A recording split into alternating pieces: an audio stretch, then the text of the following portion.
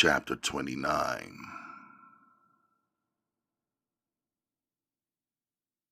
Thursday dissolved so quickly. The day just flew by, filled with usual and unusual errands and familiar and unfamiliar faces. For the first time, Uma and Naja were not sleeping at home. I had escorted both of them to the Palace Hotel. Uma and Naja would remain there with the family of the bride who had arrived earlier in the day from the Sudan. There were 5 rooms booked under the bride's father's name, and 3 rooms under the groom's father's name, not including Fawzi's incredible suite. There would be an Islamic gathering, males hosted separately from the females. The goal was clear for Uma. She was working for the groom to make the bride's family feel comfortable in an unfamiliar place. She was to do what she does best, make everything look and smell and feel beautiful. I felt relieved after I left them safely in the palace. I told myself that I could feel relieved like this every day once I had both of them out of the area in Brooklyn where we lived. I had already decided that the week after the wedding, we would begin looking at various affordable properties since we would be in clear reach of our financial goal. My day was spent traveling and meeting up with and checking in on independent contractors who were retained to perform some service or other for the huge wedding ceremony on Sunday. However, even training at the dojo and practicing with the basketball team, I felt lighter with Uma and Naja safely tucked away and surrounded by people who at least in general believed the same exact things. No surprises. Last night alone, I played my music in the apartment. I could walk around with my shirt off. I could exercise in my underwear. In my bedroom, I could throw my knives without a second thought with the bedroom door open. After my repetitions, I could collapse on the floor, staring at the ceiling, thinking about Akemi. Her phone call began with her silence, then just her breathing, then words. She was thanking me. That part I could tell. Those were the only words she said that I understood. The words that followed were all in Japanese, but she seemed so sure about speaking her language to me. I just listened to her soft sound, which slowed down and then sped up, suddenly excited. I decided from her rhythm and melody that she received the balloons, maybe even the flowers I had sent to the uncle's store. That she would come along with me on Saturday after work to the ceremony. Her call ended strangely with her silence. Then I could hear her breathing, a pause, then the words, Mayonaka, Ashiteru. The next sound was the click. I wanted to know the meaning of her last word, but I didn't. I wanted to know from where and what time to pick her up, but I didn't. While I was thinking about whether or not to call her back this late at her cousin's house, my phone rang again. Akemi insisted on calling you first. Now it's me. It was her cousin. How are you? I asked her. Okay, I think, she answered. Anyway, there are balloons everywhere. All over my house, she said. Do you like them? I asked her. It really doesn't matter. Akemi loves them. She is thrilled, and no one can even talk to her. They're very nice, really, she admitted, reluctantly it seemed. Will she be able to come on Saturday? I asked. Who can stop her? She was supposed to do something here at our house with our family, since we're all out of school and work. But she will come to you on Saturday, no doubt. Uncle has said that if Akemi wants to go along with your family, then I had to go along with you too.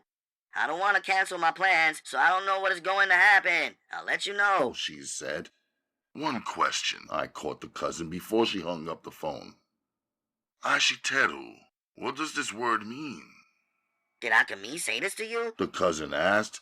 I paused instead of answering her question. I don't know. Maybe you were pronouncing it wrong, She said. I have to go now. She hung up.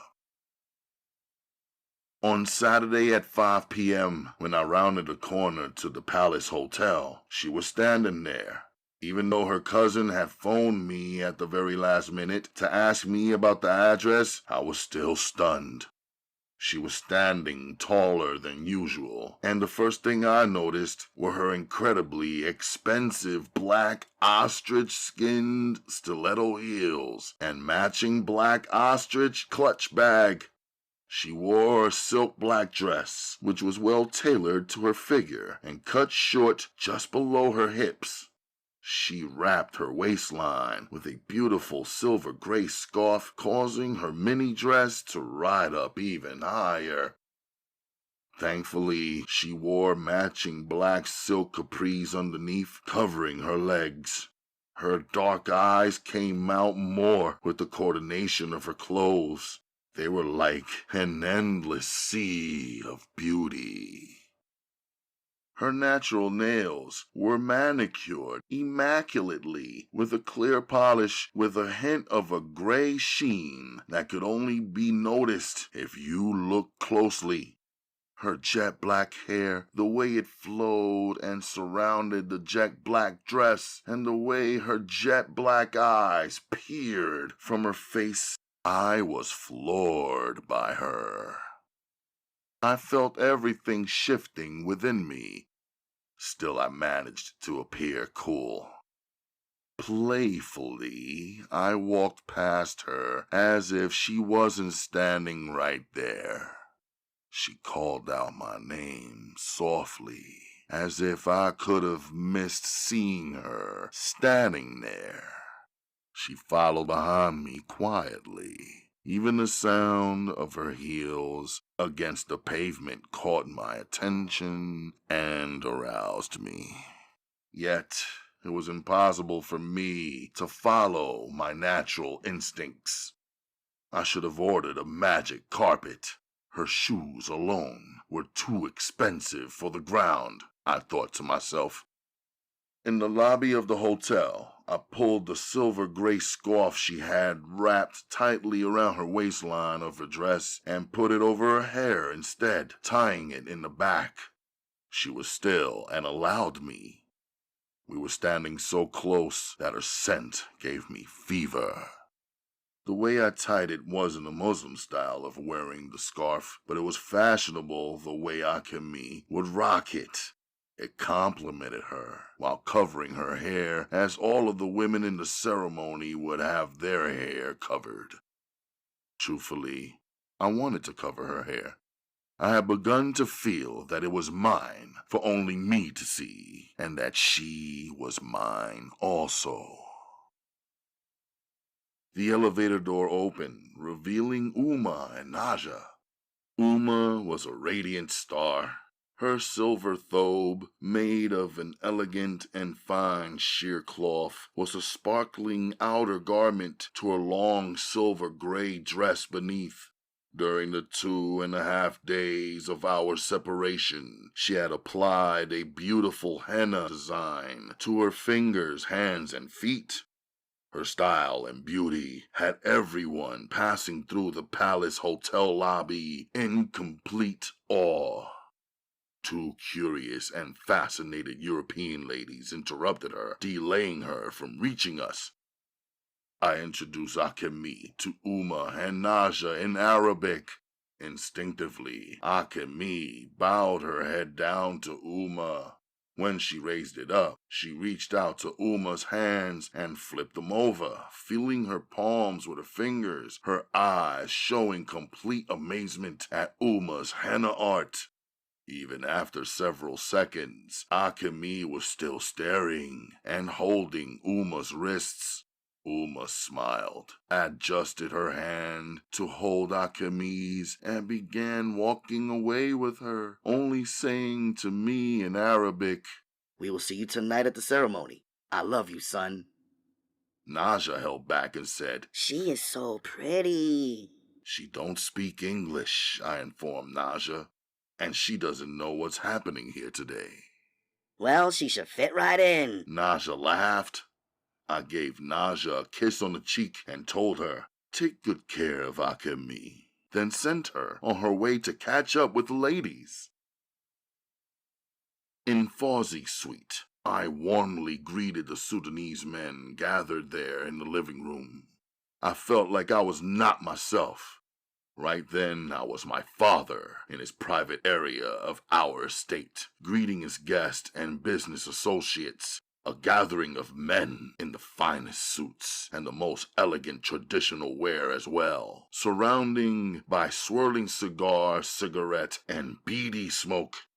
The quiet murmur of the men speaking only the important words, following through on previous agreements, and making new plans and details filled the suite. In the foyer, I pulled out a heavy wooden chair with a dense cushion that was covered by a thick upholstery embroidered with the scene of the bland British ancients. I sat down. I needed to be seated close to the telephone. Discreetly, I began calling business numbers on a long checklist that I had prepared to make sure that every detail was absolutely covered for tomorrow's wedding. There were the tent builders who had already constructed the wedding site. I needed to confirm the tent takedown and the final payment date. There were the painters, 2 Sudanese and 2 Iranians, whose services Uma and I contacted. I needed to push those guys. They did great work, but were scheduled to complete their job yesterday morning. Yesterday evening, when I phoned them, I found them still finishing up, which delayed me from arranging their payment. The fruit, flour, and candy deliveries for tomorrow morning needed to be reconfirmed, even though I had confirmed them yesterday. The portable commode people needed a confirmation as well. And then there was the company where we rented the chairs. I had an hour and a half before the limousines will arrive here at the palace, so I used my time effectively.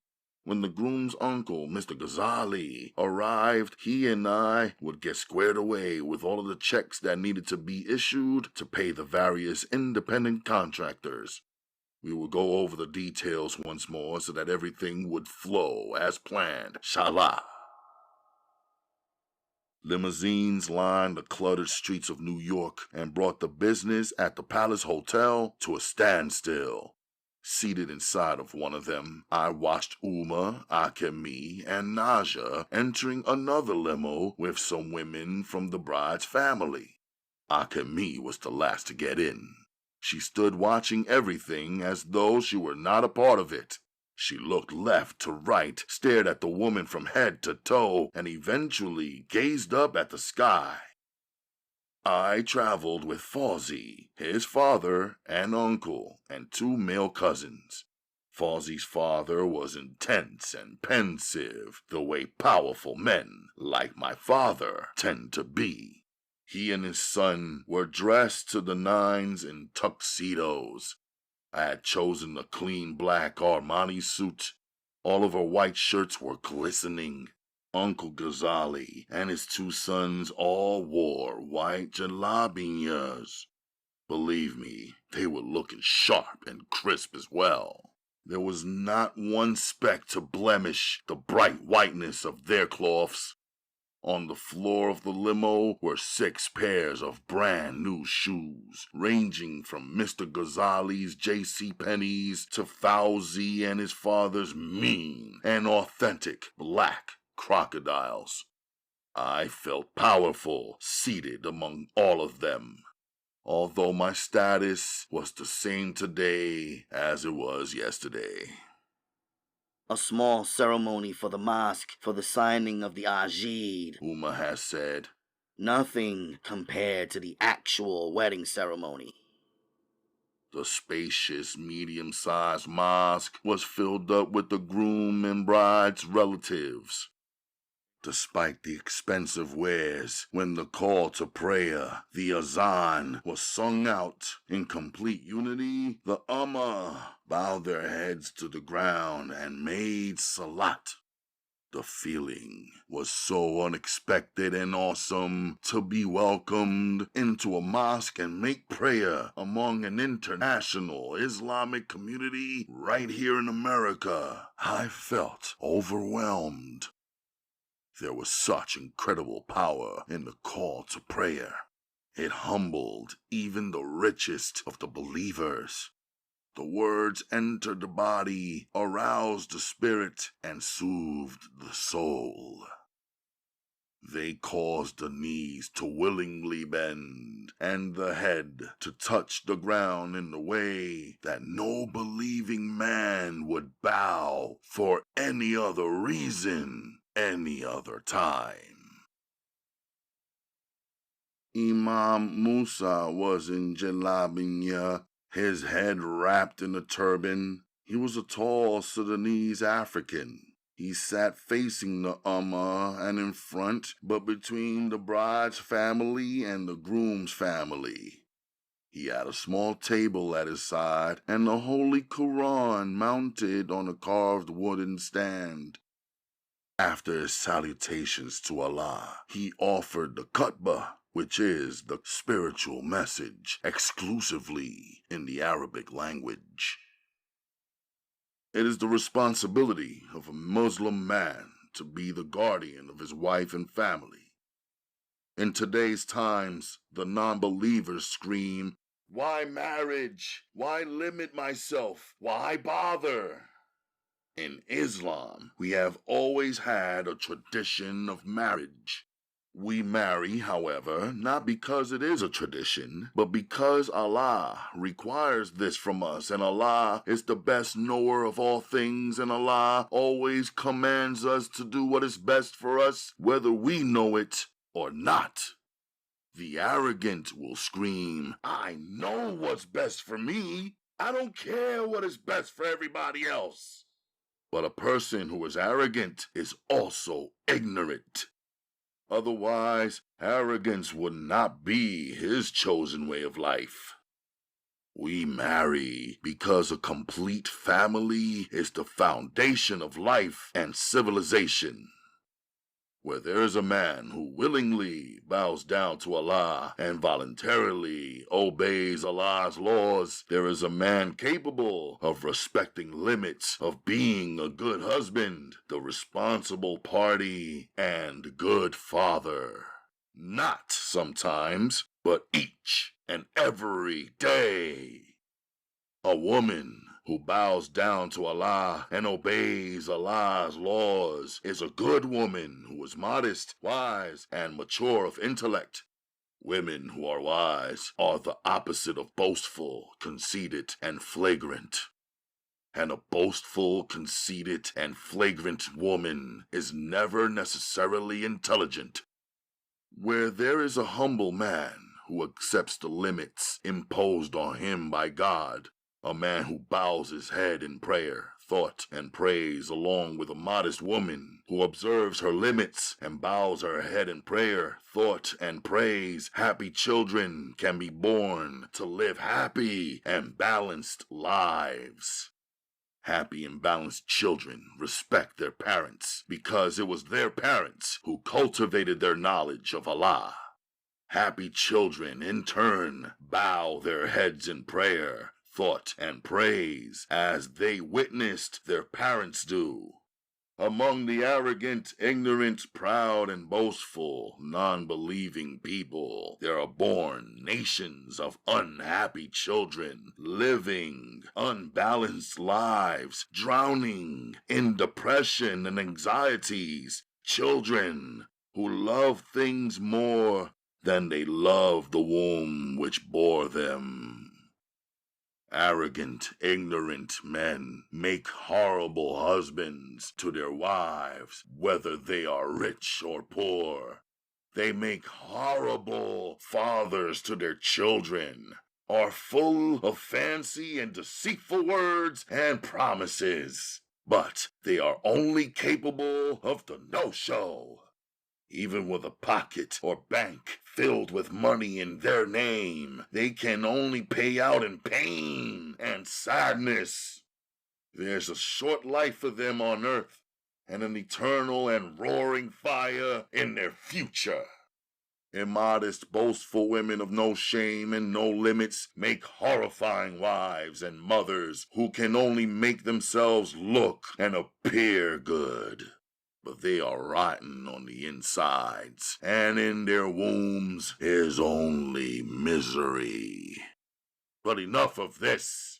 Today is a celebration of the Muslim man and this Muslim woman who together will bow their heads in prayer and thought and praise to Allah, who have both agreed to live their lives and conduct themselves in accordance with Allah's laws, and inshallah, they will bring forth many happy children who will live good lives and do good things and humble themselves in prayer and thought and praise of Allah too. Each of his words fell like large rocks on my shoulders and head. I was reminded of what I must do and in which order I must do it, but I was not 100% confident that I could get it right. My eyes surveyed the people in the room as Imam Musa carried out the asking and answering of the questions to the bride and groom. There was Fawzi and his father and mother seated beside him. I could see now that he also had 3 sisters who were older than him as well. He was not only the son, but he was the baby of his family. Still, he looked strong, seated up there with his family, including his uncle and aunt and their 2 sons and 3 daughters. This scenario reminded me of my father posing for a rare photo we had taken at our estate on the last day that I saw him. It was my father standing beside Uma, his first wife, and Amada, his second wife, and Hanifa, his third wife. My northern grandfather was there. My Uma's 2 brothers were there with their children, cousins, of course, and babies. Brothers and sisters with an unborn Naja lying safely in a welcoming womb. In the delight of the completed signatures and Ajid agreement, I caught a glance of Akemi, who held on to Uma as if they had known each other for years. I thought to myself, ain't nothing wrong with that. Mr. Ghazali and I had to go. He said we would take one of the town cars and head to Westchester, which was the wedding ceremony site. We needed to check with our eyes to assure that everything was perfect for tomorrow. This evening was the spiritual seal, he said.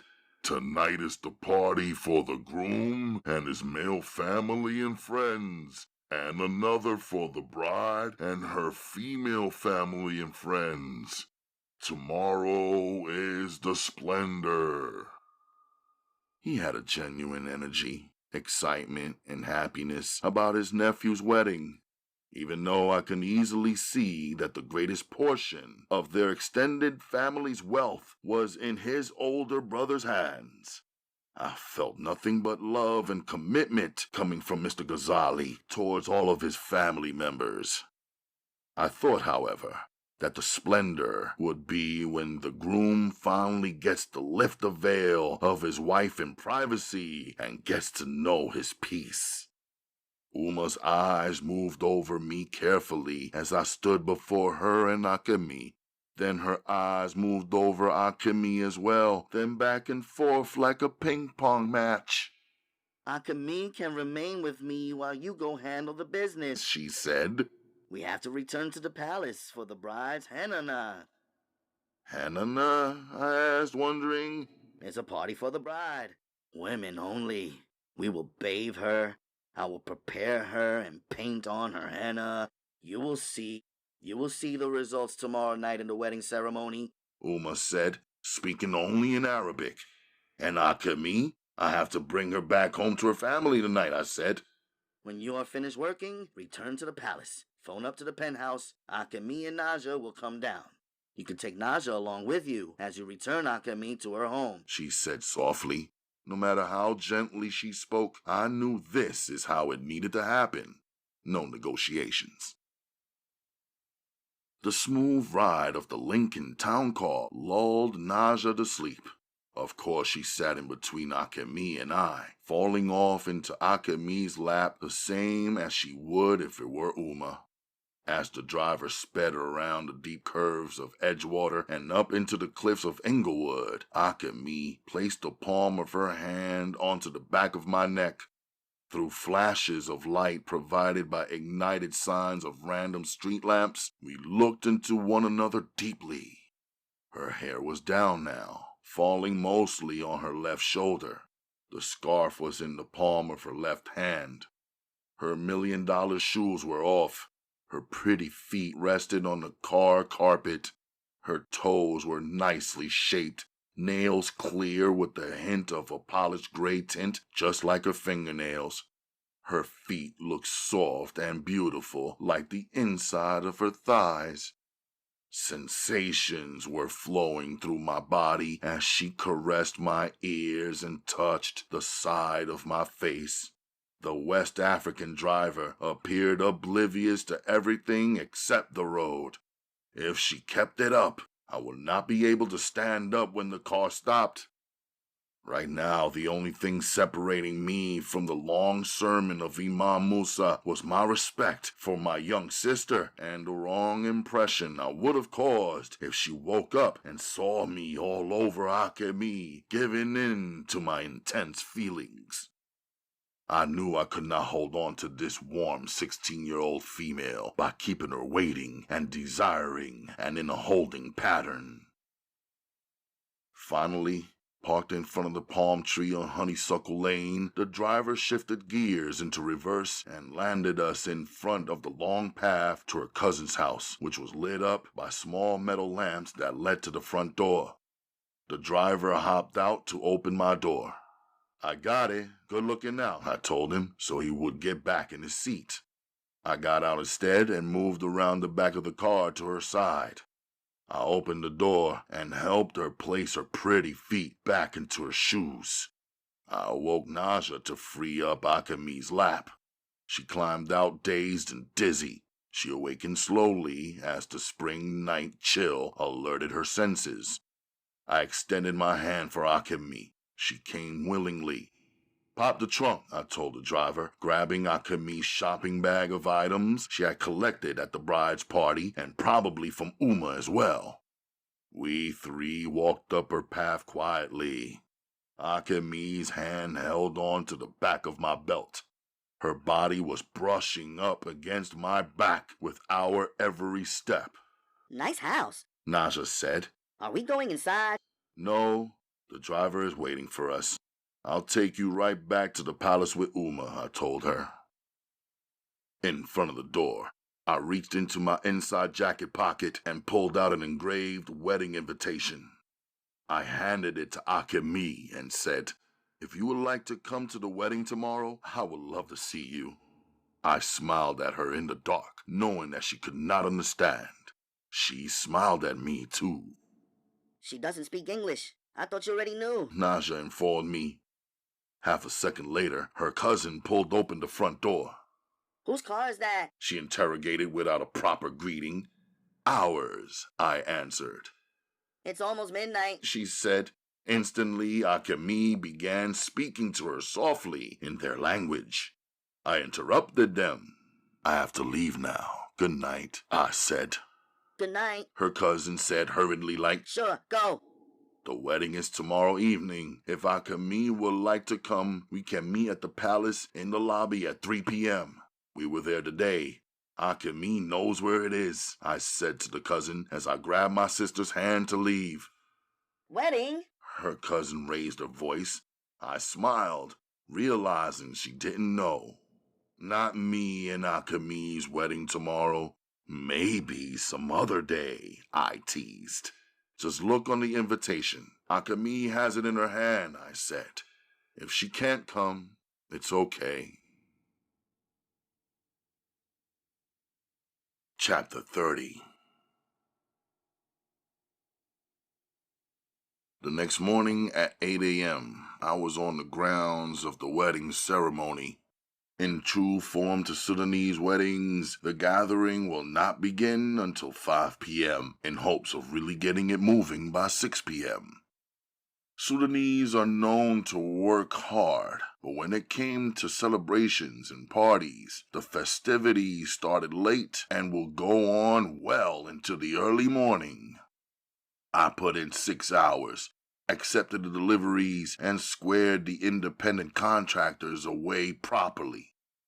Uma was given 6 or 7 workers to carry out her instructions for the day. She told me, and then I told them exactly what to do. When everything was the way she wanted it, I called the car service and we were taken back to the Palace Hotel. We needed to shower again and dress there.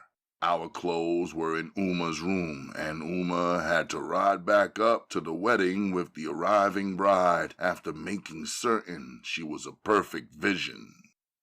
Fozzie's barber hit me with a fresh lineup at the hotel, the last in a long line of priority heads. The shower water refreshed me. I was feeling exhausted from the past week's heavy workload and brief sleeps, especially since I had only one more tailored suit. You see, no Sudanese would wear jeans, no matter how expensive they were, or kicks to a special occasion. Fresh dressed, I pressed the button for the elevator.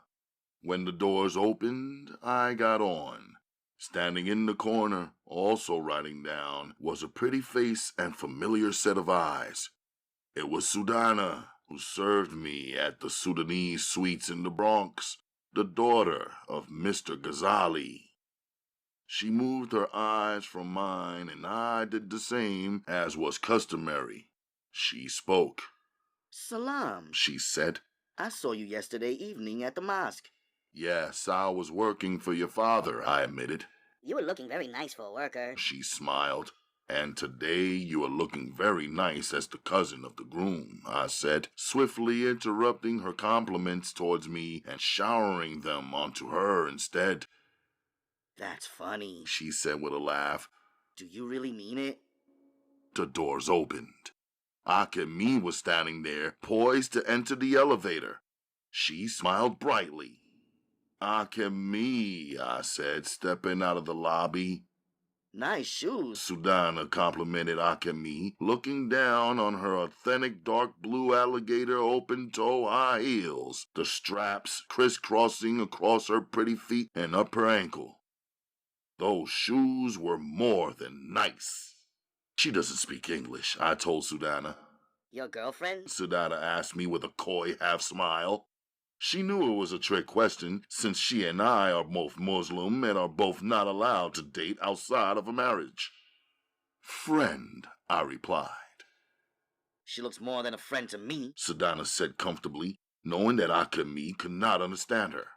But looking at Akemi, I was certain that even though she could not understand the words, she could understand the moment. No worries, Souljah said sweetly, with a woman's sarcasm. We are living in America now, and I have heard that in America, you can do anything. No rules. She smiled, penetrating me with her Sudanese wildcat eyes, the rest of herself covered in a Sudanese forest green thobe, which accentuated that untamed feeling she let off. Breaking the moment, I chose to introduce them. Souljah, this is Akemi. Akemi, this is Souljah. They each said something, but both of their sets of erotic eyes were really doing all of the talking. Just then, Akemi's little angry translator from her uncle's store skipped into action. What's going on here? She asked, with her 2 fists balled up and on her hips. I was surprised to see her. She was dressed up like a sweet little princess with a bunch of ribbons in her hair. I didn't let her childlike looks fool me, though. I knew she was a firecracker. I put my arm around Akemi's waist. Sudana looked at me hard and said, "See you at the wedding." "All right then," was all I said. I took Akemi and her cousin up to Uma before the rumor spread that I was embracing a female in the lobby. Mayonaka. Akemi placed her hands gently on the girl's shoulders. Sachi, she said, introducing us. "Konnichiwa, Sachi," I said. "You know, I speak a little English," the little girl said with attitude. "You're right," I said. "and you should thank me." The little girl pushed. "Why is that?" I asked. "Because without me, Akemi wouldn't even be here today. My father said." Akemi's hand was over Sachi's mouth. It was the only thing that stopped Sachi from talking since she appeared in the hotel lobby. She knelt down to the little girl's height level. The curve of Akemi's legs pressed against her soft skill wave skirt, which covered most of her legs but was cut on a seductive angle. I admired the deep blue authentic alligator sash that crossed over her soft ruffled blue blouse and held her alligator skin knapsack in place on her back. It matched her shoes exactly. She must have gone shopping in that vault at Bergdorf's, I thought to myself. I couldn't overlook that she had covered her hair today. She wore a deep blue Hermes silk scarf tied tight to hold in her thick hair. Somehow with some scissors, I figured, she had shaped the extra material into the shape of a flower blossom, a head wrap unlike anything I had ever seen. Her sense of style was unique, attractive, and flawless. She spoke Japanese to the little girl. Whatever she told her, the little girl made a mean face at first, but then straightened up. I really didn't want to cause Akemi any problems with her family. Yet, I had been working so hard over these past few days, and that was what I had to concentrate on to complete the job and reap the reward for Uma and my family. Naja was excited to meet Sachi. Sachi greeted and treated Naja better than I had seen her treat anybody else. I escorted them to Uma. I left them, all my ladies, there together. I got right back into work mode. There's this sound that Sudanese women make with the waving of their tongue that causes everyone everywhere to stop, listen, and take notice. I had not heard it in 7 years. I was hearing it now, not from one woman, but 600 females, from the youngest to the eldest, tongues waving a shrilling high sound. The wedding was about to begin. The piercing call of the women brought on the frantic drumming from the men. The scent of Uma's perfumes and elixirs intoxicated the air. Lemongrass was used to repel the insects. Sandalwood and jasmine were to lure the people and hold them there. There was an explosion of colors, every shade, pattern, and blend imaginable except red and gold, which was traditionally reserved for the bride. The Sudanese women were the only ones more beautiful than the 10,000 gardenias, orchids, and roses which were hanging, sprinkled, and dangling everywhere. The Sudanese men, tall, strong, and adorned in fabulous fabrics, some with turbans, some with kufis, some bareheaded, move in the procession with an excited coolness. It was an army, I thought to myself, yet I wondered where they all had come from and why were so many of them living here in America now. I smiled, realizing that only a wedding could draw them out in these great numbers. Otherwise, these proud Sudanese men would all be hard-working, hidden, anonymous, and invisible to everyone except their families because of the way we tend to separate ourselves from anything unfamiliar. Still, we were all here, living in America, gathered at a wedding, enjoying yet wishing we were back home, I'm sure. No one except Uma could have created a beautiful Sudanese village right there in Westchester. The sea of genuinely happy and excited people opened up under the curved tent that was the size of half of an American football field. It was not a standard white tent. The inside walls were adorned with red, yellow, and gold murals painted with passion by the 2 Iranian and 2 Sudanese painters. The explosion of colorful art made an already warm evening feel warmer and extremely welcoming. As the drumming eased down to a soft simmer, the people sat down in waves, some in chairs, some on stools, many on the huge royal red carpet which stretched across the lawn. 16 young Sudanese teen girls decked in tangerine thobes sang a song of prayer all together, their voices filled with emotion. Their hands were wrapped around thick circular gold candles. Hot wax gathered in a small pool at the top of each candle, yet below the flickering flame. 16 young Sudanese males, all dressed in brown and gold, recited the Fatiha all at once. The bride appeared, shimmering. She stood out like Sirius, the brightest star in the universe. The intricate gold embroidery brocade that lined her royal red thobe was unmatched. The red sheer cloth which draped over her hair and body had the gold beadwork carefully placed to highlight her beauty. On her face were a line of gold beads that stretched across her forehead, featuring her exquisite green eyes, which were outlined with the back coal. Her cinnamon skin color was a perfect canvas for Uma's artwork. She tilted her head downward and placed one hand over her face. Her fingers, hands, and palms now revealed the elegance of Uma's carefully drawn henna. Her wrist was glistening with the 10 diamond bangles, which not one of 3,000 eyes failed to notice. Prisms of the colors sparkled from them and were dancing throughout the crowd.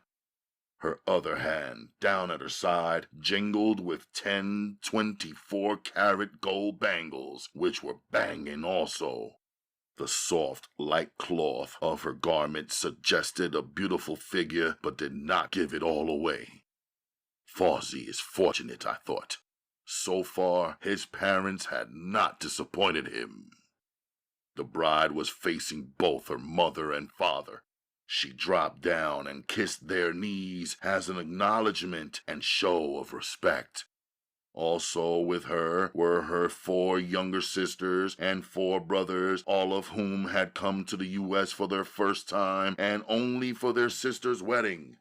How powerful their father must feel, I thought to myself, to have brought forth 9 children, to have raised his eldest 17-year-old daughter properly under his careful eye, to give her hand in such a grand gathering to such a successful man and family.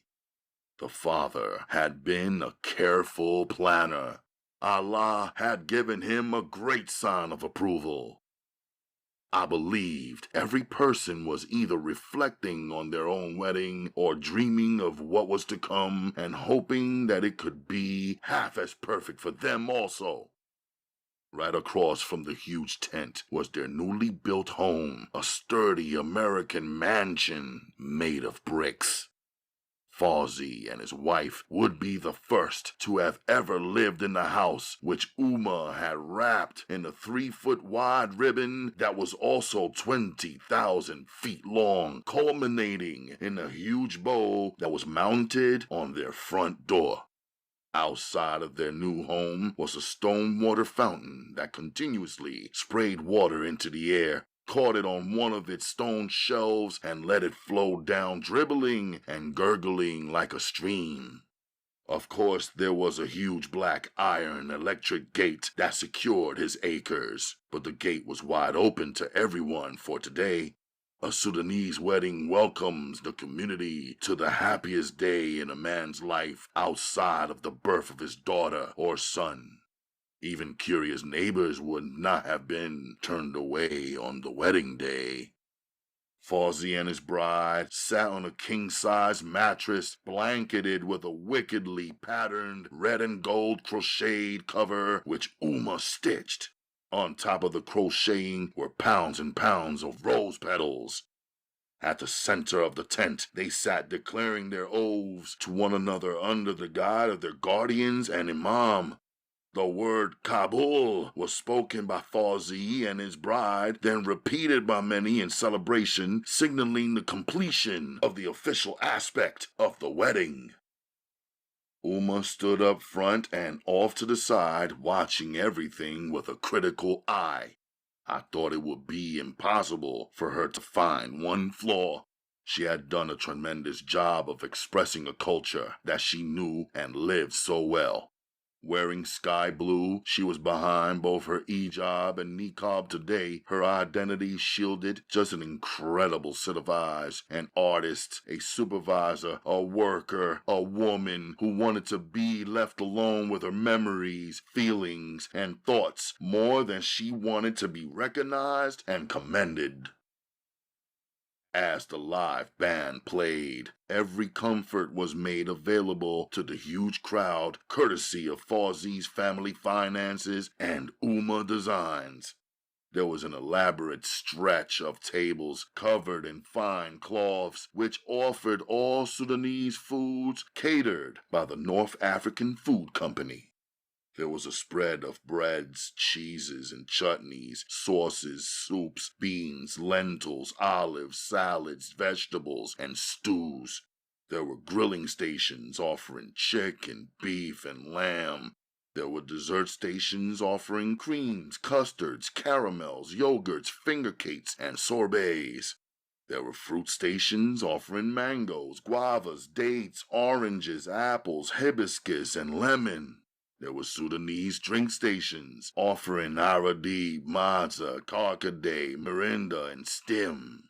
There was the tea lady and the coffee bean fryer. There were water and ice stations. People could become full on the aroma of this elaborate feast alone. In business mode, I worked the crowd as the party jumped off. I introduced myself as part of the wedding planning team while handing out business cards to brothers, sons, uncles, cousins, and fathers. In some instances, I collected their cards as well. The bride performed an erotic celebration dance for her new husband, surrounded by a curtain of colorful cloths held up by her female friends, and I could hear their cheering. As I continued my networking, I would whiz by people speaking all kinds of different languages and dialects. Parts of conversations would capture my attention. Yes, he had the house built. It was $1 million for the property and another $1 million for the house. US dollars? They chuckled at the unimaginable sum for the average worker. Years ago, my father's wealth was viewed with the same type of awe when compared to the amounts earned by the average Sudanese family living in the Sudan. Back home, for that amount of money, he could have lived forever like a king, owning land stretching as far as he could see. Look at the few acres such big numbers buys him here. Inshallah, he will survive this purchase. What he'll pay each year in property taxes alone will be more than I pay to rent my entire apartment for the year. I was listening carefully. Now realized that the house and the property could cost two separate large sums. Even after you officially buy and own the land, you still have to pay the U.S. government a large property tax. It didn't sound fair, yet it sounded true. No worries. The bank gave him a huge loan. When he pays the mortgage, the price of the loan repayment, the interest on the loan, house insurance, and property tax costs are all included. That's not free money. You make it sound so easy. Well, he's got 30 years to pay it back. I felt myself sinking into the lawn under the weight of these words.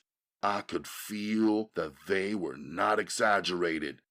They were the details that men discussed between themselves.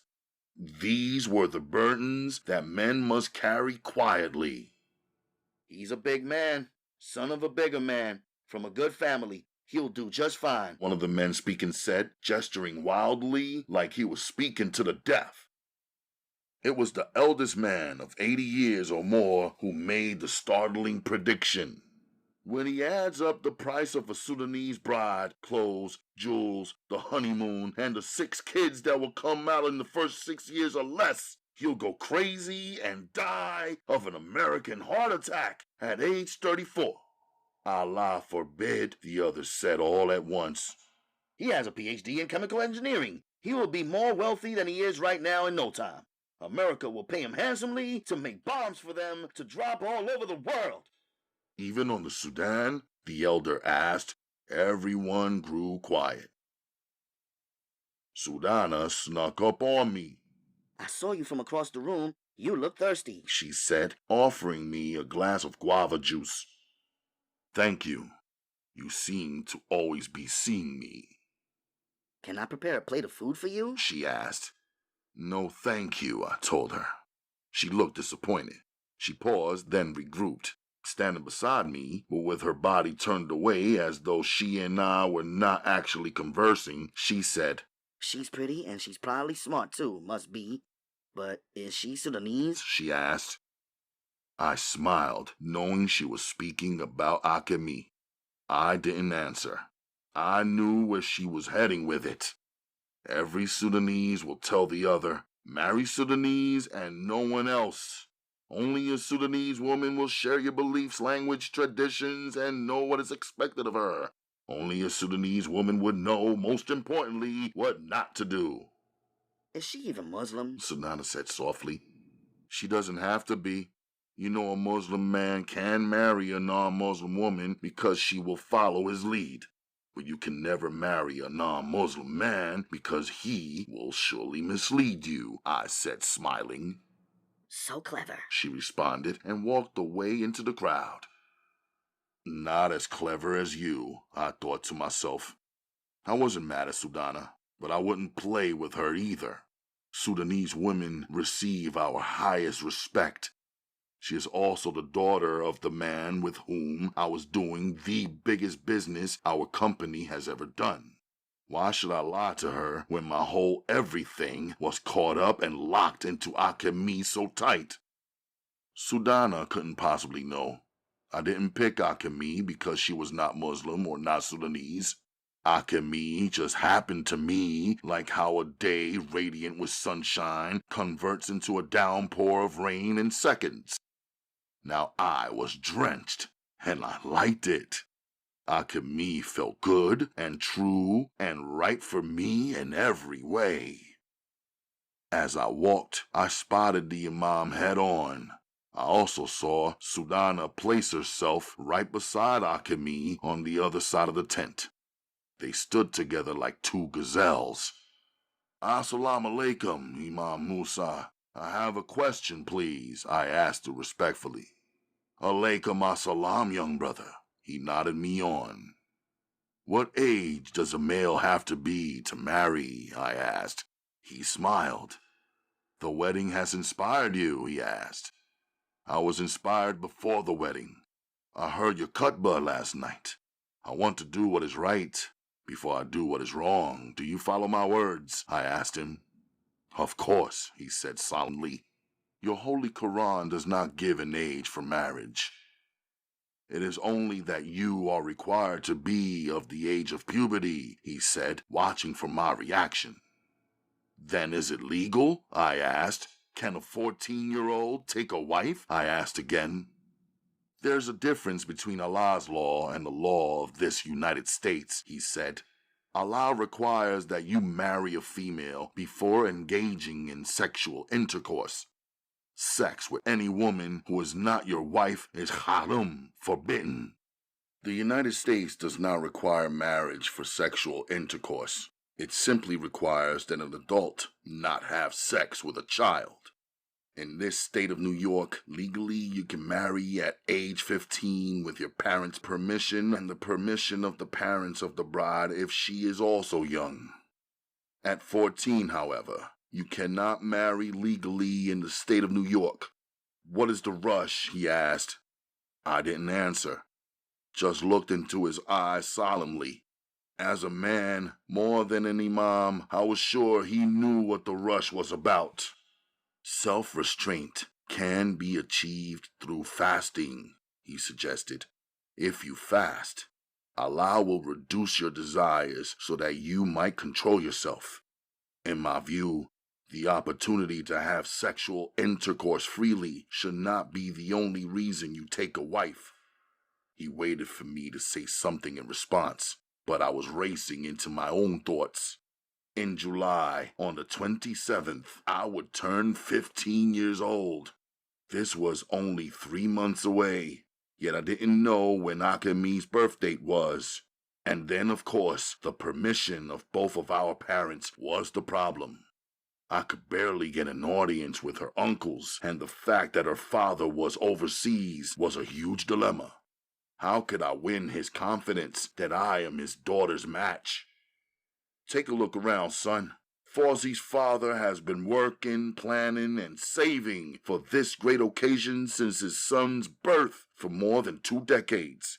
Even the groom has done his part. He studied diligently and worked very hard. It takes patience and determination to attain certain things and levels in life, the imam said.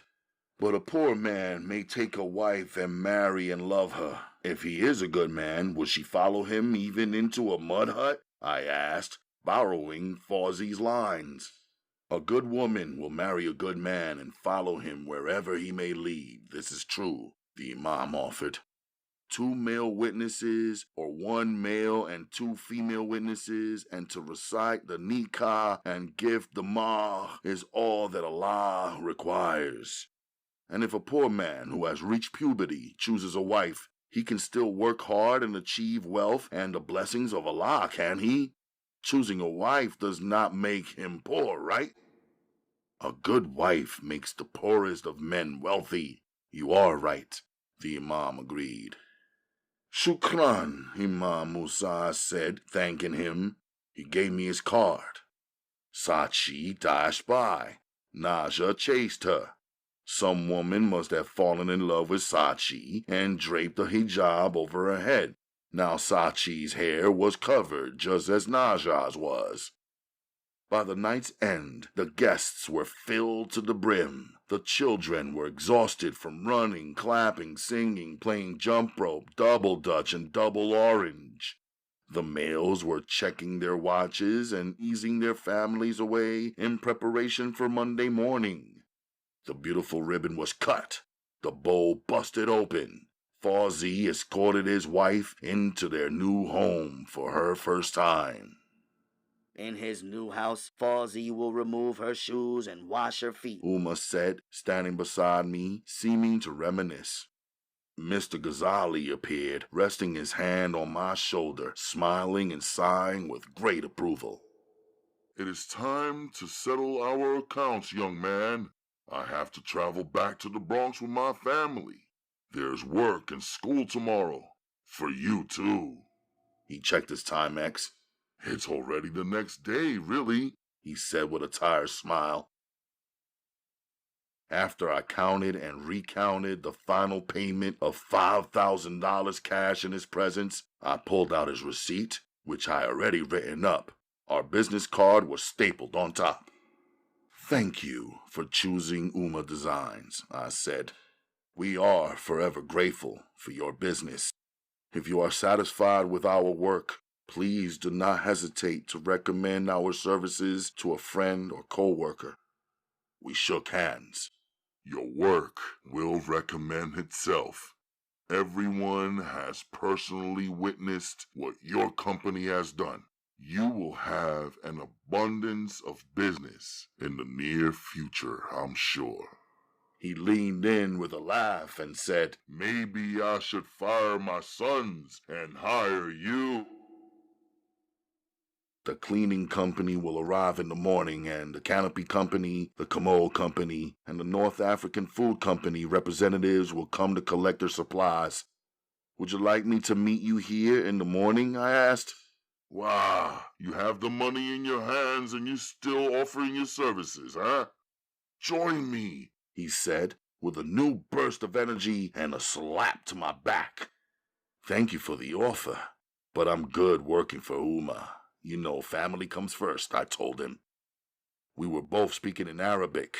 He leaned in again as though he was about to share a big secret with me. The driver of the town car number 19 out front will chauffeur you and your family back to the Palace Hotel, courtesy of Mr. Ghazali. Get a good night's rest. Check out at noon tomorrow. Your duties have been completed. May Allah keep you well. Shukran, I told him, meaning thank you in Arabic. Uma, Akemi, and Naja were patiently waiting for me while Sachi skipped around the entire empty tent still bursting with energy, same as if it was a midday. I gestured and told them, 1 more minute, ladies. As I walked away to the 3-foot-tall vase where I stashed my gun underneath some wood chips earlier, to my surprise and alarm, it wasn't there. I searched again. I stood up thinking and worrying and reassuring myself that no one saw me drop it in there and that there would be no reason for anyone to go digging in one of the wedding props either. It didn't matter though. Either way, my joint was still missing. Sudana walked over, distracted me at a bad moment. Hakemi saw Sudana from across the room. She was walking over toward me as well. Uma and Naja watched. Sachi was singing her version of one of the wedding songs she heard earlier. I'll wrap this up for you, Sudana said, handing me a gift.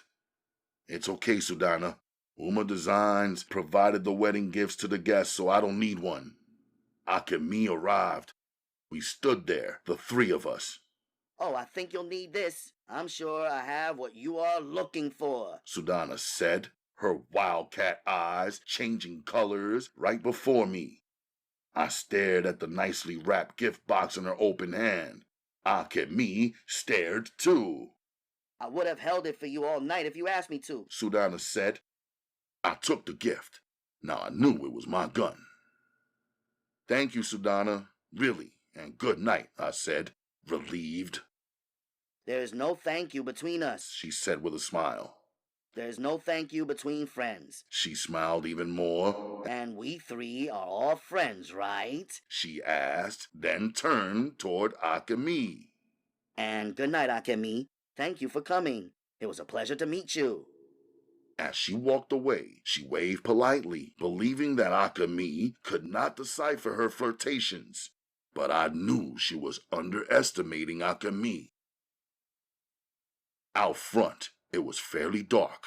I looked around, my eyes adjusting after having been in the bright lights in the yard. As soon as the town car pulled around, directly in front of Uma, I opened the door for her. I took her shopping bags. She got in.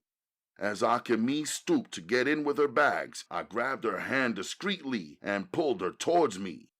I told Naja and Sachi to get in the car first instead. I took her shopping bags also, then walking Akemi around to the trunk. I knocked on the trunk door, signaling the driver to open up. As I packed in Uma's 2 full shopping bags, I tilted my head in the direction of the Japanese dude standing way across the street in the dark shadows underneath a newborn tree with slim branches. Without words, I was asking her if she recognized him. Akemi exhaled as she stared off in the Japanese guy's direction. By this time, I could see that there were 3 other dudes seated in that black Infiniti sedan parked over there, although I couldn't make their faces. She wasn't saying nothing, and for some reason, neither were they.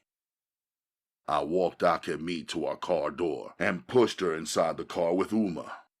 I left a shopping bag on the ground. I leaned in through the front passenger window and told the driver to give me 5 minutes. I stooped down as if I was tying my shoes and tore the paper from the gift and pulled out my .22. I left the box on the ground, stood up, and tucked my joint in my belt. I walked over there slowly, stopping halfway in the middle of the street, standing on a weird angle not to give them any advantage. I did not know this dude, but from what little I could see, I knew I didn't like his looks. In the dark, I asked, "What's up?" There was no wedding welcome or smile on my face or in the tone of my voice. "I came for Akemi," he answered in a firm, emotionless voice that didn't sound right in my ear. "Who are you to her?" I asked. Now I had my right hand on my tool. Their back car window rolled down, revealing the profile of Hiro and Kano, the two Japanese brothers I played basketball with in Jersey. It's us, man. Uncle sent us to pick up Akemi. It's all right, man. No problem. He seemed intimidated and was asking in a purposely polite tone with an innocent grin. The other cat under the tree still wasn't smiling, intimidated, or saying nothing. "Who is he?" I asked Hiro. "Our elder brother Ichiro," Kano answered. My tension eased up slowly. I walked over to our car, tapped on the top of the car, and Akemi and Sachi crawled out. "Your family has come for you two," I told her. Akemi looked at me as if she wanted to stay with me, but I was sending her back home. That's how it goes. She belonged to her family unless I step up as a man the way the groom did today and take her away properly. And when a man takes a woman for his wife properly, no man can come take her anywhere or even speak a word to her without the husband's permission. Akemi reached in and hugged Uma. "Sayonara," she said softly and smiled with regret. Uma kissed Akemi's cheek through the window. I handed her the shopping bag. Sachi ran over to her cousin's car, skipping happily, shouting, Good night, Naja. Next time I won't cheat, I promise. The elder brother snatched the hijab off of Sachi's head as though a simple piece of cloth could turn her Muslim. Akemi walked over and extended her hand forward toward him, and he handed the hijab to her. Akemi folded it nicely and placed it with everything else she had collected. She waved goodnight to me. She got in the car. The elder brother jumped in the driver's seat and sped off. As I got into the front seat of our car, Mr. Ghazali and Sudana stood watching in the distance on the grass. I adjusted my frame of mind and gave them a second good night. In the car, I told the driver to take us to the Palace Hotel in Manhattan. He responded no problem, then pulled off slowly. I knew if I had announced our Brooklyn address instead, he would have been making excuses just to keep from traveling into the area. The clock on his dashboard read 12:49 a.m. Naja wasted no time, nodding off up against Uma. Uma rested her head on the headrest, her eyes closed but not asleep. You did an incredible job, Uma, I complimented her. She smiled, with her head still tilted. I got a business card from the wedding photographer. I convinced him to take some close-ups of the clothes you designed. I gave him a $35 deposit. He said we could pick up the photos next week. I set it up so you can use the pictures as samples of your work for your new clients. After tonight, you'll definitely have some new clients, I assured her. She opened her eyes finally and took a good long look at me. I could tell she wasn't thinking about her business at the moment, but she also knew I wasn't ready to talk about Akemi right then. My mother is smart and sweet, so she let the topic go and just said "Salah."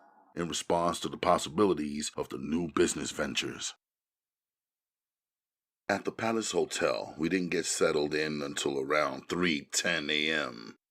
I didn't see a possible way for Uma to awaken for work at 5 a.m. as she usually would. When I phoned downstairs for our wake-up call, Uma said, "Tomorrow, no work, no school." I was surprised because since we arrived in the U.S. and she began working, she had never missed one day of work. Even I had not missed one day of work at my part-time job at Cho's. "I am working the night shift starting tomorrow, 4 p.m. until midnight, Tuesday through Saturday. I arranged this in advance, switched shifts with my Lebanese coworker only for 1 week," she said, drifting off to sleep. From the floor where I laid, I answered, "No problem. I'll take you every afternoon and pick you up every midnight." She said softly. Praise Allah. The next afternoon, Uma and Naja were still sleeping. I stepped around the hotel room quietly, washed up, and dressed. At the front desk, I checked us out and off of Fozzie's father's tab.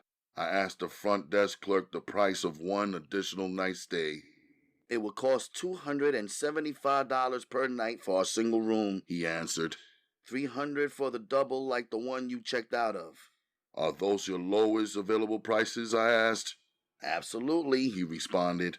Our rooms range from $275 up to $5,000 per night for the penthouse this week, he emphasized.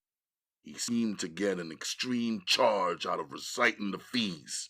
It was like he enjoyed crushing the customer who couldn't afford it. I was sure that he couldn't afford a room in his hotel where he worked either. I went into my pocket and pulled out my personal money and laid it on the counter to check back into the same double room at my own expense. I knew it was only one night and not an investment that offered any financial return. However, I found myself feeling f***ed up about possibly having to wake my family and rush them back onto our Brooklyn block. The thought of returning home made my muscles tighten. I felt Uma deserved so much more after the immense job she had just completed, and if she took a day off along with Naja, I would help them to relax and feel good and be happy, my treat. As she slept, I glanced at her, my Uma. I wanted to give her something. I found myself asking myself, what can you give a woman who has already experienced a tremendous love? Later on the Midtown Manhattan streets, Naja and I searched high and low for a bathing suit suitable for a little girl. Almost everything in the hotel shops were for grown American women. 3 blocks over and 11 blocks down and across, we found one right style and price. Naja didn't mind the long walk. She was just excited to the extreme from all of the celebrations, new acquaintances, and also having her brother to herself as Uma relaxed in privacy at the hotel. We had the hotel pool to ourselves, and I taught her how to swim that one afternoon. She wasn't afraid of the water. She caught on easily. I knew that for her to really become comfortable and good at it, she would need some daily or weekly practice. These were the kinds of things I wanted to be able to offer my sister. It wasn't about the cost, but it mattered what kind of program I would put her into, who was running it, and what kind of kids participated. I wanted to keep her ways pure. Did you know that Uma can dance? Naja asked me when we finished swimming and we were on the elevator riding up. Oh yeah? I responded, wondering. At the henna, she danced for the ladies. She taught Maha how to dance for her new husband, Fozzie. I watched her. I couldn't believe it was Mommy, she said. And the clothes she wore. You should have seen. She wore a bra with silver glitter. It shined. She had a necklace around her belly and a jewel right here. Naja stuck her finger in her own belly button through her towel and swimsuit. Did the ladies tell you to tell everybody what went on at that private ladies' party? Nope, she answered. But I never saw Uma have that much fun before. All of the ladies were clapping for her. Us little girls, too. There were 5 of us. She said. I saw the bride naked. Uma massaged her skin in oils, even her feet. I wanted to do her hair, but they wouldn't let me. I hope when I get married, there will be so many friends there to treat me so special and help out. You're still telling all of the ladies' secrets, I scolded her. But I'm telling you. You said there was no secrets between me, you, and Uma. As we walked down the hallway towards our room, Naja stopped telling her story of the henna party, which made me believe she knew from the start that she wasn't supposed to be telling in the first place.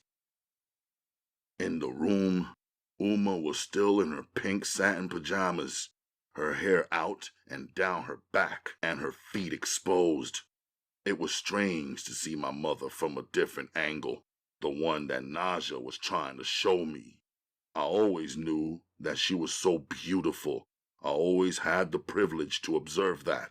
But since we lived back home in Africa, seeing her in love with my father and playful with him and he with her, I had not thought of her as more than a mother.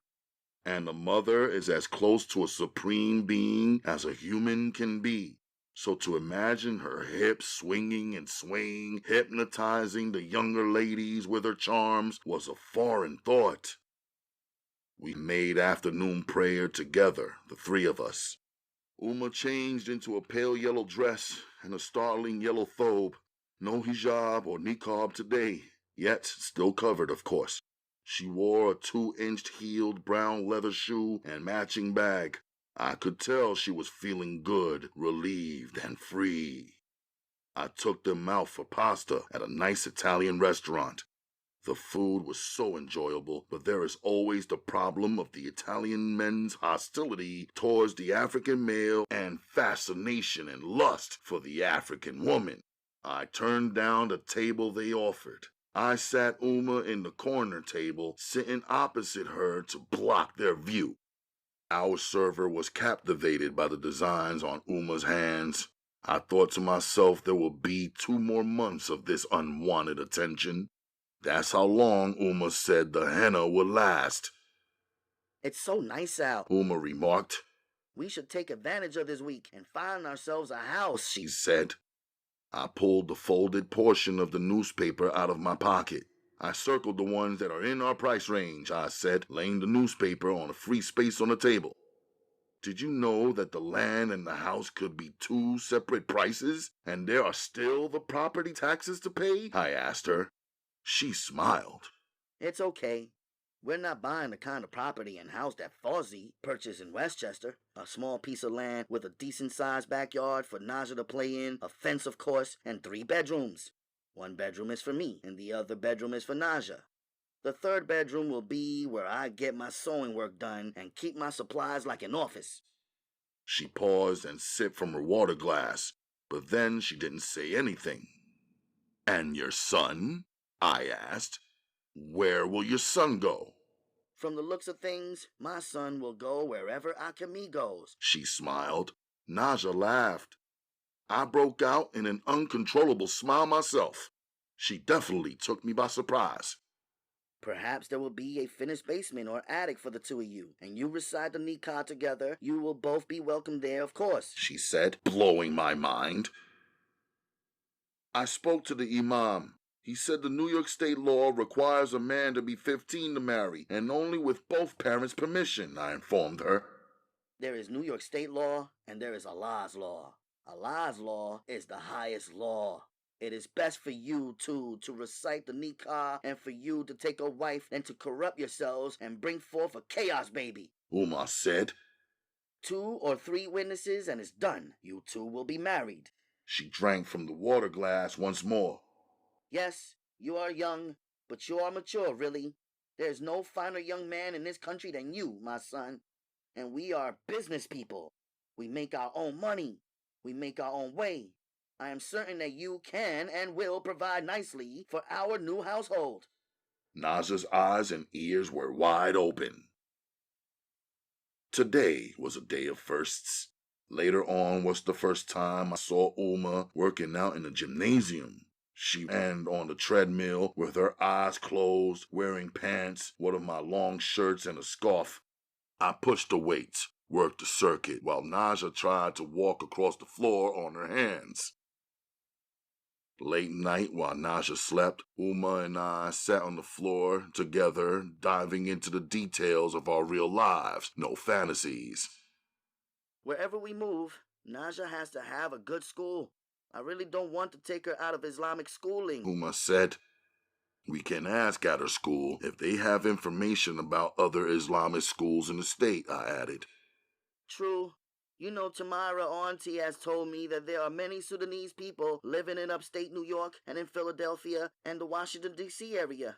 They must send their children somewhere to be properly trained. But Tamara Auntie said that the daughters of African people, especially in Washington, D.C., are down there losing their dignity. So you and Tamara Auntie are friends now? Or just business acquaintances, I asked. She could be a friend, I guess. Uma ventured. I could arrange for us to see some properties on Wednesday very early after we drop Naja off. Good. Uma agreed. And there is the small matter of getting our citizenship papers.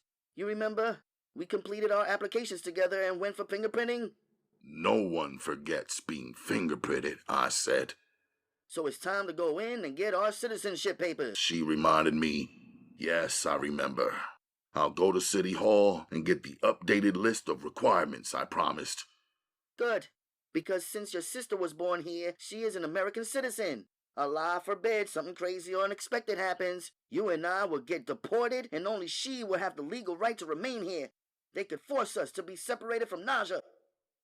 She said these words so seriously, it seemed that she was experiencing a piece of the pain from the thought alone. I'll get the papers for us, I reassured her.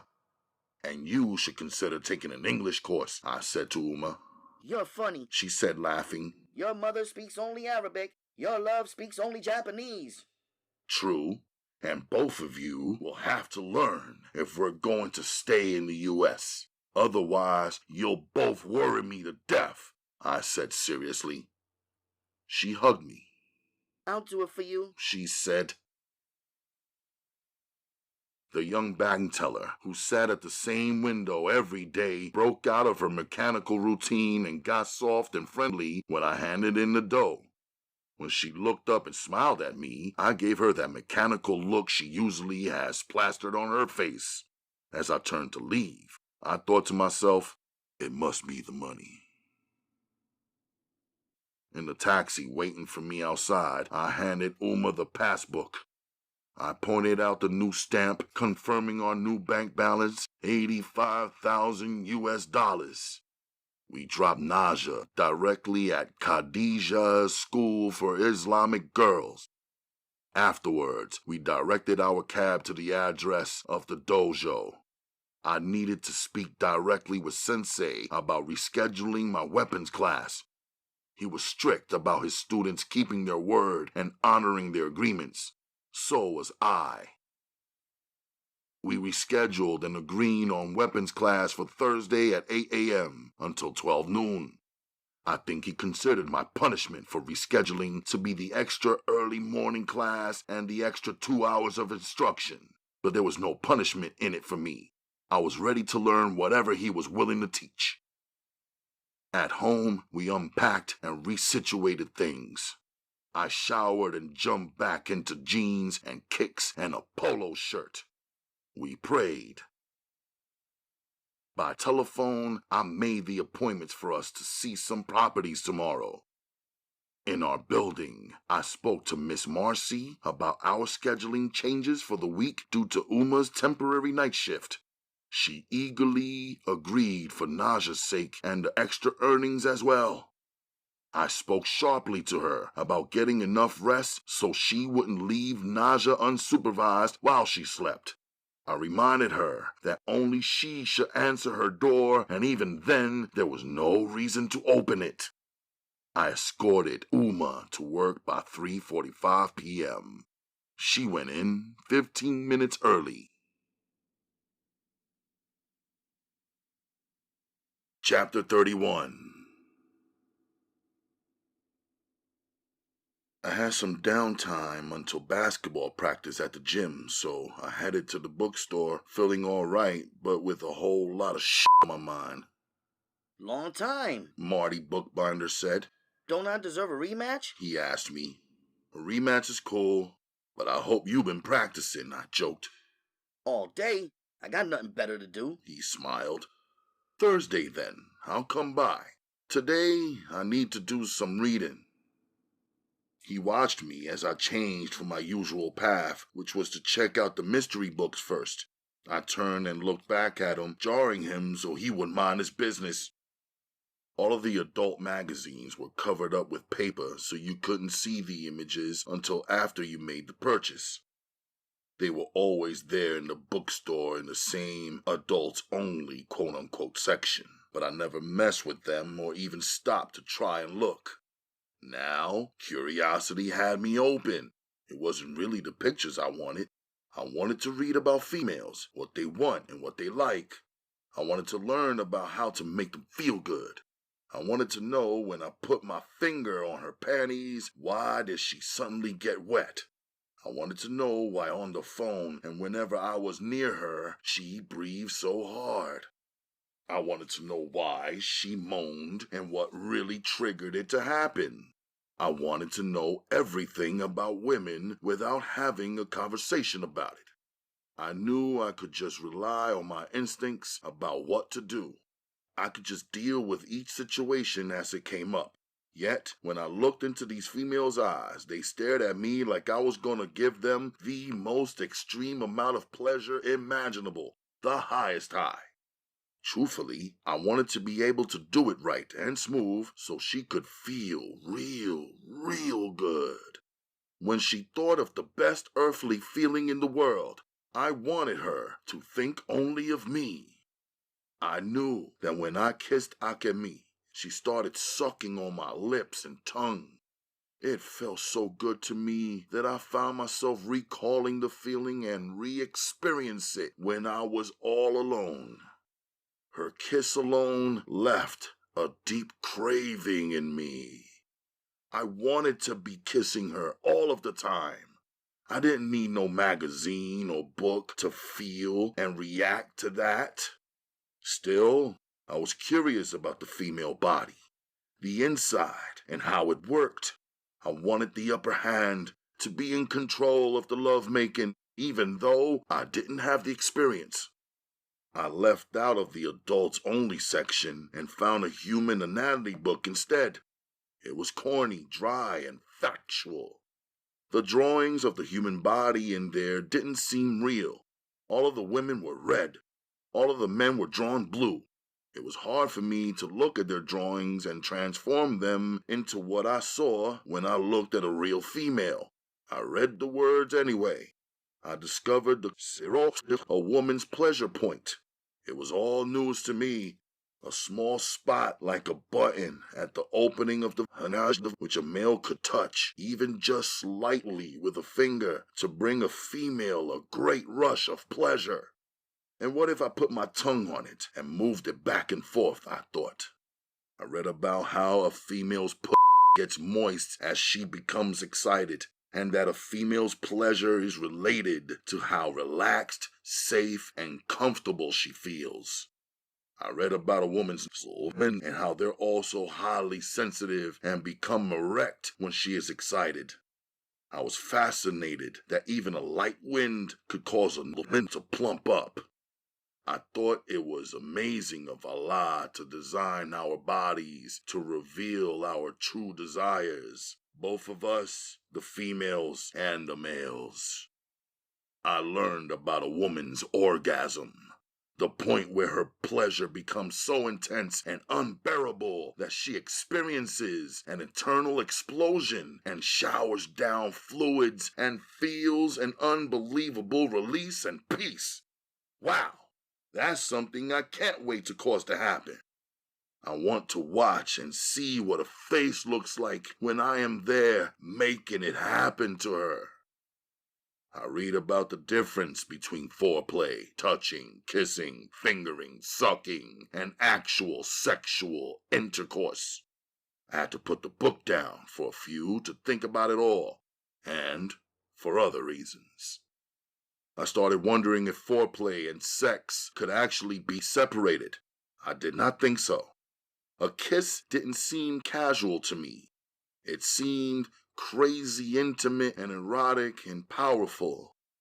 When we kissed, she aroused me and made me feel aggressive as though I could not stop myself. And in one conversation I had with Uma, she didn't think any of this was casual either. The way Uma talked about it after the first touch and feel of a woman's body, everything else is an avalanche. After the first touch, the momentum alone pushes and pulls and drags you to engage in and enjoy and finish. And what did the Imam Musa believe? I never read anything in the Holy Quran forbidding kissing, although I read about how it forbids sexual intercourse before marriage. So is kissing sexual and a part of sexual intercourse? Or does it fit a different category like this book says, foreplay?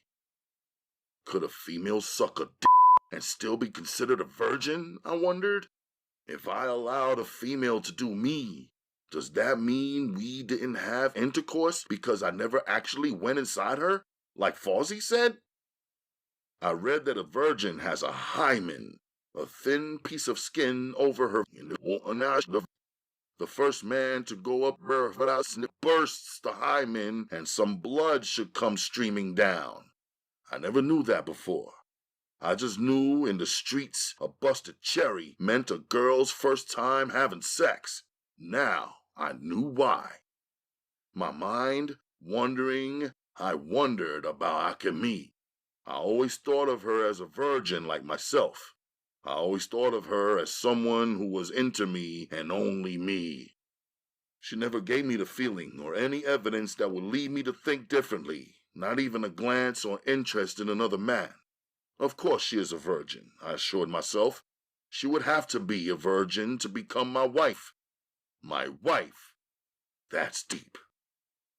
I started thinking about my life, religion, and culture. Our Sudanese females are virgins until marriage. It's considered a woman's honor. I wondered why it didn't matter to American girls. Even American men didn't seem to give a if their woman was a straight-up, used-up I wondered if maybe it didn't matter to anyone else except the Muslims. After a couple of hours of reading and thinking, I was only certain of one or two things. Based on what I felt under that big tree in Jersey when the touching and sucking jumped off, I would not think about any of the shit I read this afternoon. The foreplay and the sex would all be the same thing to me. It already was. When I looked at Akemi or any beautiful woman, it was sexual. I guess that's why the Muslim men and women are required to turn their eyes away from one another and dress with modesty. If I just watched Akemi moving her legs on the swing in an incredible yoga pose, walking, even just talking, it was all sexual and alluring to me. If I wanted to do things right in the required order as my family believes, I needed to get married swiftly. The only other alternative was for me to do nothing at all. I'd have to stay away from Akemi because the love would ease right into the touching. I'd have to stay away from even the females who I didn't love but whose physical presence turned me on. Once the seduction started, I noticed it was getting harder and harder for me to just turn away. Or I could just roll with it, be all in, be like an American man would be, and just start without thinking, just follow the pleasure feeling. In the book, I read about erogenous zones, other parts of a woman's body that might not be obvious but brought her great pleasure. But I discovered that for each woman, the erogenous zone could be in a different location. The crease in her inner thigh, the inner ear, the back of the neck, the toes. I was liking reading the part on aphrodisiacs. Aphrodisiacs are things which increase and intensify the feeling to want to have sex in the first place. The natural aphrodisiacs were things like various hot sauces and certain fruits, like the pomegranate or Chinese apple. Even chocolate is an aphrodisiac. I laughed to myself at how we all running around all day aroused and not even knowing we intensifying it by the items we choose to enjoy. Akemi had a pomegranate tree growing in the greenhouse in New Jersey, a whole tree dedicated to arousal. Afterwards, I found a small book. The cover and the pages inside were all colored black. The drawings were white. It was titled Positions. I opened it up. Each page showed a different sexual position, a different way to I looked at each of the 50 pages carefully. I wondered what was the difference between these positions and the yoga positions I saw Akemi do in the park. It all involved a great amount of flexibility. I knew that Akemi's body was as flexible as a rubber band and light.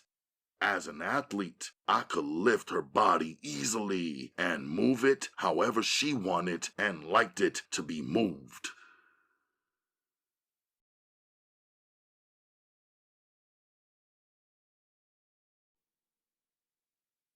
Chapter 32.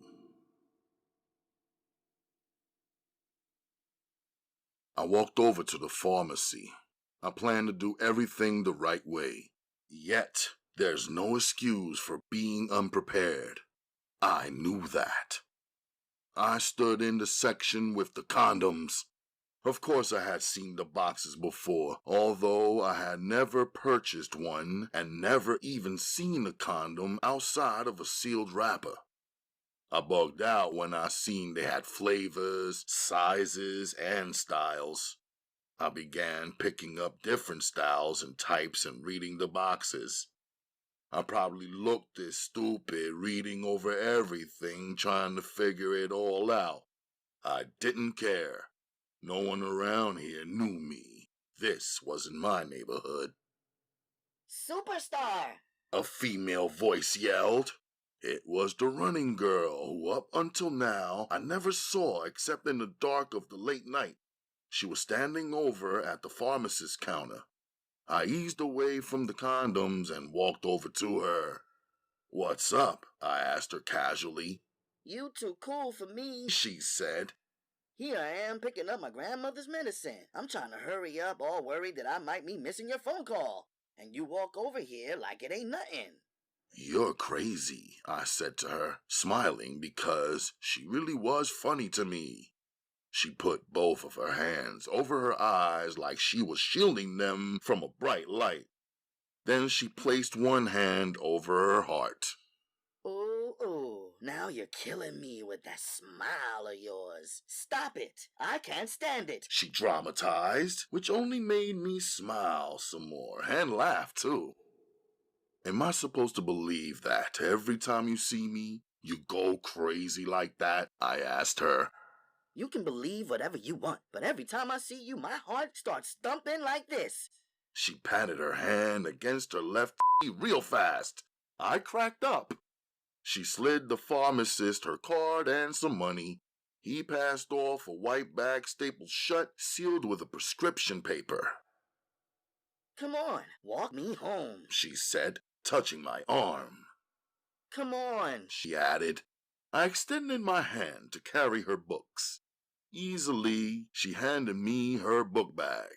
I threw it over my shoulder and walked out with her. It was a nice day. She wore tight pants and a yellow V-neck. I could see her clearly now. She was all curves. There was not 1 ounce of fat. I took a closer look at her face as she spoke to me. She had pretty lips and deep-dish dimples. In fact, her face was all dimples because she couldn't keep herself from smiling, and the dimples popped up every time she smiled. Plus, she was hyper, swinging her arms, moving all around, and even fidgeting while walking. In the sunlight, I saw that she was a natural beauty, no makeup, just grease shining on her combed-down swirly bangs. I can't believe I saw you today. Got you all to myself, walking around my way, She said, celebrating. I'll walk you home, but I can't stay, I told her in advance. Why? Because you got a girlfriend? She asked again, still playfully. What does that have to do with anything? I asked her. Okay, so that means yes. She said. That's all right, because we can be friends, right? She asked. I wondered if she even needed me to participate in this conversation. It seemed like she could ask me all the questions, but was too jumpy to listen for my answers. Or maybe she really didn't want my answers. I don't know. What were you buying in the pharmacy? It looked like you was about to get into a little something. She accused, then cracked up laughing, entertaining herself. Anyway, now that you know the way to my house in the daylight, you can stop by and see me. You already have my phone number, or should I give it to you again? Come on, say it with me now. She started reciting her phone number like it was a song. I couldn't really do anything but laugh again. This girl was straight comedy. She turned into a stoop with stairs leading into a brownstone row house.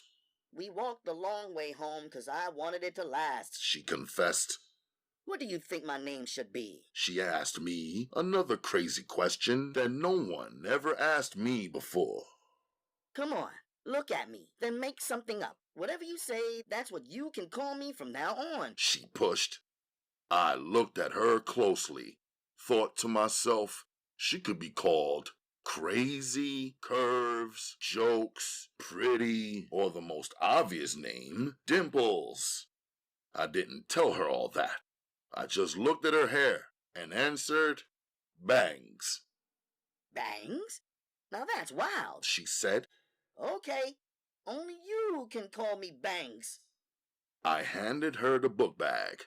She said, Ooh, thank you. I laughed. How old are you? I asked her. 14, She said. but I can be older. She gave me her first serious look. Is your father home? I asked her. Why you say that? She asked me. Say what? I asked her. It was getting confusing. I live with my grandmother. She said. I didn't want to ask anything else about her family. It seemed like that changed her happy mood, which so far was the best thing about her. Wanna come inside? She asked me. Mine as well. You two been standing outside not caring if my kidney falls out. Another voice said.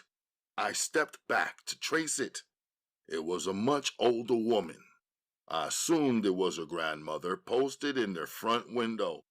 The window was positioned at the top of the stairs, so the grandmother could use it to see anyone who was entering their home. No surprises. See, now you have to come in and meet my grandmother. She whispered while pushing open her door. We went in. It was a big but narrow house. There were no lights on inside. The blinds were drawn and shutters closed. Everything on the inside seemed old. It had probably belonged to the grandmother for many years.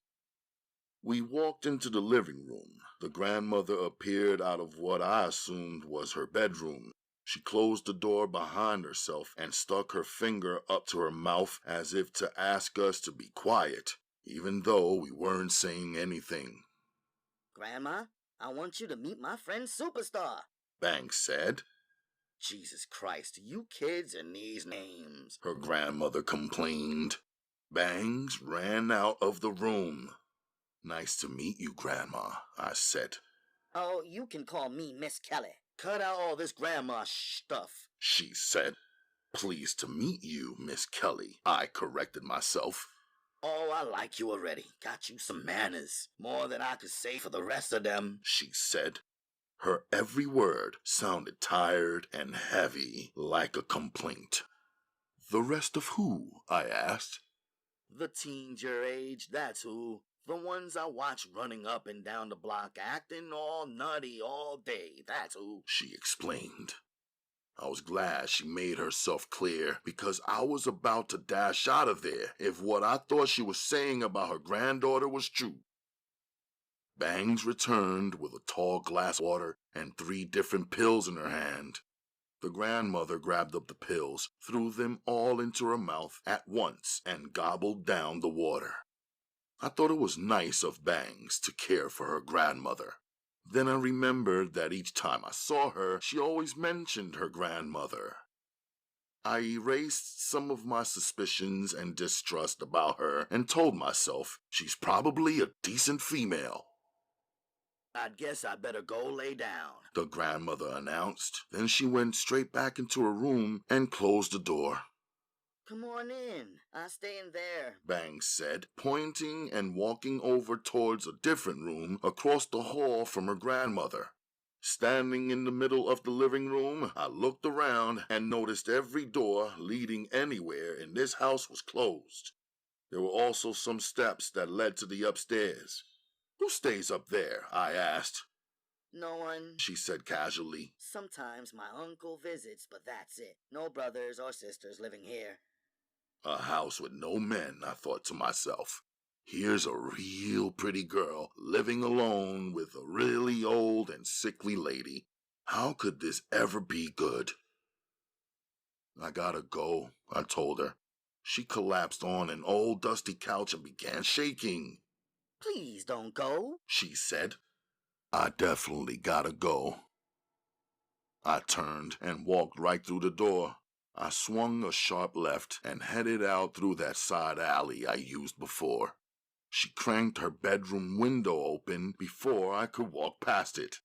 She must have ran through her house, I thought. She's always running. This is my secret pathway. Who gave you permission to come through? She was smiling, her chin resting in her hand. I thought it was nuts. A bedroom window facing a brick wall and nothing else. No sky, or direct sunlight, or trees, or flowers, or grass. Just a couple of metal trash cans. Now climb up and pay the toll, she demanded, closing her eyes and sticking her lips out. "You're crazy, Bangs. For real," I said, walking off through the narrow path. Another narrow escape. Hey, catch! she yelled. I looked back to something hurled, flying a crooked path through the air down the alley. I caught it and took a look. It was a box of Magnum condoms. You look like you was about to get into something back there in the pharmacy. Maybe you ought to take these with you, you know? She smiled, pushing her head out of her window as far as it could go without her losing her balance and falling down. I walked back to her window, probably what she wanted anyway. She pulled back a little, relaxed now, seated in her window, still staring at me. Condom box was opened. I didn't know if it was before she threw it or not. I turned it sideways and dumped the packs into my hand and counted 15 condoms. I flipped the box around. It read on front, 15 condoms. I stuffed the packs back into the box and I handed the box back to her. "You take it easy, Bangs," I smiled. She dropped out of the window and onto her bedroom floor, I guessed. Then she jumped back up immediately and screamed, You got that killer smile. Come on, say my name one more time, she begged. I was already gone. She wanted me to know that she's f***ing. Now I knew. I walked straight over to the high school for the scheduled outdoor basketball practice. Chapter 33.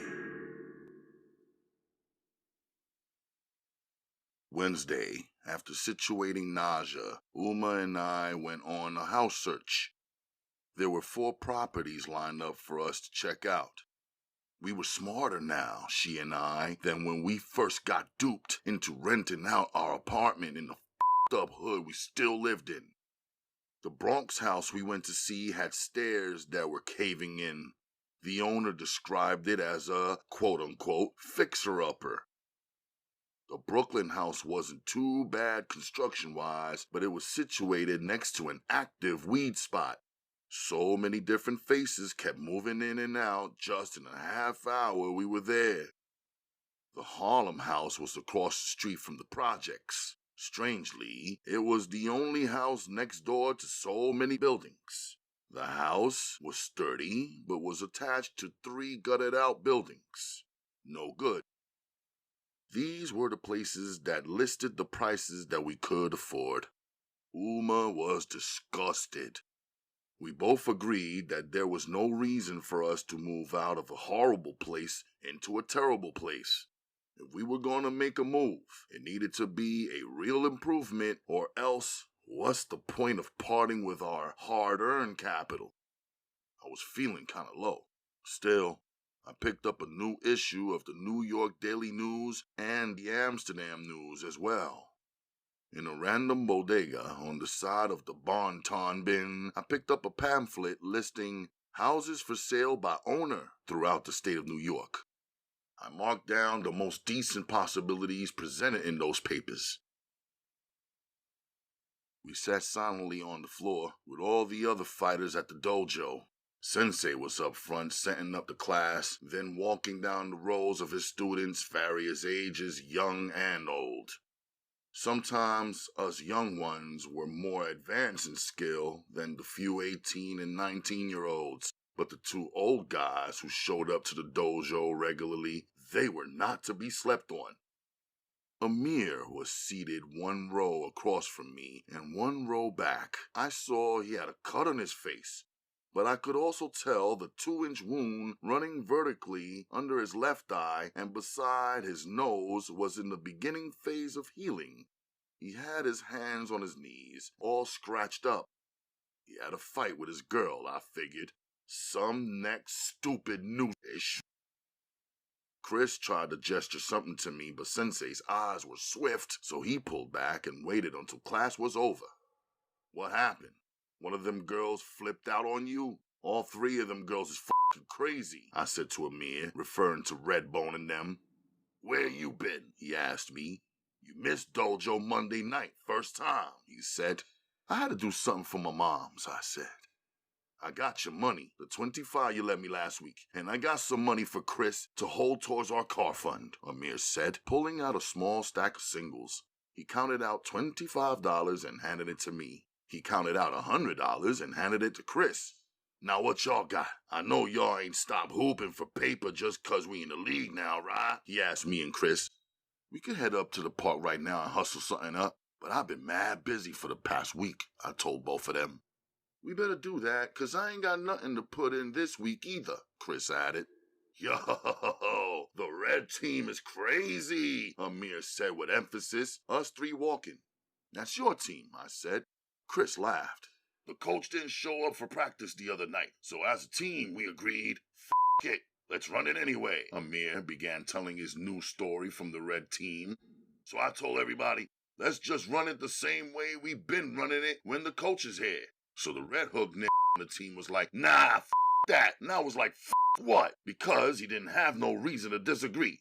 He just wanted to disagree and ish. So he said, you ain't the coach and you ain't team captain. So I told him we about to vote for team captain tonight after practice like coach said. So he said, f*** it, let's vote right now. So this asked, who don't want me to be the captain?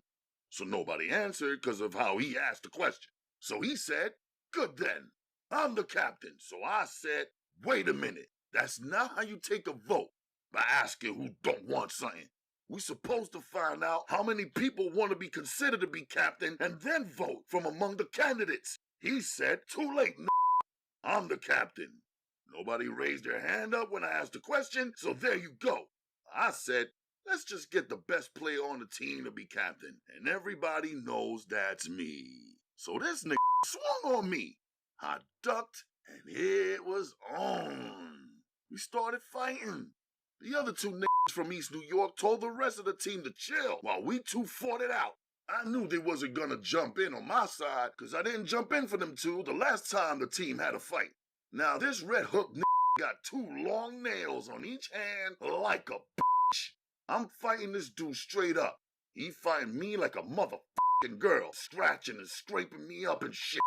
When he scratched my face, it was nothing to me. But when I put my finger on it and drew back the blood, yo, I was vexed. I hit the motherfucker with my right hook and sent his ass flying all the way back to Red Hook, Amir said. We all 3 cracked up laughing.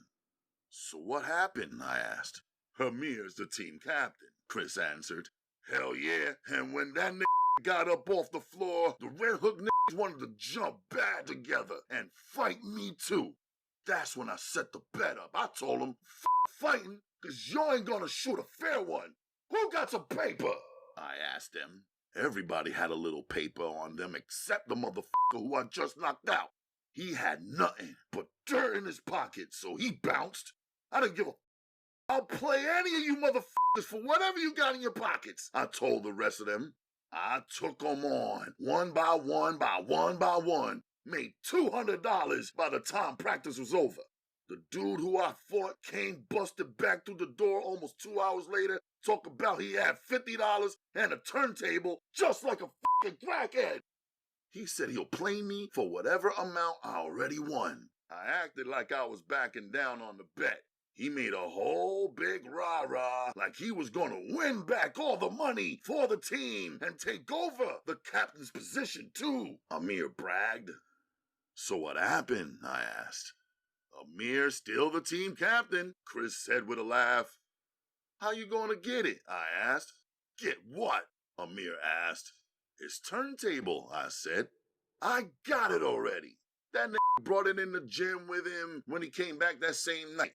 No bag, no box, no wires, no nothing. Just barehanded, carrying the shit like it was a book or something. When I told him, pay up the $50, he slapped a leather wallet in my hand and a watch fell out his pocket. I looked through the wallet. It had $50 in it and some white man's driver's license. I looked at this fool and realized he just went outside and found somebody who he could beat up and knocked him over the head. I don't know where he got the turntable from, though. I know he stole it, because like I said, when he first got to practice, he was empty-handed and didn't have no money, Amir said. So you seen him since then, I asked? The next night we had practice. The coach showed up this time. At first, we were all cooled out like nothing was the matter. Then the coach said, It's time for y'all to choose a team captain. Then another dude said, Amir's our captain. We chose him last night. Then the who I fought had the fucking audacity to say, nah, we should do it over because coach wasn't here. The whole team started to argue. These idiots started running their mouths and snitching on one another. Then the coach squashed everything. He said, We ain't supposed to play each other for money. We're supposed to play the other teams for the big money. Coach said, Y'all some $2 n****s. I said, nah, I'm a $200 n***, and it's right here in my pocket. We all laughed. At the park, I hung back while Amir set up a bet. As I watched him doing all the talking, all I could think was, somebody gonna clap my man. He puts himself out there too quick and easy. He humiliates other cats with his skills. It never mattered much before, but I knew being on the red team with some desperate type youths and making enemies out of each of them wasn't gonna end right. I told myself I needed to watch his back better. There wasn't nobody else to hold him down when he was shooting off at the mouth. I was surprised that the kid he fought didn't show up the next night on some bang-bang shit. I didn't think Amir ran into the grimy kind of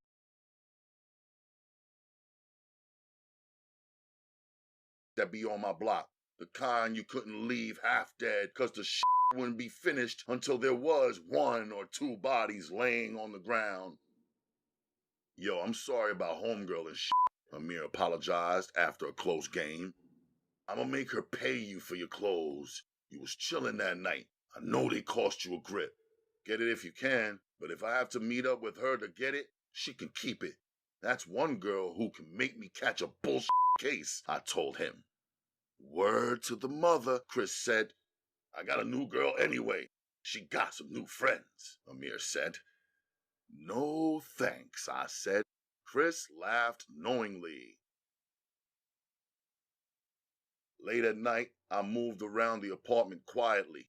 I showered and made my prayers. My finger pressed play for the voicemail messages. The first message was from her, Akemi. Hi, Shiteru. And then all I heard was the click. After listening to 4 other phone calls, all of them business, it was that first message, her message, that kept playing in my head. My heart said I would show up to check Akemi at Pratt tomorrow night. My head reminded me that I needed to set limits and not go too far. My body said, stop f***ing around and go get your girl. I wanted to see Akemi as soon as possible. Chapter 34.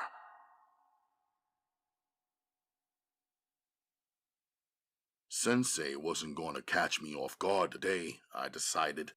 I arrived at class 5 minutes early, eyes peeled, and ready to fight. I had already conditioned my mind to understand that Sensei might pose as my enemy, and that if he did, I would fight him like any unknown attacker from the streets. But once I got inside the dojo, Sensei had a card table stacked with hundreds of cards. I tried to switch tracks in my head.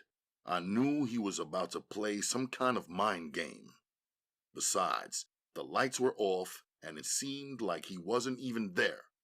Of course he was.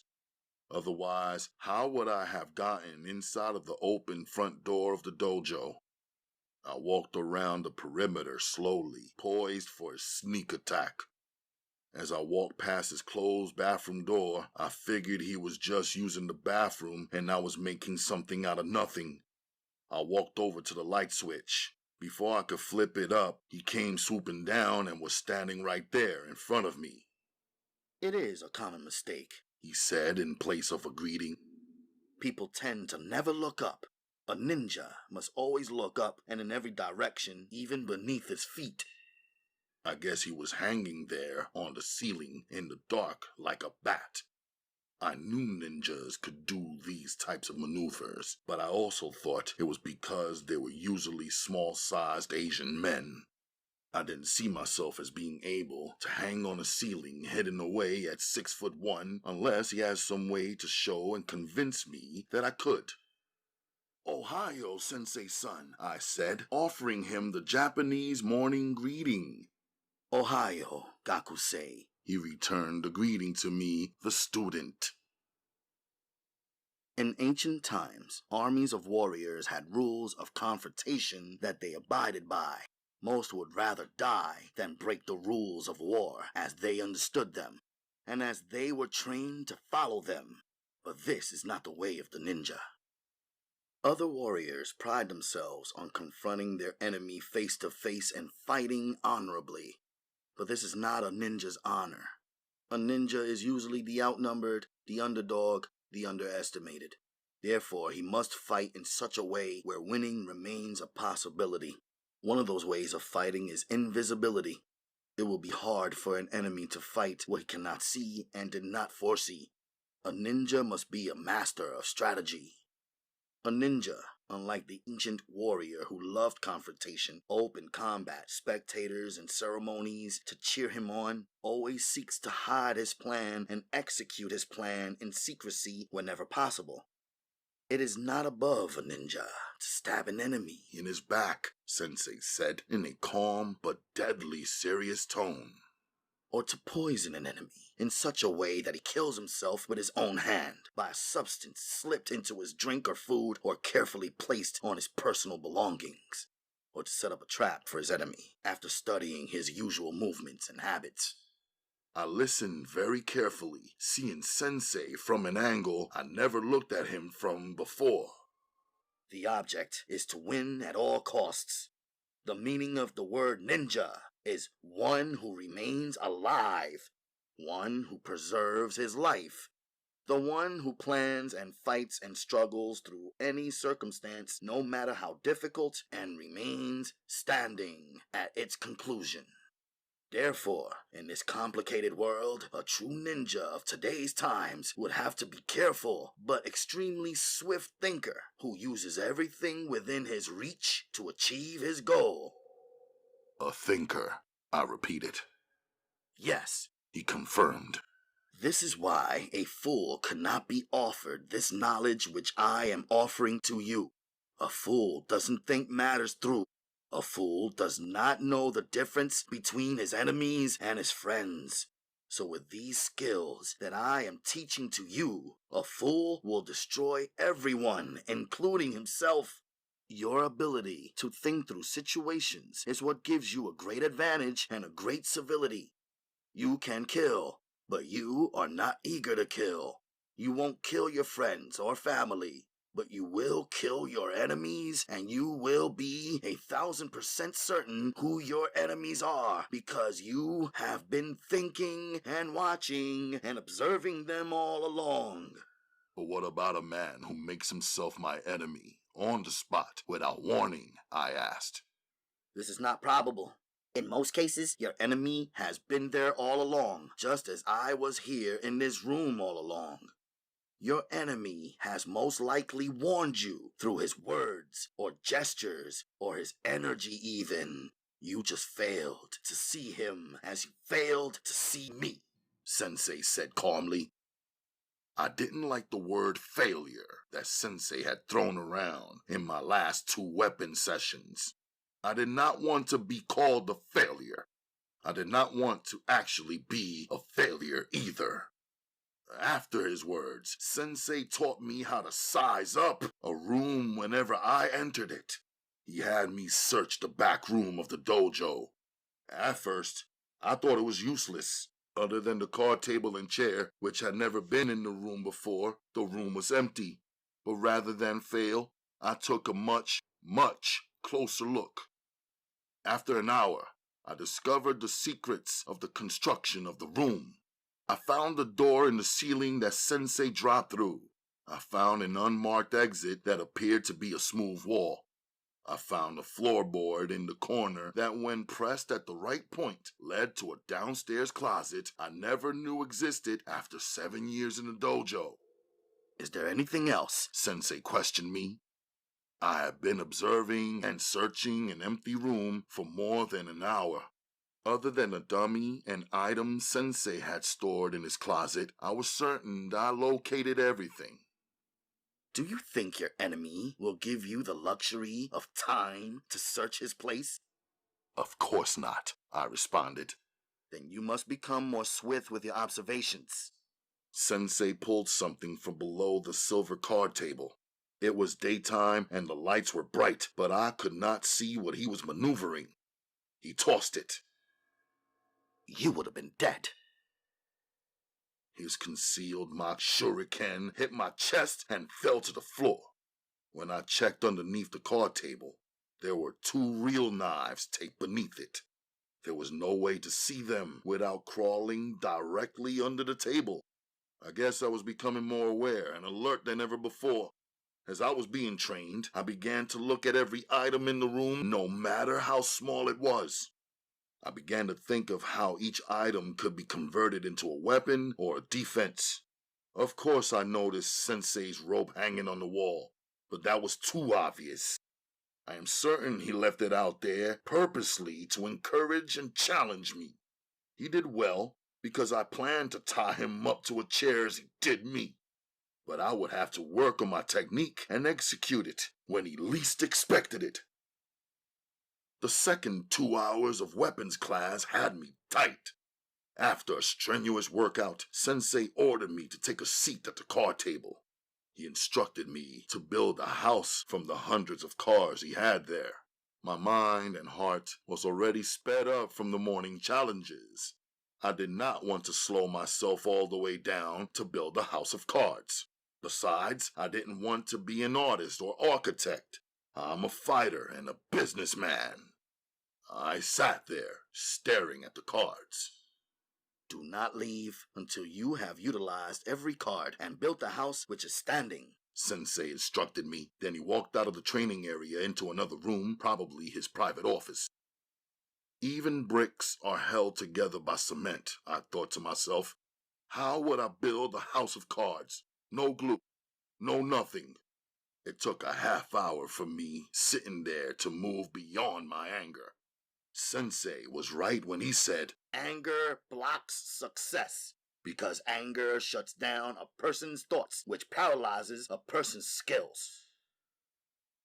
I could have got up and left. I didn't. I picked up 2 cards to see how I could lean one against the other and make them both be standing when I removed my hands.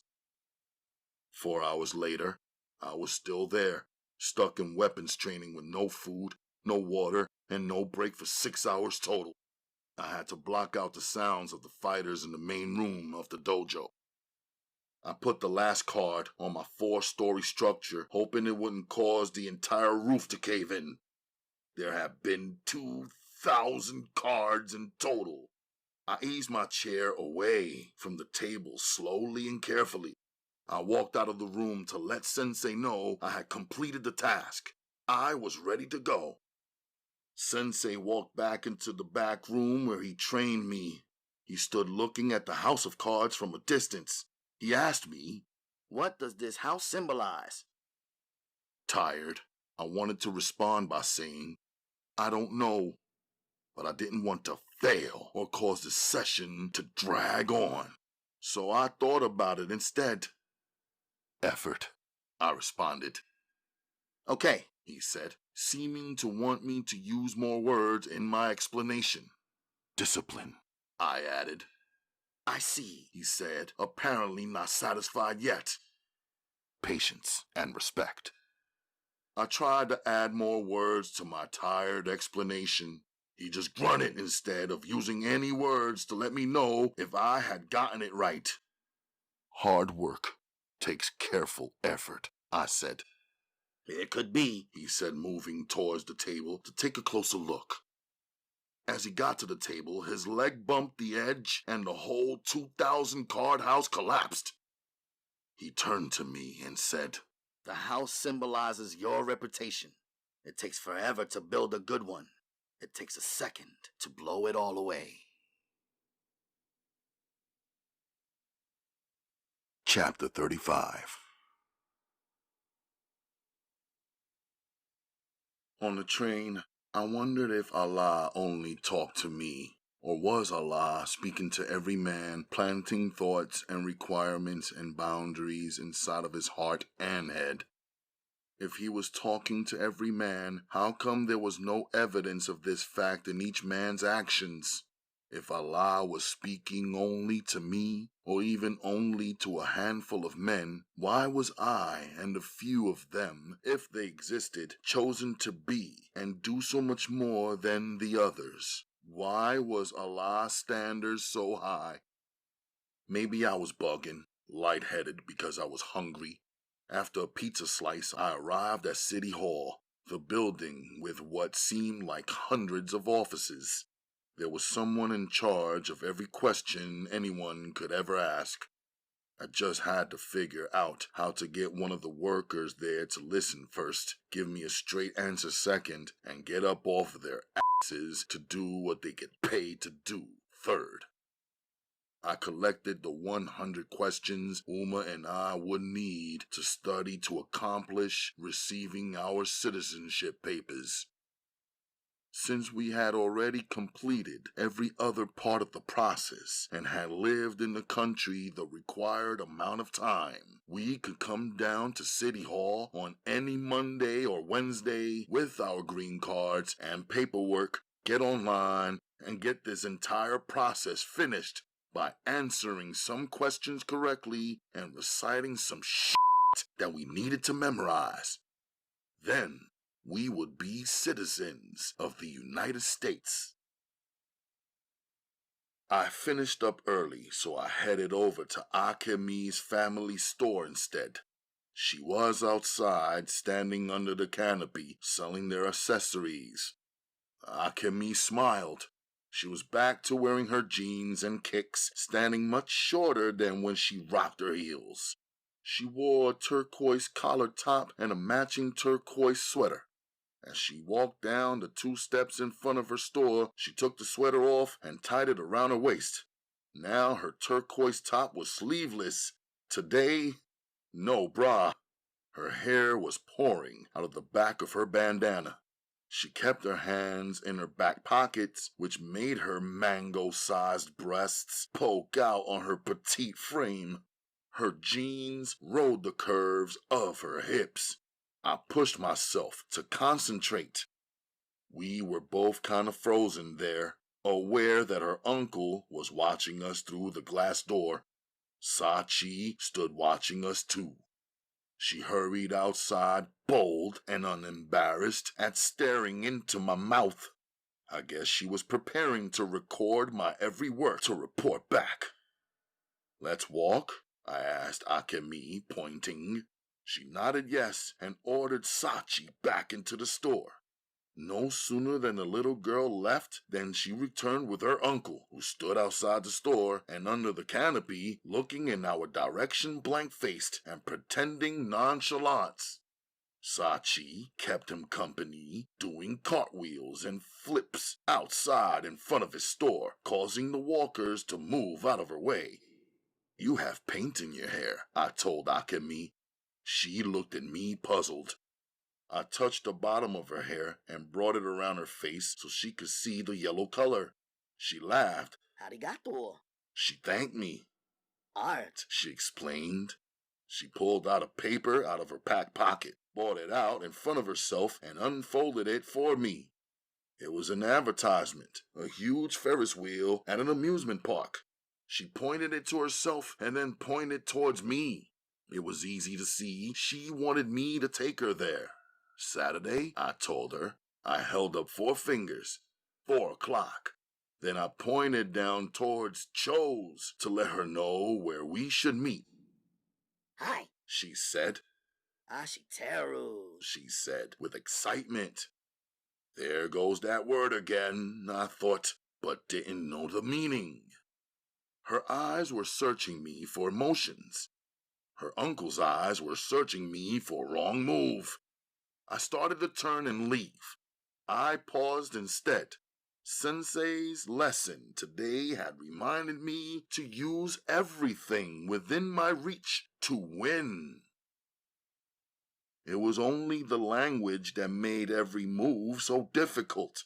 It was me depending on either her older cousin or younger cousin to translate what was going on inside of their families' heads and Akemi's world.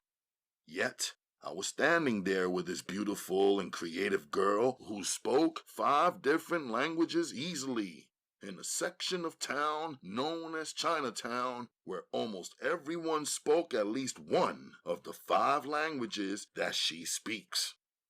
As she stood there waiting on me, a plan was born in my mind. I walked back over to her uncle. I felt her following. "Konnichiwa," I greeted him. "I want to ask if I could take Akemi to get some ice cream. It's 2 blocks over and 3 blocks down here in Chinatown," I explained. His expression shifted out of his usual blank stare. "You go now. Akemi has half hour only. Bring her right back," he said. I want ice cream. Sachi sang. I ignored her. "No problem. Arigato," I thanked him. He said something to Akemi in Japanese. She thanked her uncle and followed behind me until we disappeared around the corner. Once we were out of his eyesight, she bursted into light. We walked together silently, our feelings boiling in our hearts. Since I said we would go for ice cream, we went for ice cream. I took her to this Asian hole-in-the-wall known for its unusual ice cream flavors like green tea, ginger, pumpkin, black sesame, and red bean, or vanilla soy ice with cornflakes and maple syrup drizzled on top. The place only had 6 small tables and 12 wooden chairs. Mostly everybody ordered their creams to go. Usually this place was packed with a line out the door and halfway down the block. That's how I discovered it in the first place. It was after lunchtime, but before dinner and before the after-dinner dessert rush, so the place was kind of empty, as I thought it might be. I led Akemi to take a seat while I went to put my plan into action. "Do you speak Japanese?" I asked the girl behind the cashier counter. No, Chinese. She answered. "Would you sit with my girlfriend and me and translate a little bit?" She stood on her tiptoes and looked over at Akemi. She's not Chinese, and I'm working. She said in a neutral voice. 10 minutes, $10, I said. She speaks Chinese. I want you to just talk for me and nothing else, I reassured her. She is your girlfriend and she cannot understand you? The Chinese girl asked. No, she understands me. She just doesn't understand English, I said. The girl looked confused. I took out my $10 bill and slid it across the counter. Just as I was about to double my offer to $20, she said something in Chinese to the second cashier. She stepped from behind her register and walked over to the table where Akemi was watching and waiting for me to return. Akemi looked surprised and posted up a little towards the girl. "She is Akemi. Tell her for me that I miss her," I said, and the girl translated. Akemi smiled so bright. Then she answered the girl in Chinese. Akemi says that she misses you every second. I felt a heat flow. I was happy and embarrassed, but on the outside, I remained cool and steady. "The other day at your cousin's house, we came so close," I said, purposely being vague. The girl translated. I was so lonely when you left. I wish it were only you and me and that it was our house, Akemi said, bringing her emotions out into the clear. "Tell her I want to see her after work on Saturday." Akemi says she wants to see you every day. I broke out in a natural and uncontrollable smile. I dropped my head and rubbed my Caesar cut. I lifted my head and looked at this pretty girl, her eyes so filled with passion and her words so soaked in emotion. I could feel the heat coming off her body. "This is crazy," I said in a low tone to myself, but did not want the girl to translate. "Tell her I want to marry her," I said in a heated rush, but the translator did not translate. You cannot ask her in this way in this place. Where is the ring? The Chinese girl challenged.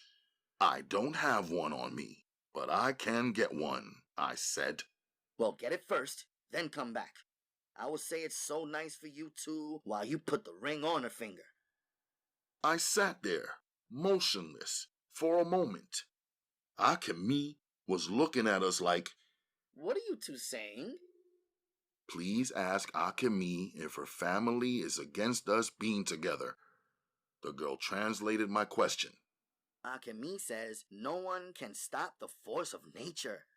"Tell her that in my religion there is an oath of marriage that we must take before we can be together." The girl translated.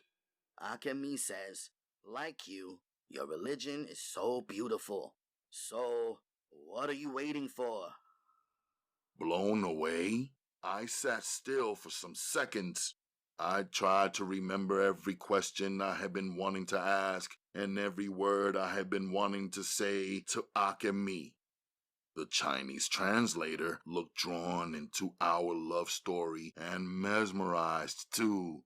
She was waiting patiently along with Akemi for my next words or question. "Ask her when is her birthday," I said, and the girl translated. Akemi says she was born on December 31st. "Tell her I was born on July 27th, the girl translated for me.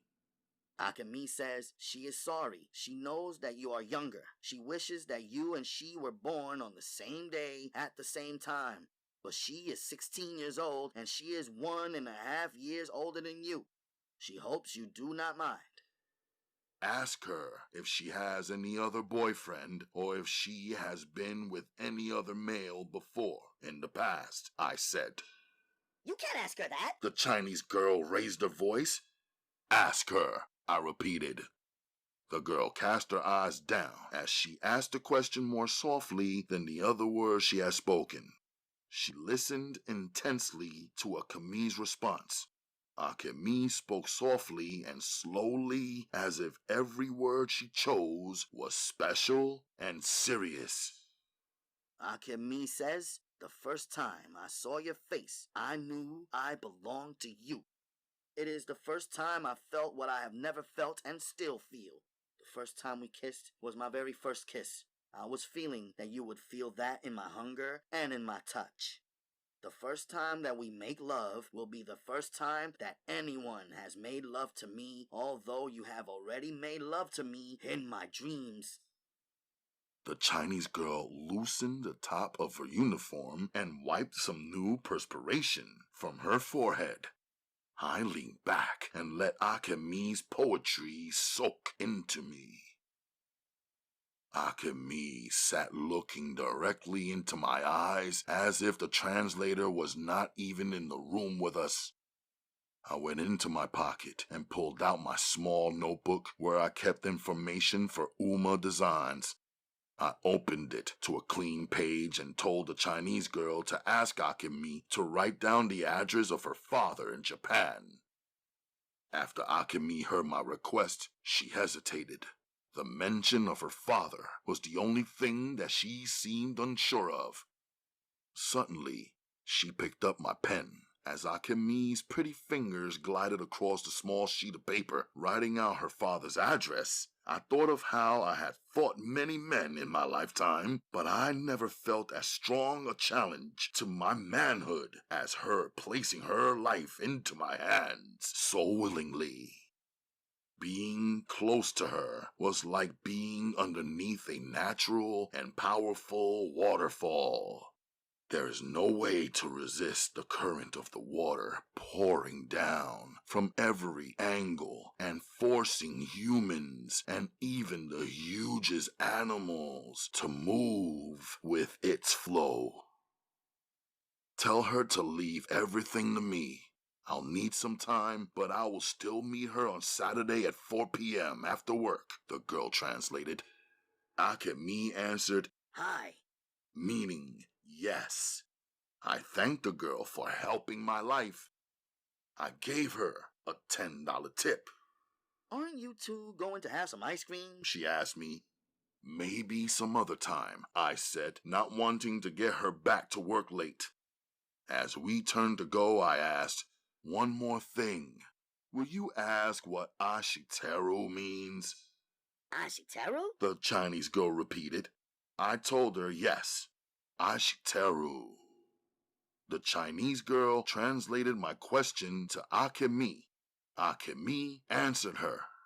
Akemi says, Ashiteru means I love you. As we walked back to her family store, I could feel my heart beating in my eardrums. I could feel her heart beating in the palms of her hands. In the love days, I bounced back to my Brooklyn block to scoop up Naja. Even though Miss Marcy was all set up to babysit, I preferred to have Naja with either me or Uma before the sun went down each evening. Naja knew how to sit quietly and be calm. Besides, this little schedule change would only last for 1 week. Small sacrifice from me. I like the way you fly. Naja said to me after watching us train on Thursday night at the dojo. Do you think girls can fly like that too? She asked. Anyone who trains to fight can learn to fly, as you call it, male or female, I answered. After a pause, I added, like the girls who do gymnastics, they can fly too, right? I've never seen them. She said, unconvinced. Well then, I better find out where they are and take you to see them, I offered. Would you like that? Definitely. She said. But I don't want you to fight, I cautioned her. I'll fight for you. And when you grow up, Souljah, your husband will fight to protect and provide for you. But what if you're not there when it's time for me to fight? And what if I'm not married yet? She asked. You are never left alone, I reminded her. Someone who cares for you is always watching over you, I said. But it's not the same thing. No one can fly like you, except your friends. She said, like she had thought about it and was so sure. Okay, good point. I will train you to defend yourself in certain ways, I said. When then? When does my training begin? She pressed. On Sunday, Family Day, I promised. She made a frustrated face and huffed. Always on a Sunday. We met Uma at her job 10 minutes before midnight just to be sure. On the train ride, I showed her the 100 questions we needed to study to pass the test of our citizenship papers. I translated the information and pointed out how easy the test would be. Simple questions like who was the first United States president and who is the current United States president, and little things to recite and facts to remember. Don't worry, we'll study together, I assured her. And I'll test you every day, Naja said in her sleepy voice. At 1:30 a.m., in our little Sudan, I confided in Uma as always. I have something else to recite, I said to Uma. She sat waiting for me to explain. The nikah.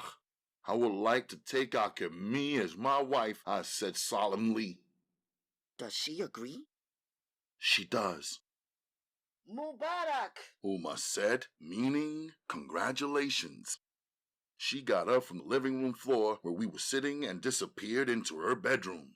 She emerged holding her silk scarf in her hands, the one she wore on the last night that our entire family was together in the Sudan. Sitting down, she untied the scarf bundle, revealing the contents I knew were inside. Her treasured and exquisite jewels, the one she was wearing on her last night of seeing my father. With the jewels in close view, glistening under Uma's night lamp, the seriousness of my taking a wife sunk in even further. It was deeper than Akemi's beauty and charm and intelligence and creativity and passion. If my mother sat poised to part with those items which my father selected and purchased specifically with Uma, his first wife and love of his life, in mind, then this was a huge responsibility and a very warm acceptance of Akemi into the fold of our family. Give her these, Uma said as she separated the jewels that she would give away from the ones that she would keep to herself. As I watched her pretty fingers maneuvering, I saw the uniqueness of each of her bangles, the engravings and designs, the careful attention to details, the specially selected charms that dangled from a particular one of them, the clear princess diamonds, and trillions as they sparked. I cannot separate you from your jewels, Uma. Oh, you can give yourself to Akemi? She can give herself to you. Yet I cannot give her some jewels when you are worth so much more? She sat waiting for an answer. I did not say one word. I can be moderate then. I'll give her 4 diamond bangles, 4 gold bangles, and a pair of earrings. She rearranged the jewels to match her words. I looked at her beautiful enthusiasm. Uma was big-hearted. Her jewels were worth even more than the jewels that Fawzi purchased for his new wife. And of Uma's chest of jewels that were left back in the Sudan, these pieces were the only ones she had with her here in America. My father did not have to go through India to acquire authentic gold and clear diamonds. They were pure and original in Africa, buried in the soil, drifting in the waters, mined and sold in our shops. The bangles, yes, but not 4 of each. 2 diamond, 2 gold, and you keep these earrings for yourself. I'll purchase some earrings for Akemi myself, I told her. You keep the bangles and the earrings for her. Use your money to purchase a ring for her finger. Uma insisted. You keep your earrings, I said solemnly, as we went back and forth over what were pieces of my father, quote unquote, or at least pieces of our memories of him, her deep love, and my awesome admiration. I had seen Uma refuse to pawn these same earrings once before when we were in Egypt. An Arab offered her 10,000 pounds for them when they were actually worth 50,000 pounds. I saw my mother pick them up from the counter, pleased that the Arab was unfair in his business. This way, she could keep the earrings for herself, as my father had always intended for her to do. How about this ring? I asked, selecting something much more modest. This is small enough to fit Naja's finger, Uma said. but it is not suitable as a wedding ring. I know, but if you don't mind, I'll take it, I said. And what of Akemi's uncle and family? Uma asked. I thought for some time before answering. I recalled Akemi not exactly answering this same question earlier this afternoon in the ice cream store when I asked her. They may not agree, I said truthfully, but she will agree, I said confidently. If I could speak any of their languages, I would go talk with them. It is better when families have agreement. But as a woman, I could tell you that Akemi will follow her man. As a Muslim, I could tell you that you and she are both of age. She agrees and you agree. Recite the nikah, 3 witnesses, and Allah agrees. Uma crushed her hands together lightly, a gesture which meant, and it is done. As an afterthought, Uma said, and if the nikah were not recited and the marriage left undone, the love and desire would still be there. A child would come and the adults would be guilty of forbidding and breaking what would have been a complete family as Allah requires. Uma left and returned with her holy Quran and her calendar. We both looked at the dates on the page of this month and selected Saturday, April 26, as the evening Akemi and I would recite the nikah and be married. Uma smiled and returned with her holy Quran and her calendar, her slim finger resting on the calendar date. This is 16 days from now. You can use this time to prepare yourself. Inshallah, we will find a good house to buy at least to begin the process of moving away from this place. In this time, you will become an American citizen, which may work out better for Akemi as well. But son, do not go into her until the nikah is recited and the wedding is complete. I plan to see Akemi tomorrow.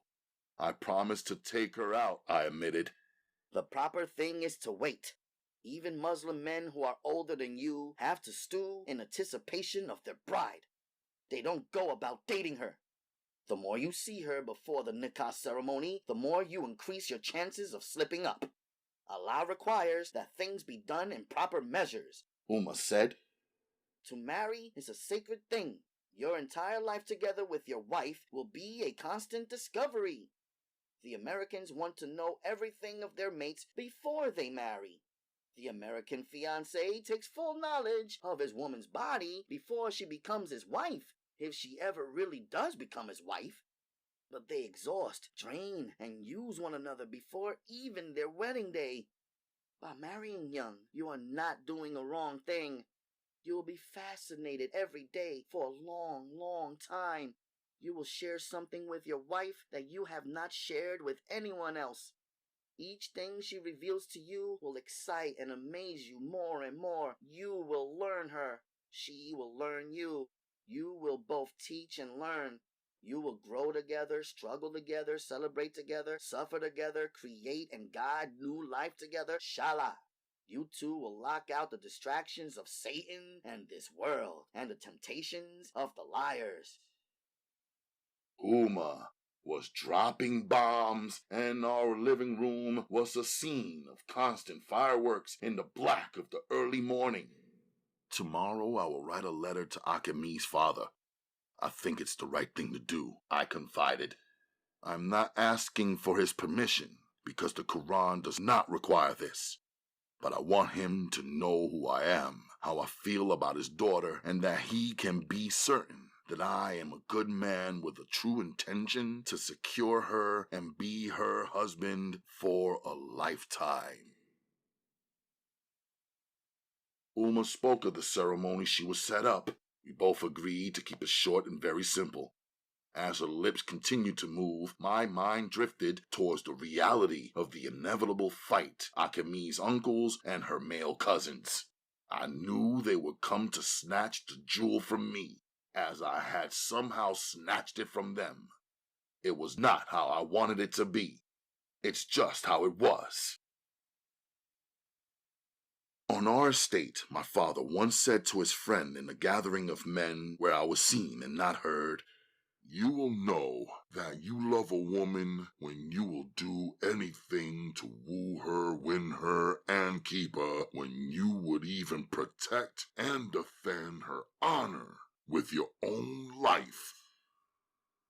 On Friday, I mailed the 3-page letter that I wrote in the passion of the late night to Akemi's father. After the introduction, I put it plain and simple. I respect your daughter, and I thank you for bringing her into and bringing her up in this world. I maintained a humble tone, as I believed I should have. I explained about my faith and its requirements and our love. I explained that we planned to marry according to my faith. I told him about our boutique company, small but profitable and expanding every month. I assured him that I could and would take care of Akemi, and that furthermore, I would enjoy doing it. That she and I would continue to grow and learn together as husband and wife. I invited him to write back and share his thoughts. I told him that we would both love his well wishes and that the state of New York wanted his permission. That Akemi and I were not planning a big ceremony, just a simple exchange of vows.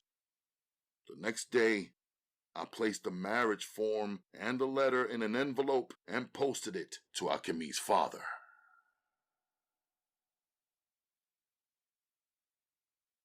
Chapter 36.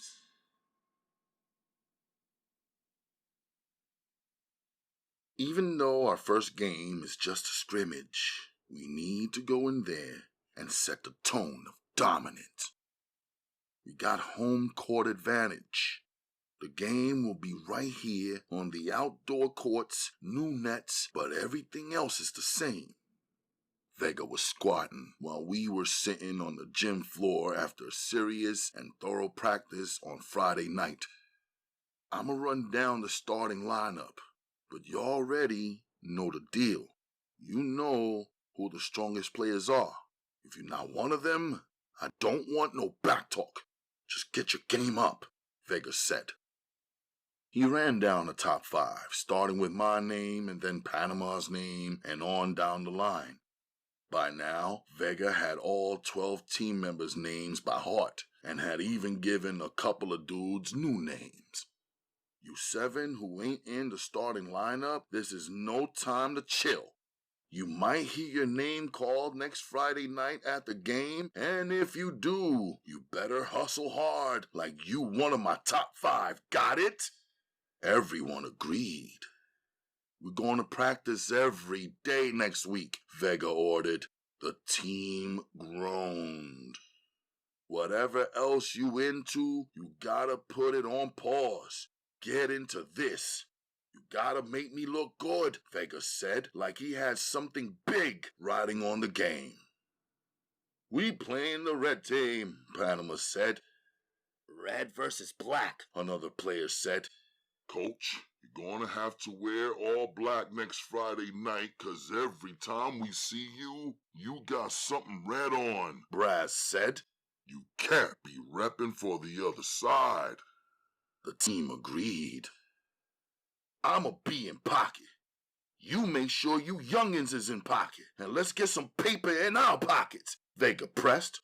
Word up, everybody said.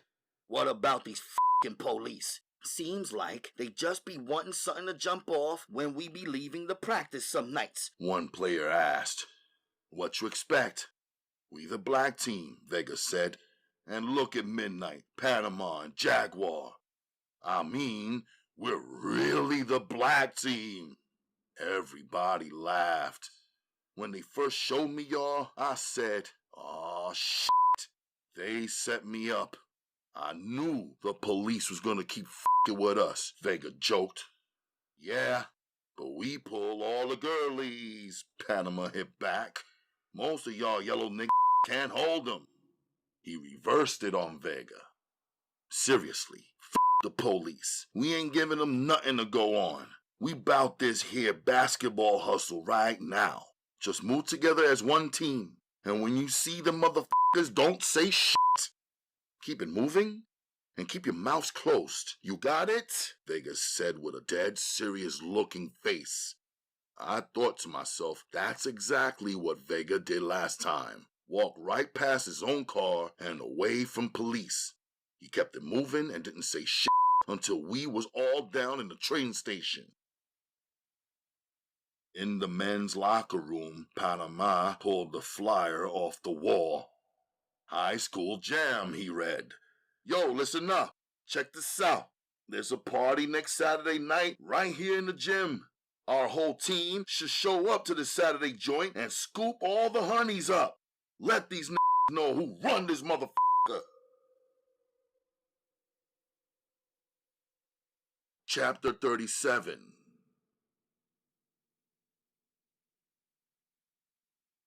Cho hit me with my cash on Saturday. His store was mad busy from early morning, so he was caked up. We worked his spot like we'd been together for years, served each customer swiftly, and moved them right out. At 3 p.m., when my shift ended, a new wave of customers showed up. I stayed and grinded with him until it all lightened up and cleared out. He counted out $180 and put it in my hand. It was the most I ever drew in one day of work at the fish spot. It amounted to $20 an hour on a 7 a.m. till 3 p.m. shift, plus 1 hour overtime. Akemi showed up. I saw her through the window. Cho saw her too. Japanese girl looking for you. And flashed a rare funny smile, closed lip, and revealing none of his teeth, the corners of his mouth pushed up. I ran down to the basement, showered and changed. I had to be fresh all over. When I came around the corner, she was on the side of the building like when I first met her. She switched her style up again today. She had her hair zigzag parted like a ghetto girl and pulled tight. The long ends were braided and wrapped around in two wicked braided buns that sat on both sides of her head like ram's horns. No gloss or lipstick, just a splash of glitter that made her eyes sparkle more. Soon as she saw me, her pretty natural lips parted and her smile spread wide. She stopped leaning on the wall and stood waiting. I wanted to take her to the store and buy her some pants to wear underneath the white linen dress she was rocking, but I took her to the jeweler and bought her some diamond studs instead. No gift wrap, I told him. Just clean them up with the machine and get me some alcohol wipes. I took her earrings out, cleaned her earlobes with the wipes, put some alcohol on the stems, and poked them through her 2 holes, which had healed nicely. When I looked at her, it was perfect. Diamonds rocked with linen and expensive clothes like the ones she wore needed to be complemented with authentic jewels. They looked clean. She looked clean. It set me back money-wise. I had to dip into the money in my left pant leg that I usually keep just in case. But I was learning that when you are really in love with a female, you don't give a fuck about spending your money on her. Fingers, not chopsticks. That's what we used at the Ethiopian restaurant where I took her for dinner. Now, she was addicted to flavor. She was real excited by the dishes of spicy foods. She dipped 2 fingers into a tiny sauce bowl and sucked them. Her pretty eyes filled with water from the heat of the peppers. I could tell she loved the scenery, the pictures, and cloths in this African restaurant. Her eyes shifted slowly from wall to wall and carving to carving.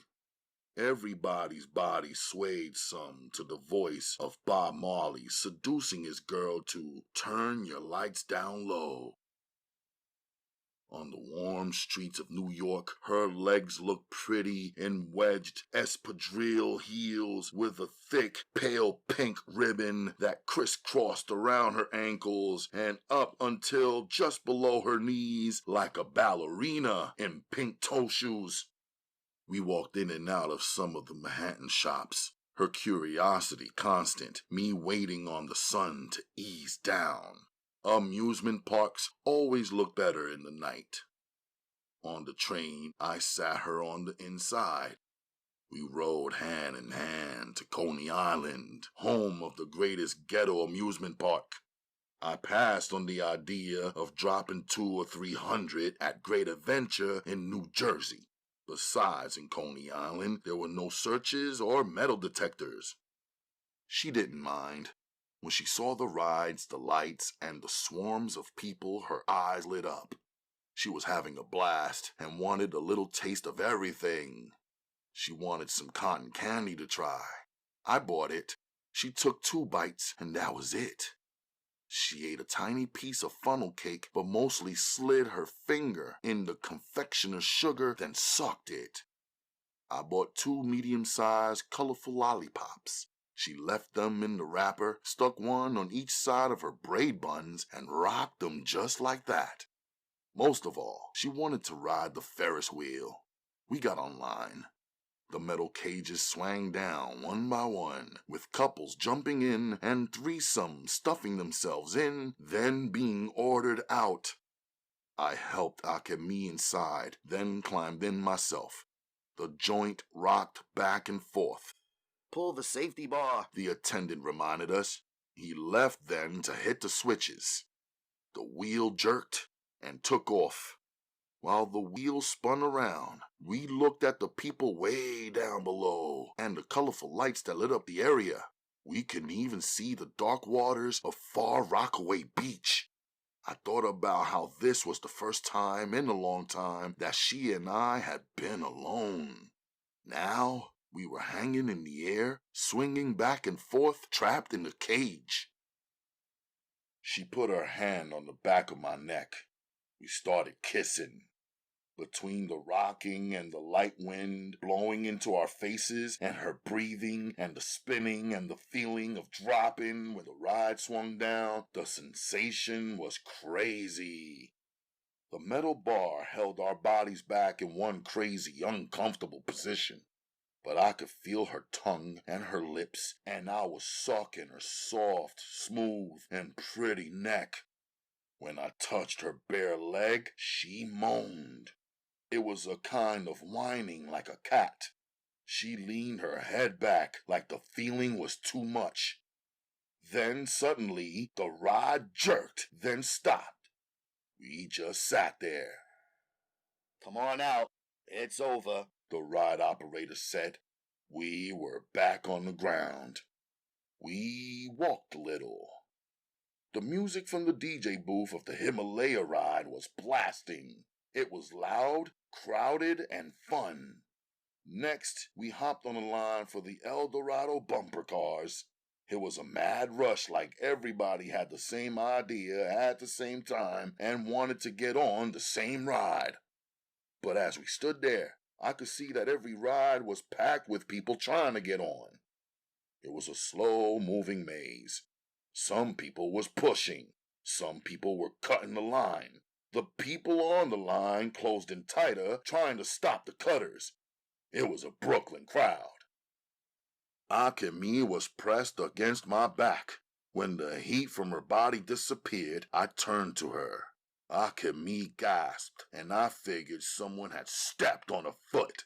Then I saw that a female had her hand around one of Akemi's braided buns and was pulling her backward by the hair. She was falling. Just as I grabbed her away from the girl, another girl's fist came crashing down on Akemi's face. Akemi dropped to the pavement. You picked this Chinese bitch over me? You must be fucking crazy! The enraged girl screamed. Her face was all contorted like an evil comic book monster. I took one real good look at her. It was Homegirl, backed up by a group of her female friends, including Redbone. Hurt and shocked, Akemi held both of her hands over one eye. I picked her up from the ground and put both my arms around her. I froze. If it was a male attacker, I would have killed him. A group of boys, I would have fought them all. But it was a group of girls, led by one crazy broad. On instinct, I pushed homegirl out of the way so I could get Akemi out of the overpopulated fenced-in line. Homegirl fell backwards but up against the bodies of her friends who caught her. They all started screaming, and 3 of them threw their drinks onto Akemi's dress. That's what you get, Homegirl yelled. Fry me some chicken wings, Redbone screamed. Paint my toenails, The other one barked. And Brooklyn don't wear white before Memorial Day.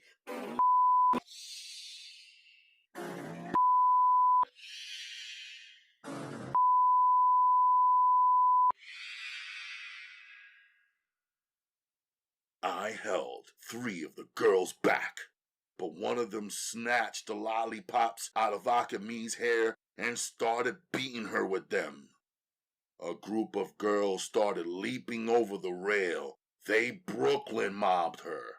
Akemi ducked down by the bottom of my leg where they couldn't reach her. I kicked one of them with my one free leg. I pushed the rest of them down one by one. The crowd started spreading and splitting until we was out of there. Everybody watched the whole thing happen. They talked. Some cheered. Others laughed or screamed. Some fools even tried to block our exit to keep the fight going strong. There were no cops around. That was a good thing. The Coney Island ride attendants were caught up watching the brawl, so the bumper cars were at a complete standstill. I grabbed a pile of napkins from Nathan's. I was wiping the soda off of Akemi, but it was sticky on her skin.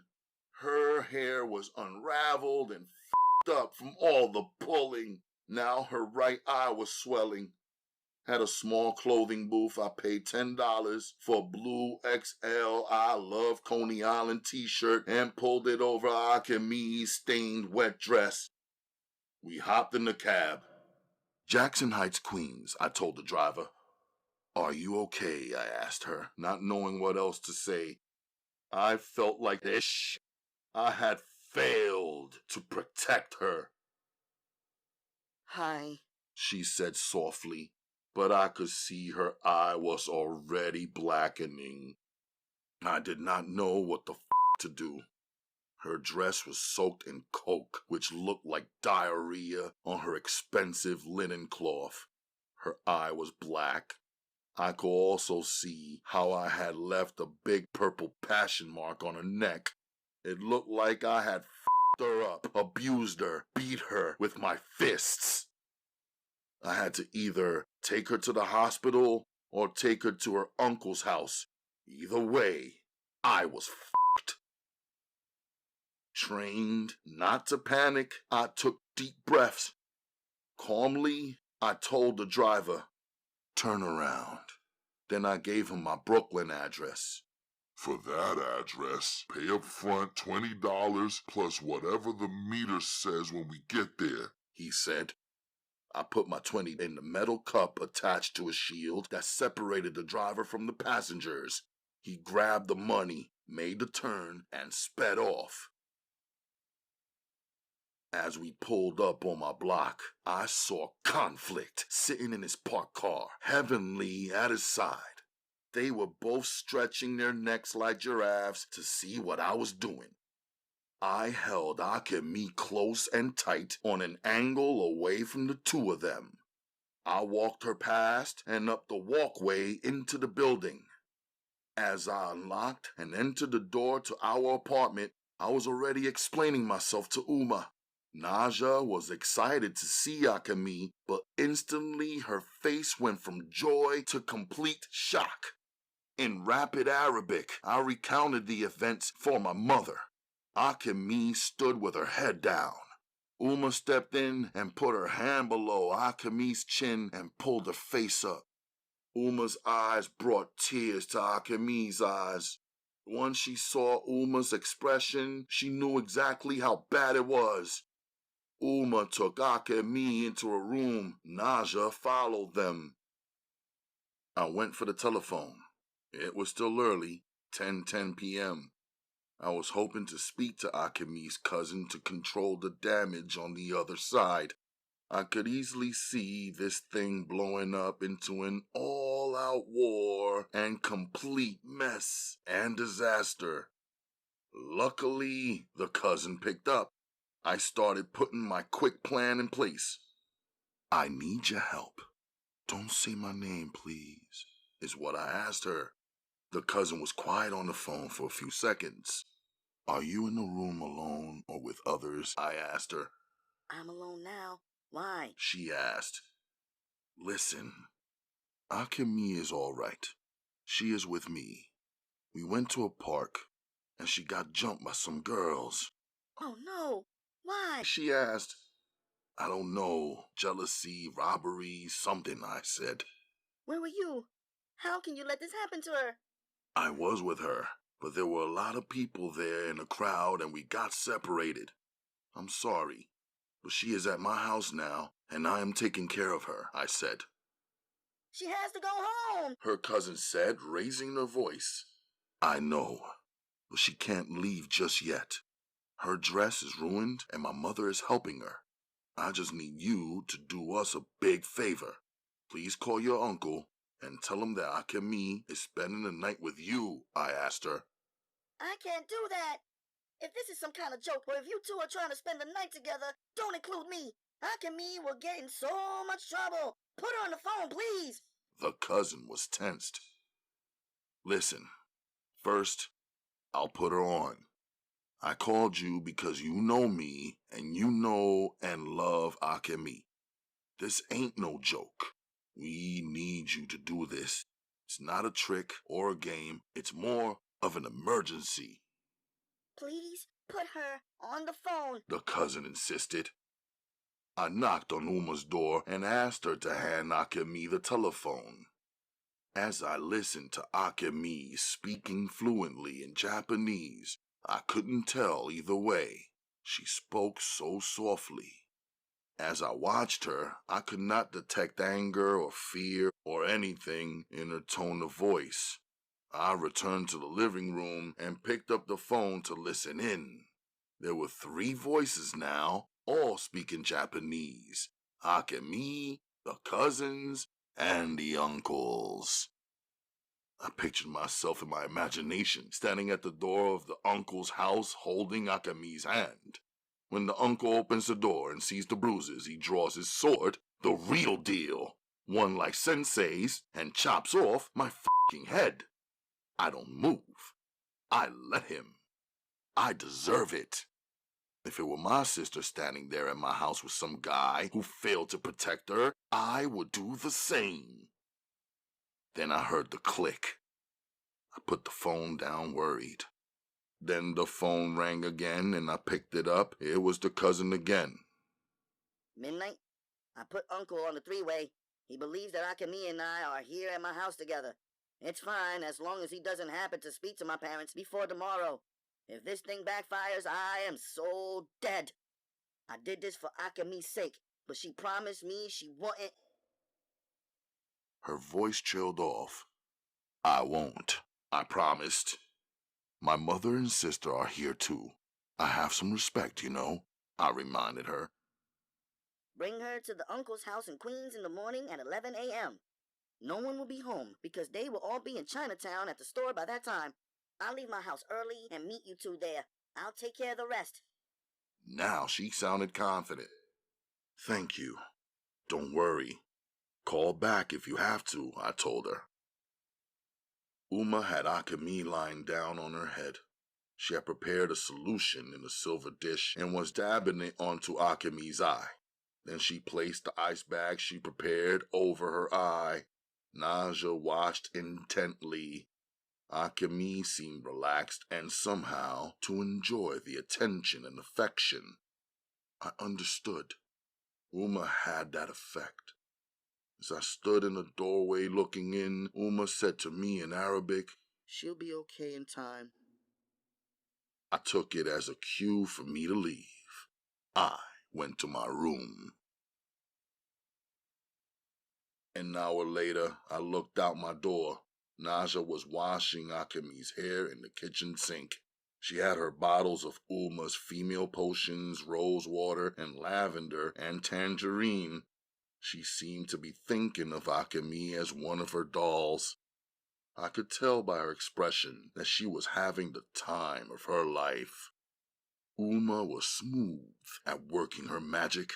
Now the white linen dress was soaking in the bathtub in some kind of cleansing solution. I didn't think anything could remove those dark brown stains. Meanwhile, Uma was speed sewing. I've seen her do it before during some important rush job. Akemi ended up sitting on a huge pillow on the floor, freshly showered and wearing one of Uma's beautiful robes. Her hair was still moist. She had her arms wrapped around her legs. Her long hair covered up the blackened eye, the other eye peeking out. She still looked beautiful to me. Some scars and bruises are erotic if you could just look at them and block out how they got there. Plus, she had 10 perfectly shaped, unblemished, creamy toes. I walked near her and went into my jeans pocket. I sat down and placed a small diamond ring onto one of her pretty toes. I raised up. Uma looked up from her work, caught me staring at Akemi, and smiled. She said, "This is how you got into this trouble in the first place." I thought to myself, she's right. Luckily for me, her and Naja are home, or there will be some more trouble to get into. Akemi walked straight back to my room. My door was left wide open. I stood in the doorway so Uma could see I was not doing anything she wouldn't approve of. Akemi looked around. She put her hand on my bed and ran it across the length of it. She bent over and smelled my sheets.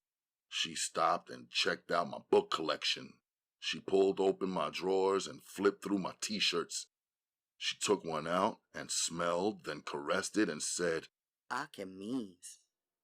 She saw my ninjutsu gear folded on my desk. She assumed a fighting stance and smiled. I felt like a fraud and was embarrassed after what happened tonight. She picked up one of my dojo flyers, looked it over, and put it down. Then she picked it back up and said, "Akemi's." Soon she was sitting on my floor, rummaging through my closet. I waved her to come out of there. She pulled out one of my sneaker boxes instead and opened it. Her face switched when she saw one of my guns lying on top of the tissue paper inside the box. She held the box in one hand, staring down at it. Then she stared at me. I stared back at her. She put the box back. She opened the leather fold that held my custom-made kunai knives. I shook my head no to signal her to put them down.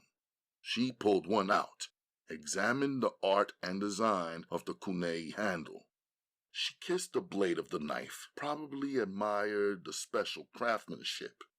She slid it back into the individual slot and closed the leather fold. When she looked at me, I could not see or feel any worry inside of her. Strangely, all I could see and feel coming from her was a deeper love. She breezed by me smelling like sweetness, holding one of my t-shirts, my dojo flyer, and a couple of other things in her hands. She put her items down on the table in the living room, then joined Naja on the floor, helping her to put together one of her 500-piece puzzles. They both fell asleep on the pillow. Uma did not sleep. She sewed and guarded. When she was finished sewing, she moved Akemi into her room and Naja into hers. She slept in the living room, separating me from my temptation. In the early morning, Uma and I made Fajr prayer together. I asked Allah for forgiveness for what I allowed to happen to Akemi. I wondered if my kissing and sucking on her before the two of us were properly bound in marriage contributed to this situation going all wrong. I thought about it.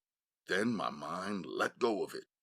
There was no way for me to rearrange what was already done. The smell of Uma's breakfast cooking roused Akemi. She looked out of Uma's bedroom door with her bright smile like a sneaky cat. Her right eye seemed even worse.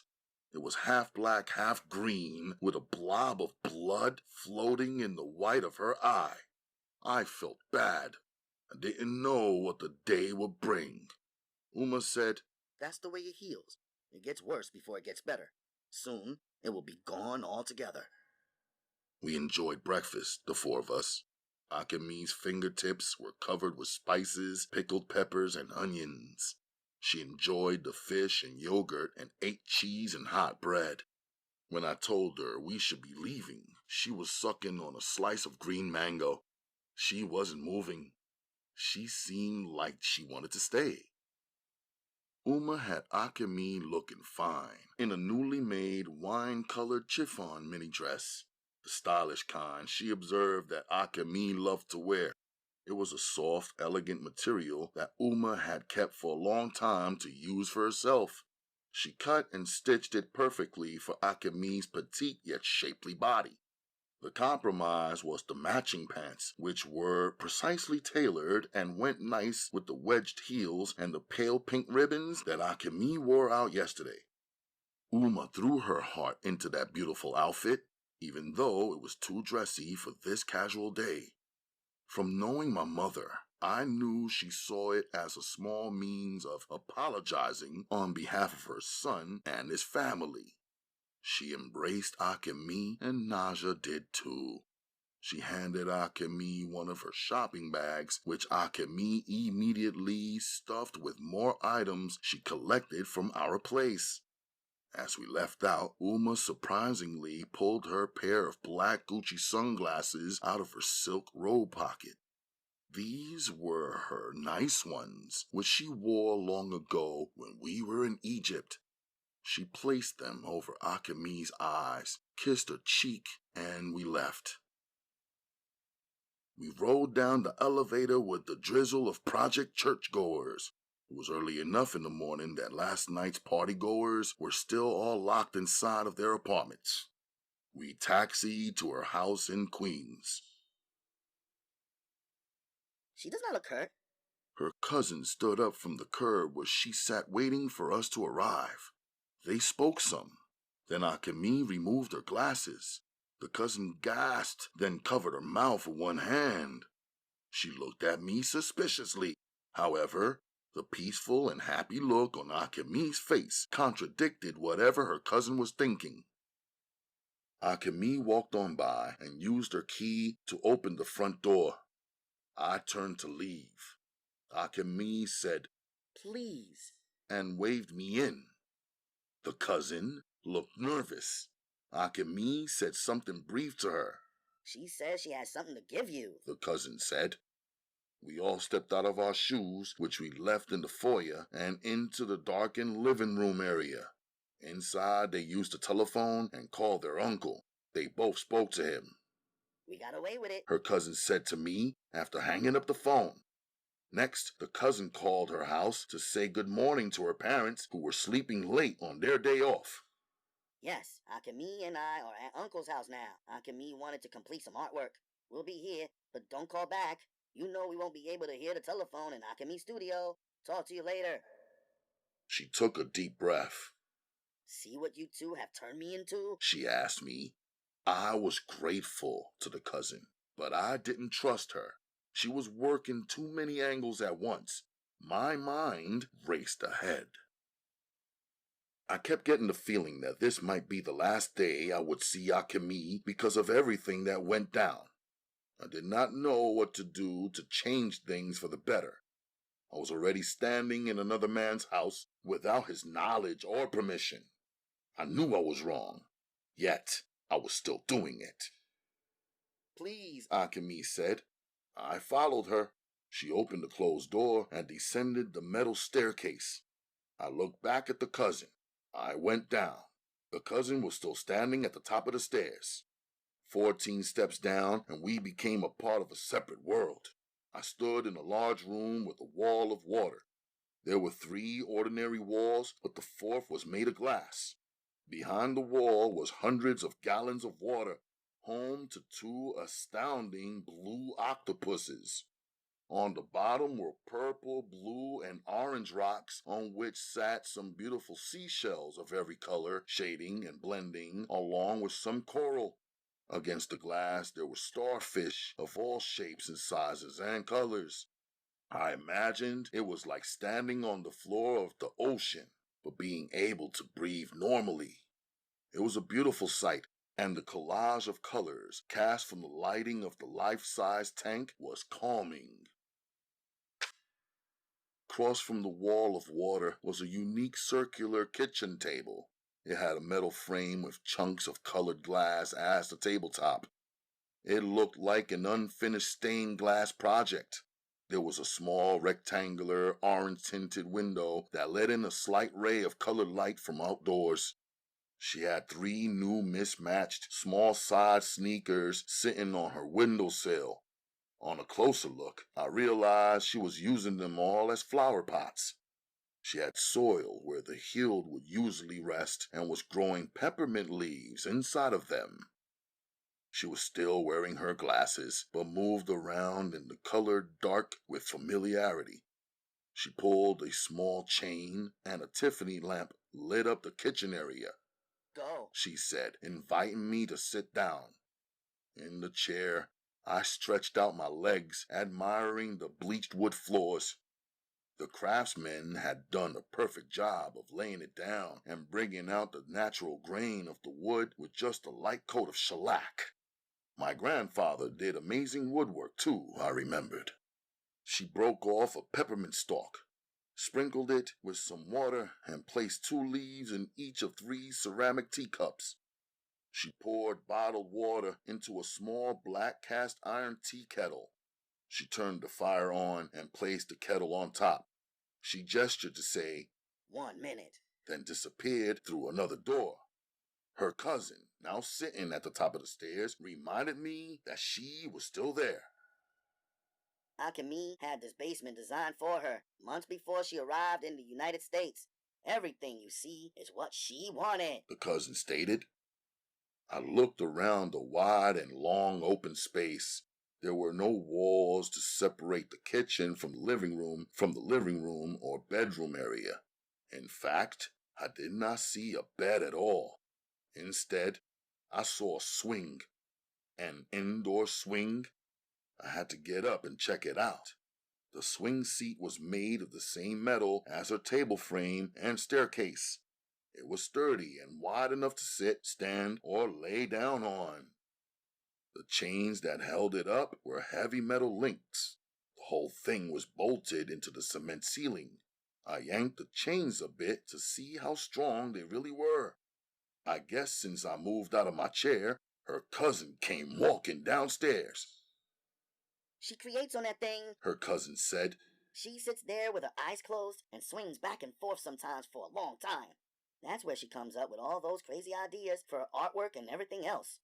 Then she goes over to that table and draws whatever she saw in her mind. The cousin pointed out the adjustable tabletop desk, which was slanted upwards. There was a drawing table where there was a large sketch pad, markers, pencils, and small tools, little erasers, protractors, and rulers. Above the table in the cased-in rectangular windows was her book collection. A few Asian history books, Japanese novels, and the rest mostly manga series. Where are her paintings? I asked the cousin. The garage outside was renovated into her art studio. That's where she is most of the time. She works late at night. She works on her big pieces and everything from the Museum of Modern Art show that she has coming up in the beginning of May. I listened to her cousin's careful descriptions and explanations. I knew she had not turned suddenly friendly or forgetful of what happened this weekend. I understood what she was attempting to do. She wanted to prove to me how important alchemy was and how ridiculous and unbelievable a distraction I was in her life. Somehow she thought if she could convince me, maybe I would just do them all a favor and go away. I got the message. How could I miss it? How could I provide all of this luxury for Akemi anytime soon? It would take a lot of hard work, big clients, and big commissions. Akemi returned wearing a tight tee that gathered at her waistline and a pair of blue capris. Her hair was pulled back, fully displaying her bruises, which I felt was her rebellion and her intention. The sunglasses were off. She began pouring the steaming water into the cups. Her sound system was wired to fill the entire basement with music, I noticed. I flipped through her album collection. It was vast and varied. The oldest were her John Coltrane collection and Monk and Miles. She had Donny Hathaway, Al Green, Minnie Riperton, Marvin Gaye, and Roberta Flack. She had Carlos Santana, the Sugar Hill Gang, Full Force, and Eric B. and Rakim. I plucked out an old Pat Benatar joint, a singer I only knew by this one single called Love is a Battlefield. I held it up to show her my choice. She smiled. I tried to make myself feel less tense and more comfortable. I played the record for us. Immediately, she started moving her body to the beat. It was hot to see that she had some rhythm. She didn't smile. She just stared into me, into my soul. The music soothed me. Her world aroused me. I danced with her. It was my cool dance, a lean here and there, my head moving some, my feet moving very little, but always on the beat. I was not the pop, lock, and bounce and trembling kind of wild dancing man. I don't do no f***ing headstands or backspins. The cousin looked bewildered. The music helped to hide or even remove the energy that she left off, which interfered with the perfect energy between Akemi and me. When the needle danced off and the song was through, the cousin seemed glad it was over. I sat now and watched Akemi pouring the tea. Even that was sexy to me. Her hands holding the hot kettle, pouring the hot tea, and even the style of the teacup she selected and the unusual sexy curve of her Asian spoons. She served all of us our tea. They sipped, the only conversation happening through all of our eyes. My eyes were saying, I never meant for you to get hurt. Akemi's eyes were saying, I wish we were alone. The cousin eyes were saying, Give him the gift so he can get out. You know, in Japan, everyone says Akemi is an artistic genius. They write about her talents in the newspapers and even the magazines.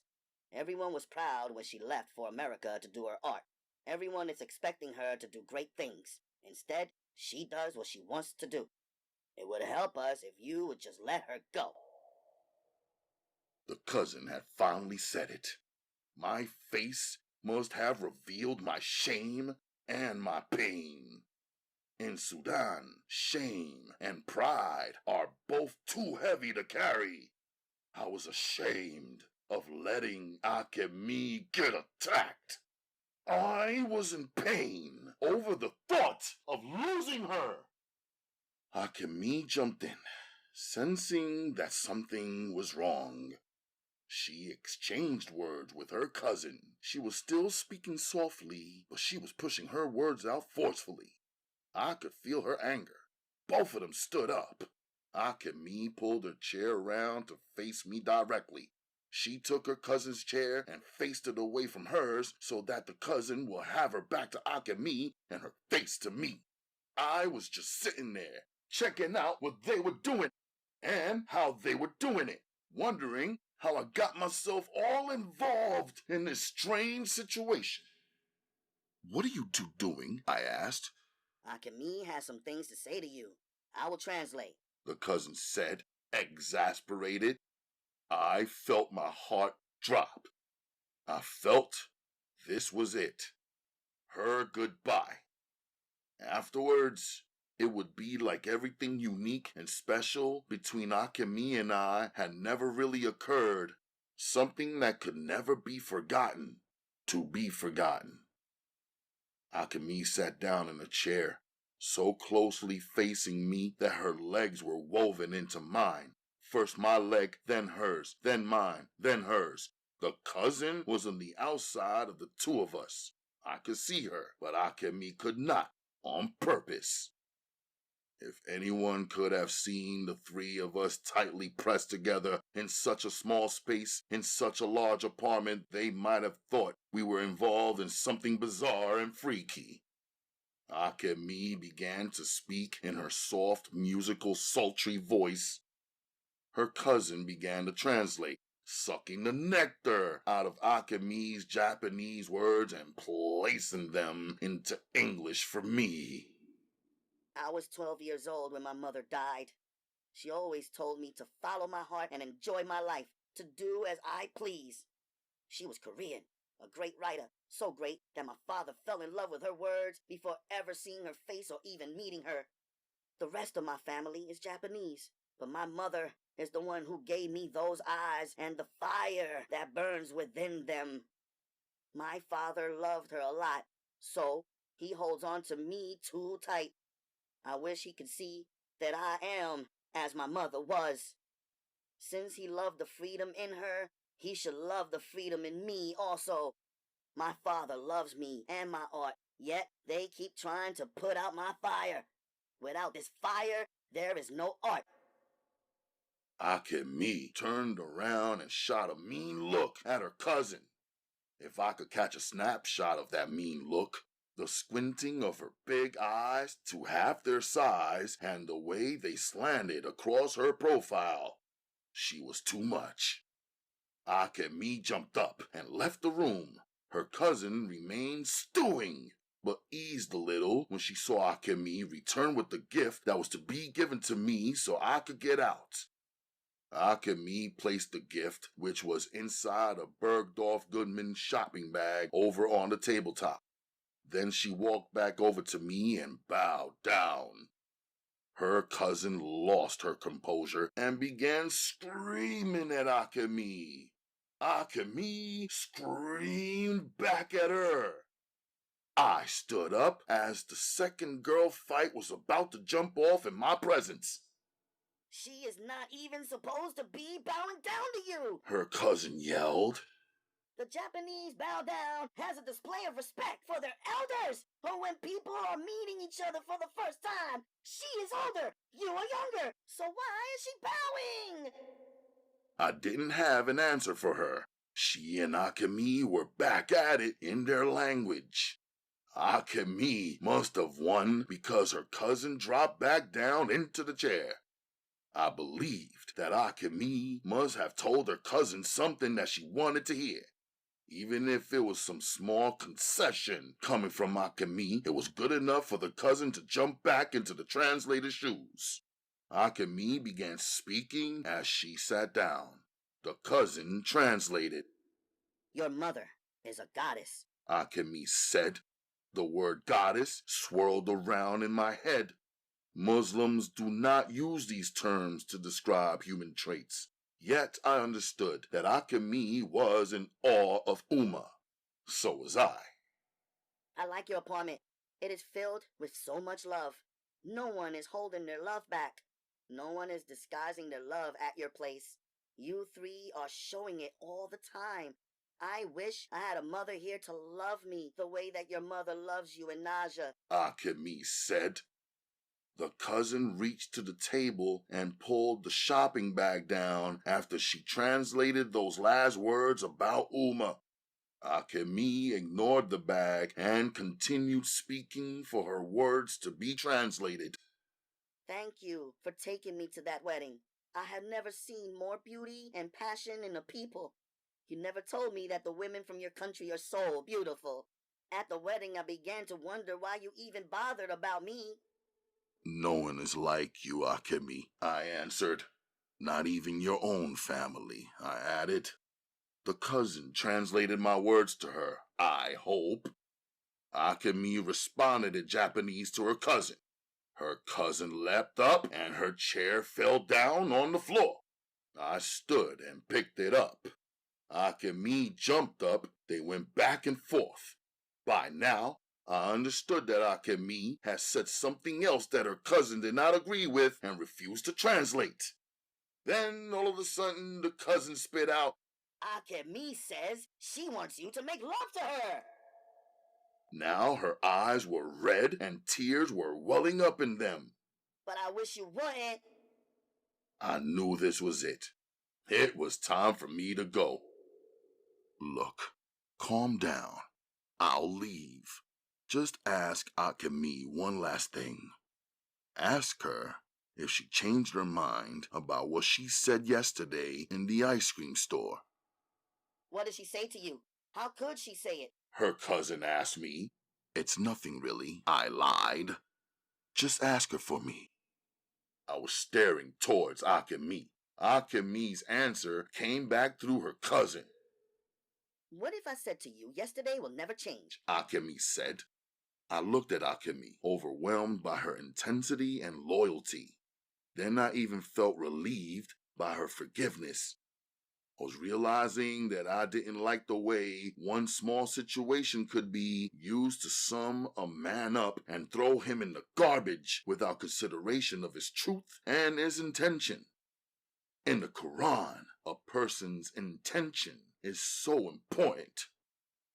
For the sake of her cousin, the only one who stood in between myself and Akemi's uncle, whose home I was standing in, I accepted the gift, picking up the shopping bag, and said, Sayonara, walking across the floor to climb the stairs to leave out. Akemi called out something. I looked back. She was holding a knife in her hand. I dropped the bag and jumped to her. In one quick wave of her hand, she cut her hair off.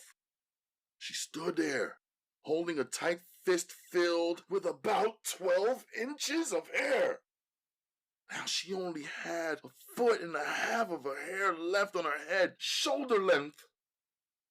She tied the bundle in her hand into a slip knot, as I had once done for her. She tossed the tied bundle of hair across the room, and it fell right into the shopping bag. Word life, I didn't know what the was going on. Was this some Asian tradition or just a woman thing? I don't know. I took the knife from her hand and tossed it to the floor. I pulled Akemi into me and kissed her. She relaxed some and seemed relieved. Maybe she and I were both believing that the other would quit trying. In my embrace, her body felt soft and warm. She was using her tongue to convince me to stay. Her cousin stormed up the stairs. I picked up the shopping bag and followed her and left out before she rang the alarm. The phone call to her uncle, or the real one. Walking out through the Queen's residences, the white sun lighting up the light blue sky, I saw a couple of signs lodged on lawns. House for sale. While my family could not afford even this middle-class New York neighborhood, the for sale signs jarred my memory of the fact that Uma, Naja, and I were supposed to go looking at potential homes today. And I had promised to teach Naja some lessons also. It is family day. Then my mind drifted back to Akemi. After the scene in her basement apartment, I knew that realistically, I would need to have some suitable housing in place soon in case she ended up thrown out of the good graces of her family. Also, because to take a wife, I should have shelter set up for her. I smiled as I thought of how Akemi was saying she liked our apartment in the hood. Maybe Fawzi was right. A woman in love will follow her man even into a mud hut.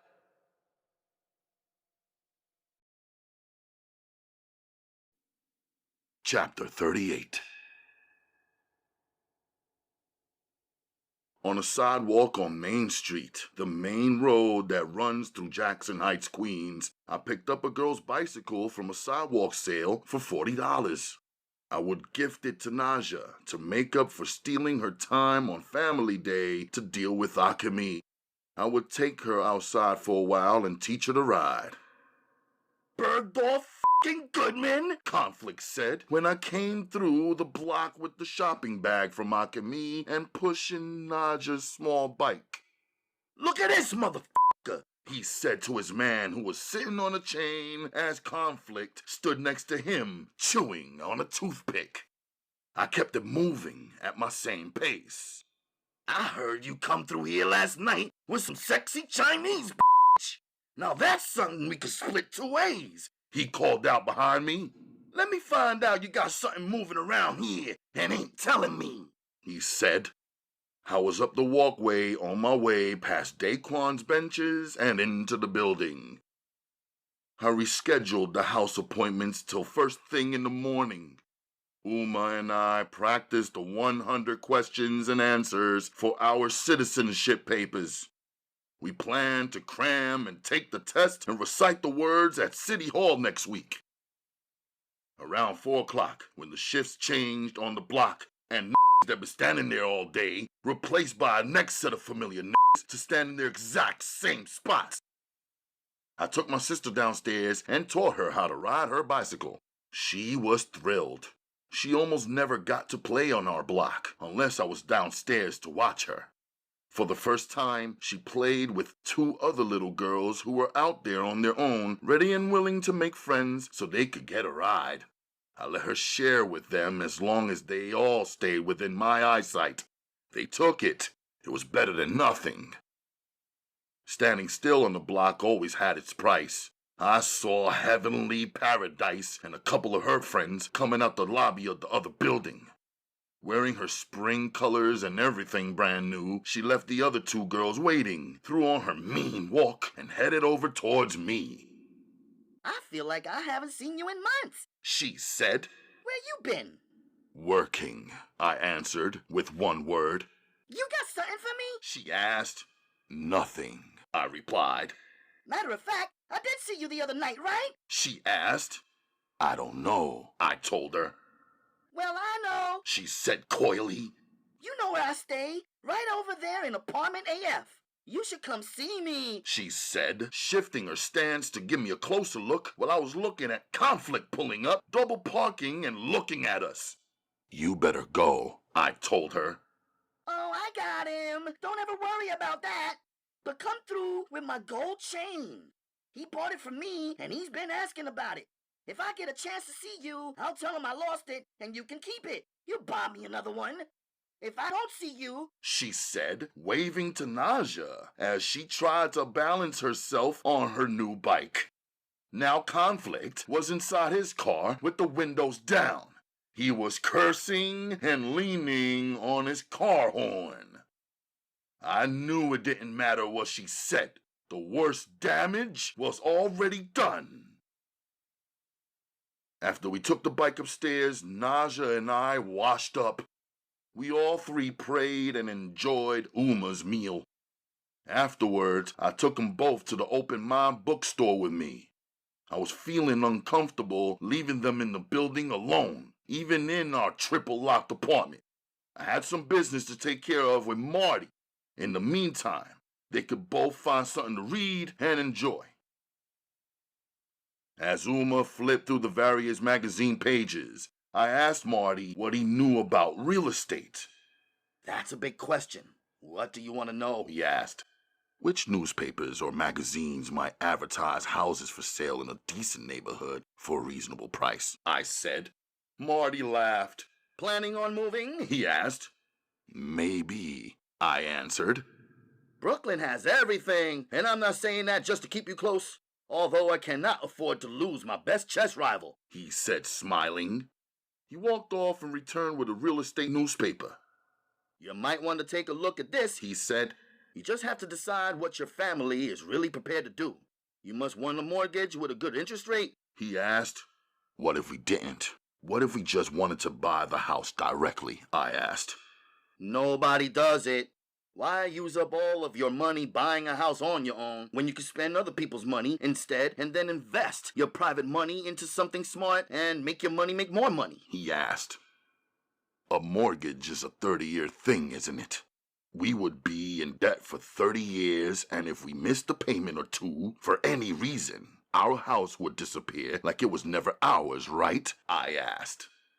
Right you are. It's the American way. He was laughing, but I needed him to take me seriously. There are other options, He said. You can rent to own. You could find an owner who is willing to sell you his house, but the owner rents it to you instead and applies a certain percentage of your rent payment to the overall purchase price of his house.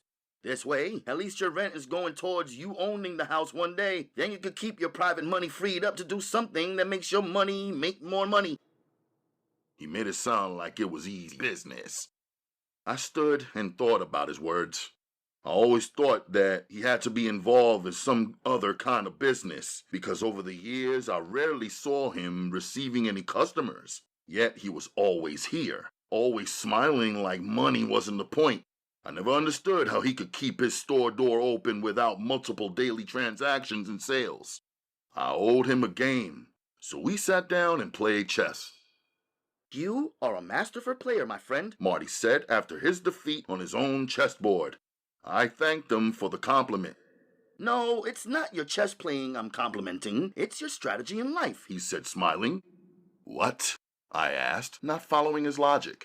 Well, I won 3 games and you won 3 games. He pointed out. I won the last 3 games in the last 3 weeks. I corrected him. Yes, and today you brought your queen along with you to my palace. You knew that no man could concentrate with a beauty like her in the midst.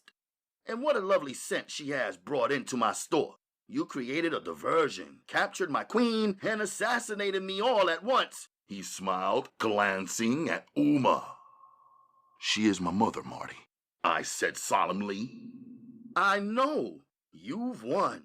So don't show off, He said, resting his hand on my shoulder. I paid for Naja's 2 books. Don't forget my order, I reminded Marty. Put a rush on it, I pressed. If there's a book in the universe that I can't find, then I'm not Marty Bookbinder. We recited the last part together.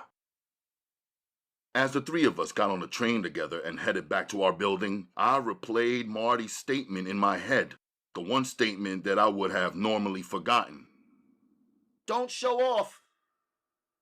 It was crazy to me, how I make it my business to mind my business, to lay low, to keep my mouth closed, to play my cards straight. But somehow, people, all kinds of people, still think I'm showing off and shining. How could I dim my light? How does a youth keep from shining when it's a natural thing? And why isn't it enough that I don't mess with nobody else's women, money, or things? Still, men wanted to have their things and my things too. Wars are made like this. Late that night, I put on my black khakis, my black boots, my black tee, my black gloves, and my black hoodie. From the rooftop, I watched my block. I needed to know how this cat was moving this week and where his most recent weak spots were located. All kinds came and went. Cops, strippers coming home from squeeze, jugglers, scramblers, dealers, regular night shift workers. When Conflict's black Camry Benz pulled up and parked, I could see a male approach his car and lean in to talk with him, but I couldn't tell who it was. So I headed down. I knew he would sit in his car and run his mouth because he was the type who could never say anything just once and never considered just shutting the up anyway. On the ground level, I exited the building, shot straight across to Heavenly's building, opened the elevator door, and pressed every button so the elevator would stop on every floor. When Conflict came up the stairs from the ground floor, he was cursing. Wait till I catch the little motherfuckers who busted a light! When he came around the wall separating the second floor from the third, I plunged my kunai down into the top of his head. He never saw the tiny and extremely sharp long blade. The ice pick-like weapon pushed through his scalp like it was pound cake and into his brain on the space where his brain was to be at. I twisted it one good time, dropped down onto the stairs, spilling his Chinese fried rice and rib tips and dropping his 9mm. These were the things he was holding before death made his muscles relax. He must have been suspicious about the fact that someone had busted all 8 light bulbs on all 8 flights of stairs leading into his heaven. That must have been why he had his gun drawn. I flicked the small key light I carried on my keychain and checked his face. If only he could see how uncool he looked, he would have been disappointed in himself. Next, I saw just a tiny droplet of blood falling down onto his forehead. Only the amount that could fit through the small hole in his head, which was still jammed with the kunai. I pulled my kunai out. I stepped around his body and disappeared. The whole caper had been executed without my hands or my gloves ever touching his body. He had so many enemies anyway. I'd let the authorities kill themselves trying to figure it out if they even wanted to bother. Chapter 39.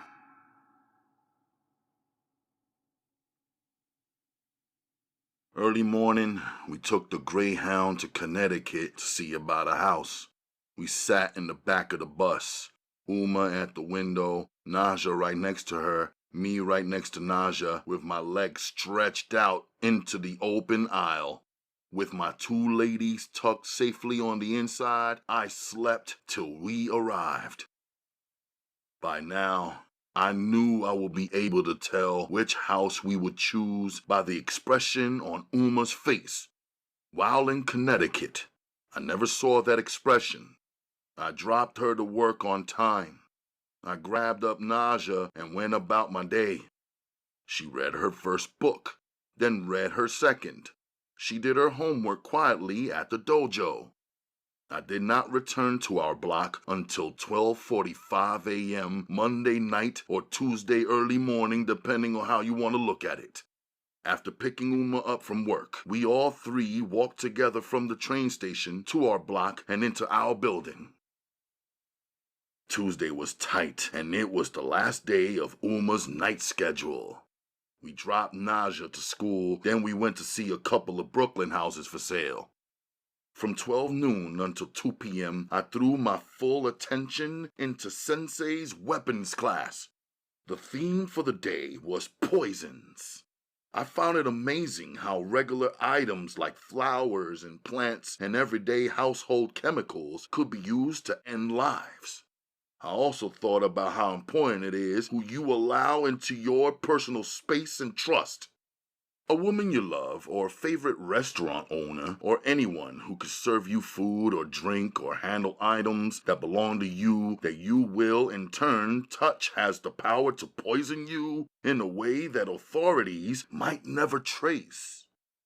I thought of Uma, who was a woman of herbs, oils, potions, and elixirs. Most of them contained ingredients that could be considered secret in the sense that she was the only one who knew about them, their portions and combinations and effects. I knew she probably already understood and knew the power of natural poisons, which were some of the lessons Sensei was giving today. I thought of Naja. She wanted me to train her in self-defense.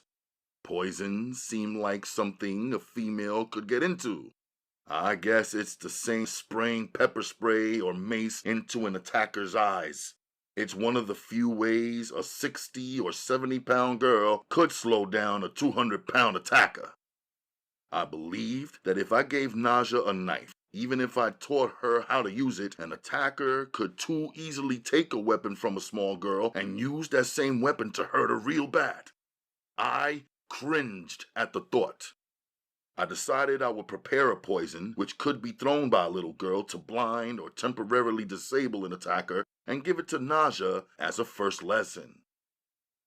Later, when I thought about all of the beautiful flowers like the African lily or the white oleander and the wedding flowers I ordered myself, I thought about heavenly paradise. How she talks so nice, dressed so nice, could look so nice like a blossoming flower, and be so poisonous on the inside.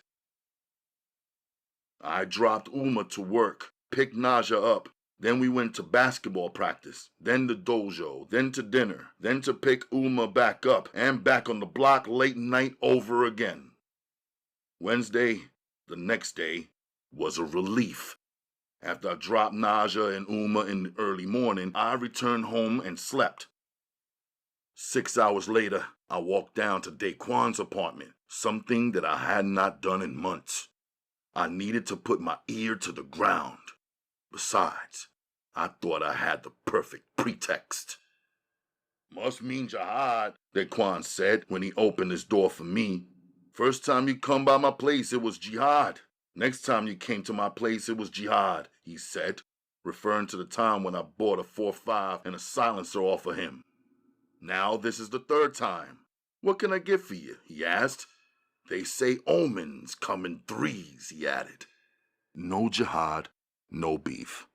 I stopped by to put you up on something. You know I'm playing ball over at... I told him the whole rundown on the teen league minus the money involved and about the upcoming scrimmage on Friday night. I thought you might want to check it out. There might be some business opportunities, some heavy players out. You know what I mean, I said. Yeah, I know about the Hustlers League, but not about the junior division. You should have told me sooner. I would have put my brothers in it. I turned like I was leaving. So what you think about this shit with our man Conflict? He asked me. I turned back. What's new with that cat? I asked. He returned to the Essence Sunday night. Dead, Daquan said, looking at me in the face for my reaction. But I knew better than to seem sad, happy, or even concerned. Daquan knew I didn't like that sucker. I knew Daquan didn't really like his either. Matter of fact, there was a bunch of cats that hated that dumb tyrant and only affiliated with him because he was Superior's brother. That must have freed up some of your money then, right? I said. Daquan smiled. You a cold motherfucker, he said. Not as cold as you, I answered. He gave me £1. So, you coming to the game? I asked, like it really mattered. I, of course, knew that Daquan loved games. Any type of game where men competed and somebody got conquered fair and square. Shit, I want to, but the wake is Friday night. Everybody from around here gonna be there double checking to make sure that is really in the box, Daquan laughed. I didn't. Plus, Superior will be checking to see who pays their respects. Alright, man, do what you gotta do. Check the box, then roll through at halftime. The game should be crazy, I said. As I reached for the door to leave, Daquan said, You came a long way from Sandals. I see you every day chilling. I'm proud to see you shining. I like to think I had something to do with that. You left me no other choice, I said solemnly. I guess I owe you some appreciation, I said. Thanks, man. Gave him £1. He wanted a hug. We embraced, and I left. Outside, I saw Conflict's parked Camry Benz. It was dirty, bird shit everywhere, with 3 parking tickets placed under the wiper.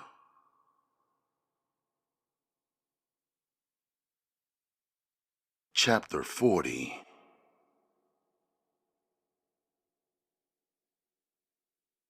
Wednesday night at the dojo, me, Amir, and Chris got to talk. It was the first time this week I had showed up without Naja and didn't have to pick up Uma late at night. Her work schedule was back to normal.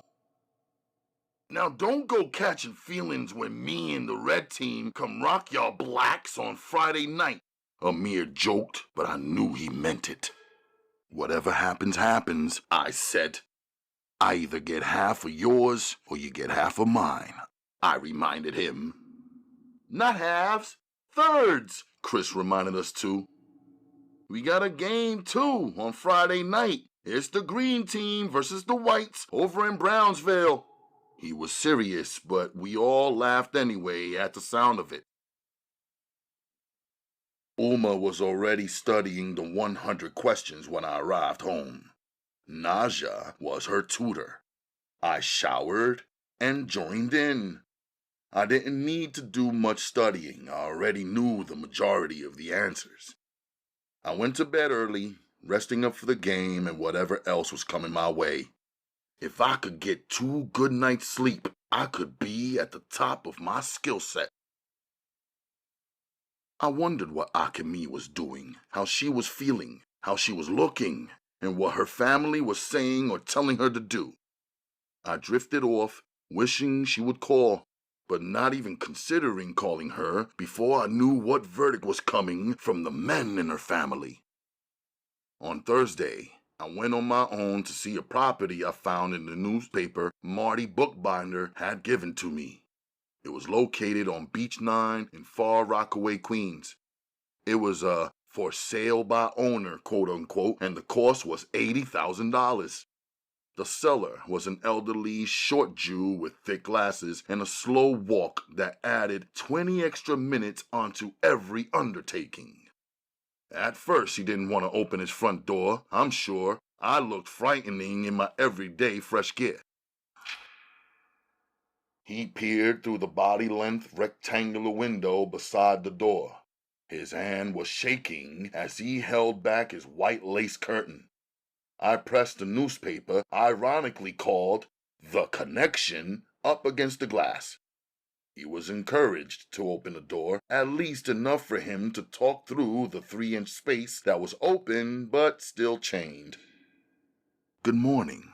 I saw your advertisement for a house for sale in this newspaper. I'm the one who called and made the 11 a.m. appointment." "Well, it's 11 a.m. now and I'm here," I said politely. Who gave you this paper? He asked. "What paper?" I asked. The newspaper. He responded like he was quick and I was slow. Marty Bookbinder. He's a friend of mine. But the paper is on sale to the general public at Marty's bookstore," I said. He slid the chain off. Come in, he said, as though I had suddenly given the correct password. Automatically, I hated the furniture and the stale smell of the place. It was a house that had, more than anything, been lived in. There were things packed up and piled up everywhere in uneven stacks in every room. I loved the house. There were 3 bedrooms, a small study, a living room with a fireplace, a small dining room, 2.5 bathrooms, and a basement. The paneling in the basement was old and out of style. But the basement was finished and even had a small kitchenette. I couldn't really see the kitchen, which was so small you could miss it if you didn't look hard. But because they had boxes and papers stacked even on the counters and floors in there. There was a backyard, about 50 feet by 50 feet. More importantly, there was a fence. There was an unused clothing line I knew Uma would like, and a deck where a family could chill and grill or just read a book. It had electric heat and no central air conditioning, but the owner had a big antique air conditioner in his bedroom window, which he claimed worked well, but he would be leaving it behind.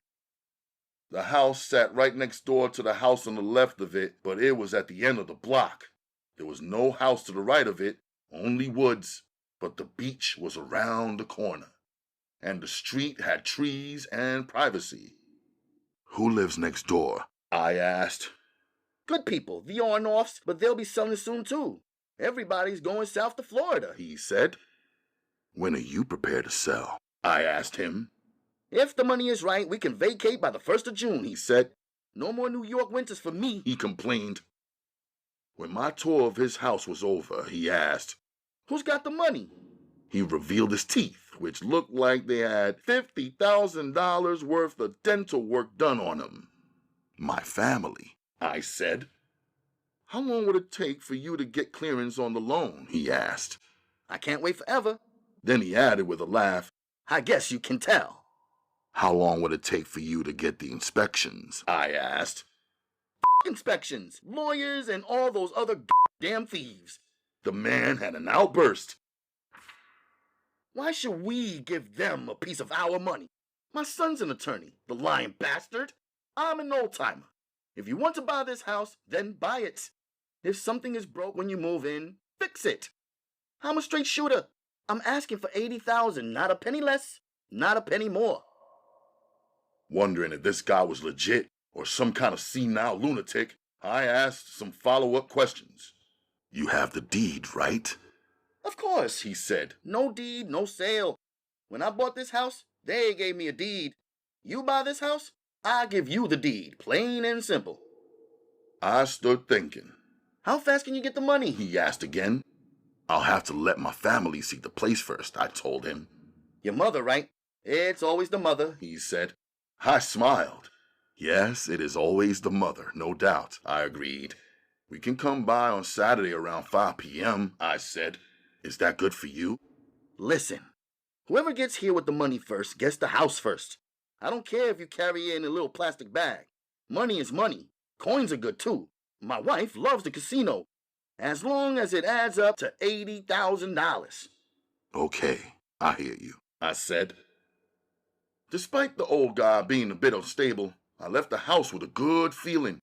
If I could get a comfortable expression on Uma's face, we could buy it. Although in the back of my mind, I was thinking how once we paid out the 80 grand plus whatever side expenses it involved, we would not have 1 penny savings left in our Uma Designs account. I would only have my small savings and Uma's jewelry as collateral or emergency fund. I also thought about the rent-to-buy option, quote-unquote. Yet, I knew this wasn't available with this guy who obviously had a little bit of time left and big plans for the money from the sale of his little outdated home.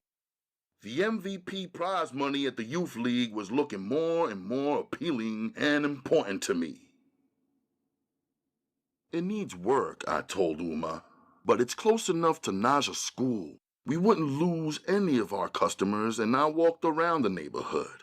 It's mostly older Jewish people, mostly quiet. The backyard is all weeds, but once you put your touch to it, everything will blossom. I know it. And what about Akemi? Will she like it? Uma asked. Akemi likes me. I guess that's good enough, I said, smiling. Ooh, Uma said. you must be right. She was smiling. You are both artists. Eventually, the house will become too small to be home to 2 tremendous talents. But for now, we can make it work, I told Uma. We agreed on Saturday at 4:30 p.m. for a visit. I imagined that no one else would rush there with 80 grand stuffed inside a hefty for the old man. Chapter 41. Friday, I felt powerful, well-rested, and optimistic. I raised up early, showered, and then placed my head to the floor in prayer. When I walked past Akemi's family store, the metal gate was only halfway up. All day long working at Cho's, I looked out for Akemi. By noon, Cho's store was crowded with customers. From noon to 2, I watched for her to do her sneaky walk-by. By 3 p.m., Quentin time, I felt bad that she didn't show. Of course, I wanted to rush into her uncle's store, charge into the back room and grab my girl, and dash out their door and never return. But I knew better. My one big up, the beatdown and bruises, had placed her family ahead of me in some way. I wouldn't worry. She said she loved me, and I knew she did. Tomorrow, I told myself, she'll show tomorrow. We'll go see the house together, Uma, Akemi, Naja, and me, Souljah. Locking my apartment door, leaving Uma and Naja and my longing for Akemi on the inside, I made my way to the game. Now it was about total concentration. A sold-out concert. That's what the park was like. All the spaces and seats on the outdoor bleachers were taken. on both sides and down front as far as they could reach without interfering with our game. The fans stood shoulder to shoulder. Real hustlers in new rides parked all around the perimeter. Little boys, preteens, waiting for their chance to rock and shine, hung from the fences like monkeys so they could see past all the adults who wouldn't let them squeeze in. Everybody was cleaned up nice like a fashion show, the models and the onlookers. There was music, all kinds of music. None of it official by a hired-out DJ. Instead, it was one man's musical tastes battling the next man's musical tastes. No one was selling franks or peanuts and popcorn like the garden, but people were brown bagging beers. The smell of herb made ghetto clouds, and the females was swinging hard 'cause they smelled money. Coach Vega was amped all the way up like a coke fiend, but he was drug-free and hell-bent on his squad making him look good. It was the first time we ever seen him not wearing anything with the color red in it. He was dressed up more so for the after party, or in his mind, the victory celebration. He had enough cologne on for all the dudes seated in the first row of both bleachers. I swear I doubted this cat had ever played basketball himself. But he was 3 parts: passion, personality, and style. And for whatever it was worth, he made every member of our team feel like he gave a for real. We warmed up. The red team showed up looking like a bunch of niggas in a lineup. They had 11 players, not 12, and about 75 people trailing behind them, going nowhere because there wasn't more seats available. Their rowdiness caused a melee. It took about 5 to 7 minutes to clear it up. Amir was in the middle of everything. All I could think was, that's all he needed. These people are like gasoline to his match, and he was loving it. I slapped myself in the head to jar me out of friendship mode. I came to play. I came to win. And somebody had to leave defeated, no doubt. After the first quarter, I had the whole schematic figured out. Based on Amir's funny stories about his teammates, I pegged who didn't like who was hogging, who was hating, and so on. In our huddle, I put Panama up on a setup. I would take care of their captain Amir. He would check their number 2-man specialist, and we would leave their man Noodles wide open 'cause he was no good. Panama accepted the plan, then told me he was gonna break their center's eyeglasses 'cause he couldn't see without 'em. Then we would have 2 men on the court that posed no problem at all. Vega paced but didn't interfere. The crowd hung on our every move. A lot of showboating went down, but by the end of the game it was 87 to 69 our favor. Panama accidentally, quote-unquote, broke the glasses and pulled down 28 points. I pulled down 34. The rest of our team stepped up and did their thing as well. We got some instant cheerleaders stomping on the court. Female teams made up a team song on the spot with their t-shirts flipped over and pulled down to make halter tops, tight jeans, cutoffs, and miniskirts. They cheered and bounced for us, the hook ringing throughout the park. 'Cause we're black. Hey, and we dominate. Whoa. Vega had us in a tight pack. He was trying to set up the after celebration, but cats were telling him they wanted to scoop up the girls and go their separate ways. Panama leaned on cats that we could scoop up the girlies tomorrow at the jam. It should just be the fellas tonight. I was looking over the red team. They were in the process of blaming one another and f***ing each other up before they even got all the way off the court. Amir wasn't running no risks. He was off to the side, had his arms around 2 girls and his back towards me. I told my team, we did good, but this wasn't even officially game 1. We gotta keep the pressure on them. On who? Mateo, one of our team members, asked me. On every team we play, I answered, feeling the rush of adrenaline. Vega threw his arm around me. Vega, me, and the whole team walked. I told the coach I had to go to work early in the morning, so I had to break out. It didn't help my story that Bangs was standing beneath the lamppost in a sparkling white tee that said midnight in bold blue letters plastered over her 34 Ds. Panama looked, smiled, and said, "I see where you're headed and I understand." He laughed, his gold frames around his white teeth standing out. I walked over to Bangs. I would have been crazy not to. "I can't believe you're standing still," I said. I got 3 minutes before I start running. She smiled now, shifting her pretty legs back and forth and her deep dish dimples spread. I know you're gonna walk with me home, right? She smiled again. "Of course," I told her, bouncing my ball. Did you tell your girlfriend about me? She asked. "What's there to tell?" I teased. Don't break my heart. She said. And when you smile, look the other way. My eyes and my heart can't take it. She placed her hand on my face and mushed it in the other direction away from her. "What do you want to do, Bangs?" I asked her, stupidly believing that if I stepped up, she would take some steps back. I want to do whatever you doing, she said, and smiled again. You should see me at my house laying on my bed, wondering where you at and why you ain't calling and what you doing now and who you doing it with. She would pull on a new finger with each question she was wondering about. "Don't you have anything better to do?" I asked her.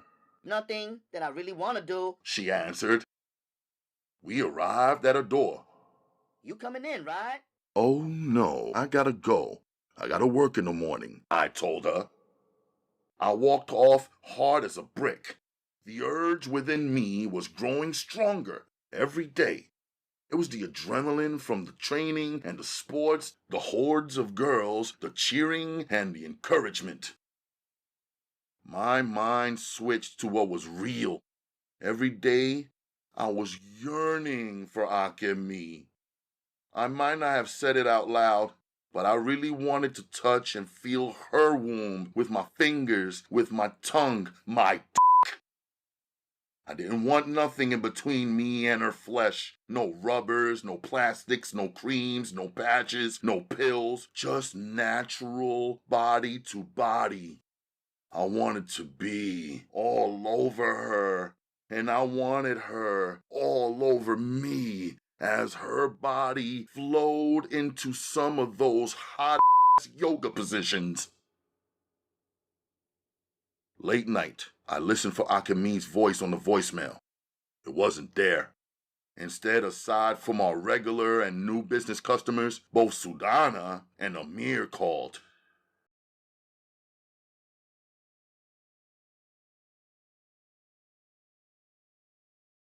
"Good game," Amir said when I called him back.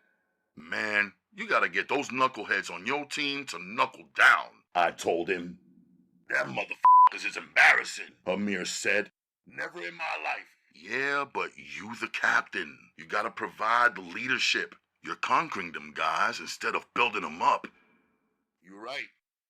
I gotta go, man. Check you Monday night. I got a Slimmy on my side," he said. Saturday, there was no Akemi in sight. I was feeling miserable now. It had been 7 days and 6 nights, and I couldn't hear a word from her. I called her house knowing her uncle wasn't home and therefore wouldn't pick up the phone. I knew he was right down the street in his store. Her phone rang and rang and rang. I called her cousin's house knowing I shouldn't, but I did anyway. "Is Akemi there?" I asked. No, she doesn't live here, as you know, her cousin said smartly. I took a deep breath, knowing that I wouldn't get nowhere fighting the cousin, so I tried to be easy. "Listen, I know you're mad with me, but I really love Akemi. I just want you to tell me if she's okay and what's happening, that's it." She's okay, the cousin said, softening a bit. I didn't respond. I figured I'd give her space to talk if she was willing. She's locked up in her art studio. There's no phone in there. She's mad at all of us because of you.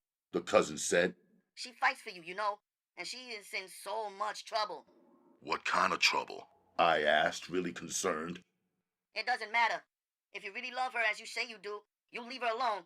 She has work to do. She has to finish up her projects for the show. She said. It's a big deal, You act like it's nothing, but it's everything to her father. So that's what you decided, huh? I asked. I decided? She asked. Yeah, you're the one making all the decisions. You're the one speaking to everybody. Me, Alchemy, all the families. You're in control. I see that now, I said, leaning on her. Oh, believe me, Alchemy does whatever she wants to do. She knows where you are, doesn't she? If she's not coming around, maybe she doesn't want to anymore. Her cousin said, sounding pissy. You got it, I said. My bad. Sorry to bother you. Later. I hung up. Chapter 42. Uma's facial expression finally said yes. Naja said, It's gonna take us a year to clean this mess up and paint these walls, and it stinks here. she was right. We'll have to let a lawyer look at the paperwork first, I told the old man. It's your money. Spend it how you like. The first one who gets here with... I know. We'll contact you first thing next week, I promised. At home, we sat on the floor reviewing the paperwork and organizing the details of the steps we needed to take before purchasing the house. We both wished that we could finalize the purchase of the house, yet we both know from experience that only fools rush in. A lawyer would cost some fee. However, a good lawyer might save a lot of agony in the long run. Afterwards, we studied the 100 questions, agreeing that we would go through the citizenship ceremony on this upcoming Wednesday. It would be nice to have the citizenship in place prior to the purchase of the new home. Chapter 43. Chris called. Me and Amir are going up to that party at the high school tonight where the black team practices, he said. You want to meet us over there? He asked. What time y'all running through? I asked. About 10 p.m. tonight. It ends at 1. You know how it is, he said. I'll be there at 10. Y'all be easy till I get there, I told him. We got it, he said. Yo, my team won, did you hear? I knew you would, I said. You'll keep winning until you meet the blacks, I said. We both laughed. The beats in the music were so powerful, I could feel them vibrating in my chest. It was dark like nighttime inside of there. Only the light from the DJ booth and a random beam from the flashlight of the 4 or so chaperones had any impact on the darkness. Looked like every team in Brooklyn was packed in the space of the gym. Each person was body to body, booty to booty, for real. I stood still in the crowd, waiting for my eyes to adjust to the darkness, smelling hairsprays and perfumes and oils and sweats. The DJ threw on a Dougie Fresh Slick Rick joint, and the crowd jerked like a train pulling off from the station. It was a good feeling in the atmosphere. I walked around looking for my boys, but there were at least 250 cats up in there and 300 girls. By the time I walked all the way to the far wall, I still hadn't seen them. Bangs was there, though. She found me before I found her. The DJ threw on some sexy song named Doing It by a black chick who sounded like she was fucking and rhyming at the same time. 500 hips were grinding simultaneously.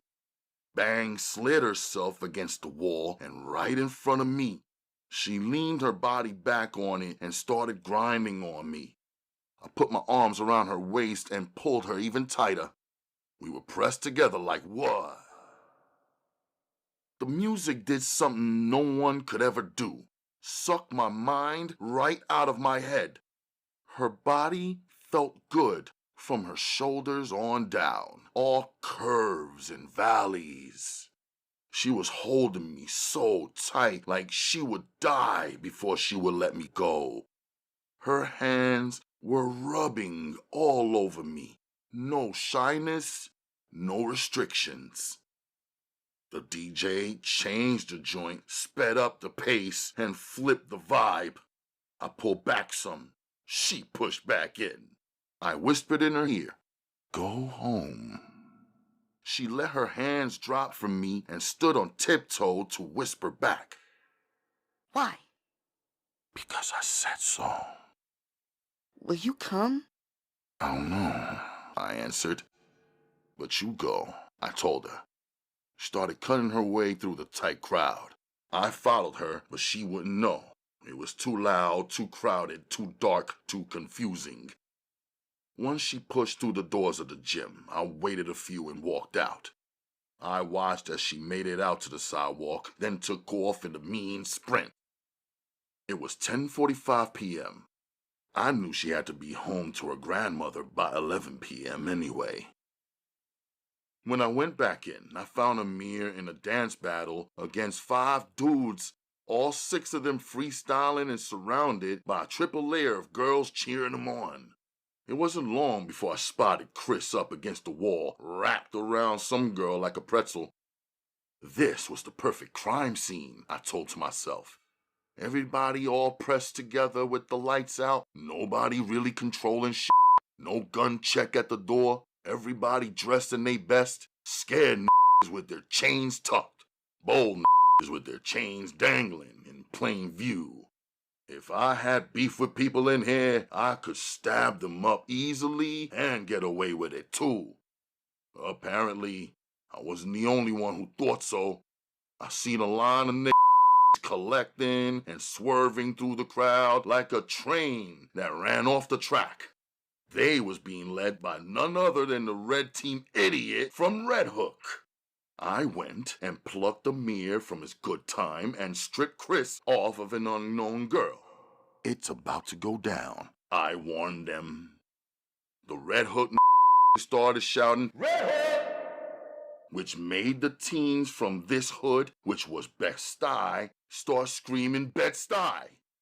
Brownsville spoke up, then East New York signing off with a crazy, loud, unruly crew. People started pushing and splitting up. "Come on," I told Chris and Amir. They followed me. Before we could get to the door, a fight broke out. Some change got snatched. The Red Hook knocked a couple of people over, then shot through the doors with the jewels. A crowd of hundreds got panicked, and everybody tried to stuff themselves through the gym doors at the same time. The sirens were screaming and police lights were spinning by the time we hit the open air. Everybody started running. I mean flying and jetting and zigzagging. Chris and Amir was gone, and so was I. The cop cars were accumulating, careless and confused. As I ran down the dark path to Bangs' window, I heard 8 Glock shots let off.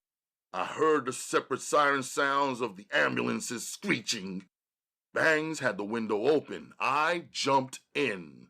The lights were off in her room. I closed the window and felt around for the window lock. It's at the top, but it's broke, she said. I sat down on the floor where she was at. It was warm inside.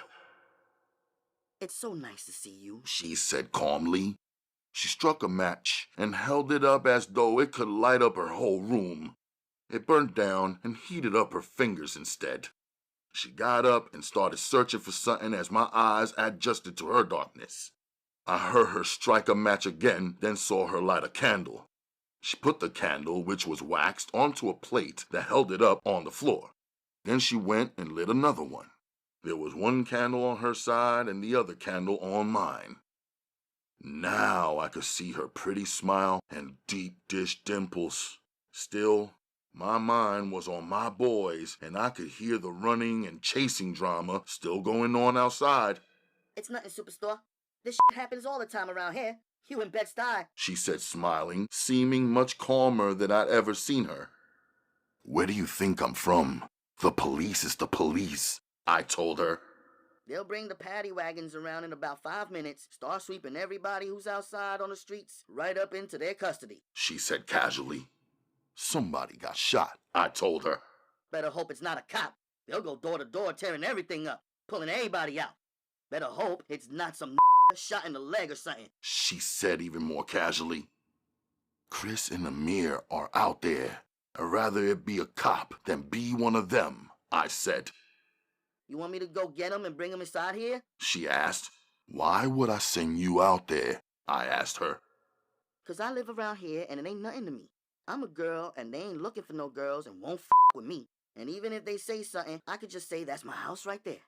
All they gonna say is, Well, get inside and stay inside for the rest of the night, she said softly. Damn, How many times did this happen to you? I asked her. it doesn't happen to me. It happens around here. That's what I'm saying.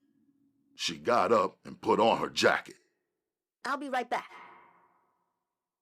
In 10 minutes, she came back.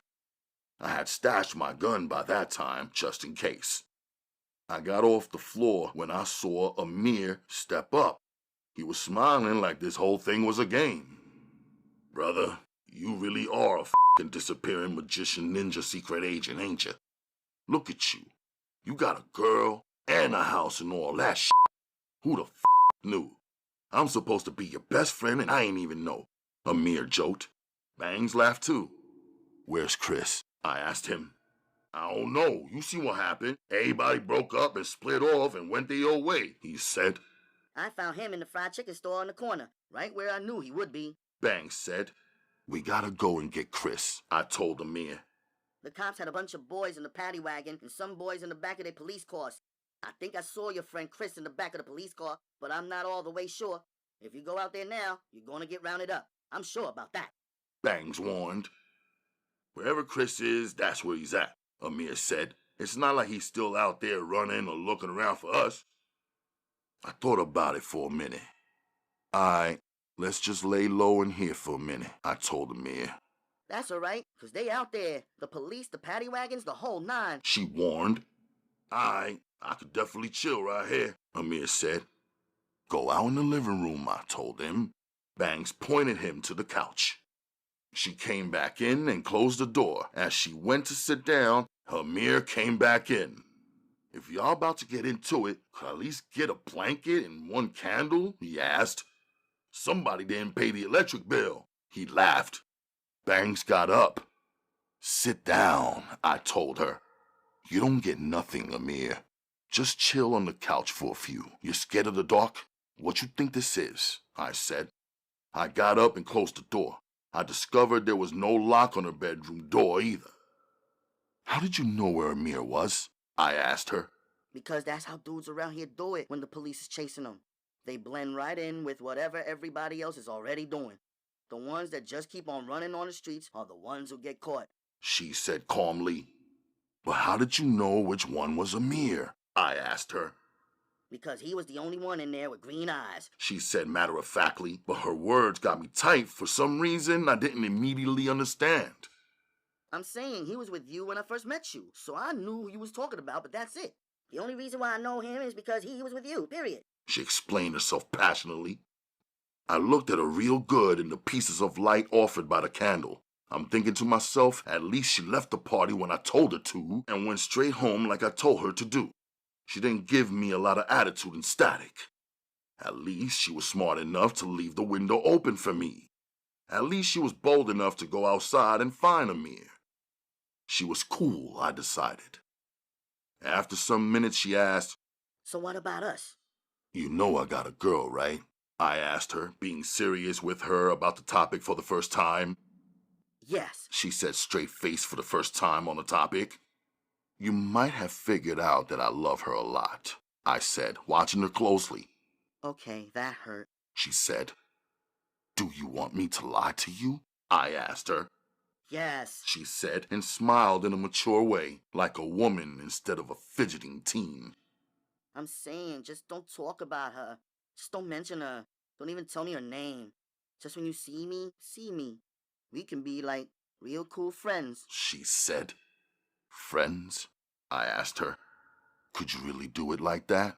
I asked her again. Could you and me really only be friends? I pressed her.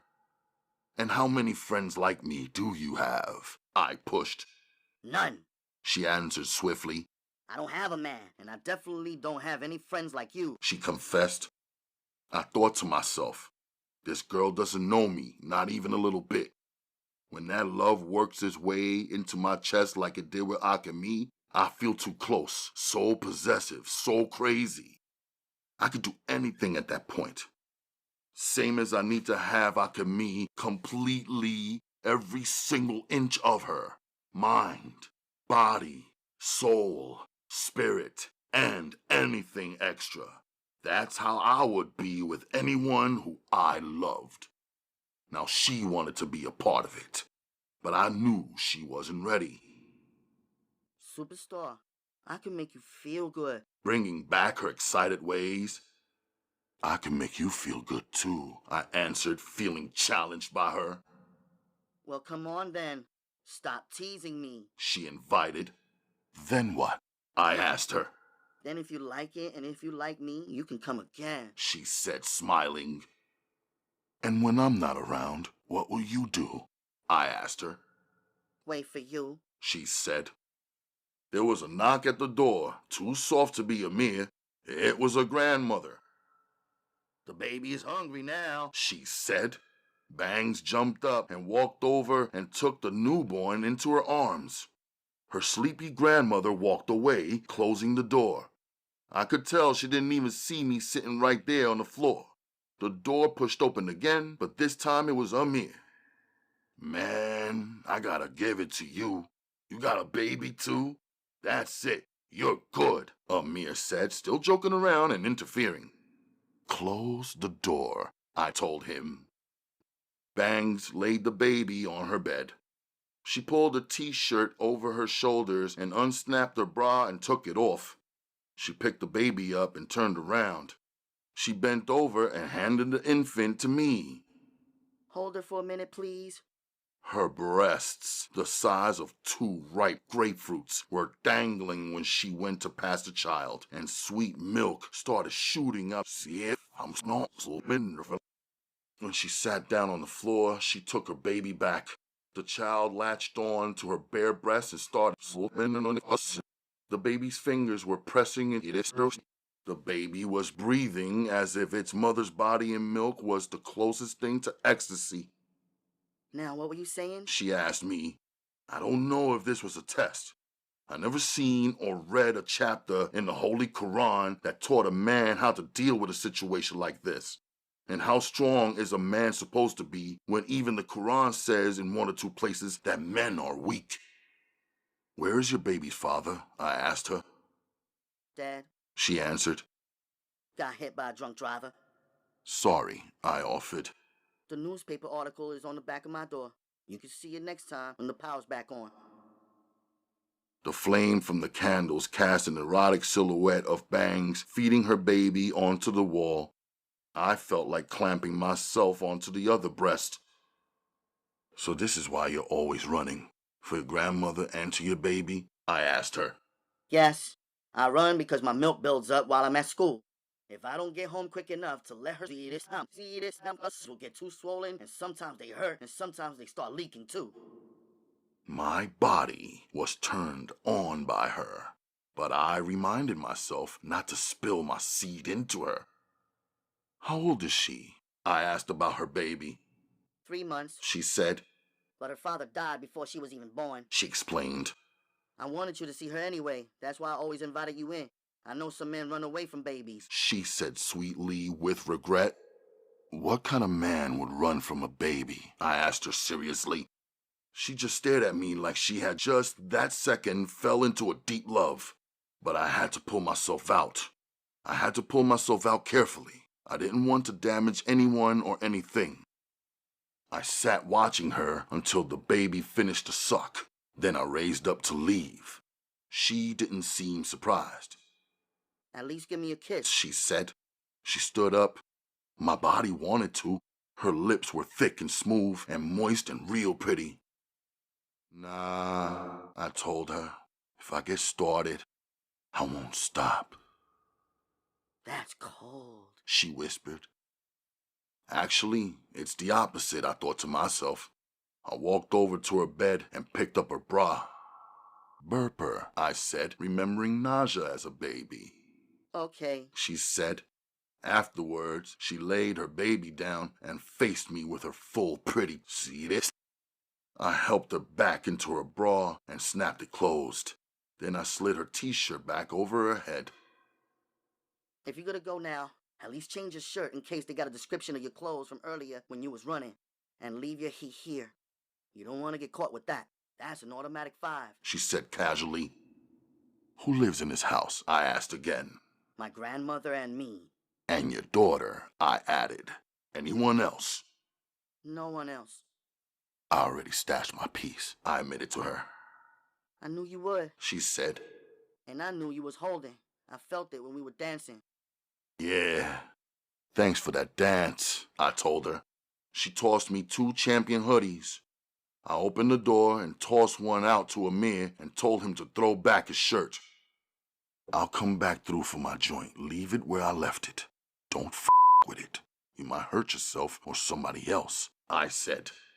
And thanks for looking out. I appreciate it, really. When you coming back? she asked, her eyes and her body calling me. When I come back, I told her. Like you said, you'll wait for me.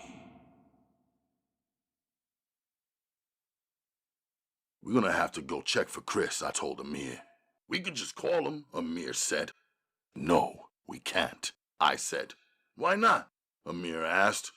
Because let's say he got away and made his way back home. If we call at 2 o'clock in the morning, then by ringing the phone, we are blowing up his spot with his father. Let's say he didn't make it home. Well, we don't know where he is, and even if he's okay, then we would still be blowing up his spot with his father. Or say he had already called his father and told him one thing, then we call and... Damn, I get it, Amir said. We'll head up to his father's church in the morning. If Chris is okay, that's where he'll be. A Muslim and a 5%er in the church? Amir doubted. Man, if something happened to me, wouldn't you come looking for me no matter where I was at? I asked him. No doubt, he answered. As we walked swiftly yet calmly through the streets of Bed-Stuy, headed for the train station, we were both silent, trapped in the thoughts in our heads. I told myself I should make a prayer for Chris. If anything happened to him, I will feel personally responsible. Brother, Amir said, breaking the silence, that's a nice piece you got back there. I could see why you hit her. He was referring to Bangs. I didn't say nothing in response. Commenting on other men's women is purely an American thing.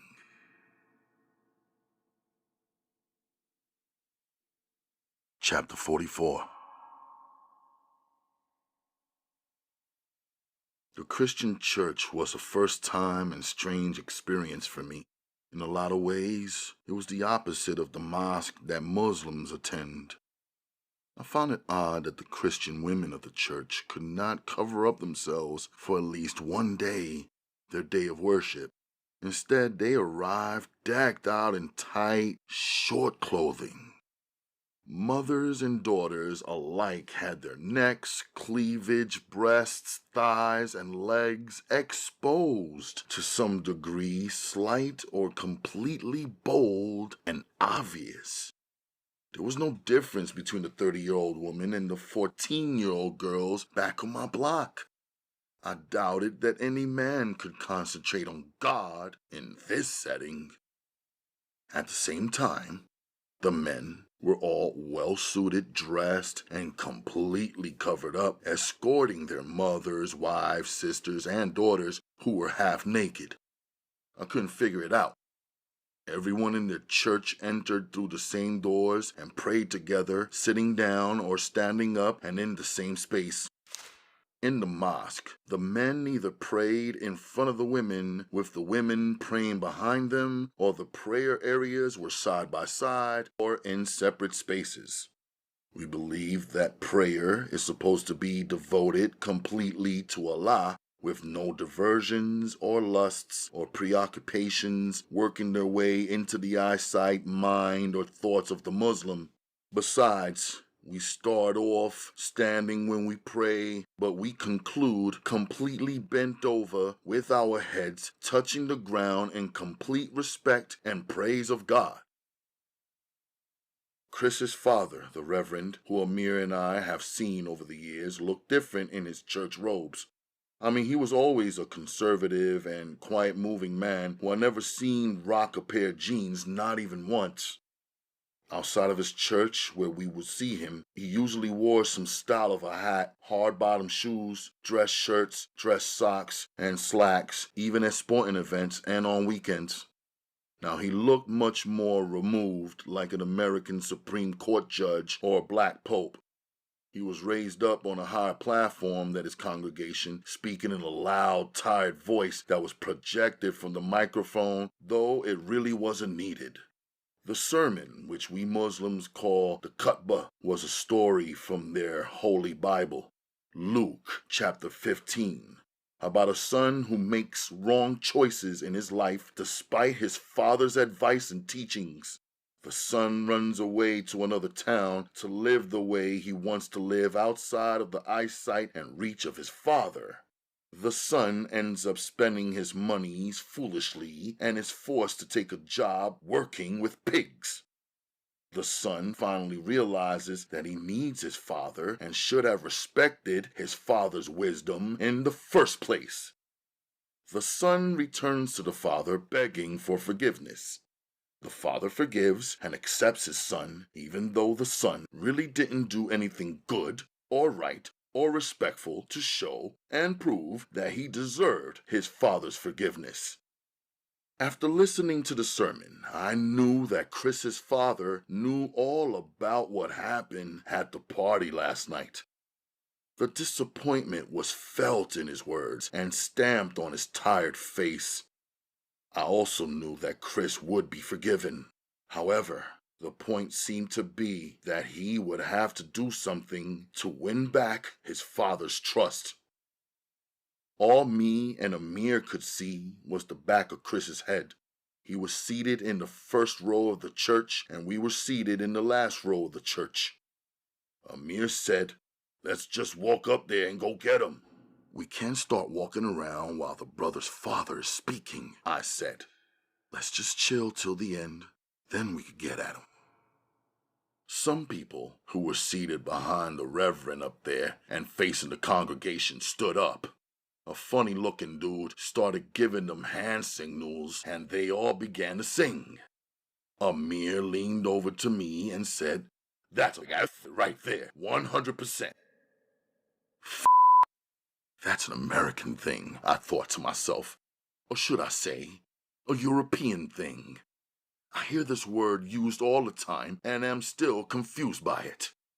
I was only sure that we didn't have no quote-unquote, back home where I come from.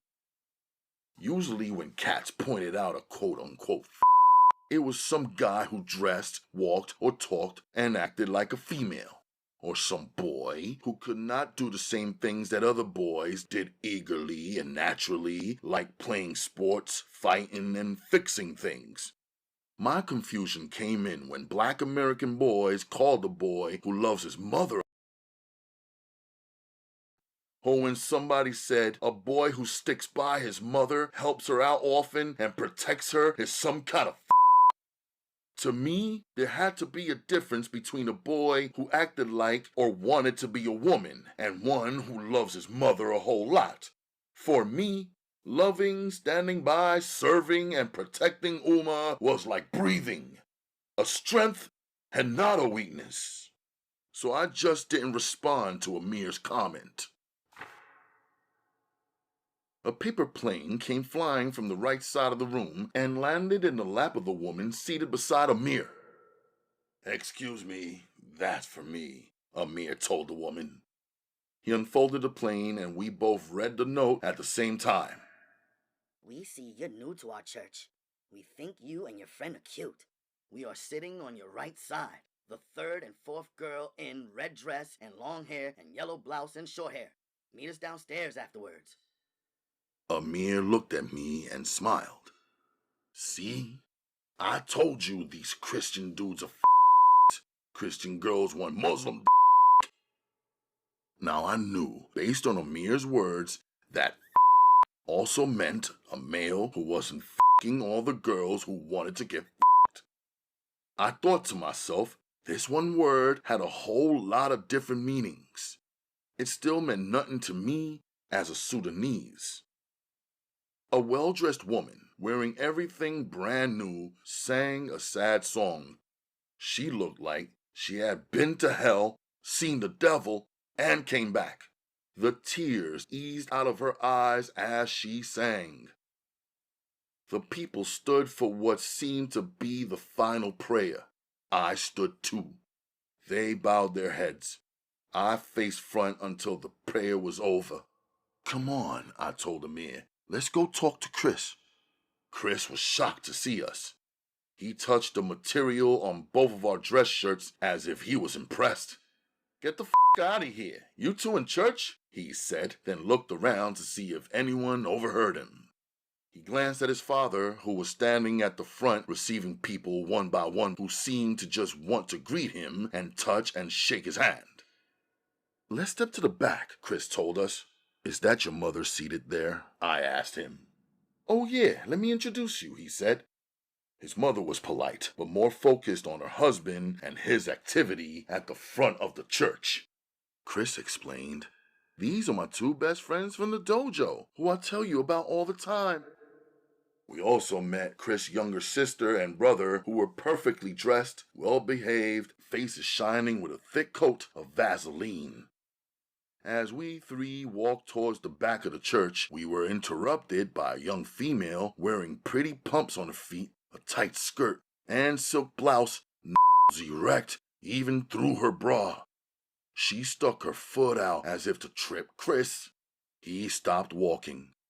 She stood directly in front of him, playfully, pushing him and asking, Aren't you gonna introduce me to your friends? He introduced her as his girlfriend, a surprise to both of us. Afterwards, she tried to follow us to the back, but Chris told her to go sit down and wait on him. In the back corner of the church, he filled us in about what happened. Hey, last night I almost got away. I was real close, but the cop who was chasing me tripped and fell and busted his ass. I shouldn't have laughed, but it was funny watching him down on the pavement, grabbing for his hand radio. I started running again, got about 40 feet out of his way, then a police car shot across my path, slammed on the brakes, cut me off. Next thing I knew, you're under arrest. They cuffed me and pushed me into the back seat. I was just glad they didn't kill me, because they did clap up some other kid, dead over nothing, some bullshit. Another cop car pulled up with 3 girls riding in the back.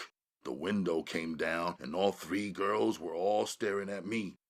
They started speaking among themselves. Then I saw them tell the cop who was driving the police car, No. No what? Amir asked. No, I wasn't one of the ones who snatched their gold chains. There was like 6 girls and 3 dudes who got their jewels swiped at the party. The dumbass cops caught all the wrong boys, and the real ones got away, Chris said. Were you scared? Amir asked. Hell yeah, I'm not gonna lie. I was hoping y'all would be down there at Central Booking when I arrived. You know, 3 is better than 1. They laughed. How did you get out in less than 24 hours? I asked him on a serious note. You must have snitched on them other dudes, Amir said, only half joking. I couldn't snitch on nobody. I never even saw what happened. That went down way too fast, Chris swore. But Amir and I both knew it was the Red Hook from the red team that led the whole caper. Then how did you get out? I repeated my question. He answered reluctantly. My pops called Mayor Koch. Got his ass right out of his bed. The mayor made a couple calls. Next thing I know, I get released. My pops was waiting right there with the caddy. I walked out pretending like I was all cool, but I was so happy I didn't have to close my eyes and sleep with all them niggas in the locker. I almost peed on myself. We all laughed. Does he really have that kind of clout, your father? I asked. Yeah, he's head of the ministers' conference. The mayor always has to come through him to get anything done in the black church or the community. So I guess he just owed my pops one, Chris said easily. Anyway, the mayor had to do something. His cops clapped a kid, unjustifiable homicide, excessive force, Chris said. I knew he must have heard those phrases getting thrown around last night. Unbelievable. What a break. For real, I said. Me and Amir was all worried about you for nothing. You was out there getting the royal treatment. Nah, that's cool. I appreciate y'all coming up here. That's all right. I always remember how you two looked out, Chris said in a serious tone. But don't think I got over either. My pops is gonna announce my punishment tonight. I just hope he don't go crazy and lock me in his jail for the summer. When the three of us came out of our huddle and turned around, there were about 6 girls waiting on us. Me and Amir didn't know none of them. Chris felt good about this being his territory, quote unquote, and said, "Come on, let me intro y'all to the church chicks." As we walked over, I saw the Reverend approaching from the distance. I elbowed Chris to bring it to his attention. "Young man," the Reverend called to his son. "Yes, Father." Chris tensed up to attention and responded respectfully. "So you have been joined by your friends," he said dryly. "Well, good for them. Where were you fellas last night when Chris needed you?" He glanced over at the girls gathered and waiting for us. "Let's go, gentlemen. Step up into my chambers." We followed silently. The Reverend pronounced to his secretary, "I need some time with my son. Make sure no one disturbs us." My eyes bounced around the wall of his private office. The images were all foreign to me. When you three first met, you were boys. Now, you are young men. There's a difference, you know. Boys play. Young men handle their business, the Reverend lectured, no laughter or doubt in his style. He was seated upright in his big black leather chair. I was listening, but at the same time I was still looking at the wall over his head. Plastered there was his picture of Jesus. I thought to myself that there is not one Muslim out of the 3 billion Muslims in the world who believes he has a picture of God, or that God could ever be captured in a photograph or painting. In a mosque, we don't have images or pictures or snapshots or symbols or idols on our walls or anywhere else for that matter.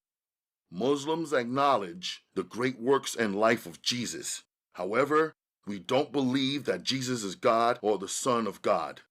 We believe that Jesus was a prophet, a chosen messenger of God, selected as other prophets were selected by God to carry out and perform incredible and extraordinary works and deeds like Moses even.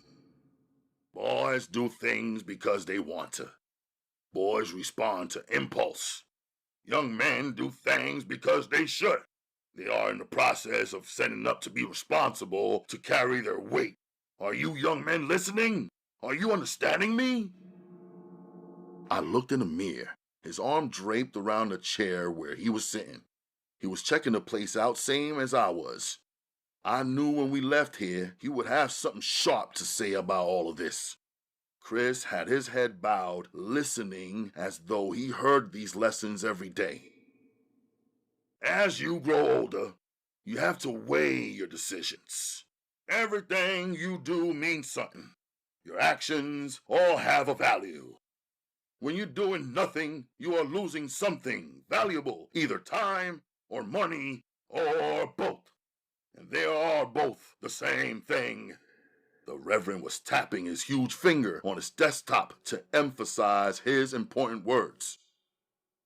It's easy for you fellas to lose money because it's not your money directly. It's easy to waste your father's money and your father's time. As a man, it's my job to stop you from wasting money and time, especially my money, my time. Chris is going to be the first to stop. He's not going to be attending the karate class anymore until he can live a responsible life. He's not going to be playing any basketball league until he can demonstrate that he understands what is important and what it takes to earn real money. Chris is going to focus on hitting the books, getting top marks in school, and working for his father. Only by working with his father will he become careful with his father's money. Amir waited for the Reverend to take a breath and jump right in. Sir, the party we went to last night only cost $5. And when we play ball, we earn our own money. He was trying to counter the Reverend's assumptions. What do you know about money? Do you even have insurance? He asked Amir. When you go to apply for insurance, the insurance agent asks several questions about how you live your life every day. They want to know how big of a fool you are, what types of risks and gambles you take with your own life. It's the only way they can figure out how much risk is involved in doing business with you. Now, you three went to a party, most likely looking for girls in a neighborhood that is not your own, with people who are complete strangers to you. If I was an insurance agent, on a scale of 1 to 10, I would say that you three rank a 10 as far as fools are concerned, the Reverend said with an angry scowl. Who cares that you paid the $5 entry fee? He barked on Amir. I have invested real money in Chris. $5,000 on his braces. $20,000 a year for his private schooling. And about $15,000 on his martial arts training to date. I've sunk a lot of money into this one son, and as you know, he has a younger brother and sister. He leaned back now in his big chair. Not only is this church a corporation, his life is a corporation, and so is yours, whether you know it or not. I wasn't mad at the Reverend as I listened. I started to enjoy the way he was throwing the numbers around.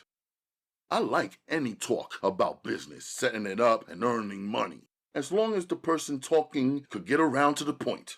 Then the Reverend continued. Last night, before I received the call from the police, I was looking through my tax receipts for this year. Counting them up is a big job. I got a couple of crates filled with receipts that have to be sorted out and added up. Every year, every man in business in America has to submit a record of his expenses. Every purchase a man makes matters, has to be documented and reported. Do you know why? The Reverend asked. We three sat there silent. Chris knows why. A real friend doesn't play dumb. Chris, teach these boys what you already know. Share with them what I taught you, he ordered his son. Chris lifted his head and answered, because half of everything a businessman earns in America belongs to the United States government. And every April 15th, that money is due and every businessman has got to pay it.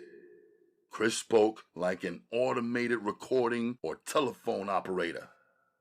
Now tell them what happens to businessmen who don't collect receipts, keep proper records, and pay the government half their earnings, the Reverend told Chris. They pay fines and interest on their debt and they go to jail, Chris answered. Straight to jail! Do not pass go, like the Monopoly game.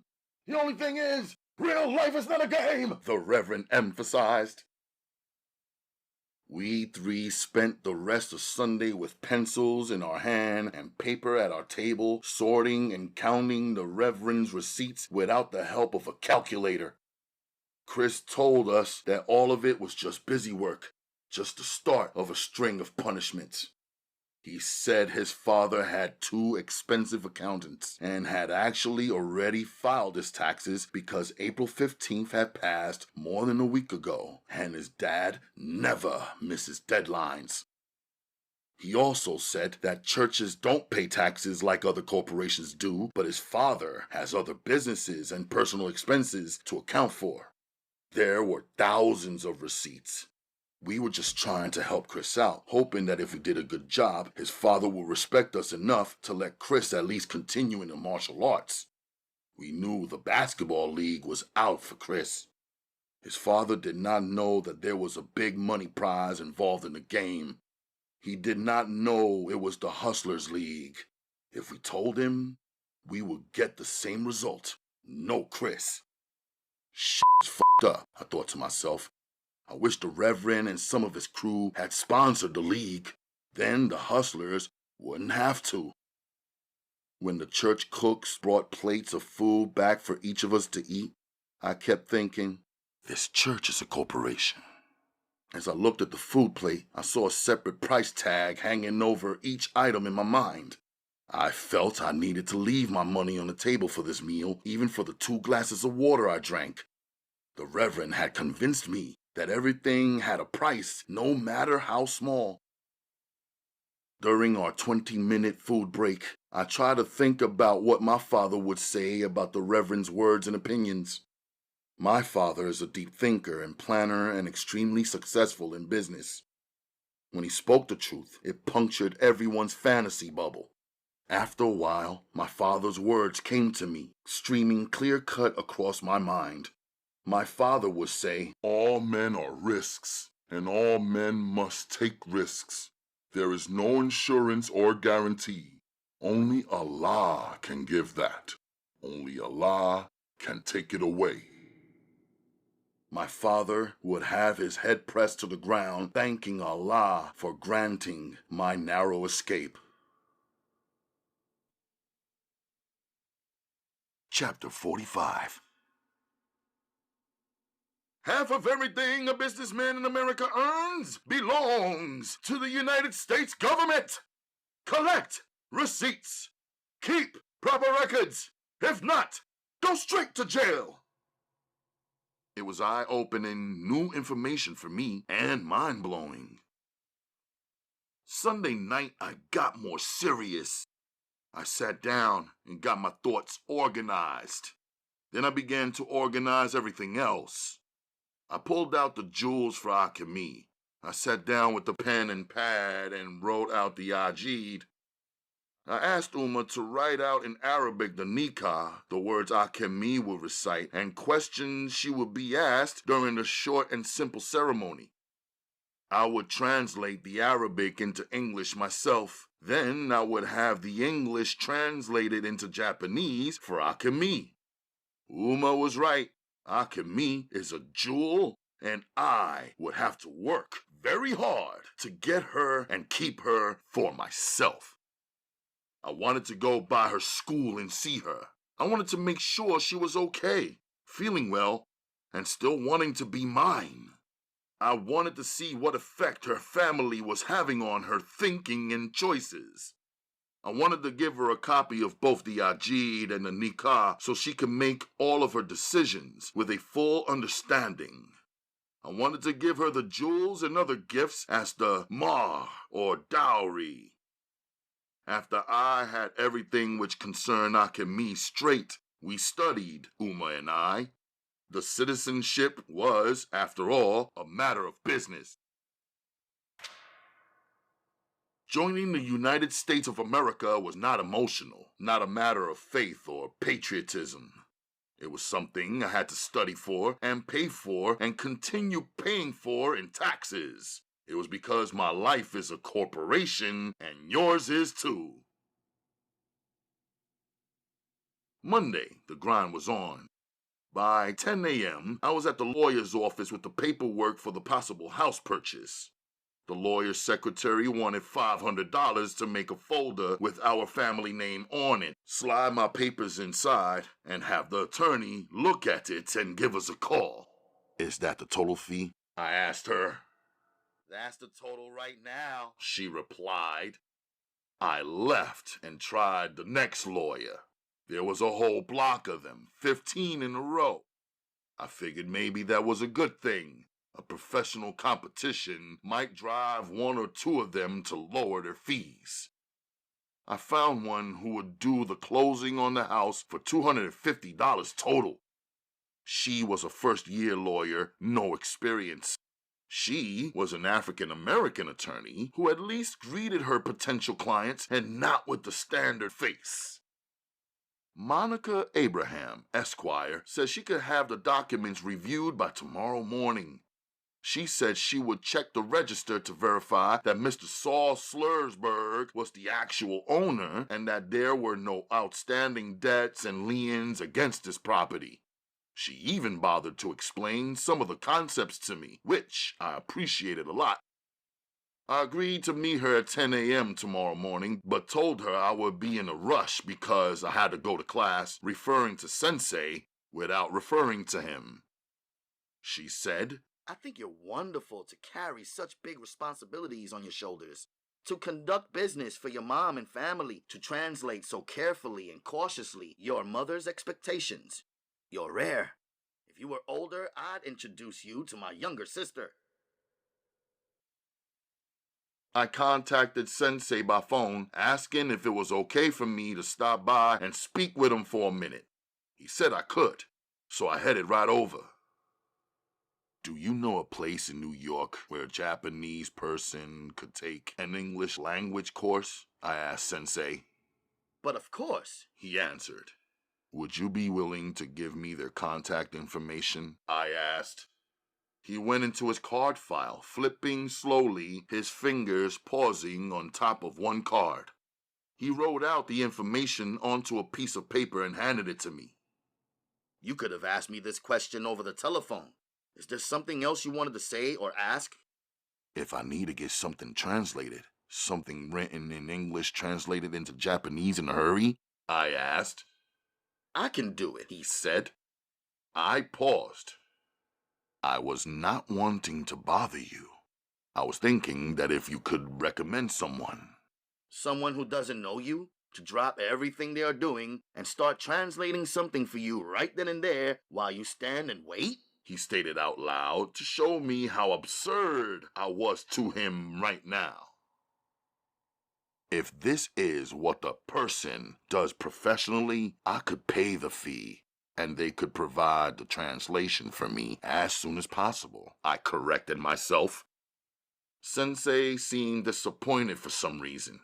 He said to me, The address I have given you, which you are holding in your hand, will serve all of your needs for classes and translations of at least 7 different languages. The businesses, as you can see, are all located at Rockefeller Center. There, they are used to assisting immigrants and foreigners. There, you will find a professional stranger to do as you wish, anything concerning language. If this is good enough, I do have another matter to tend to. Arigato gozaimasu, Sensei-san, I said, thanking him respectfully. I left.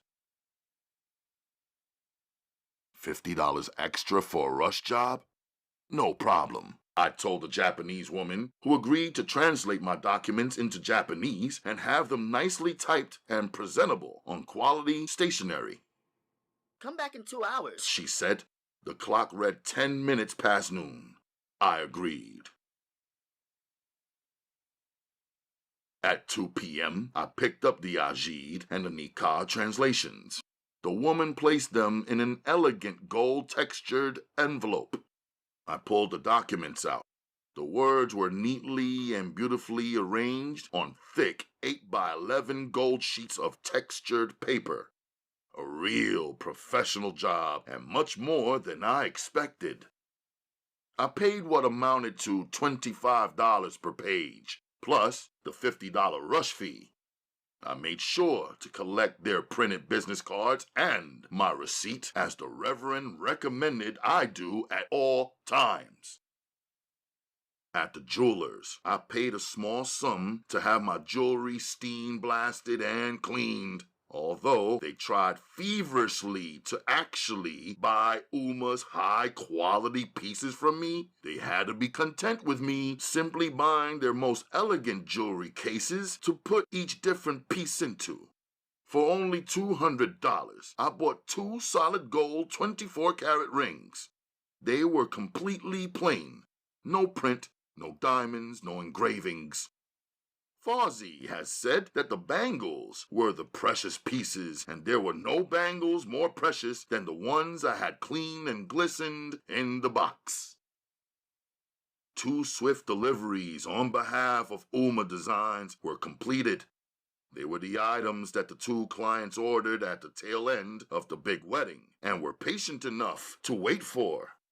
I gladly handed them over and accepted the generous tip from one of the clients, which made up for the non-tip from the other.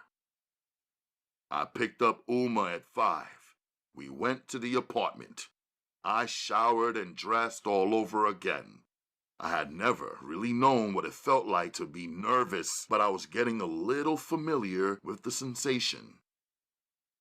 At Pratt, I waited at her classroom door. This way, there was no way for me to overlook her when she arrived. In fact, I would see her coming down the hall. Her eyes would give away whatever she was feeling, as they always did, and really on just one look, I would have all of my answers. The closer it got to 7 p.m., the more students arrived. At exactly 7 p.m., the professor showed up. "Oh, it's you," She said, smiling. "You're looking quite smart. What's the occasion?" She asked. I'm good, I told her, diverting her questions. "Have you changed your mind?" She asked. Excuse me, I replied. "About the modeling job." She teased. Nah, I'm just waiting for Akemi, I said. "She probably won't come tonight. She's somewhere preparing for a big show. I'm sure you know all about it." She tested. Yes, I know, I told her. "Okay then, bye-bye. Let me know if you change your mind about the modeling. Akemi or no Akemi." She waved and went in. I stood against the locker, my heart splitting in half, my body temperature rising, feeling like a fool. I heard her cousin's voice in my ear and her annoying American accent. Akemi knows where you are. If she stopped coming around, maybe it's because she doesn't want to anymore. I hopped the train, thought about not going to the dojo, then thought about going home and facing Uma with no results. Thought about going to Queens instead, to Akemi's studio. Within seconds, I realized that was a wrong move, especially in my state of mind. What kind of a love could she and I have if I had to fight her uncle at his home?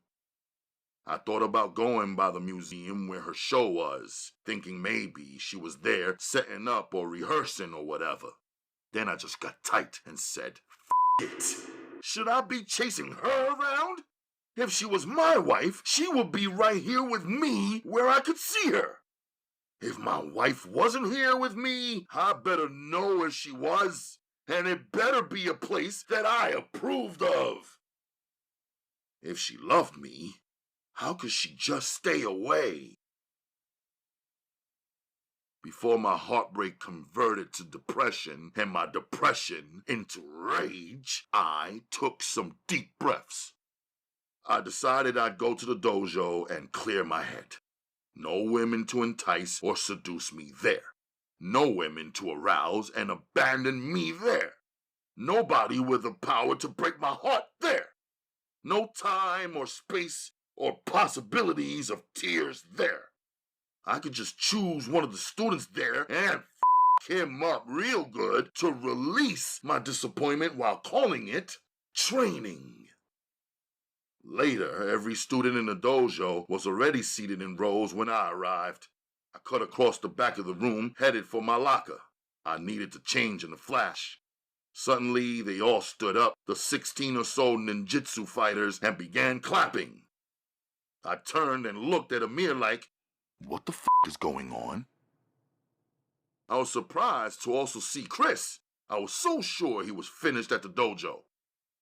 When I turned to get an answer from Sensei, I saw Akemi standing in his space instead. Her eye was completely healed. When I looked into her eyes, I could see my reflection. I knew that I had my answer. She wore a gold tunic dress and Manolo Blahnik sandals, a pair I had seen in that expensive store. Her Fendi Python pocketbook was so mean it could be worn without clothes. I had to pull myself back from my fantasy and focus on what was really going on in my dojo. She looked so good that she had the men on their feet. Even the master of calm, Sensei himself, looked swept away. Now, there were 36 eyeballs focused on my reactions. I cut and walked around the men like they were cornstalks in an overcrowded field. As I got closer to her, she stepped up and folded into me. I embraced her warmly and completely, even though I was in shock. I was so used to being a private person to hold my heart in my hands in front of men who have been with me for years but never really knew me, made me feel vulnerable in ways that a fighter should never be vulnerable. If there was ever a time for an enemy to kill me, it would have been right then. I was so open in that moment that I was unlike a ninja, completely defenseless. She remained there in my embrace. Then I turned her by shoulders, kept one arm around her, and walked off to move us into a private corner of this large room. I pulled out the gold envelope and handed it to her. She smiled and pulled the contents out and read them over. Her eyes welled up in tears that remained floating there but never fell. "Sensei, please continue with the class," I called out. But he didn't, and everyone laughed. Then she turned to Sensei and called out some words in Japanese. Sensei left the room and returned seconds later with a writing pen in his hand. He walked over and handed it to her. Look how she has him eating out of her hands, I thought to myself. Not to mention, I wished I could throw a curtain around her so that no one else could see or stare at her beauty but me. She started writing on the papers as she walked away, all male eyes positioned on each of her heeled feet moving gracefully across the floor. I wanted to know what she was doing, although I knew that whatever she was doing, no one could stop her. She spoke some more to Sensei. He called me over. She says that you said all that is needed are 2 or 3 witnesses.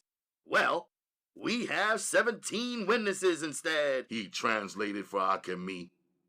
It's true that we do have 4 men here who are at least 18 years old. Sensei pushed. Amir was standing in the back with his hands in the air like, "What the f*** is up with you now?" Chris was mesmerized. I excused myself to the men's room and performed wudu, the washing that each Muslim must do before making a prayer. I returned and made a prayer at the front of the room facing east. I recited Al-Fatiha in Arabic. In the name of Allah, the Beneficent, the Merciful. Praise be to Allah, the Lord of the worlds, the Beneficent, the Merciful.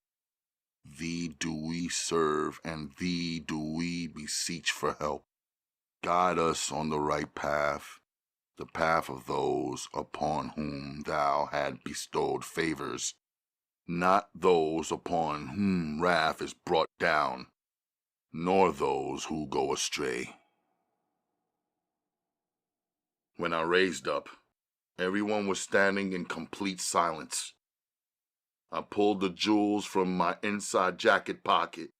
I opened the elegant boxes and placed each bangle onto Akemi's wrist.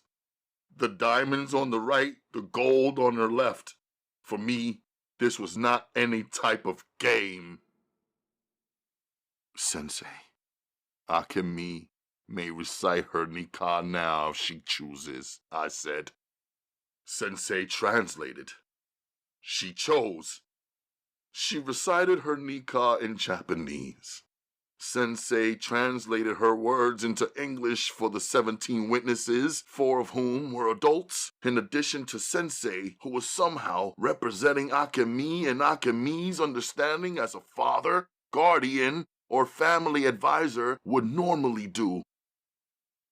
Akemi faced me and began reading the nikah in Japanese from the paper in the gold envelope. She was speaking with no fear, as though no one else was there other than the 2 of us. Sensei translated the words of the nikah into English for everyone to hear and understand. I recited my acceptance of her giving herself to me in marriage. We signed the ajid in the presence of everyone. Sensei placed his signature on our documents, as did 2 other adult students whom I knew from regular classes. I opened the box with the simple gold rings and slid one onto her finger. She placed the second ring onto mine. She held her arms up for everyone to see. She dropped her wrist down to show off her fingers and the ring. Then she bowed over completely before me. These cats went wild with cheer. Not your average Islamic ceremony, I knew. Having already signed her name on all of the documents, she handed Sensei the paperwork plus some papers from her pocketbook and said some words to him in their language. The more she spoke to Sensei without my understanding, the more uneasy I became. She turned to me and folded herself into my embrace. She eased out from me and turned to leave, and of course I followed her. As we exited the dojo, a limousine, double parked halfway down the block, began driving our way. The driver pulled up and double parked in front of the dojo. The Asian driver emerged and ran around to open the car door. I told him to get back in the car. I spun her around and looked at her to show my confusion at whatever her plan was. She placed her hand onto the car door handle. I put my hand over hers. The gold glittered polish on her fingertips looking exquisite against my black skin. We opened the door and she stepped on the inside of the limo door. Then she turned towards me to show me that she was leaving alone. She said, Ashiteru. In a move that went against all of my beliefs about public intimacy, I kissed her. She leaned against the warm exterior of the limo and her body relaxed. Her mouth was moist and warm. I saw her eyes roll into her head and then close in pleasure. She gave in to the feeling. Soon she pushed my body away gently and said, Sayonara.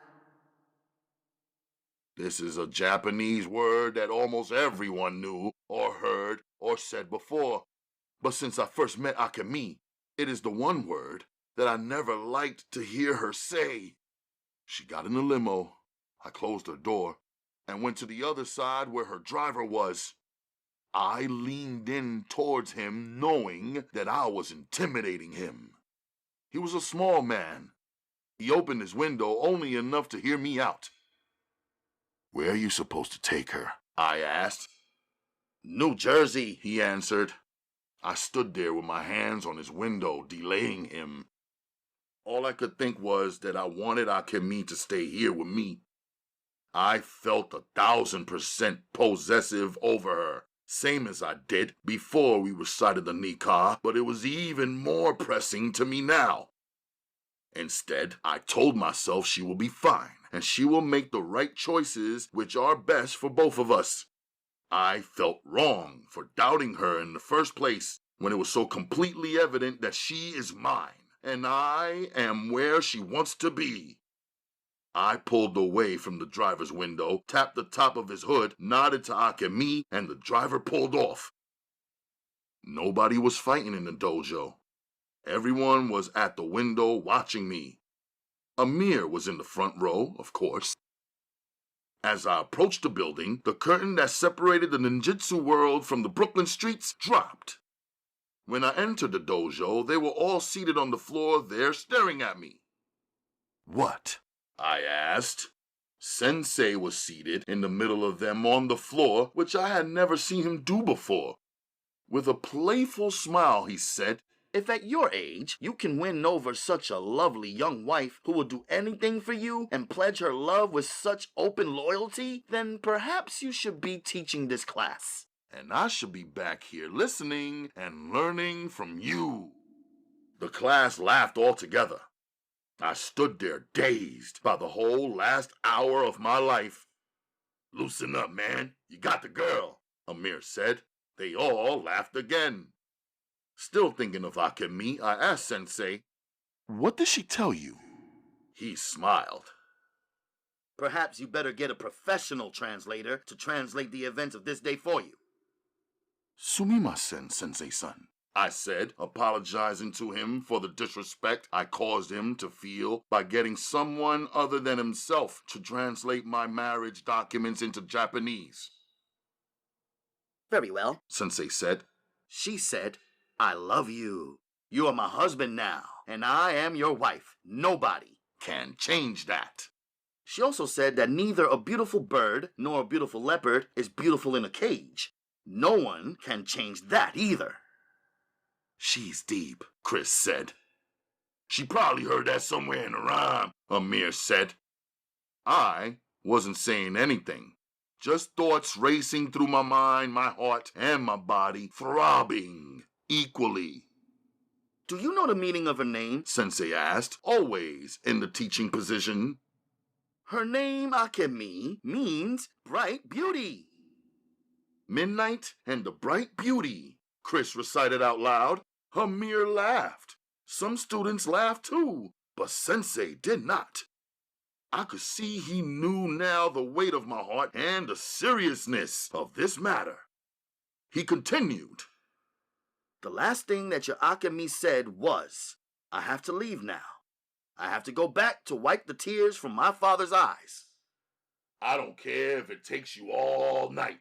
Now that your undercover identity has been compromised, I want you to sit here and tell us what the f*** was going on. Don't leave out no details. You might as well sit here and talk to us since you're 14, you just got married, and ain't on your honeymoon, Amir said, smiling. Chris seemed speechless with fascination. It was just the three of us now. Chris, you wasn't even with us two on Saturday night after the party. I'm telling you, this man here has 2 wives and 1 newborn. At least that's all we know about it so far. Amir was now standing on his feet, animating like he was in a play in front of a packed theater.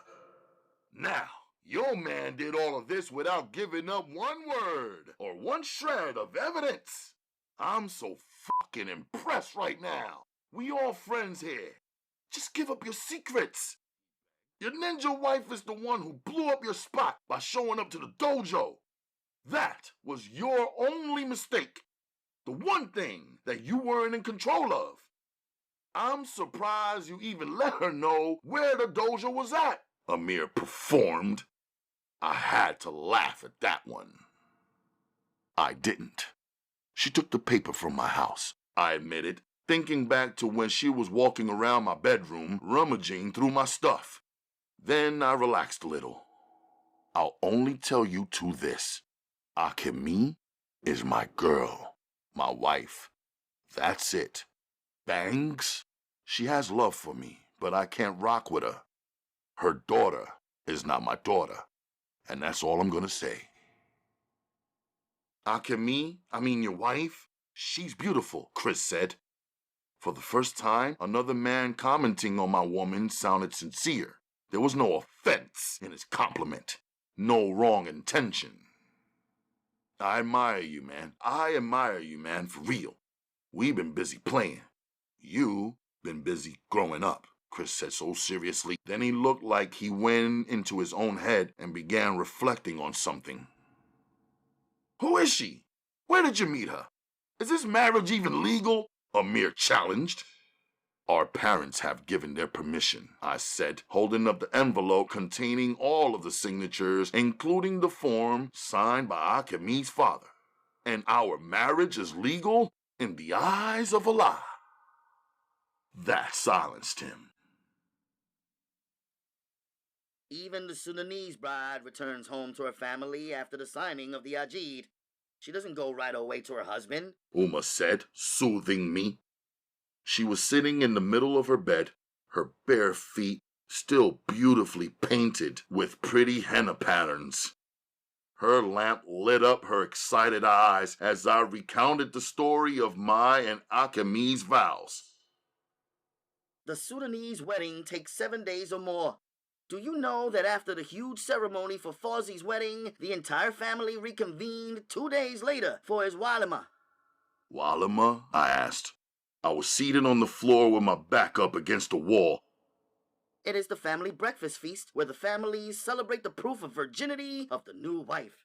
It is also a prayer breakfast in hope that Allah will bless the newly married couple with new life. How does the family have proof of the virginity? I asked, feeling naive. When you go into a new bride, if she is a virgin, there will be blood. It will not be a shower of blood, which occurs in the woman's monthly flow. Females vary, but there must be some blood coming from her below, quote-unquote, on the first night of intimacy. The husband will know how it feels, how it is, and how it looks. He will take time to see the blood. When the husband is sure and feels that his bride has not been by any other man, he is happy. So the families are happy, no one feels cheated, everyone celebrates. I already knew there would be no walima between our two families. Yet, I felt a heavy Sudanese kind of pride that there will be blood coming from below, quote-unquote, not a hand-me-down girl or someone else's leftovers or an abandoned or passed-around piece. In my bedroom, I kept turning her words over in my head. I have to go back to wipe the tears from my father's eyes. Not back to Japan, my heart pleaded. The driver said New Jersey. She must be saying that her father has come here to the U.S. and is keeping up in the New Jersey home of his brother.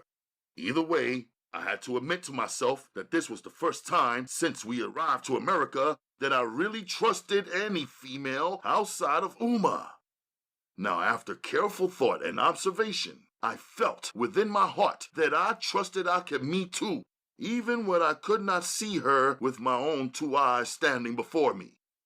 I trusted that she was good and true, and doing only the right things. Chapter 46. Early Tuesday morning, we made prayer. I took the trade ride in with Uma as usual. I asked her if she had known that Uma Designs needed to pay taxes to the American government. She looked at me strangely and said, I go to work every day at the factory. When they pay me, they have already deducted the money for taxes from my paycheck. That's what I pay them. At 10 a.m., I was at the lawyer's office. Saul Slursberg's home is his to sell. He is debt-free as far as liens against his home are concerned. His deed is old. I can update it for you with his consent. Also, I would advise you to spend the money and have the home inspected before your mom agrees to the sale or signs anything, The lawyer said. Mr. Slursberg has already said that if anything's broke, we should just fix it, I informed her. It's an as-is deal. Well, usually, if something is not right with the house and the inspector confirms this fact after his inspection, you can negotiate to have the amount it will cost you for the house repairs deducted from the overall selling price of the house. That's not happening here. $80,000 for this guy is the magic number. We've looked at a lot of properties. The ones that Uma likes are out of our price range. This place is the only one so far that is in the right location for work and school at the right price. Mr. Slursberg is an old guy. He wants to get out of New York quick, I said. Yes, maybe too quickly. Maybe you'll sign these papers and hand over your money, and he will leave so fast your head spins. Then you find out your house is wired all wrong and is a fire hazard. Or your air conditioning doesn't work and it's June. Or God forbid the plumbing is jammed and the plumber wants $5,000 to lay new pipes. Meanwhile, your toilets are backed up and the whole house stinks. Slow down, I told her. easy. I understand. We'll get the inspections. Sorry. She said, slowing down and content that she seemed to have won her argument and made her point. I want to ask you a couple of questions about taxes, I said, leaning forward in my chair on the opposite side of her desk. You're wearing a ring today. She observed. On your married finger. After completing my business with the lawyer, I headed in the Museum of Modern Art. I wanted to see the place where Akemi would have her exhibit. I wanted to have an idea what she was involved in and thought just maybe she would be over there too. The museum was situated in what I refer to as a white zone. I never take my guns into white zones. I stash them before and pick them up later. White zones are closed-in areas where it is guaranteed that there will be metal detectors, security, and constant police patrols. White zones are areas where I already know there won't be many black people, where I will be an obvious standout and automatic suspect. It is very easy to get picked up in a white zone because the authorities are all the time wondering what the f*** you are doing there and what the f*** do you want.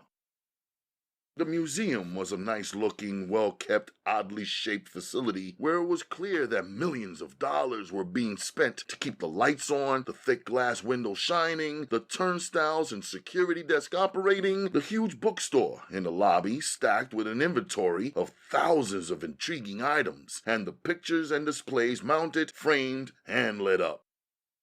At the museum entrance, before the security desk, there were 7 metal easels on which thick boards were mounted, advertising the upcoming exhibit and exhibitors. 7 continents, 7 geniuses, 7 youths, the display was titled. Underneath the board for Asia was a huge black and white photograph of my wife, Akemi Nakamura. The caption beneath her photo read, "As soon as she sees you, you're captured." Looking at her picture, I could see that it was taken before we met. Her ears were not pierced in the photo. I looked at the way her thick black hair, black eyes, and full lips were pulling me. I wondered if they were pulling everyone else too. Their description of Akemi read, 16-year-old Akemi Nakamura is the Japanese-born artist who swept our art competition and best represents the artistic talents of the youth of Asia. She has mastered the unique style of combining pencils, markers, and paints together on one surface.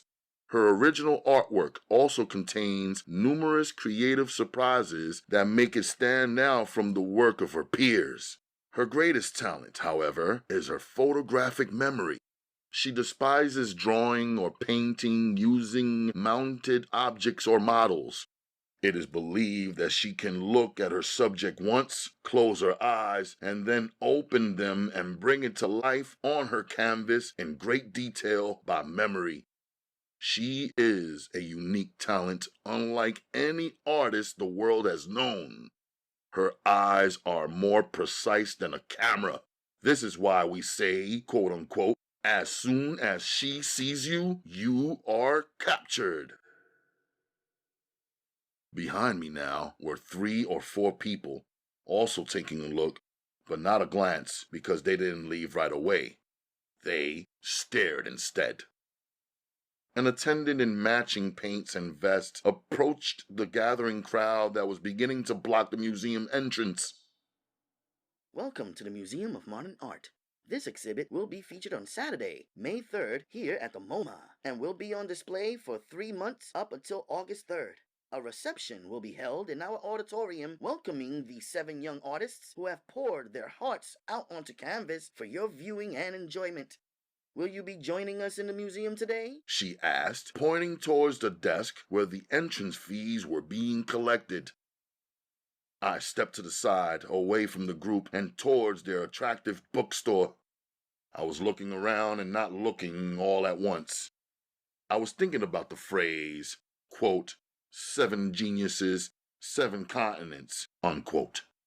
I was wondering if I really ever thought of Akemi as a genius. I thought of how I have lived my life in America, preferring to be anonymous, yet had somehow attracted and married a female who was selected to represent a continent of almost 4 billion people, with India and China having more than 1 billion souls each. I tried to bring it all into perspective, telling myself that not all of the people on the continent of Asia were young, so she wasn't really representing all 4 billion of them. Not everybody on the continent of Asia was an artist, so she wasn't really competing with very many. However, my excellent math skills betrayed me.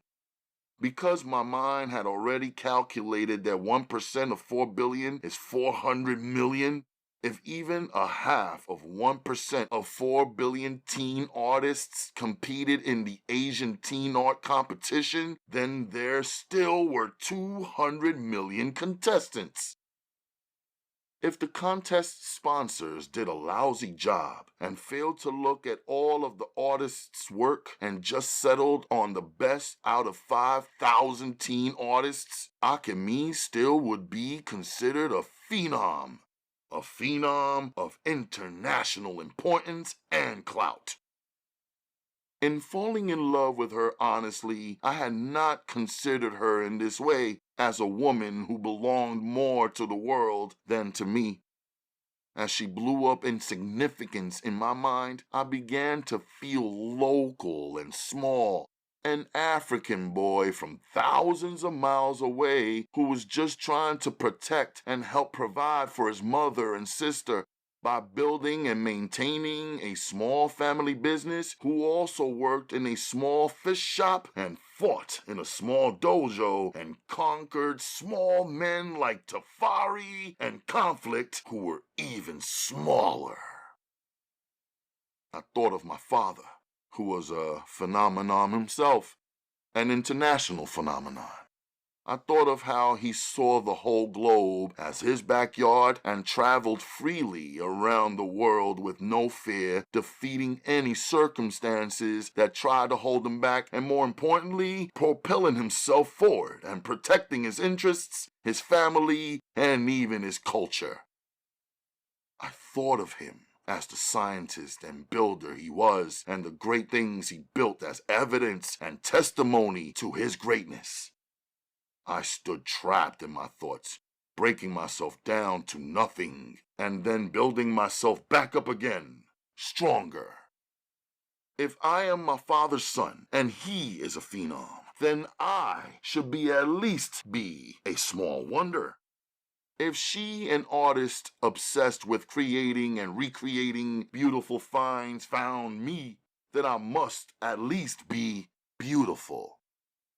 If my world is small and hers is so large, then she, who must have seen so very much and traveled so very far, was like a collector of rare jewels, wasn't she? She tossed the rocks to the ground, sold off the rubies, emeralds, and diamonds, and held on to one particular gem. The most authentic, purest, shiniest, most valuable one for only herself to keep. Didn't she? Building further, I told myself that I might operate in a small world, but I am not small-minded, and I am not a small man. I thought of my grandfather from southern Sudan, who, when I would be standing still in his village, would say, "There's no reason to go anywhere else. You are already in the best place in the world, and everything that is actually needed in life is already here." He would also say that I was, quote-unquote, born great by origin and blood. Our relationship was pure. It happened between us and never involved the artificial or official or material elements of this world. It was an energy so powerful, words would have only gotten in the way. It was a collage of smiles, glances, and looks, along with an incredible effort to read each other's thoughts and convey our feelings. It was a mutual admiration and respect of two young souls in awe of one another. Lastly, I reminded myself that I was not seeing wrong when I looked into Akemi's eyes. I was not feeling wrong when I was on the other side of her touch, her kiss, our love. Chapter 47.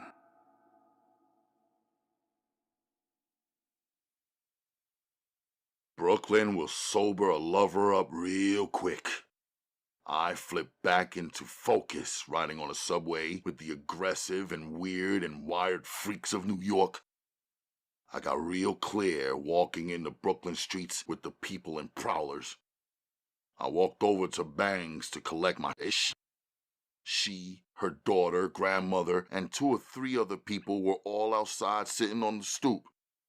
She handed her daughter to her grandmother and took off running down the street to meet me. I seen 2 male youths on the steps. I figured they must not mean too much to her because she wasn't hiding the fact that she was sprinting over to see me and wrapped her arms around my neck as soon as she got up close. Hey! She screamed. What's happening? I asked. Sorry you can't come into the house today, She said. Oh yeah? Why? I asked. There's a rat in there, so we all ran outside and locked it in. She said. So now the rat's gonna live inside and y'all are gonna live on the streets? I asked. She laughed. Ha ha, no! She said, all excited. I ran down to the exterminator shop. He wants $100 to get it out. I got 50, my grandmother got 35, but we still $15 short, and we were gonna use the money to get our power back on. What about them 2 dudes sitting on your steps? I asked.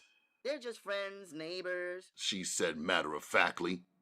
Why didn't you tell them to get the rat out? I asked her. They're scared of rats. Everybody's scared of rats. You should have seen my grandmother. She was up on top of the counter with the baby when I got home from school. No problem, I told her. When we got near her stoop, 2 cats stood up. One of them gave me the screw face like he was some kind of tough guy. I figured he probably had a thing for Banks. I looked dead at him. Inside, I was laughing at these black American dudes who act all big but got nothing and do nothing. He might as well be wearing some hot pants and a tube top sitting around afraid and useless with the women, I thought, taking one look at him. If he couldn't even face down a rat, how could he challenge me? I spent my African summers with my grandfather living in the same realm with the lions. Go pay your power bill, I told Bangs. Sure, She said, seeming to melt and swoon when I spoke to her forcefully. I walked past them 2 and pushed the door open while they stood to the side and watched. Then I closed the door behind me, 'cause them watching me. First thing I did was open all the closed bedroom and room doors inside of the house, ending up on the 2nd floor for the first time. The 2nd floor rooms were same as the ones downstairs.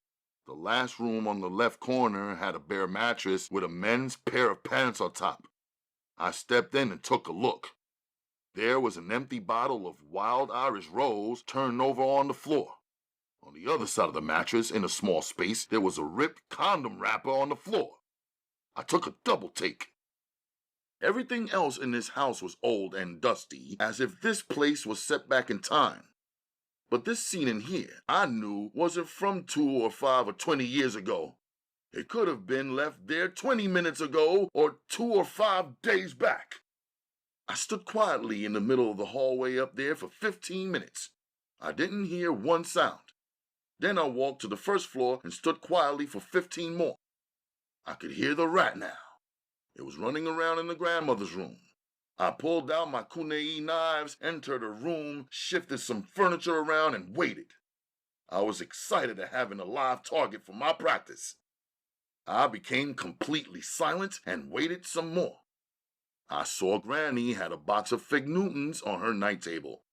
I pulled one cookie out, crumbled it up, and tossed it around the floor.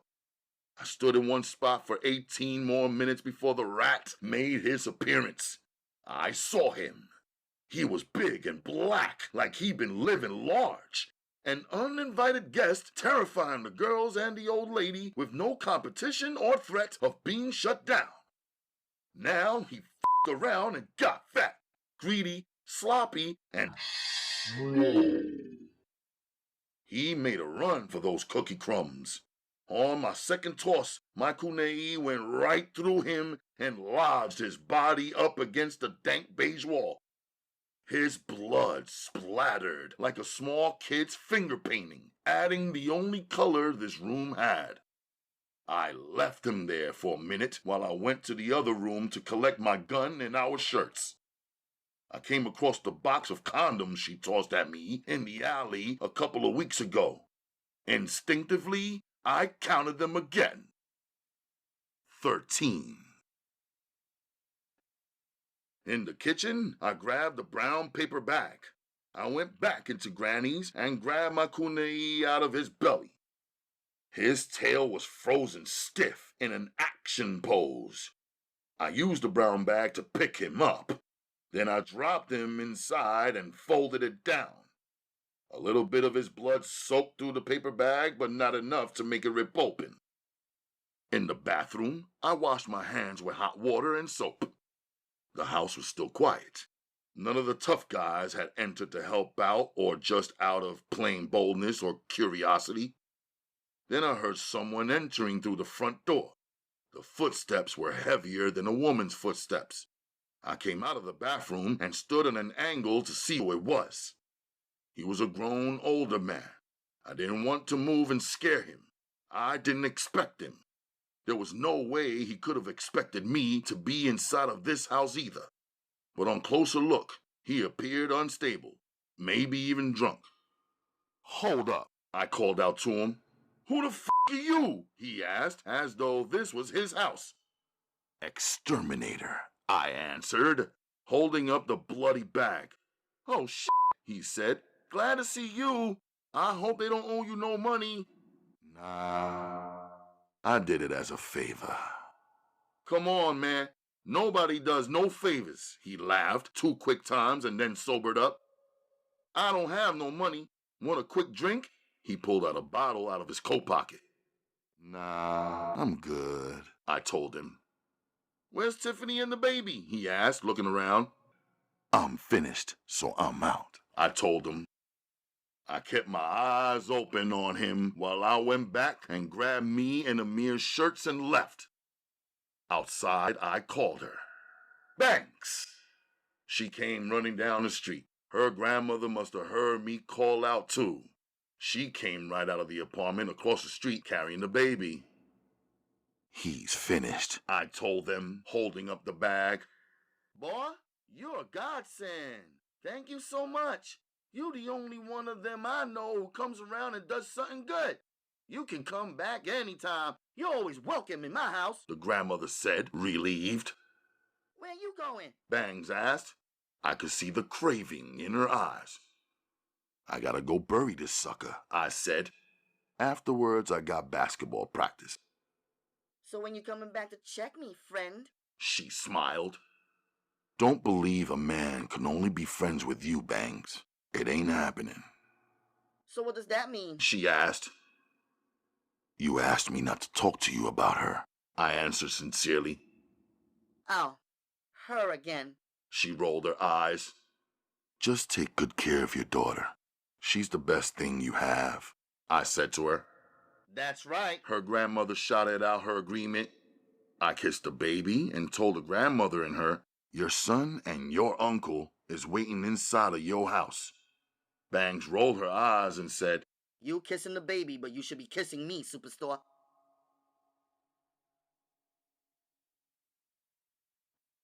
Chapter 48. When I reached back to my area of Brooklyn later that night, the first thing I did was press the voicemail message button. The first voice there was Akemi. She was soft-spoken, expressing musical and very relaxed Japanese so casually as if I could understand one word. I smiled and imagined. I am still here with you. Everything is as good as could be expected. I'm working hard. I hope to see you soon. She was turning me into a very patient man. Naja wasn't patient. When I went into her room to check on her, she posted me up. She was awake, sitting in her bed when she should have been lying down asleep. You missed Family Day on Sunday. Will you miss it next Sunday too? She asked. I'm sorry, Naja. It was an emergency. I had to go and check on a friend. I apologized, referring to the trip to Chris's church. But you told me that these people are not our friends, She said, puzzled. I told you that the people in this building and this neighborhood are not our friends. I said the little girls in your school are your friends. What about Shayla and Kimmy? She asked. They don't go to my school. Who? The two that were riding my bike with me the other day. She continued. It's hard to tell if they're your friends because you have only played with them once. Besides, you won't really know if they are friends unless they get their own bikes. Why? She asked. Because sometimes people pretend to be your friend when you have something that they want to use. I told her, feeling bad about poisoning her view of life, but knowing that she could not remain naive forever. Oh, well, what was the point of buying me the bike if you don't let me outside to ride it and don't take me outside to ride it because you're never home? She asked. Maybe I'll take you somewhere special soon where you could ride your bicycle without worrying, I told her. Well, if you would have given me my fight training like you said you would, I could ride my bike here in front of the building, She said, calling me out.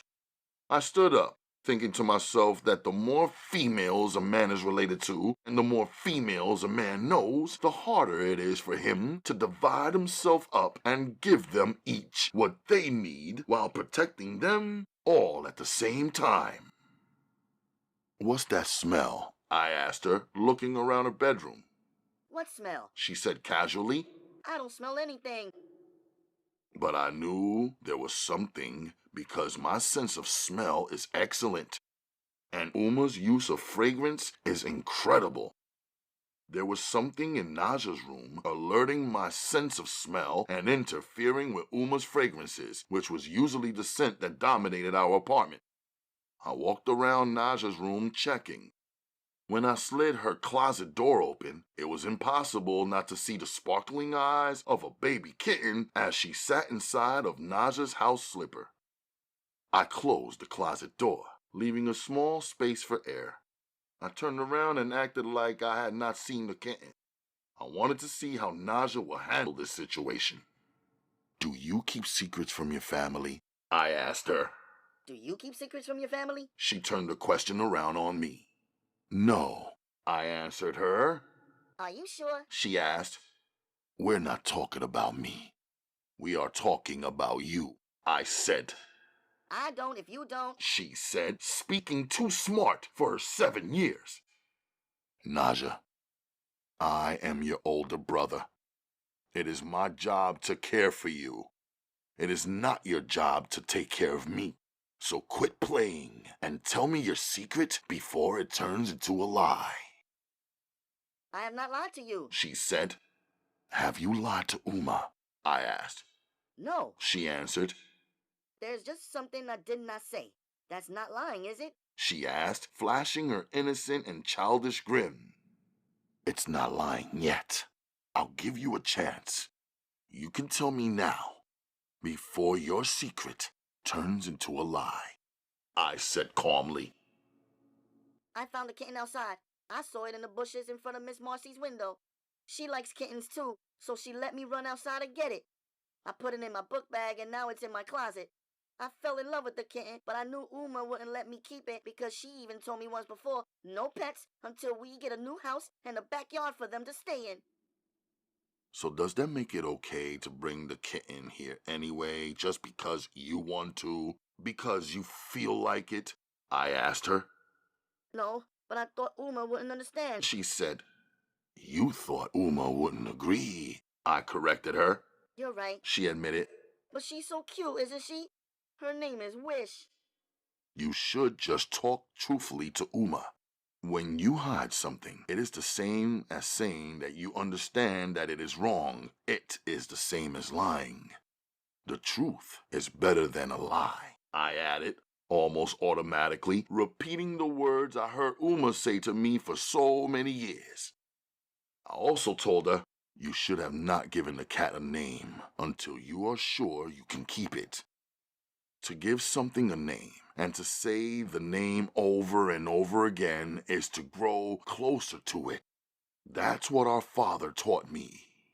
I didn't confide to Naja that I learned this lesson when our father was teaching me how to slaughter a sheep.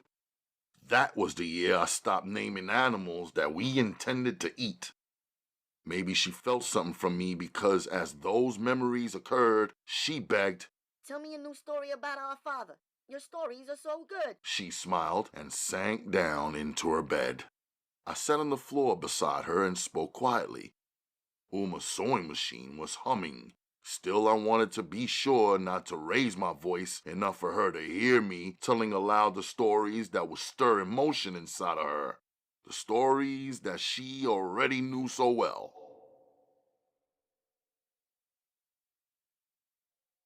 Do you want to change your name? Because this is the time to do it. The clerk at City Hall told me after Uma and I were granted our citizenship.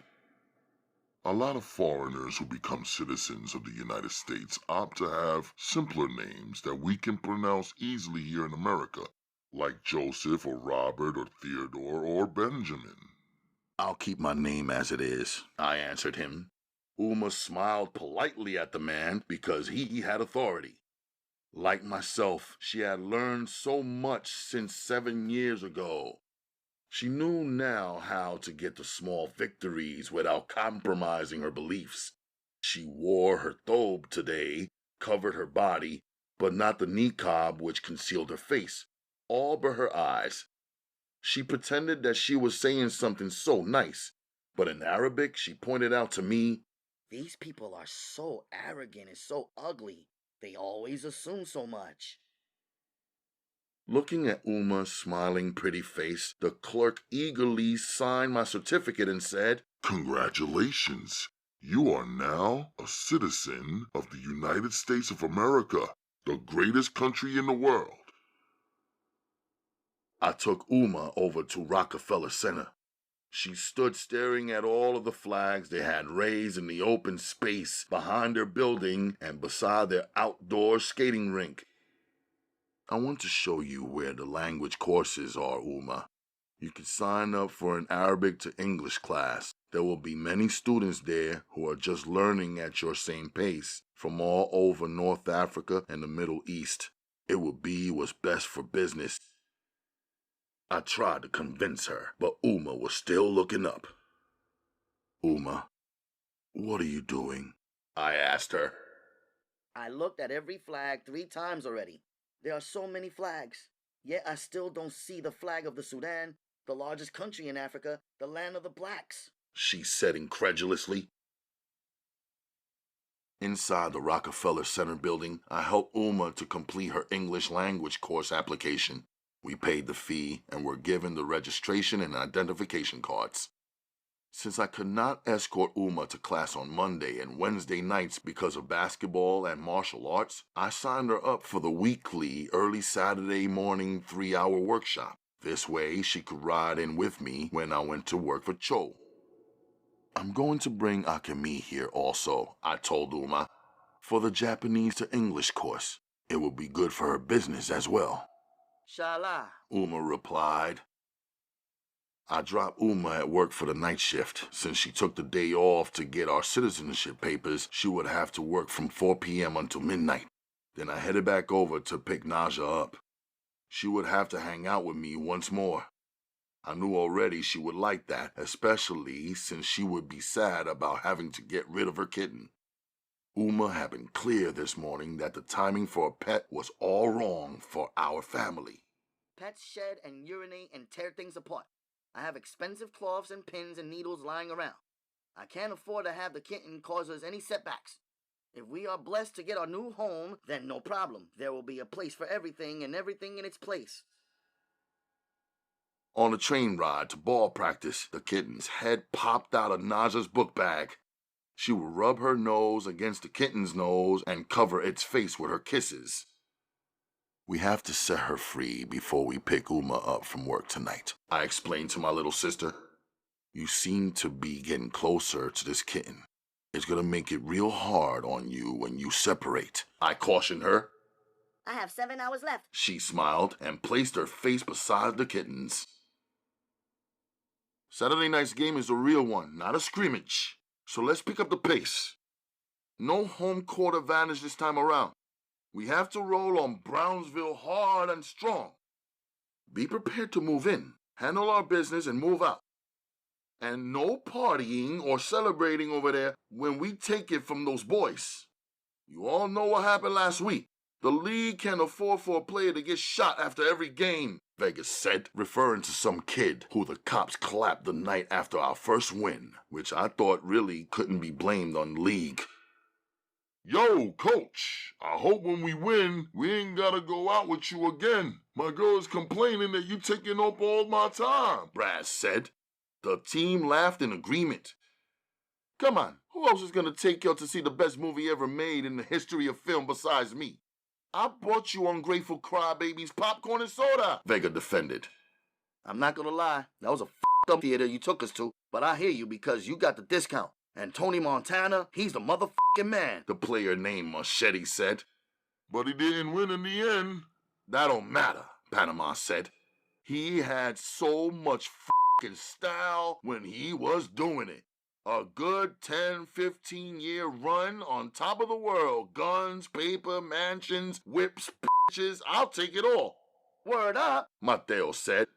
I just watched and listened. I missed the Scarface movie the team went out to see that night. Yet what they were saying hung in my head like a riddle. It is better to have all the best things and a short life or live average until you're 70 or 80 years old. What's the value of life, I thought to myself. That's an assignment for you, Vegas said, pointing me out. Have you ever seen a Scarface movie? He asked me. Nah, I answered. Well, Cacho, go and check it out, Vegas said. He glanced in the corner where the bleachers are, where my little sister Naja sat waiting. But don't take your little sister, man. It's no good for her, he said sincerely. I was skeptical about playing ball with the league and these guys in the beginning. As I looked around the room now, there was Panama, Machete, Braz, Mateo, Jaguar, and the rest. We were all players who originated from some other country outside of the United States.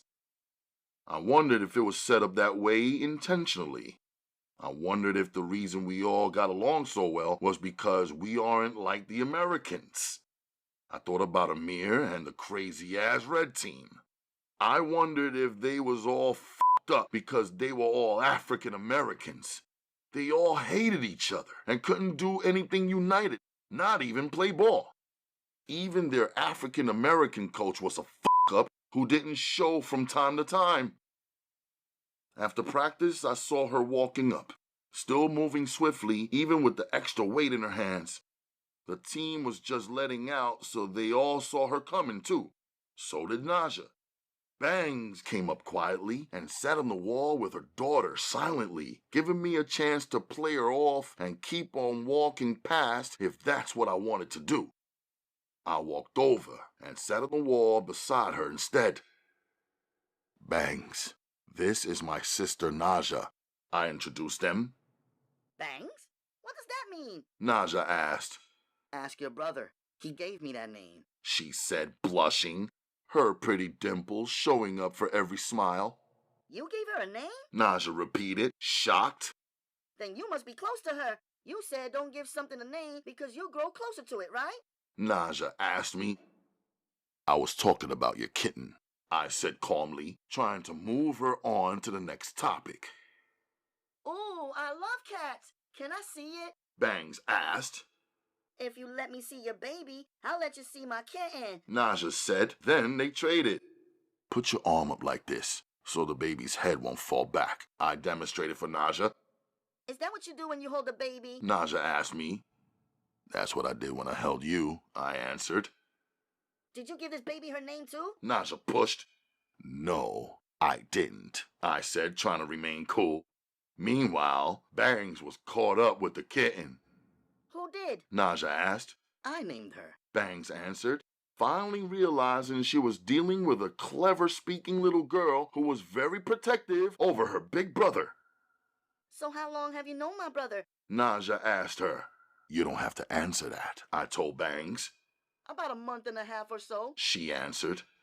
Do you know his wife Akemi? She's very pretty. Naja told. Bang's happy-going expression shifted to a look like someone kicked her in a soft space on her body. After she saw that Naja might be getting the exact reaction she wanted, she straightened her face up and responded. I haven't met her, but I'm pretty too, don't you think so? Bangs asked. Not as pretty as Akemi. Besides, you already have a baby. Naja added. Where's your husband? Naja handed over the baby and took back her kitten. That's enough, I told Naja. Her little body stiffened. Then she settled down some, although her eyes were still rolling around with suspicion. Superstar, can I talk to you for 1 minute? Bangs asked. Superstar? Naja complained. Bangs and me stepped away a few feet. Tell the truth. Don't you see that me and you go nice together? She asked.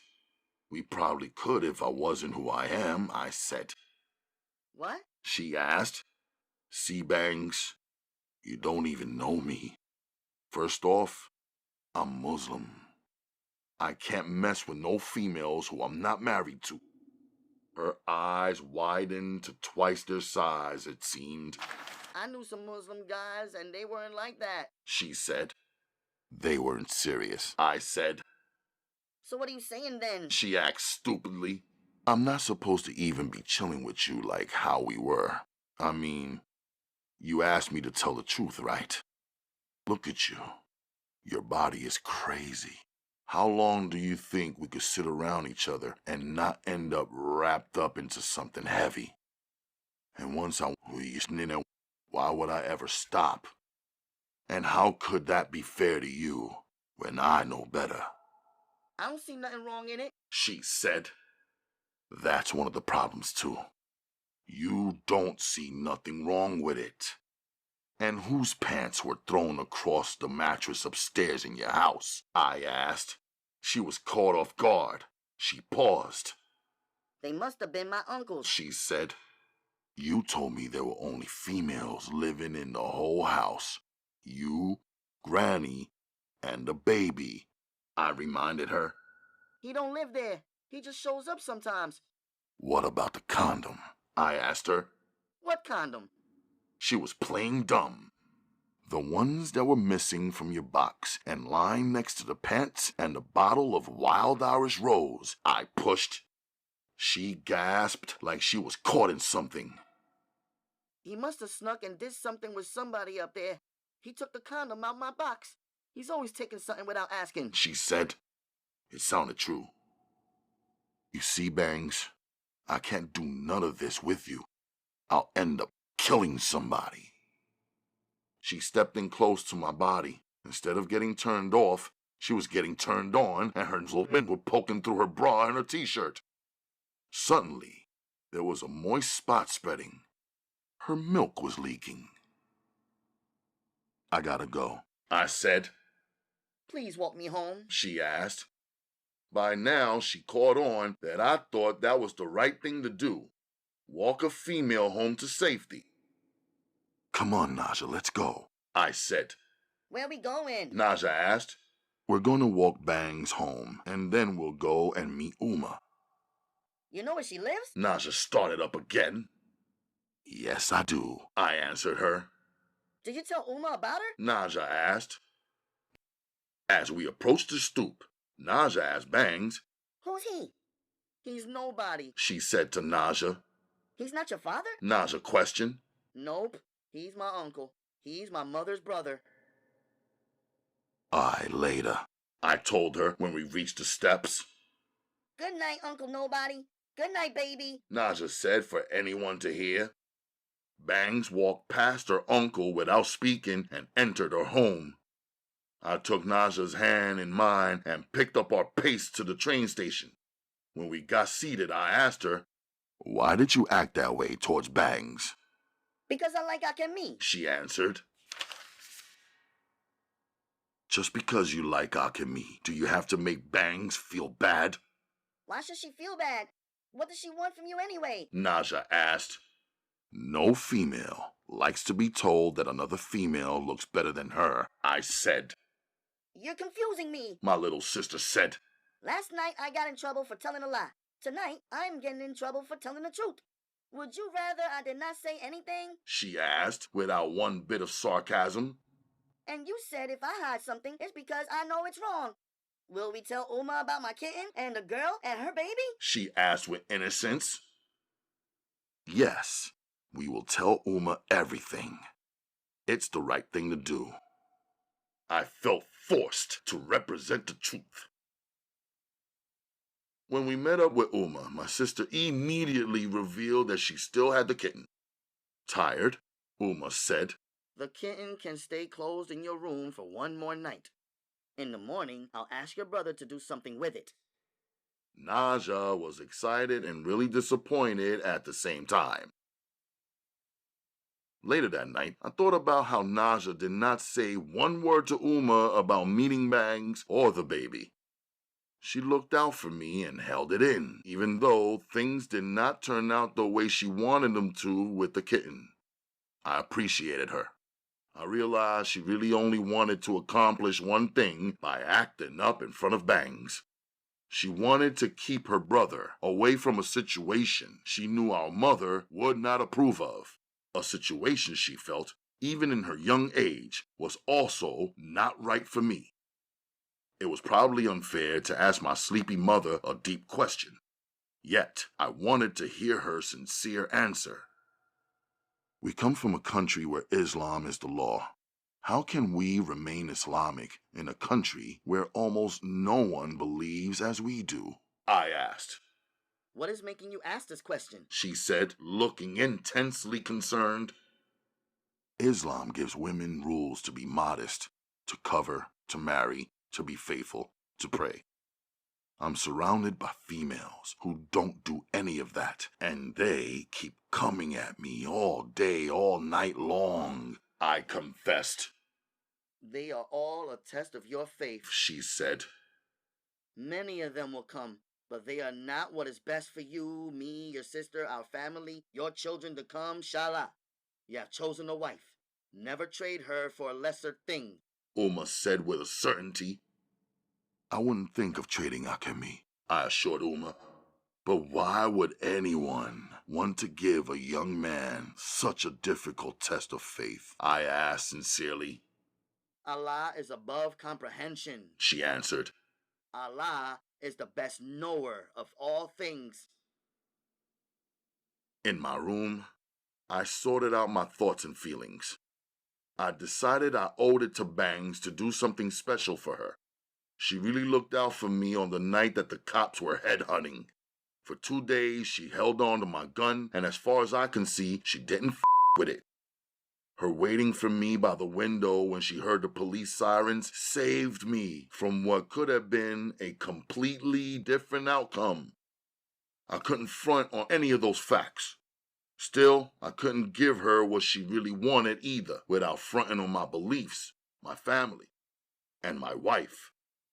Miss Marcy had no one else living in her apartment, which is the only reason we allowed and paid her to care for Naja.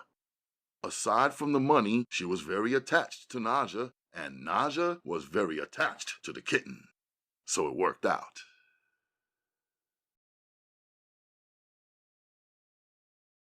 Chapter 49.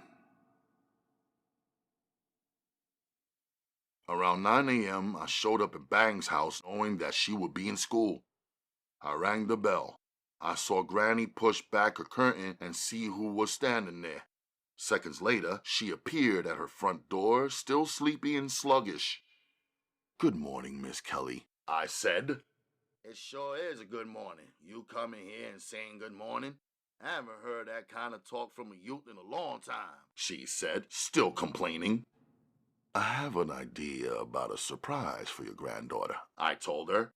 She brightened up and listened. She smiled and nodded the entire way through my speaking to her. Afterwards, she gave me the key to their home.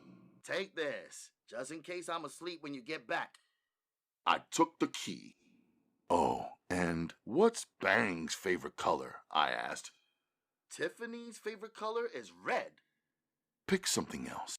Her next favorite, I asked. Purple, she answered. At the local hardware store, I picked lilac. I figured Bangs was already too amped up for the color red. It would just excite her more than she already was. And purple seemed too dark. I thought it might sadden her. Lilac was more of a peaceful, girly color. Maybe it would help her to calm down a bit and mellow out. In Bangs' room, I pushed all of her old furniture to the center. I threw the drop cloth down to protect it. I lined up the perimeter of her walls, floors, doors, and doorknobs with masking tape. I wasn't about to do no dope-ass mural. I am not a painter, but I was about to paint her room to make her feel good. I was about to cover up her walls that seemed neglected for at least Bangs' entire lifetime. From what I knew about females, they don't like to live a life without beauty and beautiful colors and surroundings. At least the females who I know and love do not. Before placing the roller on the first wall, I had to remove the old clippings, pictures, and magazine articles she had taped up.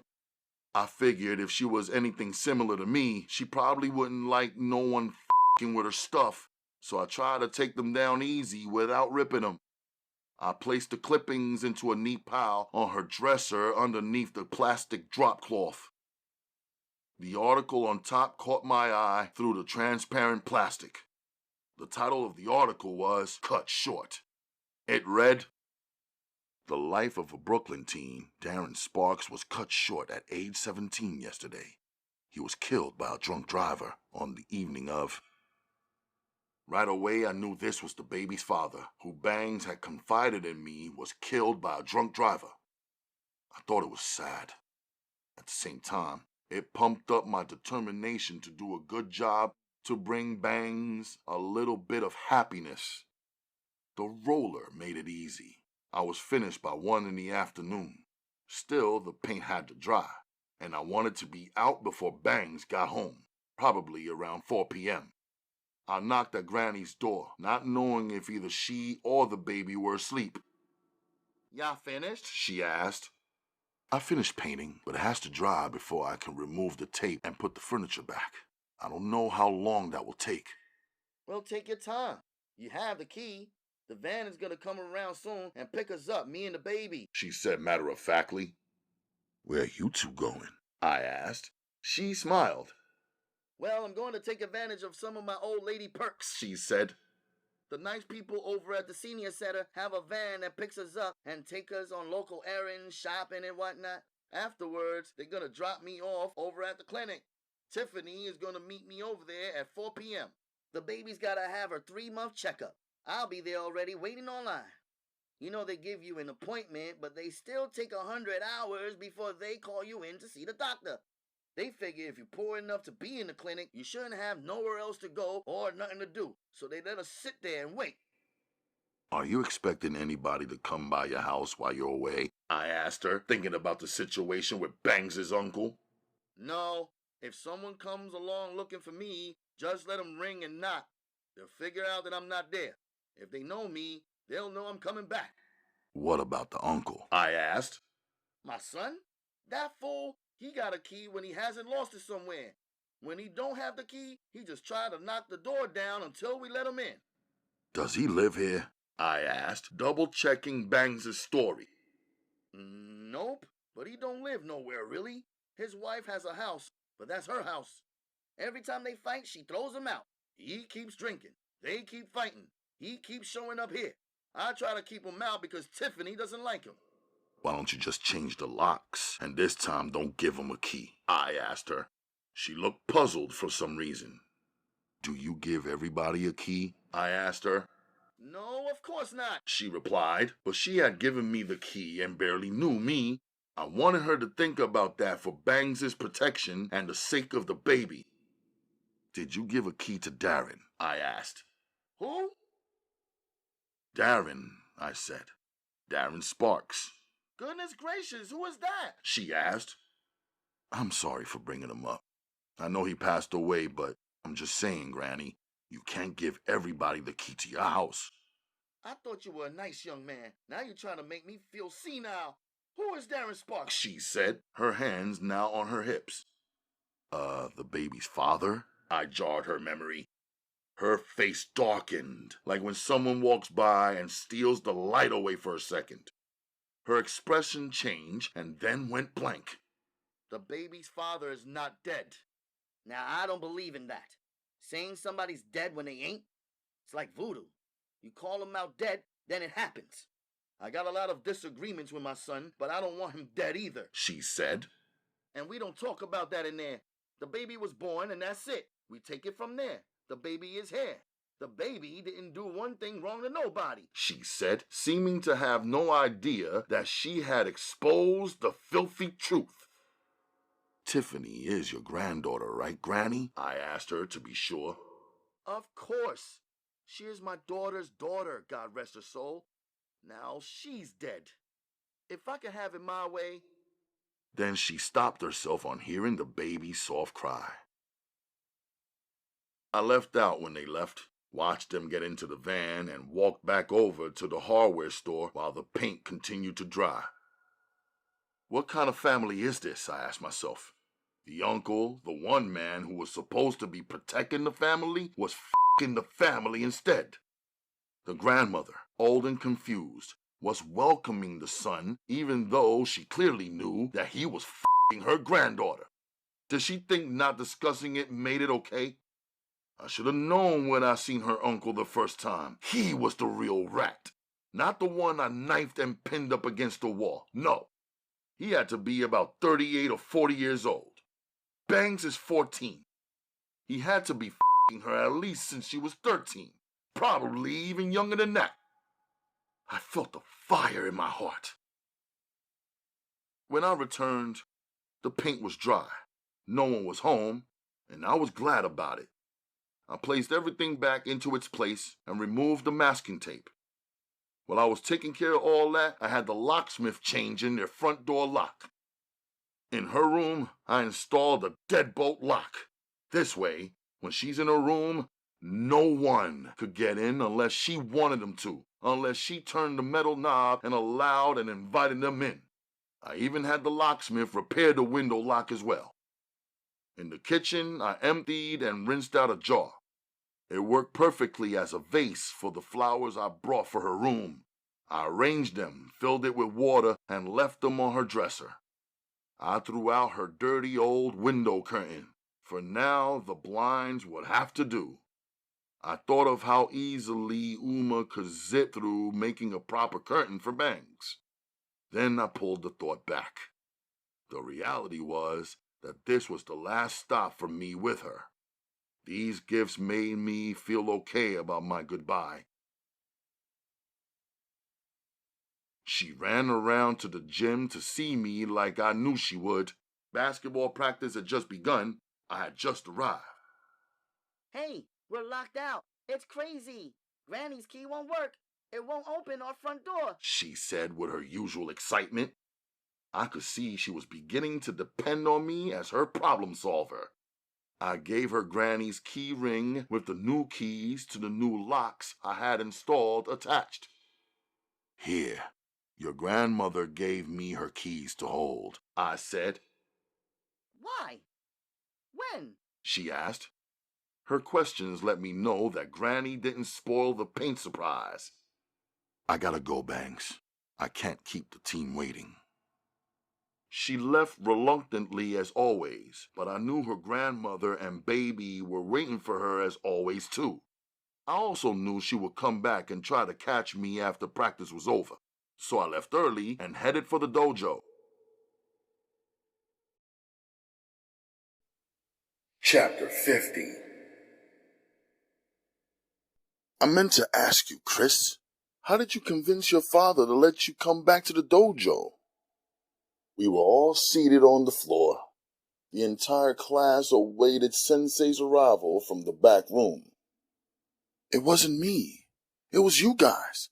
My mother kept saying how great she thought it was that you guys came to the church.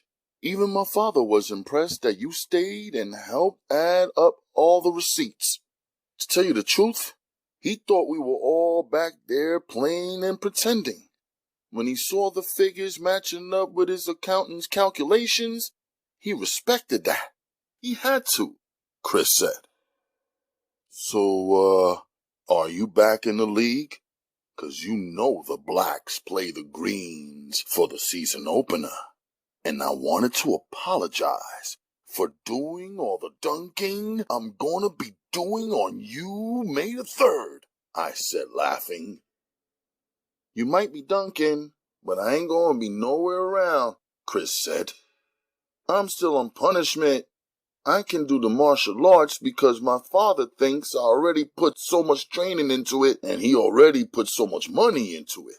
Besides, he thinks that you guys are good and have, redeeming qualities, he said, laughing. But I can't play in the league 'cause my father says it's, high risk. I can't even go out on weekends until school ends, and that's not till June 30th. He looked tight about that. Well, at least you're here, I told him. Who's the red team playing for the opener? I asked Amir. Them Martin suckers from Crown Heights. But I took your advice, man. I sat my team down, we smoked some weed and ish, and talked some ish. We made plans, big plans. I told them I'll never get used to losing, so we had to get on point, Amir said. They took me seriously, too, 'cause if we ain't in the running to get the money, none of this shit make any CENTS sense. He laughed at his own joke. I knew he was serious about that money, though. You got time. The scrimmage didn't count, I reminded him. Yeah, it's good that we lost. Now that we got real games every week, I'll get the gorillas all worked up, and we'll sweep this thing, he said with a smile. Yeah, I like to see that, I smiled back. Being 4 doors down from Akemi's family store had me crazy. It wasn't just a physical thing. I missed her. I missed seeing her. I missed trying to talk to her. I missed her trying to talk to me. I missed watching the unique things she did and ways she went about it. While working, every now and then I'd look out to see if she would breeze by. I resolved that until she was finished with that art show, I was on the back burner. I just told myself it was the same position she was in when I was hard at work at the wedding job. She handled it and chilled out with Uma. I could accept and handle it too. I could tell Cho had been observing me. I guess it was easy for him to see I was a bit anxious. Holding his reliable old knife in his thick, swollen working hands, he took a side look at me and said, Japanese girl make you into nervous wreck. Friday evening, after Uma and Naja were secured, me and Amir met up and went over to Chris's house. Since he couldn't get out, we went to him. His family was at church. He was home alone. We kicked back at first and listened to some music. Amir had some cassettes of new joints that weren't even released on radio yet. It wasn't so hard to get his hands on them since all of the rappers coming up were straight out of all our hoods and could even be living in the same building with us even after their joints were banging on the radio. Chris's refrigerator was stacked, and the cupboards too, with juices, sodas, chips, and cakes. Seemed like they had more shit than the corner store. All of us chose something different than the other to eat, and we made it ourselves. Nice house, Amir said as he made himself a roast beef sandwich. You over here living like a king. Don't you know better than to let some project niggas in your place? He laughed. This is my father's house, Chris said. Don't you remember the speech? Everything in here belongs to the Christian Broadman Corporation. That's that. If I want something, I got to start up my own business and make it happen, Chris said. It can't be that bad. You got more shit than what I got. And your pops pays your expenses too, Amir said. Hola, far as I remember, I'm the only one here who has to go to work in the morning. Amir, your pops pays your expenses too, I joked for true. Later we played ball in his court. While I shook Amir to the hoops, I told him, now me and you is gonna have to work even harder to win that money. If we get it, we still gotta cut it 3 ways. He laughed regular at first, then his laugh grew louder and louder. What? If me and Chris won in the league, you'd want your cut too, I told him.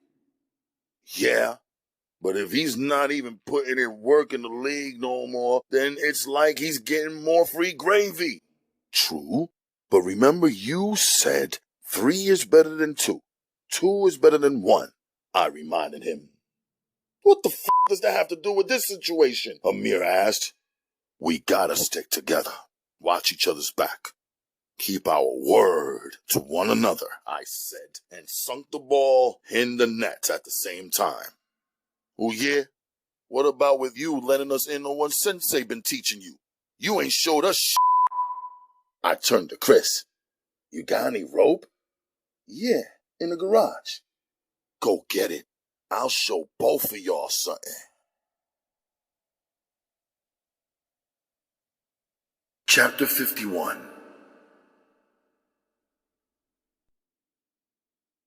Late Friday night when I got back on the block, everybody was outside like it wasn't almost 1 a.m.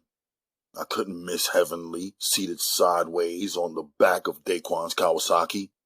Daquan was deep in a conversation with one of his brothers named Damon, full grown and 22 years old now. But Daquan was still telling him what to do and how to do it and how much heart and intensity to put behind it. You got something for me? Heavenly asked softly as I walked by. I didn't answer her or bother looking her way. I acknowledged Daquan instead. Hold up, let me get in your ear, Daquan said to me. I'll be back, I told him as I kept it moving.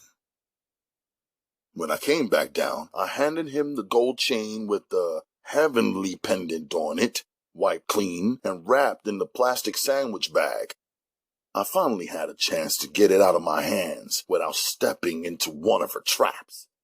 Since Conflict's only been dead for 2 weeks or so, she probably had not had enough time to start f***ing with Daquan's head and to cause a rift between me and him who'd been cool for all these years. Take this, I told him. I found it. It's cool, man. I know her. She don't give out gold, she collects it, he said with a smile. What was it you wanted? I asked him. Oh, sorry I couldn't get up to watch your game. We had to work a lot of shit out at the wake. Some of Conflict's side bitches was up there fighting in front of his mom's. Superior was torn up about his loss. The shit was f***ed up, he said. When's your next game? He asked. Next Saturday, May the 3rd, I told him. Brownsville Park, 9 p.m. Night game in the Ville, huh? Alright, I'm in there. I see you got Conflict's girl on your bike, I said without looking at Heavenly. War booty, he responded and gave me a pound. I wanted to warn him, but I didn't. I knew that he was street smart and used to dealing with the snakes. But she was a snake with no rattle and no hiss. She strikes, but there's no warning or clues. By the time a man finds out something is wrong, she has already injected too much poison in his system and he can no longer be saved. There was really no way for me to express it, without it seeming like I had something to do with her.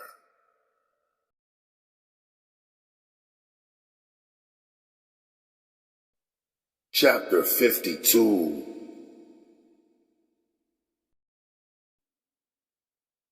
I was speaking to Tamara Auntie last night. Uma said at the breakfast table after Fajr prayer early Sunday morning.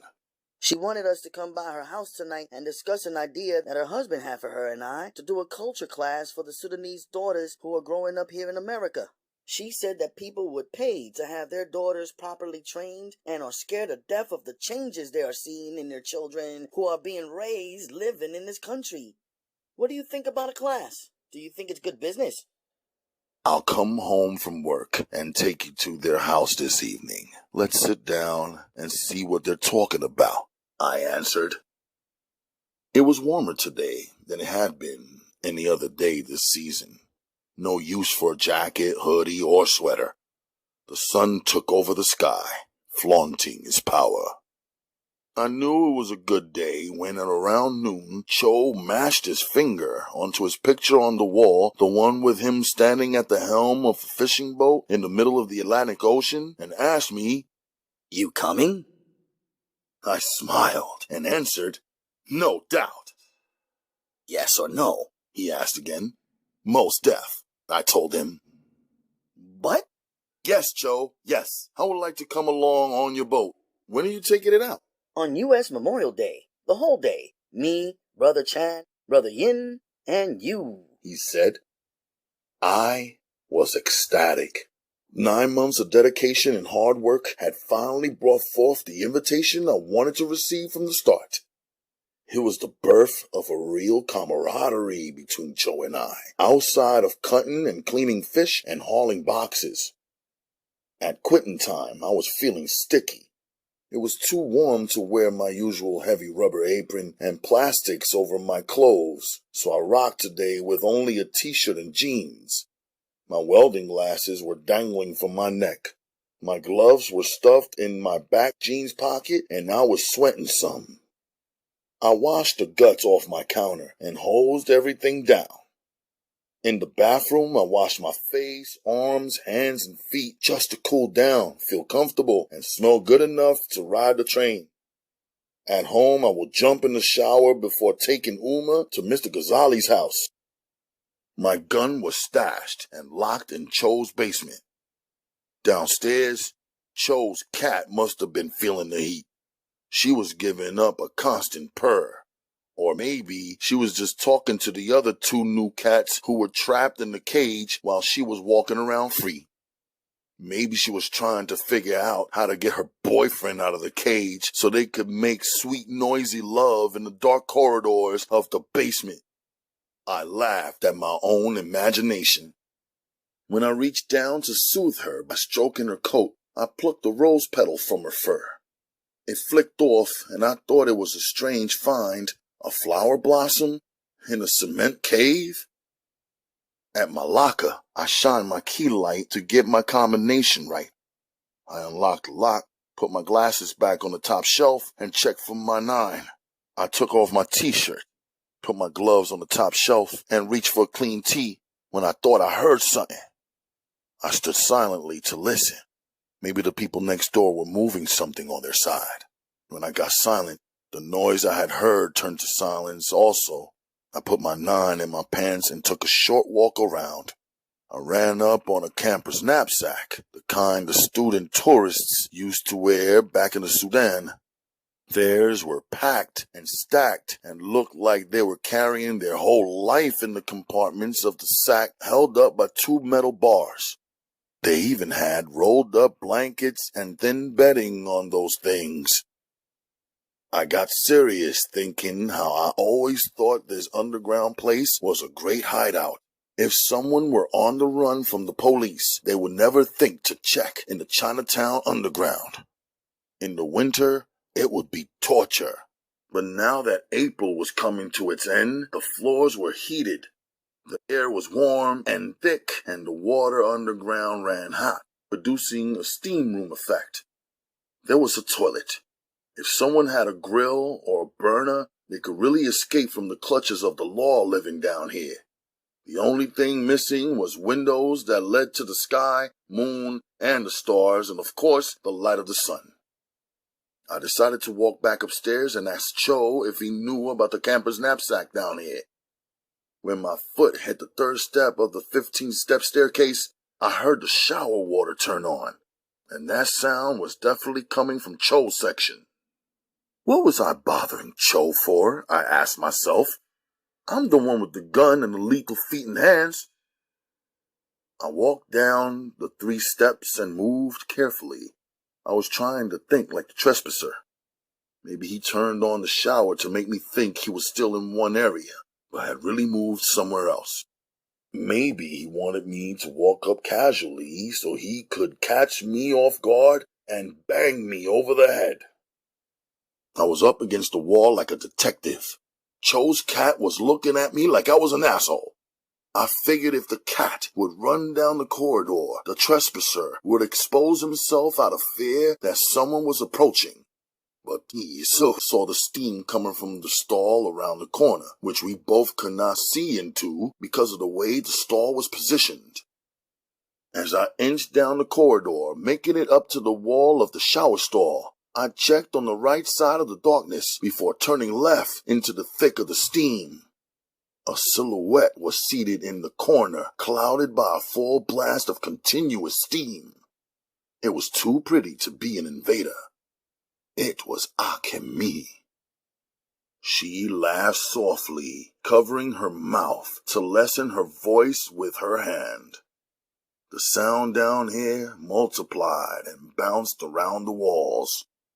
I put my 9 away, reached around, and turned off the shower water to lessen the steam.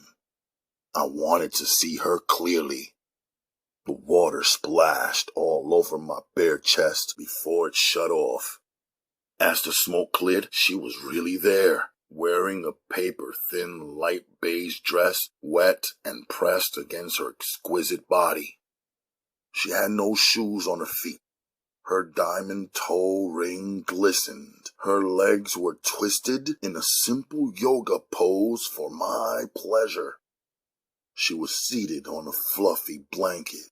Atop of the blanket was a white linen cloth and had a load of rose petals. She had made a bed for us in a hot cave below the streets of New York, surrounded by steam. I loved it. Mayonaka, She said, and placed her hand gently on the linen cloth beside herself, asking me to come over without words. She didn't even have to ask. I approached her, bent down, and laid my gun pointed away from her in the corner. I could feel her fingers tracing my bare shoulders in the dark. My eyes were adjusted now.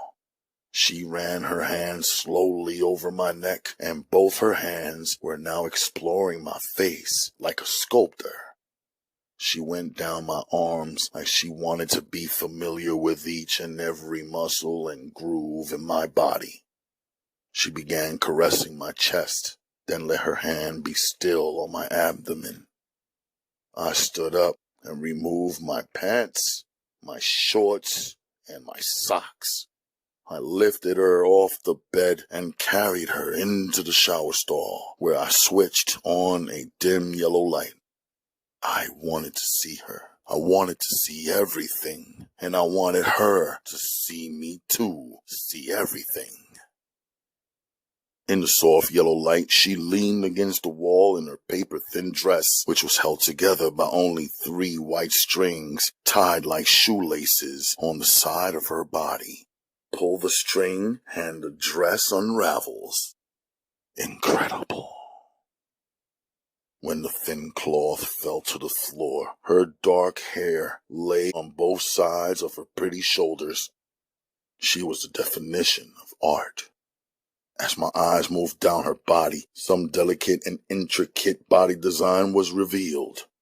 At first, I thought it was an expertly drawn tattoo. Within seconds, though, I realized it was Sudanese henna. She had drawn a henna belly chain, each link life-size and perfectly situated from her navel leading around her side to her back. The design was so perfect it clung and hung and rolled her curves like a real piece of jewelry. I spun her around and the design wrapped around her tiny waistline. Like a real chain, it had a clasp which was drawn above the split of her ass.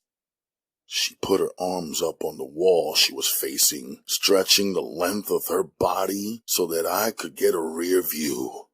She pulled her hair, which had now spilled down on her back, to the front so I could see the detail of her second design. It swirled up and around her spine, a vine with tiny leaves. The design ended with a drawing of 2 small leaves resting at the nape of her neck. A Japanese spin on a Sudanese tradition unlike anything I'd ever seen.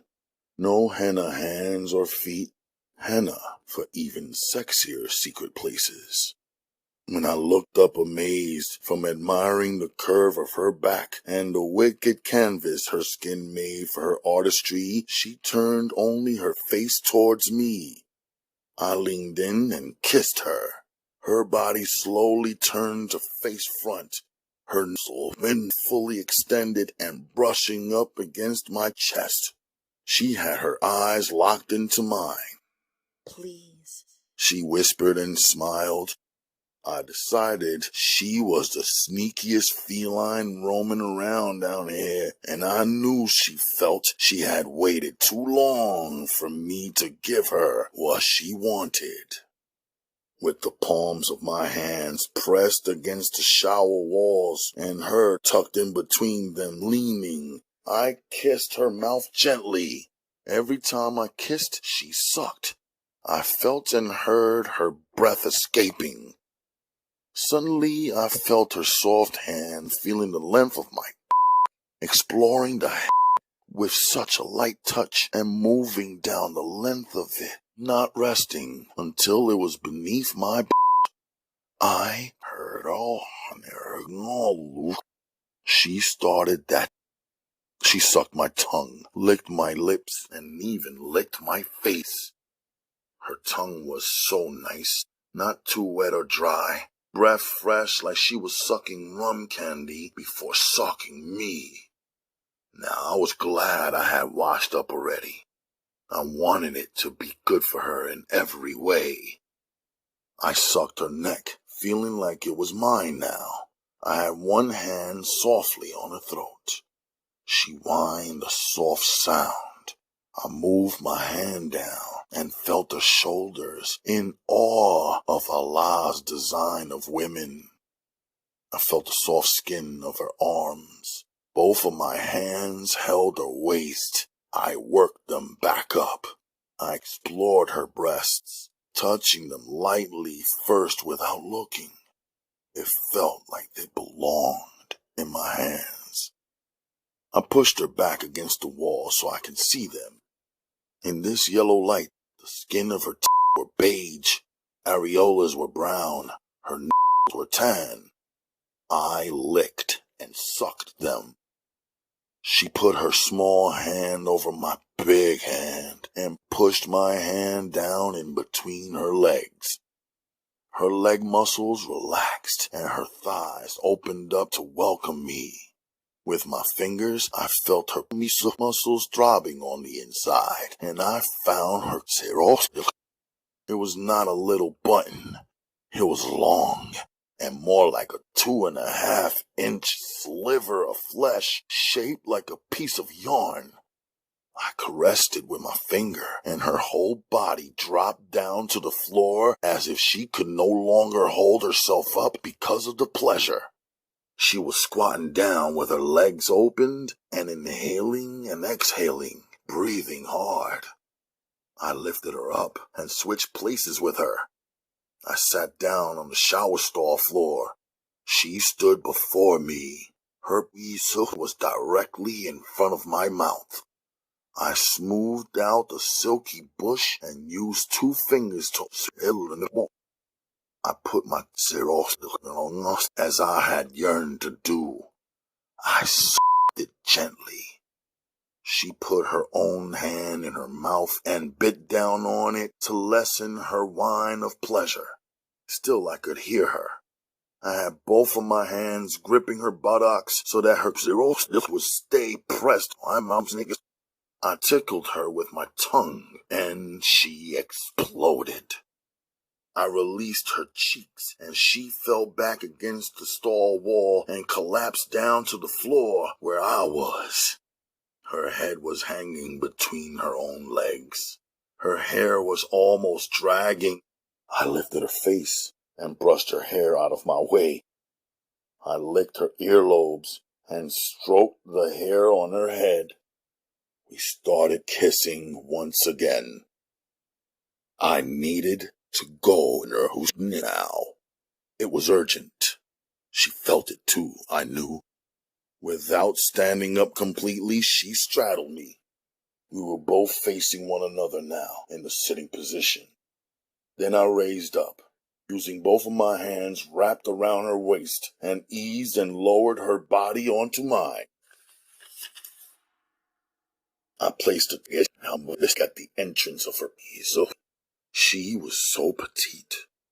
I didn't have to teach her nothing. Instinctively, she just began to bounce slightly and softly in a circular sort of motion as her very moist but very tight body little by little and clung to my head like a too tight glove. We rocked back and forth gently like playing on a seesaw. I felt her skin rip open and my head pushed most of the way in her, but with my hands gripping her waist, I pushed her from her hips downward so I could get the laugh her without snips where it was meant to be. When I was near with all and hit her bottom inside, she gasped. I grinded her while she eased up and down, breathing harder and harder like she was on the ride of her life. The pole controlling all of the motion. Her mouth dropped and her head was tossed back now. Our hips were doing all of the work. Me, I felt something that I never had before. It was a sensation so sweet and so strong, like the thrill of being yanked up in the air at an extreme speed and tossed around in the sky with the stars and allowed to fall down to the earth with no parachute or protection. Her womb was the perfect place, and it gave me the perfect feeling. There were no problems inside of there. It was 100% pleasure, 100% peace. It was impossible to imagine that there was any place better.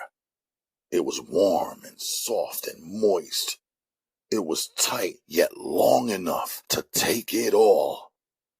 And with the friction of each of her inner muscle movements, I felt a higher and higher sensation. I grinded harder. She bounced a little more swiftly. It was skin to skin, flesh to flesh, no condoms or creams or sponges or injections or pills or plastics or patches or contraceptions. When the energy built up so strong that I could not hold it back any longer, I spilled her and the rocket ride dropped down as if it was out of fuel. Yet, even the drop was a surge of pleasure. I could feel her fluid and mine oozing out as my dick slowly began to relax. She threw her whole body over my shoulders and just lay there trembling on my back. When she climbed down, she sat beside me in the shower stall. She threw one leg over my leg comfortably. She took one of my hands and put it down there. It seemed like she was ready to go again. But what she wanted to show me when she pulled my hand back was the blood on both our fingertips coming from her. Not a quote-unquote river of blood. Not thick goops of blood. Not stinky or fishy blood. Just slight thin blotches of watery blood. The kind I needed to see. The blood that was not there when I first hit us. She picked up her white linen cloth and dabbed the blood from herself onto it. She waved it like the Japanese flag, white with a large red dot. She held up her hands like a runner throws their hands up at first place at the finish line. I thought to myself, what a strange girl, but I loved everything weird about her. She was my wife. She lifted her right leg and used her toes to turn on the shower. We were both standing now, the steam building and rising. The heat was intense. She began to wash my body with her hands and my bar soap. Seeing her naked, soaked, and wet was erotic to me. So, we did it again. I held her up and pressed her back against the shower wall. I stood and rocked up her nip. She bit her lips and climbed the walls. She moaned so much, I thought I saw the cat running up and checking on us. The water poured down heavy onto my face and body. The steam hid us from the no one who was down there. Making use of the bed she made for us, I lay down like I was in the private room of a fine hotel. My first ever full-out sexual encounter caused me to feel so relaxed and so free and so damn good I wasn't worried or thinking about anything or anyone else. As she climbed back on top of my naked body with her naked, soft, and shapely body, I felt my joint stiffen again. I could feel her heart beating in her chest, or maybe it was mine. I could feel her hair brushing against both of my shoulders. I flipped her over, and with me back on top, I just grinded her slowly, pushing it in the air with all, using even the muscles in my toes.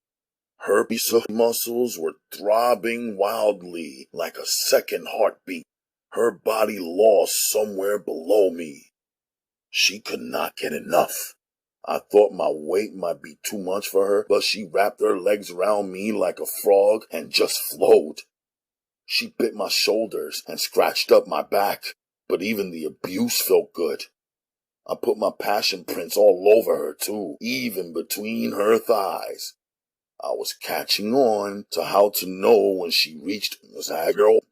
She would shake all over, as though it was beyond her control.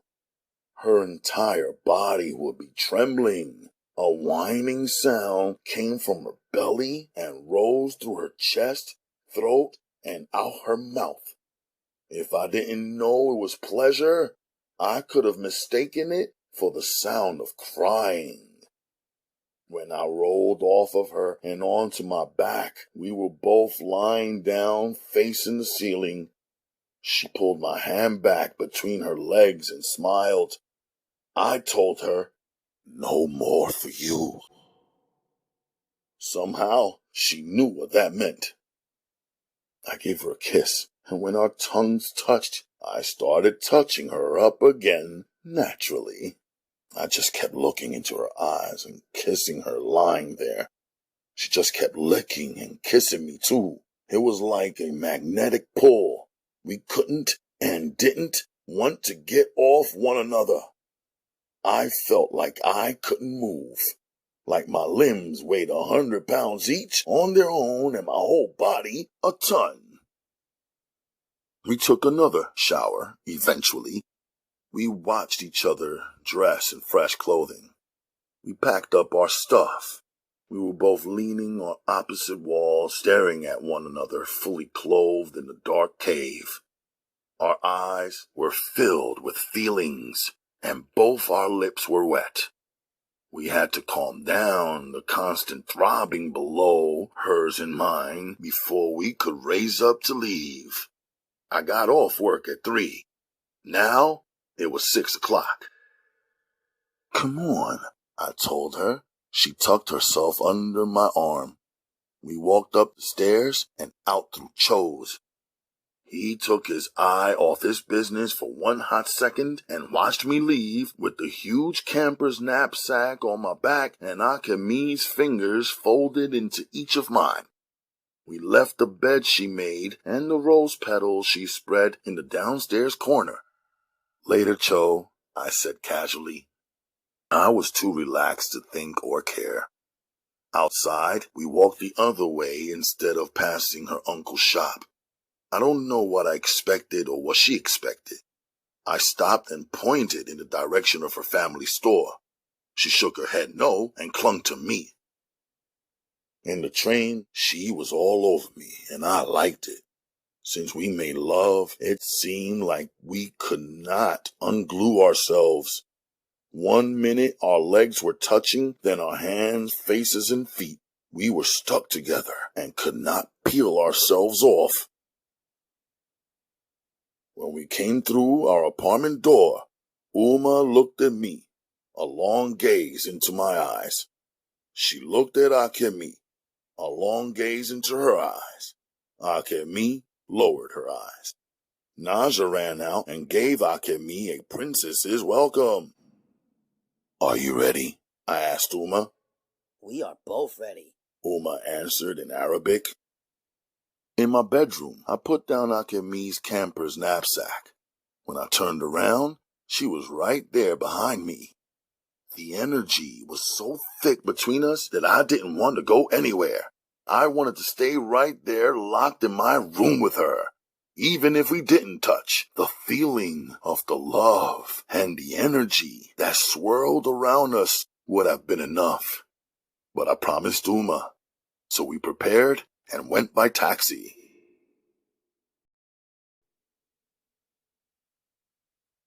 Chapter 53.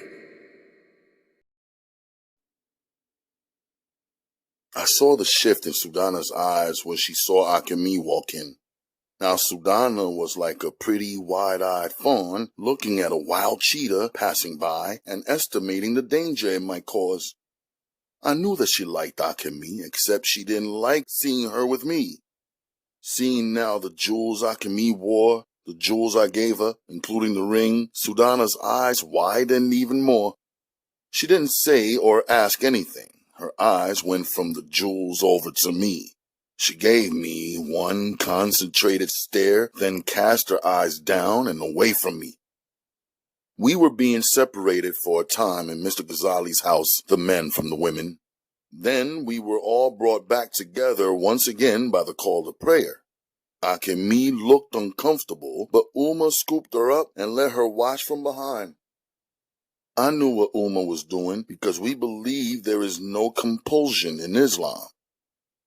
At dinner, Mr. Ghazali, his 2 sons and 3 daughters and wife Tamara, myself, Akemi, Uma, and Naja were treated to a Sudanese spread served not on their main dining room table, but on the floor using traditional low tables, carpets, and pillows.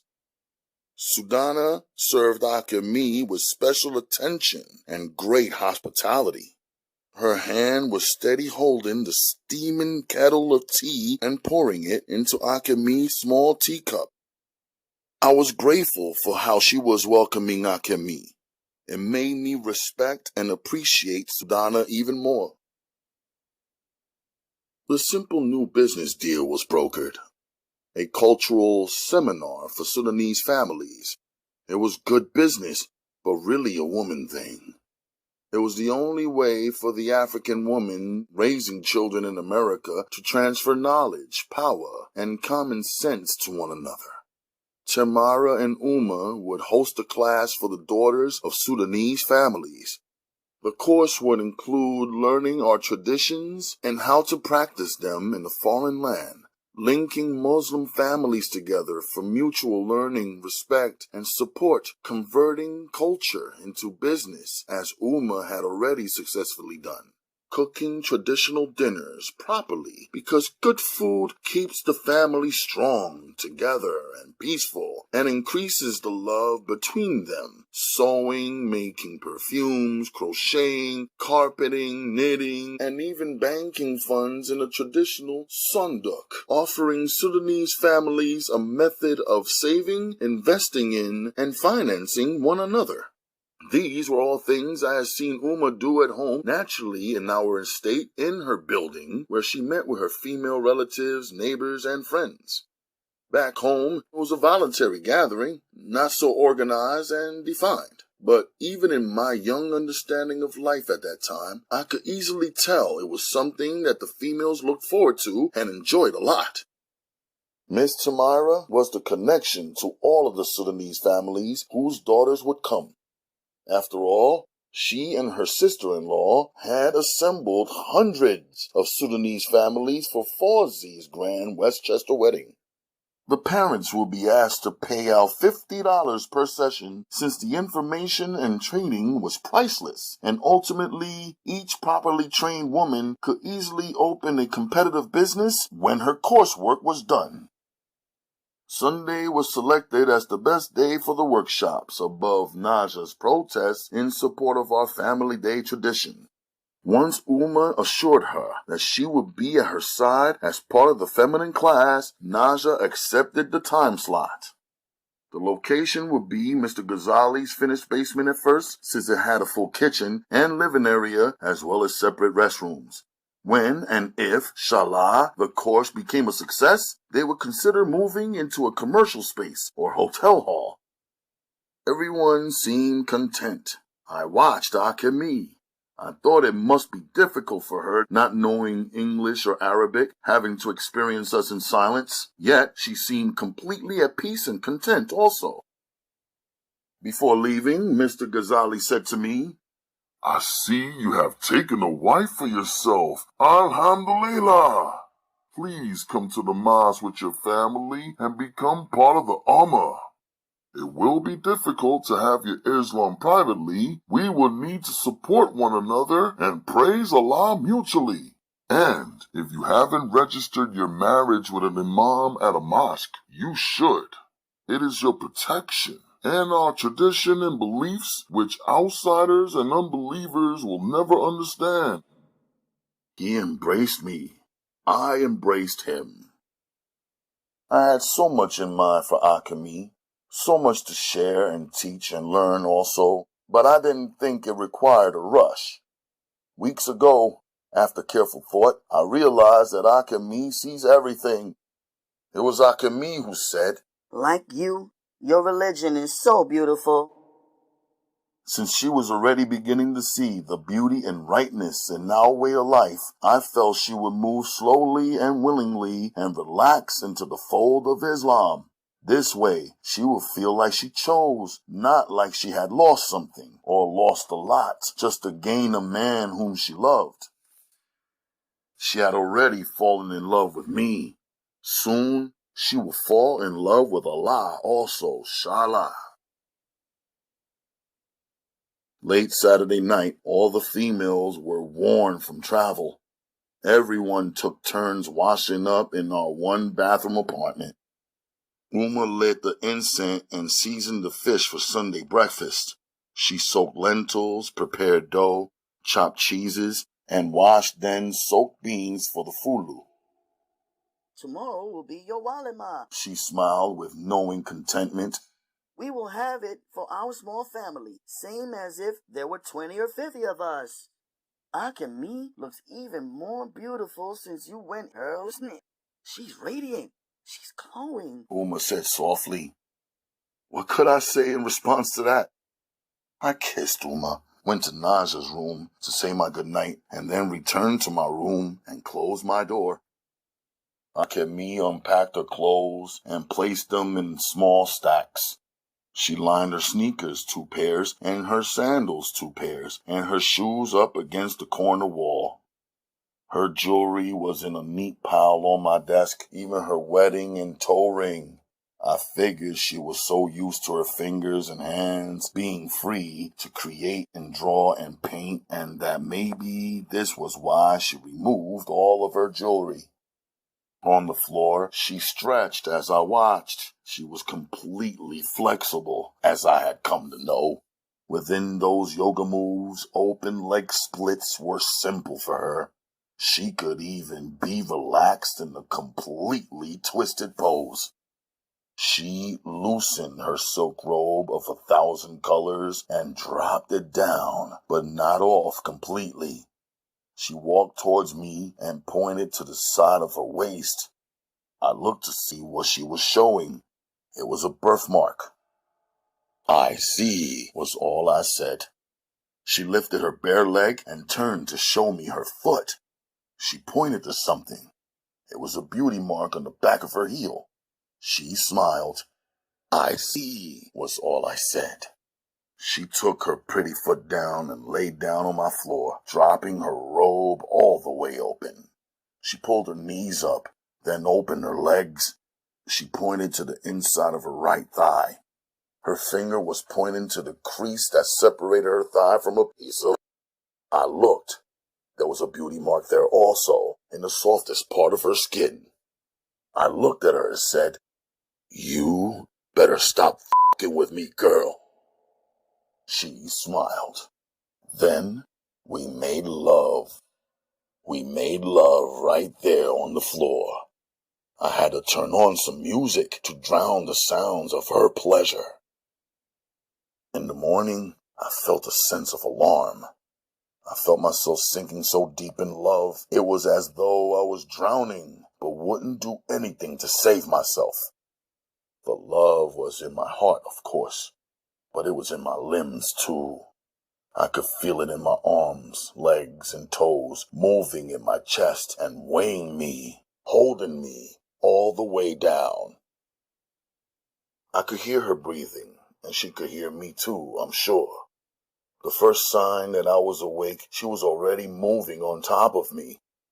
I thought I heard her moaning, only to discover it was myself. It was a feeling of complete ecstasy. But for the first time, I felt powerless. I was the same man, the same fighter, the same soul, but felt a love so heavy, I was surrendered to her. I was unfamiliar with fear, but now I feared any morning where I had to wake up any other way than this way right here with this woman right here. Our walima occurred on a Sunday, which was also family day. It was good to see the joy that Akemi brought to everyone. She was like a grown-up daughter to Uma, who she paid such close attention to and showered admiration on, and a big sister to Naja, who had already informed everyone Akemi had to learn 5 words in English every day. She occupied them, which freed me up some. I was grateful for that. Besides, I believed that women needed each other in this way.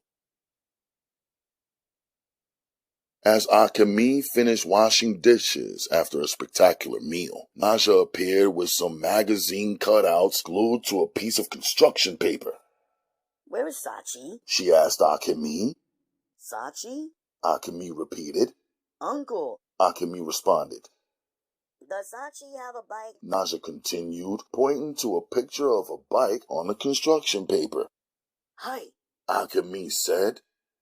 "That means yes," I told Naja. "Well, say yes then. She scolded Akemi. And let's go get Sachi. I want somebody to play with." She insisted, trying to hold Akemi's moist hand. I looked at Akemi. I didn't know the details of the status of her relationship with her people or my relationship to them either. If she wanted to go see her uncle, there was no problem in it for me. "Sachi, hi." Akemi agreed softly. "Sachi, yes." Naja repeated in English. "Hi" means yes in English. Naja taught and then proceeded to say, "Hi, yes." 100 times until Akemi either understood or gave in. "Yes." Akemi said. Then Naja was satisfied for the moment. We arrived on Sunday afternoon at her family store. She went inside first. Uma and Naja and I remained outside in the great warm weather. Akemi returned outside shortly, standing under the canopy with Sachi. Both of them began waving to us to come inside. Akemi introduced Uma and Naja to be her uncle in Japanese. He spoke stiff but polite English, saying, "Hello, pleased to meet you," as he might say to one of his customers. Uma said in English, Very nice to see you for the first time, Mr. Nakamura. Her Arabic accent was heavy. To the Americans, I am told Arabic sounds like an overdose of Z's and S's. I hoped he was satisfied with Uma's greeting because that was as much English as he was going to get out of her that afternoon, or at least for the time being. Akemi's aunt appeared from the back room of their store. She spoke Japanese to Akemi. Akemi introduced Uma to her aunt. The aunt watched her so closely it seemed like she had something to say or ask, but she didn't. I thought it was interesting how they interacted with Uma, but not with me or Naja either. Akemi touched my hand and then said some words to her uncle in Japanese. He nodded. She spoke some more, standing happily at my side. It felt good seeing her wear her wedding ring and bangles in their presence. Naja and Sachi were in the background playing and speaking to each other comfortably and easily. Sachi was showing Naja some of the accessories their stall sold that she liked. I did hear Naja ask Sachi, "Is that your father? What's wrong with him? Does he have a stomachache?" "Nope," Sachi answered swiftly. "He doesn't like black people, but I told him you guys are fun." Well, there it was, spelled out and spilled from the mouth of the two 7-year-olds. Only thing was, Uma and Akemi could not understand those English words, but me and the uncle could. I heard them loud and clear. He pretended he did not. Akemi spoke again to her uncle politely and softly. Finally, he turned to me and asked, "Where are you planning to take Sachi? Not far from here, right?" "To the park, maybe to the bookstore, and to dinner. If she has a bike, she can bring it, if you wouldn't mind," I said. "Sachi has school tomorrow," he said, searching for excuses. "So does my little sister Naja," I pointed out. His wife spoke to him in Japanese. "Sachi has to be back here by 7 p.m. Not 1 minute later," he cautioned. Sachi jumped up and down, up and down, up and down. "Thank you, Father." I knew it was only because of his soft spot for his daughter that he allowed her to come. I imagined that she had probably been asking for both Akemi and Naja over and over and over and over again, the way little girls tend to press. Sachi ran in the back and came right out pushing her pink bicycle with the Hello Kitty logos all over it. In the Manhattan Park, Sachi and Naja zoomed around on their bicycles. They were laughing and smiling. The double burst of energy attracted other little kids who were already there looking bored with their parents or nannies. Soon, 4 or 5 other children joined them and the race was on. The women who supervised each of them screaming out, "Be careful!" in every language and dialect. Naja was out front, her head covering flying in the wind. Sachi was doing her best to catch up and edge her out. They were playing follow the leader. I had never seen Naja smile so brightly before. Behind the bicycles, kids without bikes began chasing.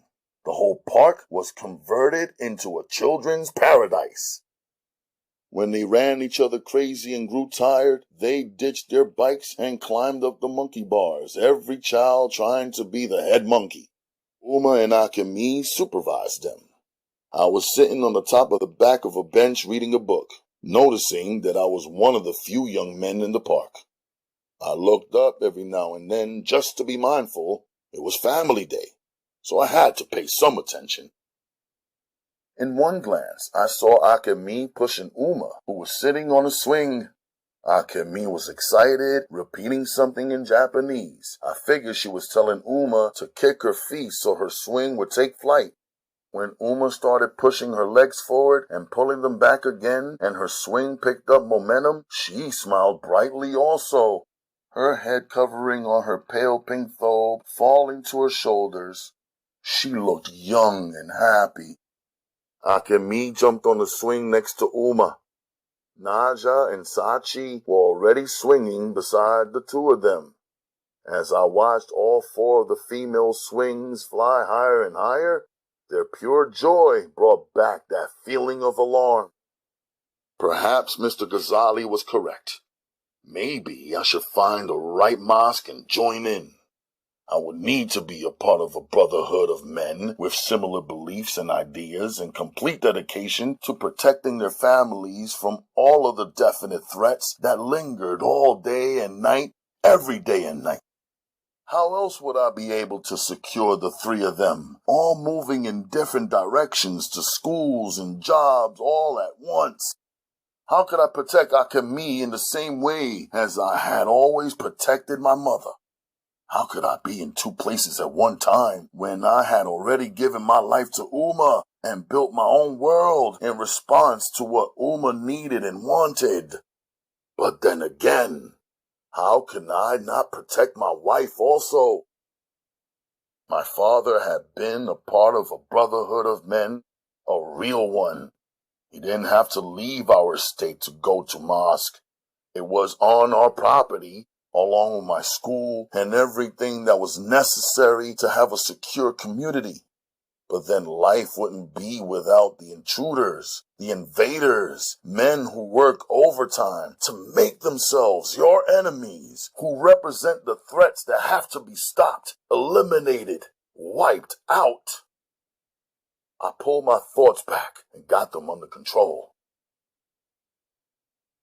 When the girls finally exhausted themselves pedaling, walking, running, swinging, and crashing into stuff, we went for ice cream. I sent all of them inside the store and stood outside watching the bikes. I dropped Sachi back at 6:30 just to maintain a decent amount of respect.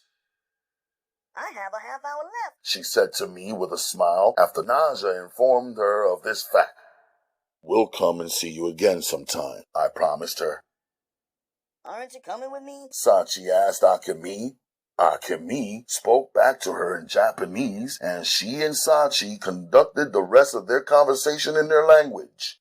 However, Akemi stayed clung on to my arm. I felt good to know that her family actually knew that we were together, married, and serious. Before I was thinking that neither side might really be having the full story. On the way back to Brooklyn, we stopped at the Open Mind bookstore. I wanted to see if Marty had received my order. He was happy to see me, happier to see Uma, and surprised at the new addition of Akemi. He looked her over in an obvious but harmless way. When he and I were standing alone, he said, "Who needs to read books? I'm having a great time just watching you live your life." Akemi came over with a book that caught her interest. It was a picture book on Japan. She flipped through the pages slowly, me looking in with her. She stopped on a map drawing and pointed out a city. She said, Kyoto, Akemi. "Oh yes, Kyoto," Marty said. "It's the ancient capital of Japan. It's got great architecture. It's really a beautiful place. In fact, it is so beautiful that during World War II, when the Americans were going to bomb it, they picked another Japanese location to bomb instead, declaring that Kyoto was too startling and wonderful to destroy." "That was very nice of the Americans," I told him. "Have you been to Kyoto, Marty?" I asked. "Only when traveling through the pages of one of my books," he answered with a laugh. "Do you have my order?" I asked him. "What's my name?" he said back. I paid him $59 for a leather-bound Holy Quran written in the Japanese language. A gift I planned to present to Akemi, which was also listed as one of my gifts to her in our Ajid. I will not thrust it on her. I knew she needed and wanted to concentrate on her big show coming up in less than a week's time. In fact, I was surprised that she was spending all of this time with me now. Before, I was all worked up into waiting until after the show to have her all to myself. Naja also selected 2 books, while Uma was satisfied with flipping through the pages of an Arabic to English dictionary. I bought it for her. I guess she was thinking of her English language course set to begin on this upcoming Saturday. Big day. Saturday, May 3rd. I thought to myself, Akemi's art show. the start of Uma's classes, my workday at Cho's, and my opening game with the league. Different places, different times, one man. We took turns showering, Uma, Naja, and then me. Akemi showered as we made prayer. In my room, I began organizing the events of my day for tomorrow. I had money on my mind, the possibility of the purchase of the house, which we really needed even more now.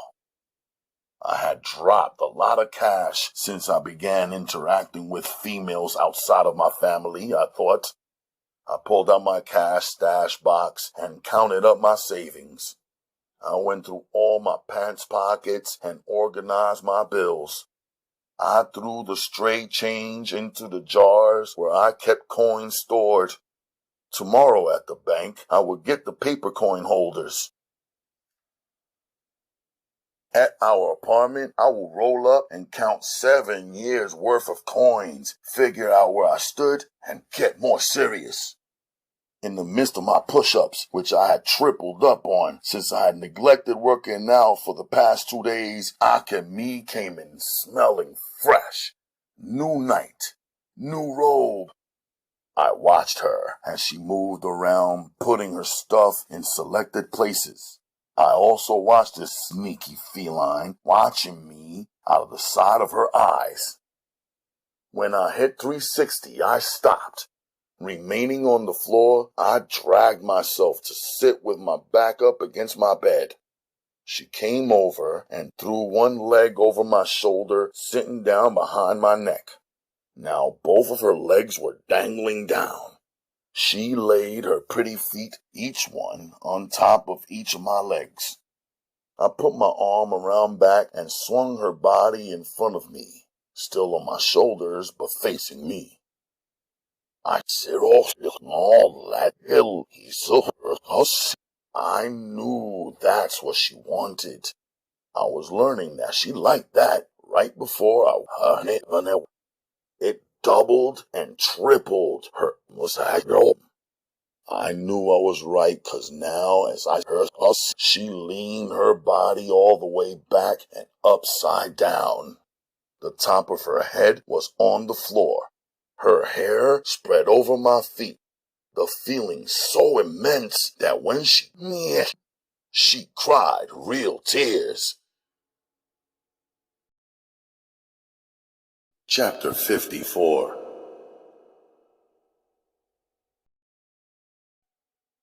Naja to the sitter, Uma to her job, Akemi and I to the bank. Akemi took a seat on a comfortable chair in the bank waiting area. Same teller, the usual Monday visit. She accepted my deposit, looking only at her own hands, counting the small sum of money. She stamped my passbook and slid it through the slot. She glanced over at Akemi and said to me, "Are you serious?" "Let me get some paper rolls for pennies, nickels, dimes, and quarters," I asked. She rolled her eyes, then hesitated. "Please," I added.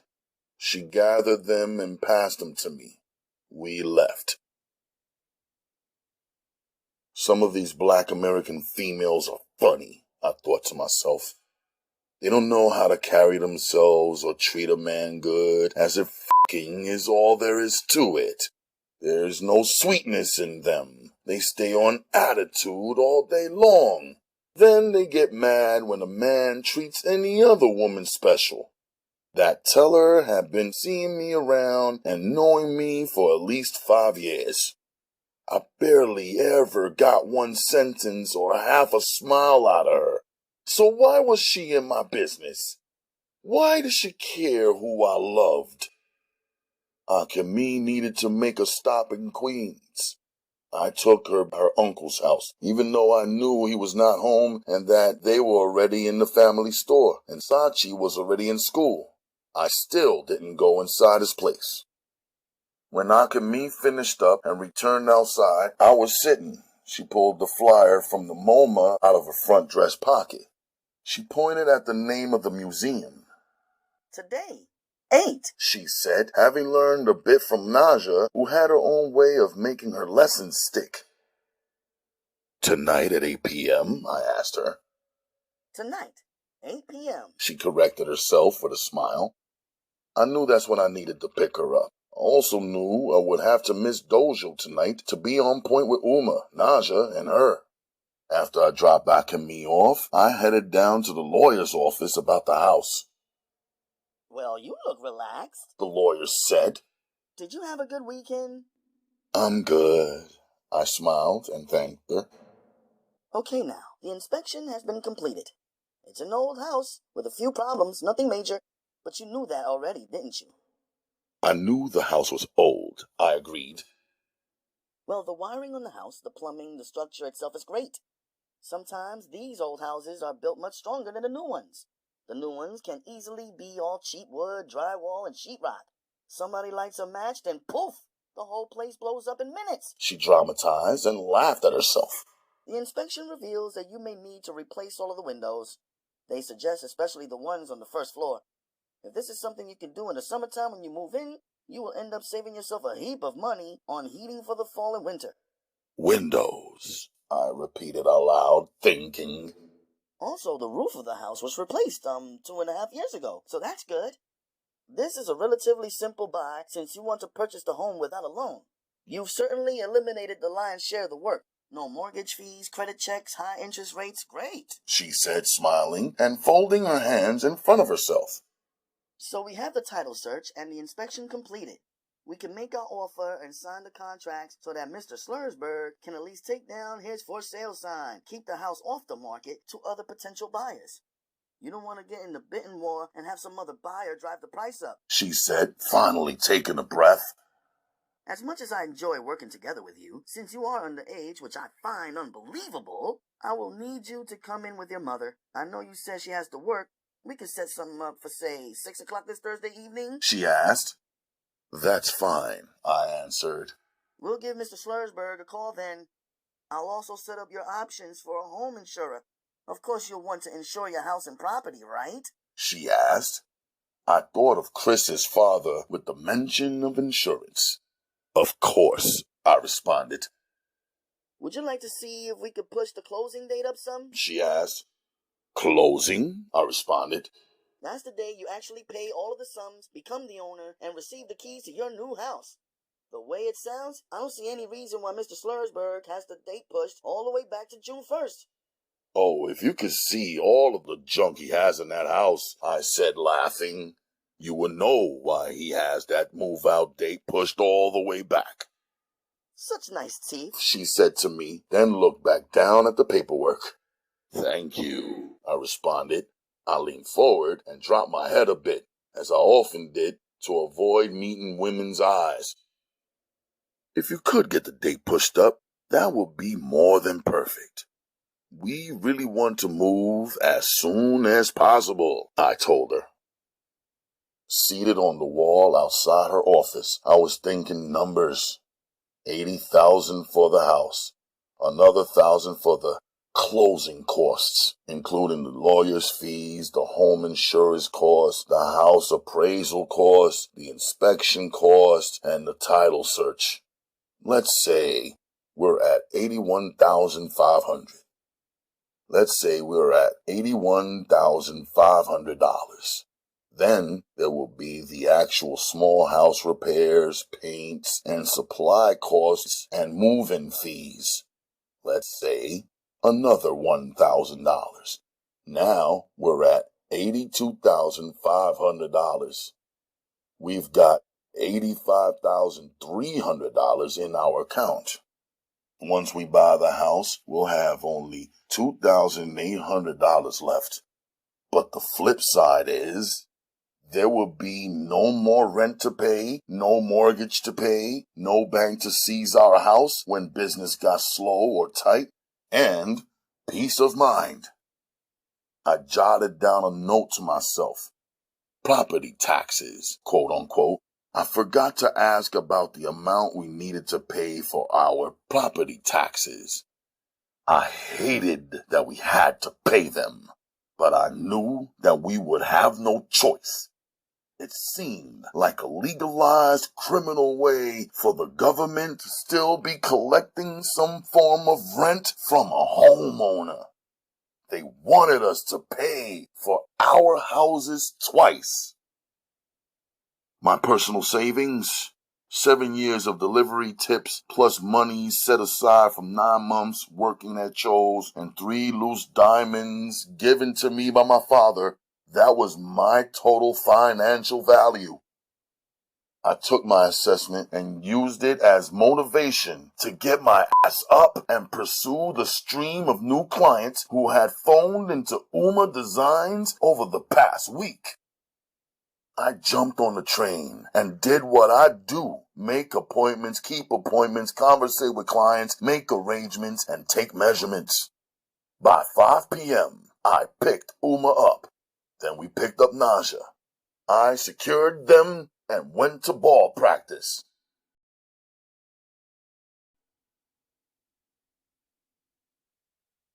Chapter 55.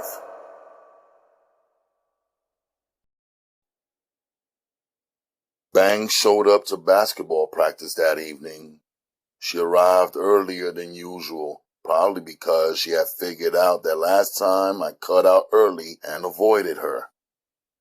I didn't like her sitting around a gym full of sweaty male teens working out. It was not the same as bringing Naja. Bang's was all body. Everything she wore rode her deep curves and highlighted her beauty. Today she wore shorts and a tight tee. Her hair was slicked up and pulled tight, then rubber banded into a bun. She combed her baby hair down and swirled it out onto the smooth skin of her face. Her milky breasts also were a magnet. She was all smiles and sitting on the top back bleacher against the wall. Her dimples revealed her happiness. I looked up at her face and knew she didn't know that I intended to separate myself from her. I needed her to stop coming for me. After practice, I met her on the side of the bleachers and slightly underneath. Thank you so much for what you did, she said. Nobody in the whole world ever did anything so nice for me, really. She went to wrap her arms around my neck. I caught her by the wrists. Listen, Banks, you're cool with me. You looked out and I won't forget it. But what you're looking for, as far as me and you, that's not happening, I told her. Why? She asked, seeming completely puzzled. We already discussed why, I told her. Oh, that's nothing, she said, referring either to my religion or my relationship with Akemi. It's something to me, I told her. I didn't mean it like that, she answered, lying, I thought, and now her new lie reminded me of her old lies. Who's Darren Sparks? I asked her. Who? She got immediately defensive. I don't know who that is, but if he told you I did something with him, he's lying, she said, within a half a second.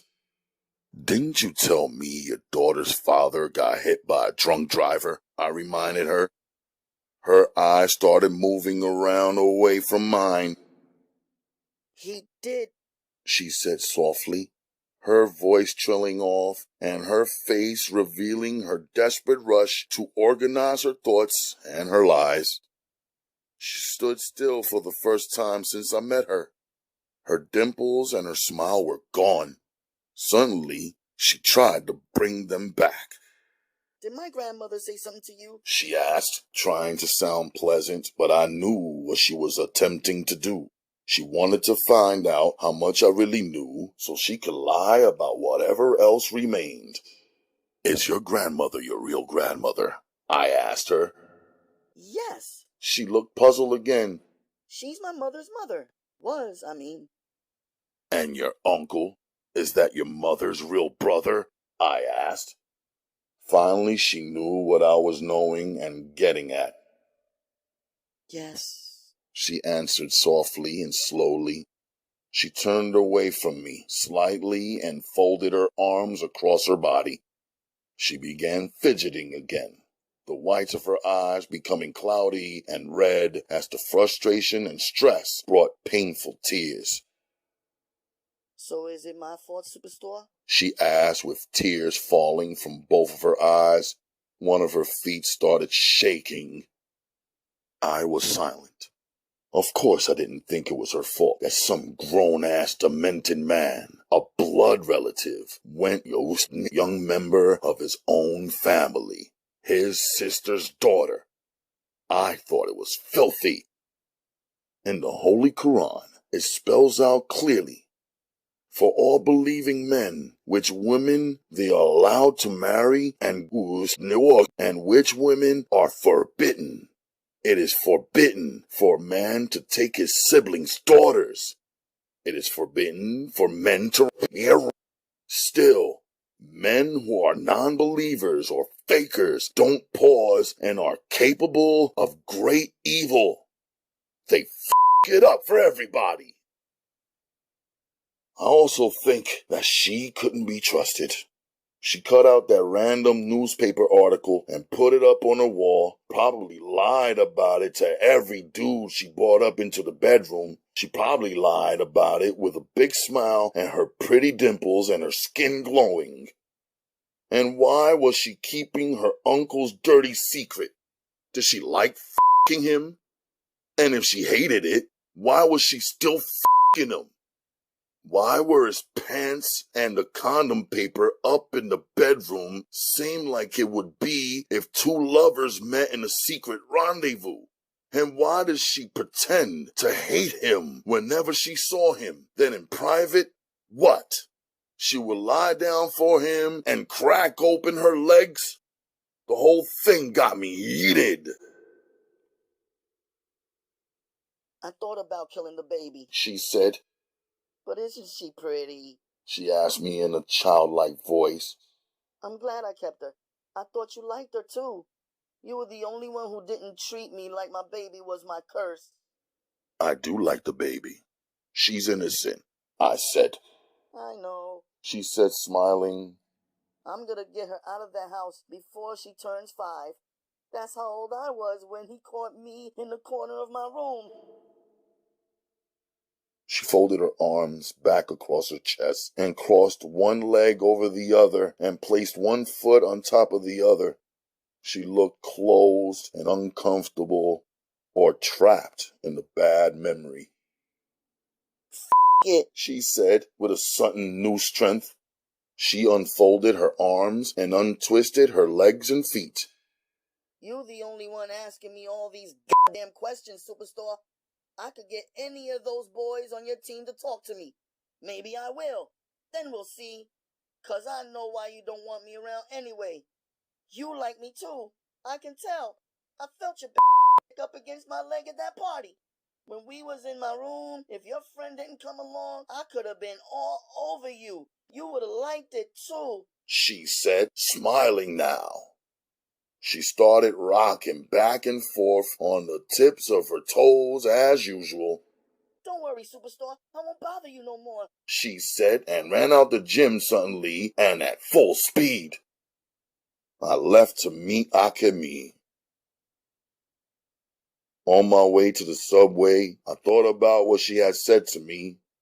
Since I never lied to myself, I had to admit she was right.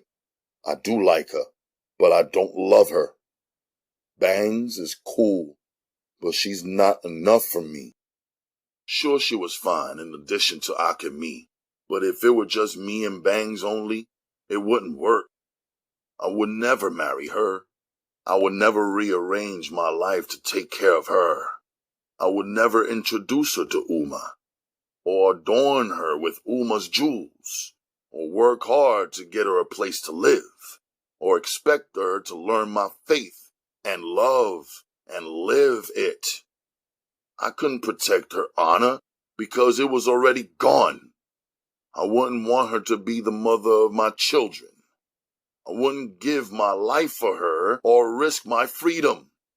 I couldn't teach her too much because she was already too slick. And no woman could roll back from knowing too much or being too slick for the wrong reason to not knowing and not being slick even for good reasons.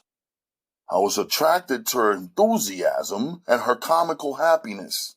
Also, ever since I saw her in the daylight at the pharmacy and in the candlelight in her bedroom, I was definitely attracted to her body. It took everything I ever knew to keep off of her that night. I could feel that I was only seconds away from losing my self-control. And I knew that whatever I wanted to get into, she was wide open and down for it. But was it me getting her open? Or was she just open in general? I couldn't trust her movements anytime I wasn't seeing her standing in front of my face. I knew she might be doing anything. Now I didn't respect her enough either. I wanted her to stay away from me. 'Cause yes, I believe that the right or wrong moment, like any man, I can easily f*** her. But I already knew I would never f*** her without wearing a condom. If she chased me hard, I would allow her to be the first to hit us. A thought that had already occurred to me and enticed me once, but I wasn't proud of. I would never or zero. It wasn't a clean place. It wasn't my place. It was a public place, like an outdoor bathroom or bus stop. So she was right. I needed her to stay away from me for my own good, for my own sake, for the protection of the man I am and want to be. These were the thoughts that rushed into me, but for some reason, I was still angry, even though I didn't know or understand why.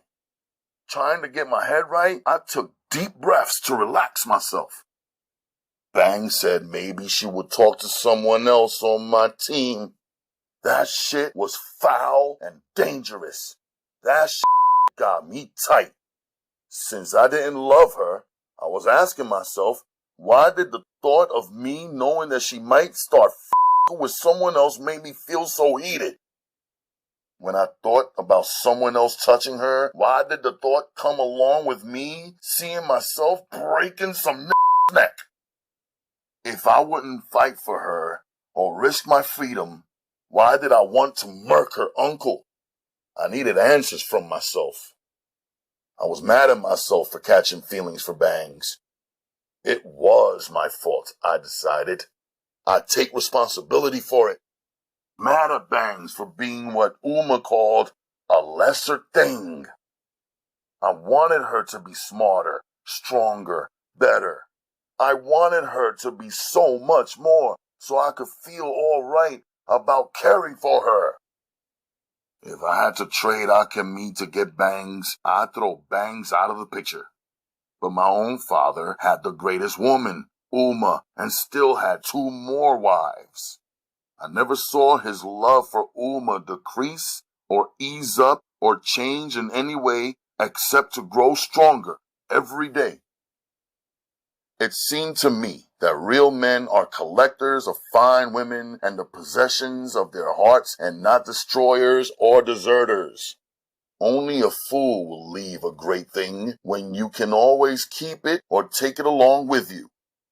There are 3 kinds of men, I realized. There are the non-believers, the make-believers, and the true believers. The true believers' feelings are alive and awake. The true believers have hearts that rage. There is no such thing as halfway love from a true believer. When a true believer, a Muslim man, loves a woman, he possesses her completely, guards her with his life. He has high expectations for her, holds her as a treasure, the main ingredient, the spice of life, the wife, the mother. I had to confess to myself that I do not love Bangs, but I could love her. As a true believer, my heart is raging. The more I would have seen her, talked with her, held her baby in my arms, given to her unselfishly, the more she would grow and become a part of my true heart. But then I would be pushed by my same raging heart to murder the man who violated her, to take her as my second wife, to cover up her beauty and charms, to teach her a better way of life, to become the guardian to her daughter. Once she changed the way she was living and I was in her bangs, me, this true believer, she would become mine forever. And anyone who tried to hurt her or seize her from me, I'd sever his head from his neck. And this is my gangster. This is my problem. I couldn't give a girl who wasn't steady that much love or that much power over me. As in Islam, any woman who is not mine by birth or blood relation or oath of marriage is a woman I need to separate myself from, is a woman whose body I didn't want to see, a woman who I should turn away from and lower my gaze. Make-believers are men who pretend that they have a belief in life. They lure women with their pretense and trappings. They make believe that they are Muslims, Christians, Jews, and any other faith. They make believe that they are strong. They make believe that they are capable of love. They make believe that they are part of a family unit. They make believe that they are protecting you. They make believe that they are real men. Non-believers are men and women who don't have to do anything. They have no limits, no boundaries, and no expectations, none for themselves and none for you either. Non-believers are the sons of a painful pair of parents who are either dead in the body, meaning they are absent or deceased, or dead in the mind, meaning they are present, but their ignorance only makes their presence worse. The mothers of the non-believers are prettied up, mindless the uneducated ones, and the well-spoken educated ones too. The non-believers have no chance of real love, real family, or real life. Still, they are out here outnumbering us all. Meaning bangs taught me all of that, brought all these thoughts to mind. Uma says every woman who allows himself to interact with leaves her trace on him, good or bad. I am grateful to Bangs for these lessons, most of all to know the truth about myself as a man and to be loyal and true to it.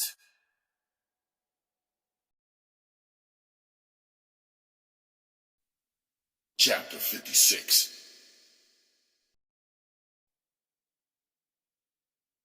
The warm vibe outside of the MoMA and the general feeling of the streets of Manhattan was completely different from the vibe of the Brooklyn hoods.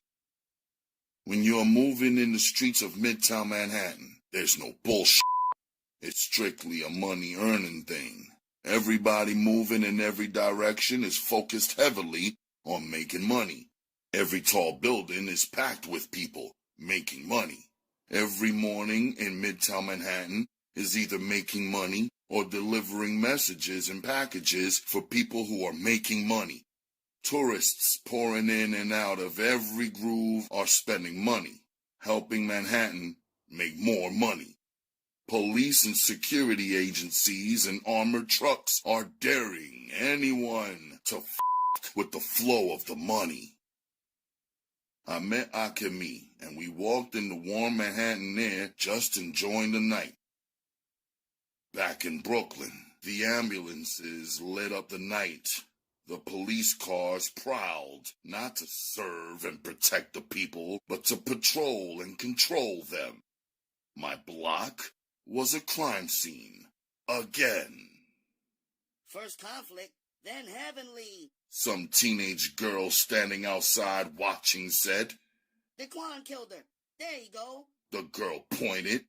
I saw the back of Daquan's head through the rear window of the police cruiser where he was seated and, of course, cuffed.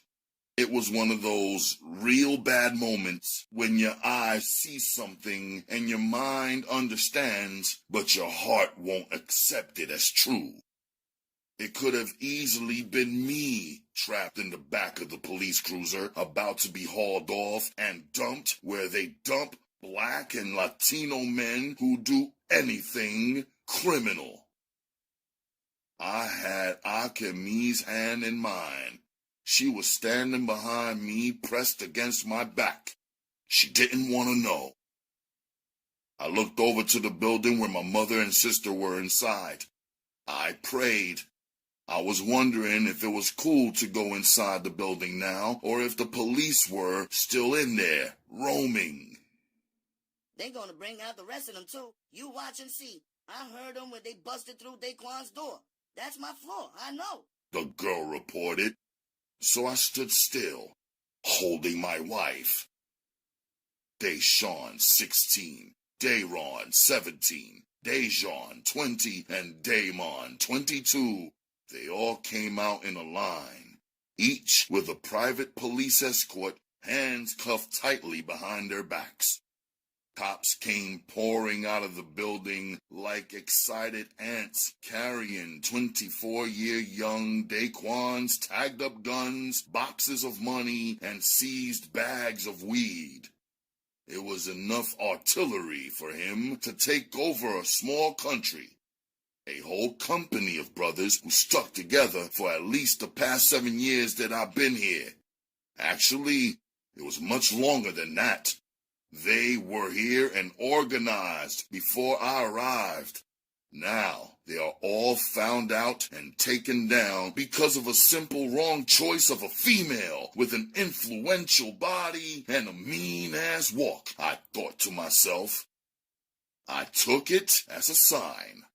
As a rule, I never ignore Allah's signs. I catch them the first time around because who knows if Allah will warn you twice.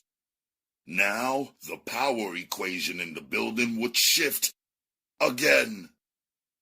Now, a f***ed up place that was better off with Daquan than without him will become even more f***ed up. Now, a new would jump in conflict spot. A new would dress up and pretend to be heaven, and a new would find a way to get guns to the hood where cannons stay cocked and loaded with 1,000 reasons to shoot. I had to get my people out.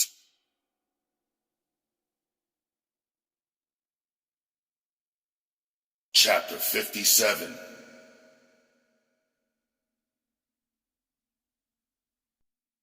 Upstairs, Uma and Naja were as usual in a different world. Uma was fast at work on the orders I gave her this afternoon when I picked her up from work. Naja was in bed, sleeping. Akemi sat in the living room, watching and fascinated with Uma's fingers moving with precision and speed with her knitting needles this time. Eventually, she pulled out her sketch pad and began drawing something with her own intensity. In my room, I packed my coins in the paper coin cases. When I finally finished, my personal savings from years of delivery tips and 9 months at Toes was $6,000.60. I don't know why, but behind my closed bedroom door, I started packing up my most valuable personal belongings, too. From the back of my closet, I pulled out the one quality suitcase I carried when I arrived in America. I got it packed and put it back. Then I was on the floor doing my repetitions. Tuesday, I went to see Mr. Slursberg personally after all my females were straight. On the way to his door, I yanked the for sale sign out of his lawn. I rang the bell. Good morning, Mr. Slursberg. How are you? I went through the formalities. Can we talk business? I asked him. He came out on the porch this time instead of inviting me in.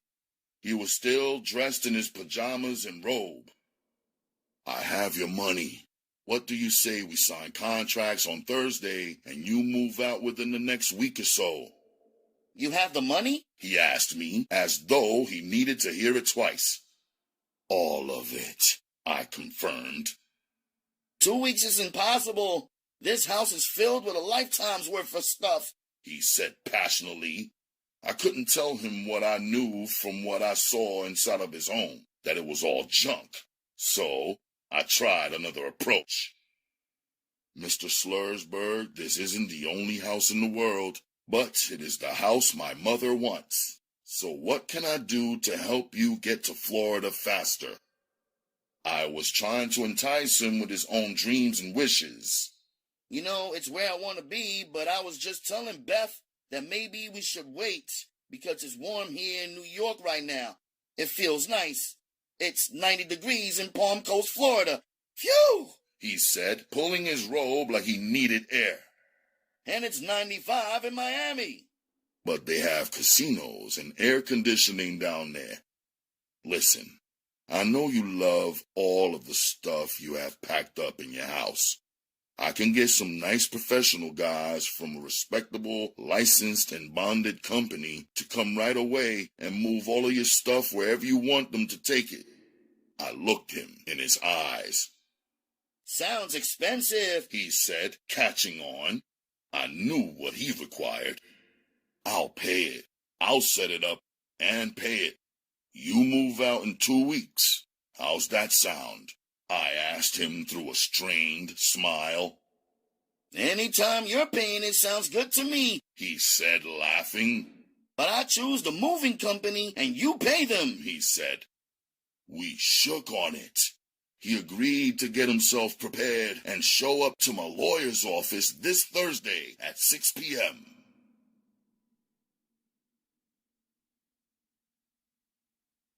Chapter 58.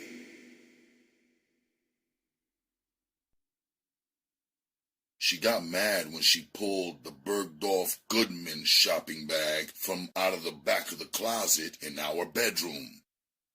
True, the bag was a little bit wrinkled, but the gift that she had given to me was still in there in perfect condition.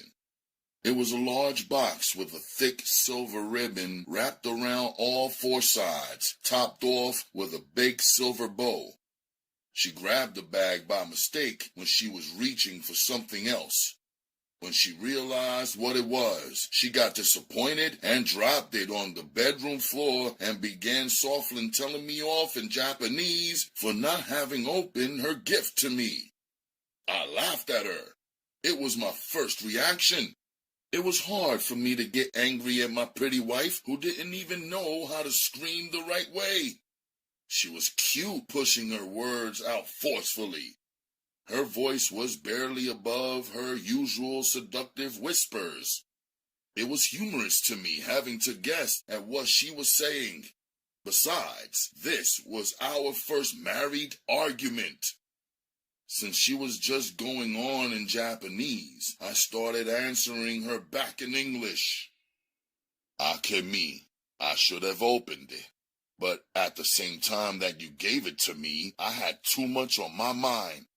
I really wasn't focused on the gift, I said to her calmly. I was sitting on the bed while she was standing up, one hand on her little waist. She started saying something else emotional.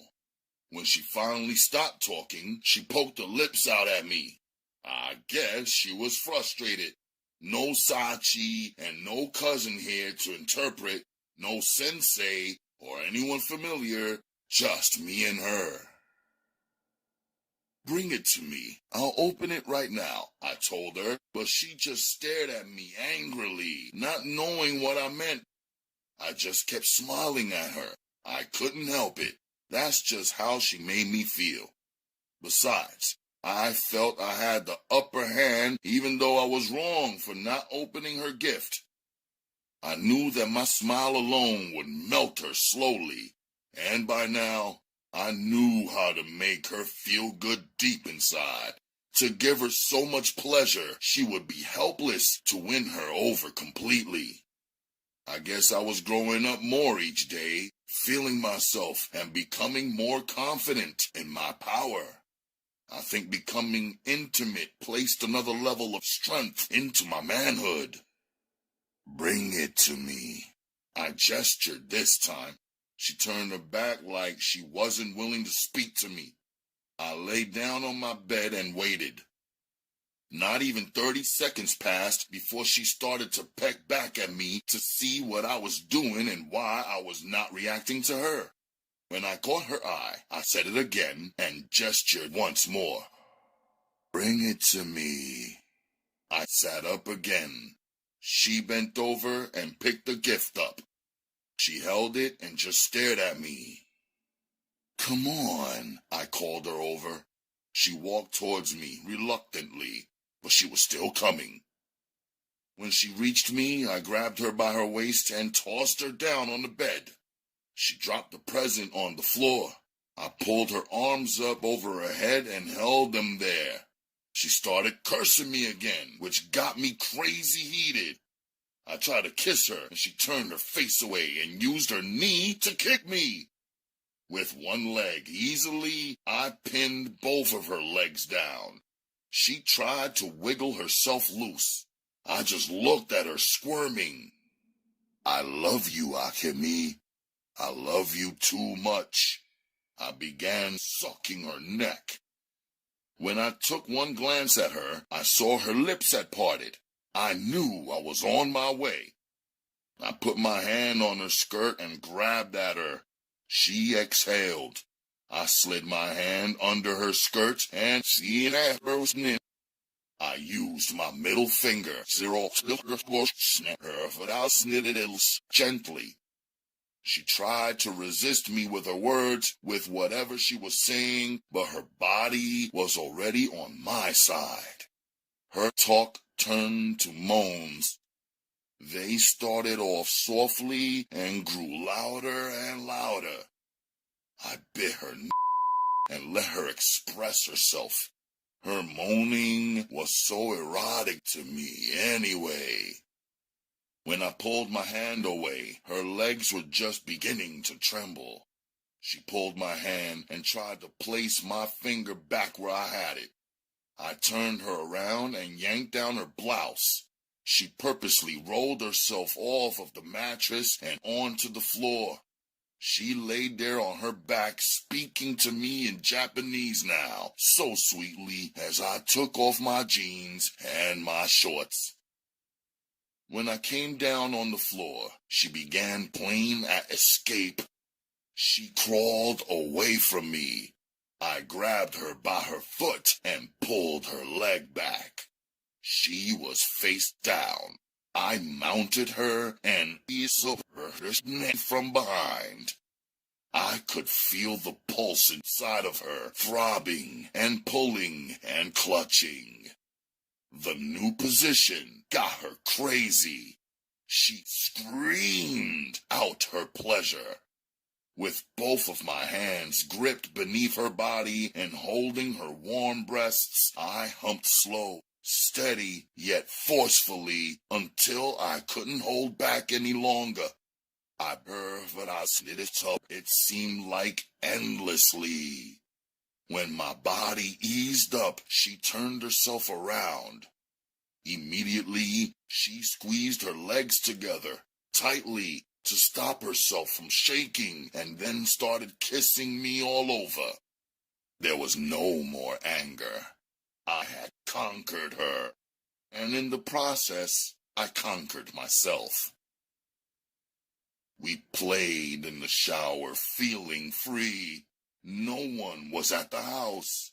We marked up each other's bodies, which was becoming a habit because we still couldn't control our passion.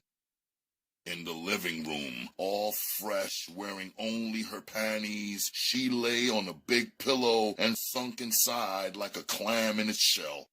Her henna designs made her look continuously royal, exotic, and erotic. She was just lying there, staring at me with such love.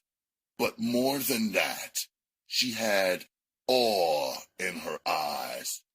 Or was it amazement? I was wearing my boxers, about to go to my room and grab my t-shirt, but her stare held me there. "What's up?" I asked her. She broke out in a big smile. I went and sat beside her.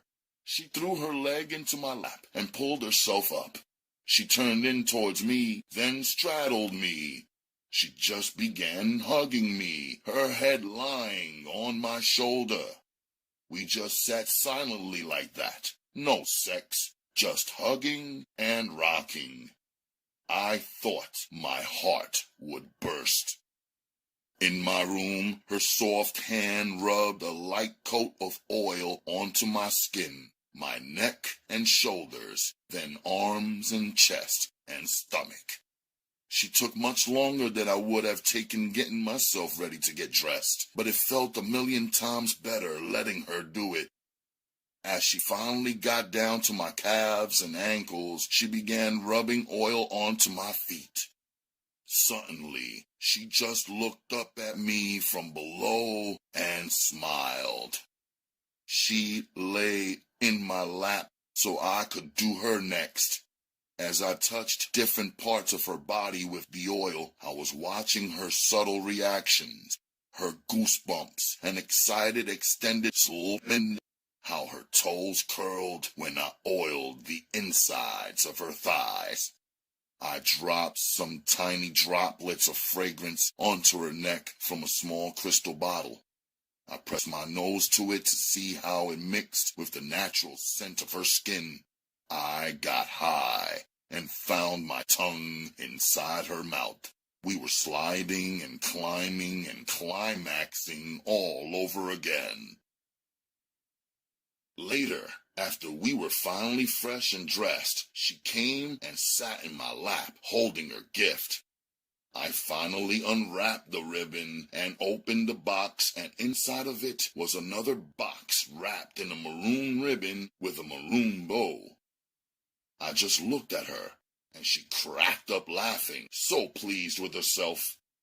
I unwrapped the maroon ribbon and opened the box, and there was another box with a green ribbon and bow. She laughed again. The next box with the blue ribbon and bow had something inside. I opened it and peeled back the tissue paper. It was baby clothing, a tiny little yellow dress and lace socks, all-in-one pajamas and booties and baby shoes, a baby boy's jumper, and a matching hat. I held the dress up looking at it curiously. She leaned in and kissed me on the cheek. I looked up at her. She smiled and said softly, touching herself, "Babies, please." I just looked at her, recalling what was happening between us when she first gave me this gift. It was the day after the Coney Island trip, the fight, and the black eye. She must have bought these expensive baby clothes with the price tag still attached sometime after we had our talk about marriage in the ice cream store. I thought about how she seemed to never have doubted her love for me. She seemed to never have doubted that she wanted to live her life with me, have children for me. The more I thought about it, the more emotional I felt. The feeling began to overpower me. She reached back in the box again and pulled out a slim box wrapped in a gold ribbon with a miniature gold bow. She handed it to me. I hoped it was not jewelry or anything expensive. I felt the meaning behind the baby clothes, and her intention and loyalty were more than enough and greater than anything else. But she insisted, and her eyes were so eager. I unwrapped and opened the slim box and discovered 2 season passes to the New York Knicks basketball games at Madison Square Garden for the upcoming season. Chapter 59. Akemi and I picked she and Uma up late last night from Tamara Auntie's home. Their woman's planning meeting ran overtime. Now we had no choice but to rush along because this was sure to be a long, long day for each of us. After prayer and breakfast, we 4 dashed out. Naja was in Miss Marcy's hands. We escorted Uma to work. Then I took Akemi to her uncle's house where she wanted to go to continue her preparation for her show, which was coming up in only 2 days. I promised to pick her up in Manhattan at 9 p.m. She was going to miss the closing, but I was cool with that. It really was Uma's day more than anyone else's, although we will all live in and work to renovate and enjoy the new house, Souljah.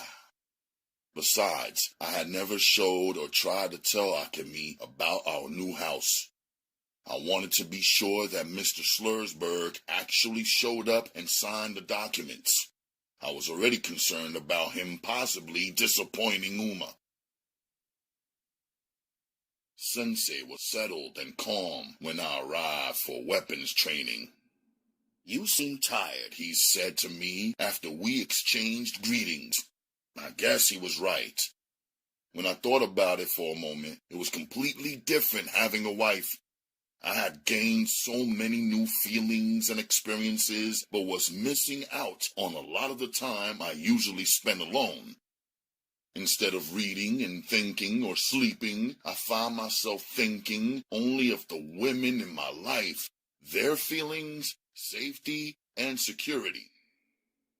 "But you also seem peaceful and happy. What an amazing story," Sensei said, as though he was considering the thought right that moment. "What story?" I asked. "Your young life," he responded. "You must be careful," he warned. "Enjoy life, but don't let down your guard. You are always a target when you have so much more than other men have. Continue training, conditioning, and keep your mind very alert." "That's what I'm here for, Sensei-san. What do you have for me today?" "There is no rush," he said oddly. "Let's take a walk outside." He was already headed to the door before me. I followed him, thinking how in 7 years I had never stepped outside of the dojo with Sensei. I wondered what was up. He placed the closed sign in the window and closed and locked up the dojo. Outside, the sun was brilliant.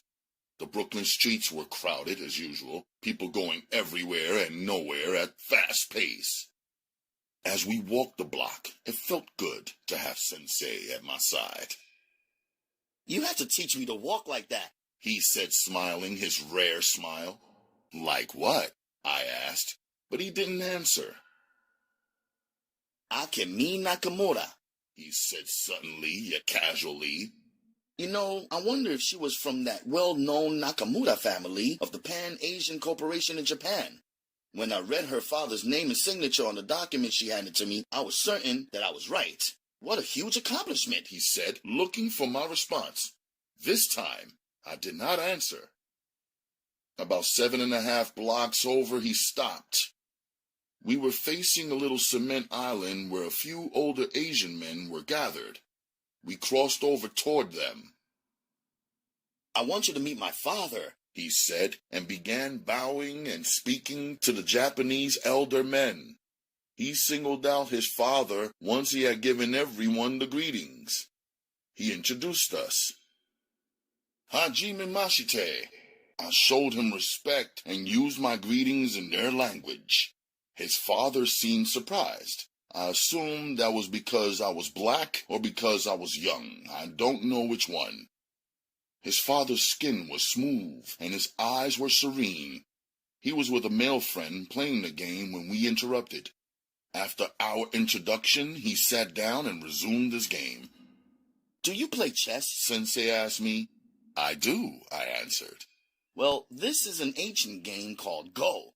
These men play here every day," he informed me. "The Japanese are the masters of this game.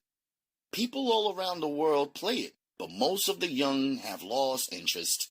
My father and his friend have been playing this game for many years. In fact, it never ends until one player gives up.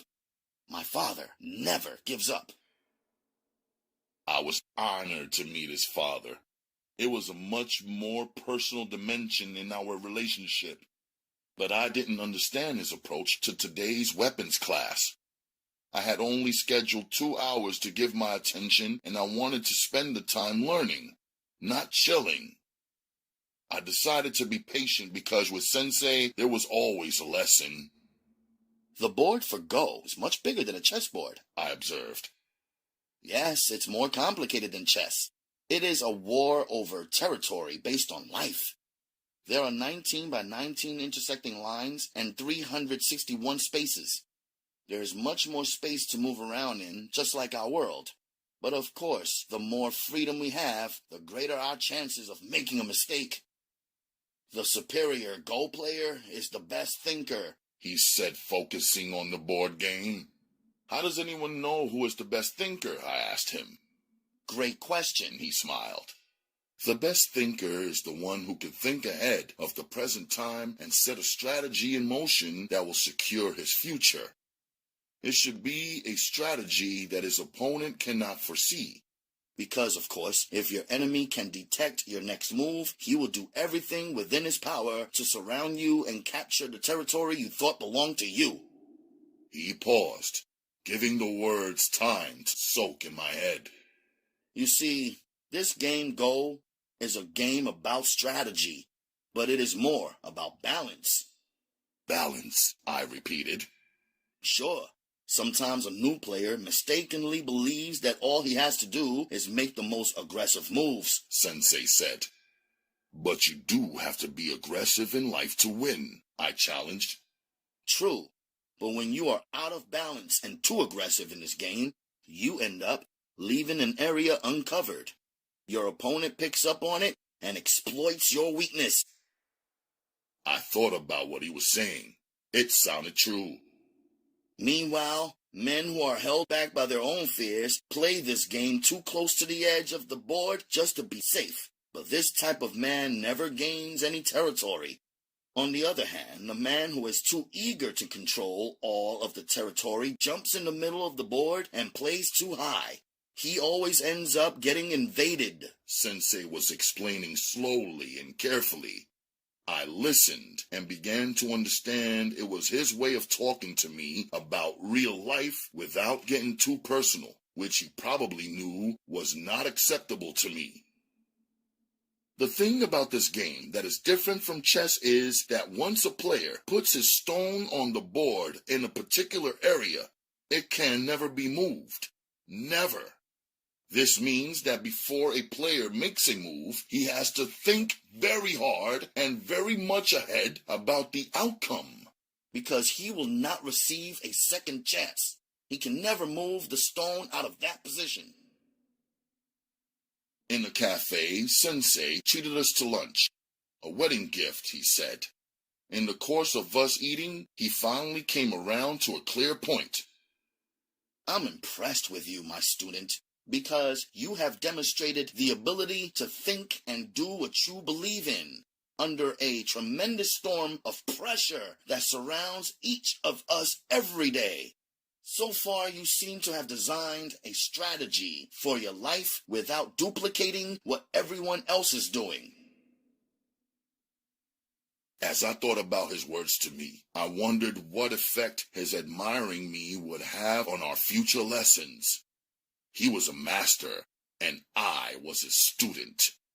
Perhaps he thought I had done something great, but maybe I should just get him a Quran, because all that I was doing was trying to follow the strategy that was designed by Allah. Sensei was mistaken in giving me the credit. I figured he was right about the point of the game of life being to achieve balance. It became clear to me that an excellent thinker and fighter like Sensei could easily be out of balance without the spiritual knowledge that a Muslim has. And the peace that I had achieved at my young age was probably more about setting limits and enjoying more by not trying to have everything. Monica Abraham Esquire had one conference room in her Brooklyn office surrounded by rows of shelved books. Her degrees were displayed at the top of the room close to the ceiling. I guess that's how highly she thought of them.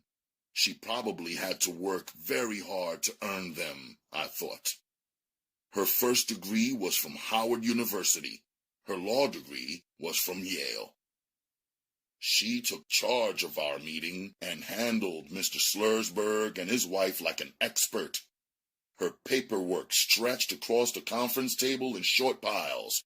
Pages opened up to where the signatures needed to be placed. She treated Uma like an elite client and not a child the way some American professionals tended to treat foreigners who could not speak English well. After the contract signing, Uma slid the $80,000 bank check across the table and into Monica's hands. Monica handed the check over to Mr. Slursberg and explained that it deposited as cash and should be available to him the same day as he deposits it in the bank. I paid the other related closing fees with separate checks, which Uma, of course, signed.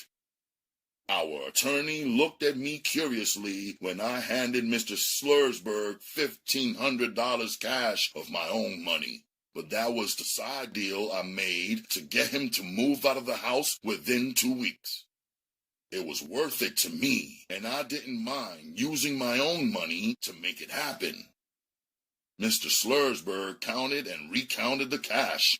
He seemed to like it more than the huge bank check that represented Uma's 7 years of careful and exhausting hard work. Mr. Slursberg placed copies of the keys to all of the entrances to his house in the trust of our attorney. I joked with myself, thinking there was no risk involved in him turning over his keys before actually moving out. Mr. Slursberg knew I had been inside of his house and was 100% sure that there was nothing in there worth stealing. In 2 weeks, we would move in. In the conference room, I embraced Uma. I could feel her breathing a sigh of great relief.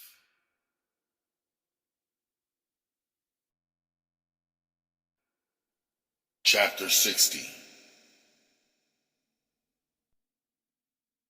I knew we had to keep on pushing because now, financially, we were next to broke. We still had the minimum $100 in the bank to keep Uma's account open and active. I still had most of my personal savings. But when you are used to having money, even money that you bank and don't touch, there is a terror that comes when you're down to having none. I'd seen other people walk, sit, and stand around with their pockets flat, worrying but not working and not planning to work. I've seen enough teens who sat and waited for their parents to toss them a crumb for good or bad behavior. I couldn't do it like that. I couldn't live that way. Uma and I still had our jobs and the income we earned, and our attendance, work, and reputation were unmatched. Through Uma Designs, we would have to stay grinding to replenish our treasure chest. I reminded myself to be positive because it was no small thing that now we owned a home. I had my eye on that league money now like never before. Vega gave me credit at practice every day for the business approach I took toward my game, and of course because of the way my skills, he said, made him look good. On Thursday night, when I met up with my wife at the museum, she had 3 copies of the Museum of Modern Art program for her art show. It was a fancy pamphlet printed on expensive paper. A big deal, quote-unquote, as her cousin pointed out. I carried her shopping bags. At our Brooklyn apartment in our bedroom, she opened one of her boxes, peeled back several layers of rice paper, and revealed a beautiful white kimono made of 100% silk. Instead of embroidery, Akemi used a jet black marker and drew the New York City skyline on the bottom part of the kimono. The images were delicate and intricate and accurate. I imagined that she had seen the skyline from the Empire State Building or from the distance in Edgewater, New Jersey, where you could stand right at the Hudson River and look across at the sparkling skyline. She used some type of dye or watercolor to create the brown and gray buildings as well as the colorful skies with the setting sun descending from over New York City. The sleeves were a wicked cut widened at the wrists. As she draped it over herself and extended her arms, I could see the intricate design she had drawn. It was awesome to me. Uma would have done the borders with a needle and thread and made it more than exquisite, but Akemi used a marker and paintbrush and made it incredible also. I called Uma and Naja in to take a look. Uma walked a circle around Akemi. She touched her shoulders and spun Akemi around so that the back of the kimono was now facing me. I can now see how she had painted the rising sun of Japan on the back. I looked at it all once again and put it together in my mind. In front of her was New York City. Behind her was Japan. On her sleeves were the blue waves of the ocean. With her lovely hand-drawn and hand-painted kimono, Akemi had achieved the impossible. She had impressed Uma with designs that Uma had not thought of herself. My mother lifted the garment off of Akemi and laid it across the bed to get a full view. She stood staring. I knew what she was doing. Probably her mind was flashing a million different patterns and designs of kimonos she could create. Her mind just worked that way, naturally. Probably she had already concocted an idea of a kimono she could design and sew from scratch as a gift to Akemi. Her heart worked like that naturally. I want to make something too, Naja said, speaking in Arabic. You guys are just too good. I'll never catch up. Uma hugged her, and I did too, and Akemi joined in also. You will learn, Uma promised Naja. We enjoyed a late-night meal made of Uma's pre-prepared foods. The seasoning soaked in and blended so well, it was better than freshly cooked.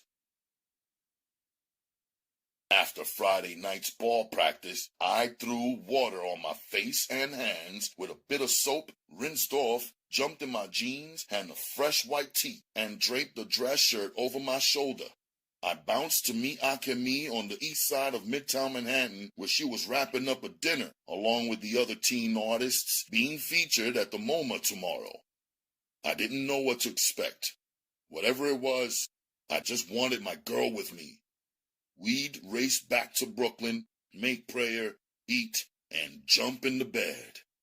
I needed at least 10 hours of rest for the killer schedule I had been keeping this week, and to have the endurance I wanted at the big Brownsville game tomorrow. Akemi needed to rest up for her show also. She had been working and pushing herself hard. They had been working her like crazy, too. When I arrived at the place, the man at the front door asked me to put my dress shirt all the way on. So I did. I weaved in and around the tables.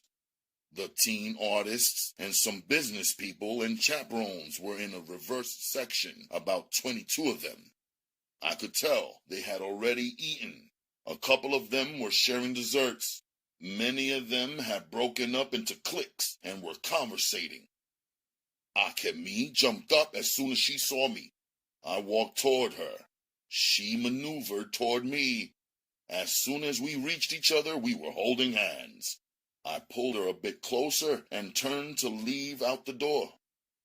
As we were walking, a woman from the VIP area followed us. She began clearing her throat loudly enough to catch my attention. Do you mind if I ask who you are? She said in her high-pitched voice tone. I introduced myself. She introduced herself. I'm Linda from the museum. You are? She asked again, after I had already told her my name.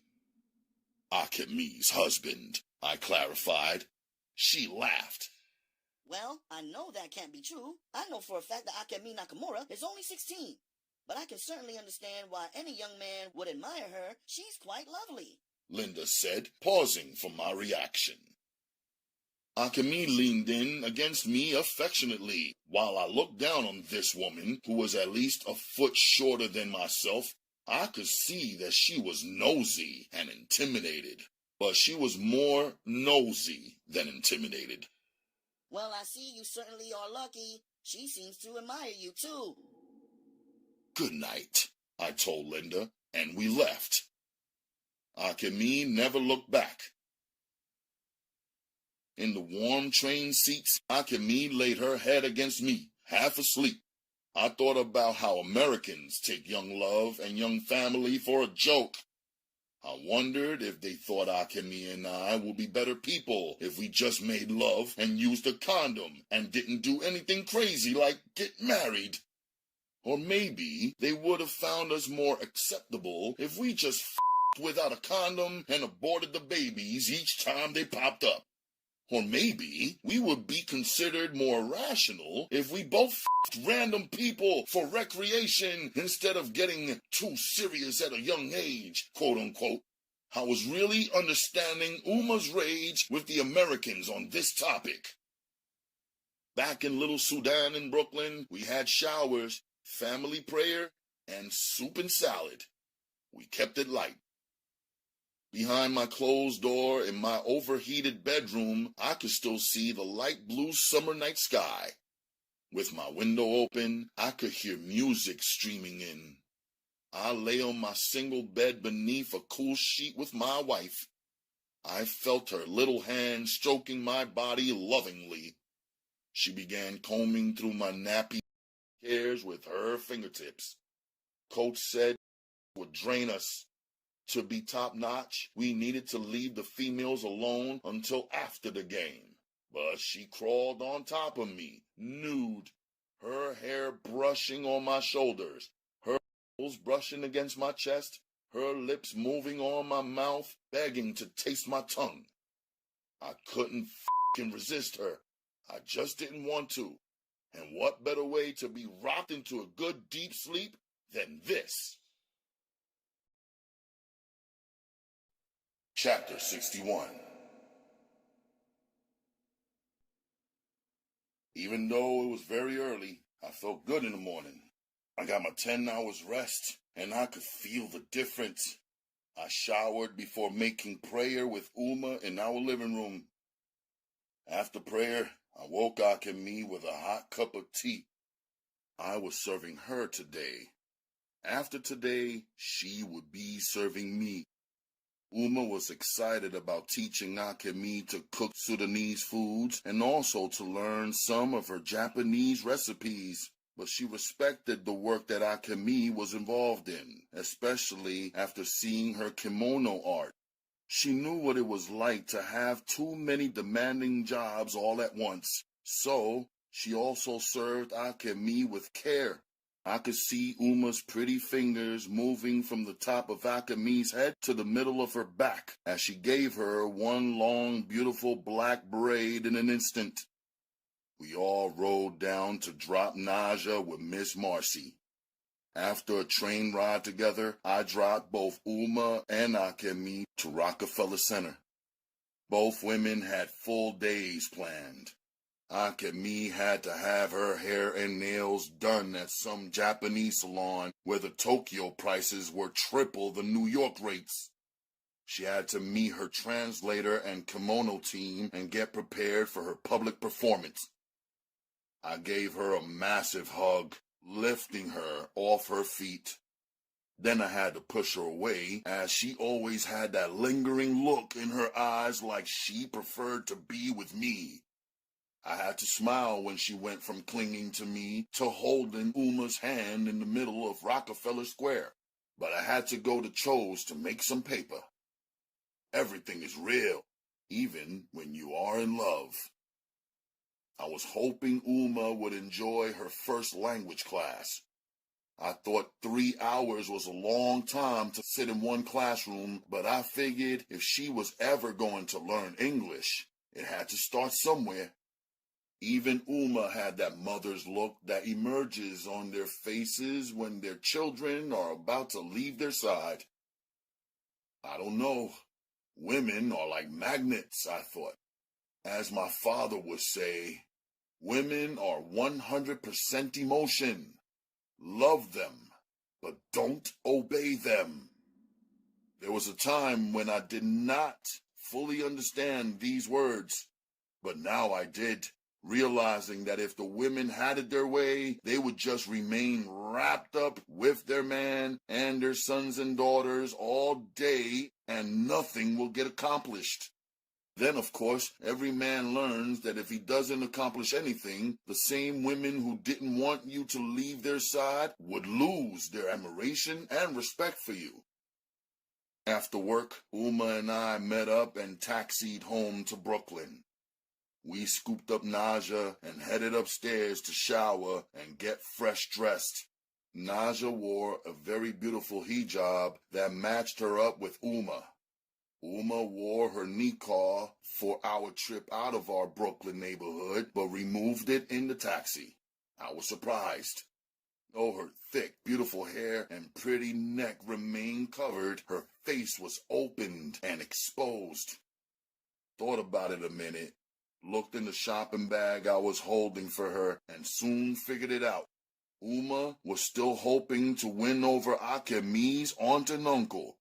She believed she made some progress that day at Akemi's uncle's store when she met them. I could see now that she had gifts in her shopping bag again. I just smiled. Of course I believe in family, but in the case of Akemi and I believed that after they were convinced that our love was true, and after a baby was conceived and born, their connection to us would come about naturally. Late afternoon, Manhattan was buzzing. The museum was in full use as New Yorkers and people from around the world moved in and out and around the place. Inside of the museum, I could see the reception area still carved out by the velvet rope. There were tables and empty used glasses left over. There were trays of mostly eaten finger foods and discarded bottles of wine. There were plenty of trash cans. This way, if you would like to see the exhibit, sir. A friendly young white woman in uniform pointed. I want to have one of those pamphlets over there, I informed her. She went behind the rope and picked it up. I flipped through it. Akemi Nakamura is a 16-year-old artist born and raised in Kyoto, Japan. Her father is Naoko Nakamura, the chief executive officer and owner of the multinational Pan-Asian Manufacturing Corporation. Her mother was celebrated North Korean author Joo Eun-lee, who died young of brain cancer. Akemi is an only child and a student of Kyoto Girls High School and affiliate of Kyoto's Women's College, where her father serves on the board. She is an artistic genius destined to make a tremendous mark on this wide world of art. Please allow her work to speak for itself. Her exhibit, titled Asia Celebrates Mother Africa, is incredibly controversial, personal, detailed, and unrivaled. Her decision to present the everyday beauty of African life as opposed to disease, famine, death, hunger, war, and poverty places her at the vanguard of forward-thinking youth, a true, rare, and artistic visionary. We entered the wing of the museum which held Akemi's artwork. We were directed down a particular corridor where her work was carefully mounted on the wall and illuminated. I was amazed. The first of 7 pictures and paintings was mounted behind a glass frame. It was titled Mother Africa. It was a drawing of 2 female hands, palms facing up. The design of the henna work on the hands was incredibly royal. In fact, it was familiar. I looked at it up close.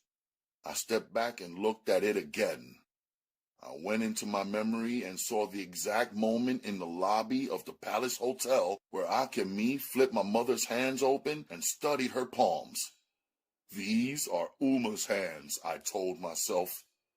What kind of a great mind does it take to take a picture with your eyes and reproduce it without a model or photograph?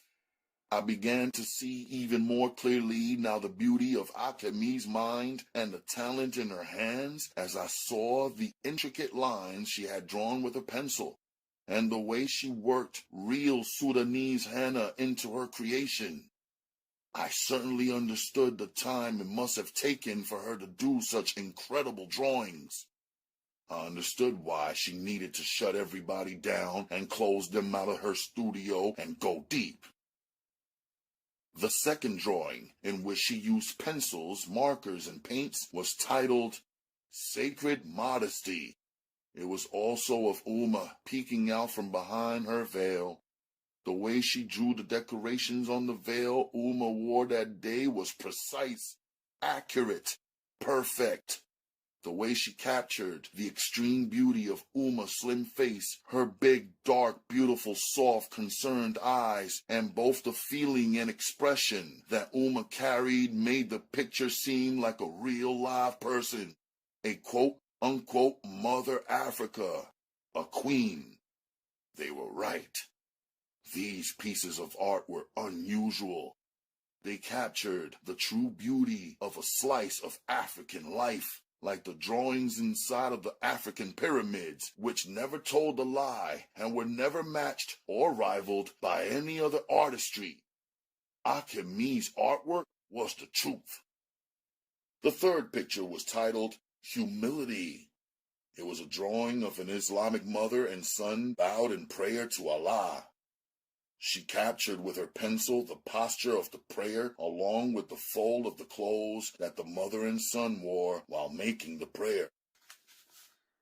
She saw so much, I said to myself.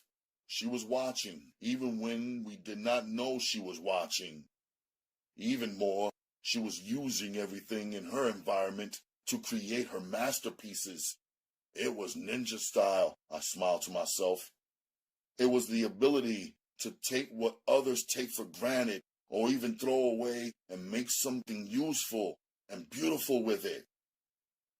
The fourth picture was titled Black Beauty. It was definitely Naja. It was an up-close drawing of my sisters wearing her hijab proudly. It was the way she caught the look in Naja's eyes, the confidence and inquisitiveness which made the picture unique. There was no shame or regret in this Muslim girl child. There was no hostage in the hijab. There was no hunger or poverty or abandonment. In the drawing, Naja looked like she had the world at her feet and the bright, balanced future where her beliefs were an asset, not a curse. The fifth drawing painting was titled The Young Leopard. It was me. It threw me back a bit. It was me in the winter, the first day that she and I went out on a date. It was my exact face. The hair on my head in the drawing was my exact hair, which she had collected so quietly in the barbershop that day. I was sure of it. The clothes were drawn exact. My leather jacket and suede polo shirt, my low jeans, and even my kicks were the ones I rocked that day. She had poked life-sized holes in the painting and used real laces in the drawing of my Nikes. She even had them tied as I tied them then. The picture was tall, life-sized, about 6 feet tall and 2 feet wide. The sixth drawing painting was titled The Proof. It was of 5 beautiful Sudanese women standing sideways in a line wearing beautiful bejeweled garments. They were all looking at something with excited eyes. I wondered what Akemi meant by the proof. I thought about it. The familiarity of the art was in the third woman, who resembled Sudana. Yes, it was her. Every set of eyes on each of the females in the drawing seemed to be focused on something they were all waiting for. It was as though the drawing had energy, even though it was an inanimate object. After staring at it for some time, I figured these were the young Sudanese women Akemi saw at the wedding, who, like all of us, were in awe of the bride and the whole feeling of the celebration itself. The seventh drawing painting was titled, Missing You. It stopped us cold, Uma and I. Look, it's our father, Naja whispered. It is the same as the picture Uma has in her room. I know, because Uma only shows me one picture of father. Uma and I said nothing. And look, it says here that she made this painting using pencils, markers, paint, and cayenne pepper, cumin, turmeric, black cardamom, and coffee beans. That's really nice. Don't you think so? I heard her, but I didn't respond. I was connected to Uma's feelings, and her eyes were welling with tears. We waited for her from 5:30 until 7 when the museum closed. We were supposed to meet her at 6 p.m. I was pressed because I had to get to Brownsville, change into my game clothes, and play ball for the league. She probably gone to dinner with her family, I said to Uma and Naja. I called the Queen's apartment and left a message on her voicemail. I called a cousin and the phone just rang. I decided that she definitely went out with her family to celebrate. They must have assisted, and that was fine. We should go home. She'll call, I assured Uma. In my mind, I was worried about Akemi trying to make her way to our Brooklyn apartment late at night, alone. She is bold like that. We taxied to our apartment. I made sure Uma and Naja were safely inside. I wanted Akemi inside too while I played ball. I needed that for my comfort zone and my concentration level. I arrived exactly at game time. No warm-up, no strategy talks. Vega didn't bark. He just pointed to the hundreds of faces in the overcrowded park, smiled, and said, "Make me look good." I sank the winning basket. As the crowd cheered and my team celebrated and the Brownsville fans threw a tantrum and Bang sat at the top of the bleachers with her girlfriends, I ran off the court. "Vega, I gotta go. I'll check you later." Sunday it rained and poured. A welcome break from the unusually hot and dry month of April. It was May now, and it seemed even the seasons were confused. After prayers, I threw down some tea and left. It was family day, yes, but I was going to get Akemi. I arrived in Queens at her uncle's house. I knew on a usual Sunday he would be at work. No one was picking up the telephone there when I called from early this morning. I wanted to check. I rang the bell, no answer. I walked around and tapped on the rectangular windows, which I knew led to her basement apartment. No answer. I walked into their backyard to the converted garage art studio. I had never been back there. It was impossible to see through the covered windows. Drenched, I left Queens and headed to Chinatown to their family store. My clothes were dripping rainwater onto their store floor. I apologized, stepped out, wrung my clothes a bit, and stepped back in. "Excuse me. I am looking for Akemi," I said to her uncle. He was colder than usual. Sachi emerged. "Akemi's not here," the uncle said. "Do you know where she is?" I asked. Her father took her back to Japan yesterday. She was crying a lot, Sachi said. The uncle spoke rapid, angry Japanese to Sachi, his young daughter. She disappeared behind the curtain. "Is that true?" I asked him, but I knew it was true. My heart knew it. The uncle did not respond. I left. I stood still in the open while cups of pouring rain dropped down from the afternoon black skies. It seemed as even Allah disapproved of what was happening today. A police car rolled through, which almost never happened while I had been working on this block in Chinatown. The quick bleep of the siren switched on and then turned immediately off. It shook me to move on. I guessed that the uncle may have called the police because he felt threatened by what he thought I might do stationed outside of his store door. Instinctively, I walked to Cho's. He had no customers in the rainstorm. He looked surprised to see me on one of my days off, but wasn't really the smiling type. He walked over and placed his hand on my shoulder. "Japanese girl leave letter for you," he said. "Akemi?" I asked. "No, not young pretty one who make bed in my basement, different lady," he said. "Young?" I asked, trying to know if it was Akemi's cousin. "Old chicken," he responded. I took the letter, flipped it around, just thinking. "Japanese girl drive you crazy," Cho guaranteed me. "Thanks, Cho. Do you mind if I go to my locker for a moment?" I asked. "You don't have to ask," he said earnestly. I put my 3-carat diamonds on the jeweler's counter. "Diamonds are one thing you can count on through the years," my father had said when he dropped them into the palm of my hand. "Use them when you feel trapped." "Give me a good price for them," I asked. "Where did you get them?" they asked. "From Africa," I responded. "How much will you pay for each of them?"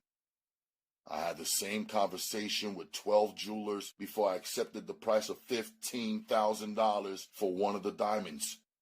The 2 remaining ones I wrapped back up and put away. In the Manhattan travel agency, I purchased a ticket to Tokyo, Japan. With the ticket in hand, I could get my passport issued in 3 days. I also purchased a rail pass to Kyoto on the Shinkansen bullet train. I could carry up to $10,000 cash with me into Japan without raising any suspicions or tax issues. As to translators, I paid a rush fee to translate the letter which Akemi left for me. I wanted to know what it said, but it didn't matter. Either way, I was going to Kyoto to get my wife.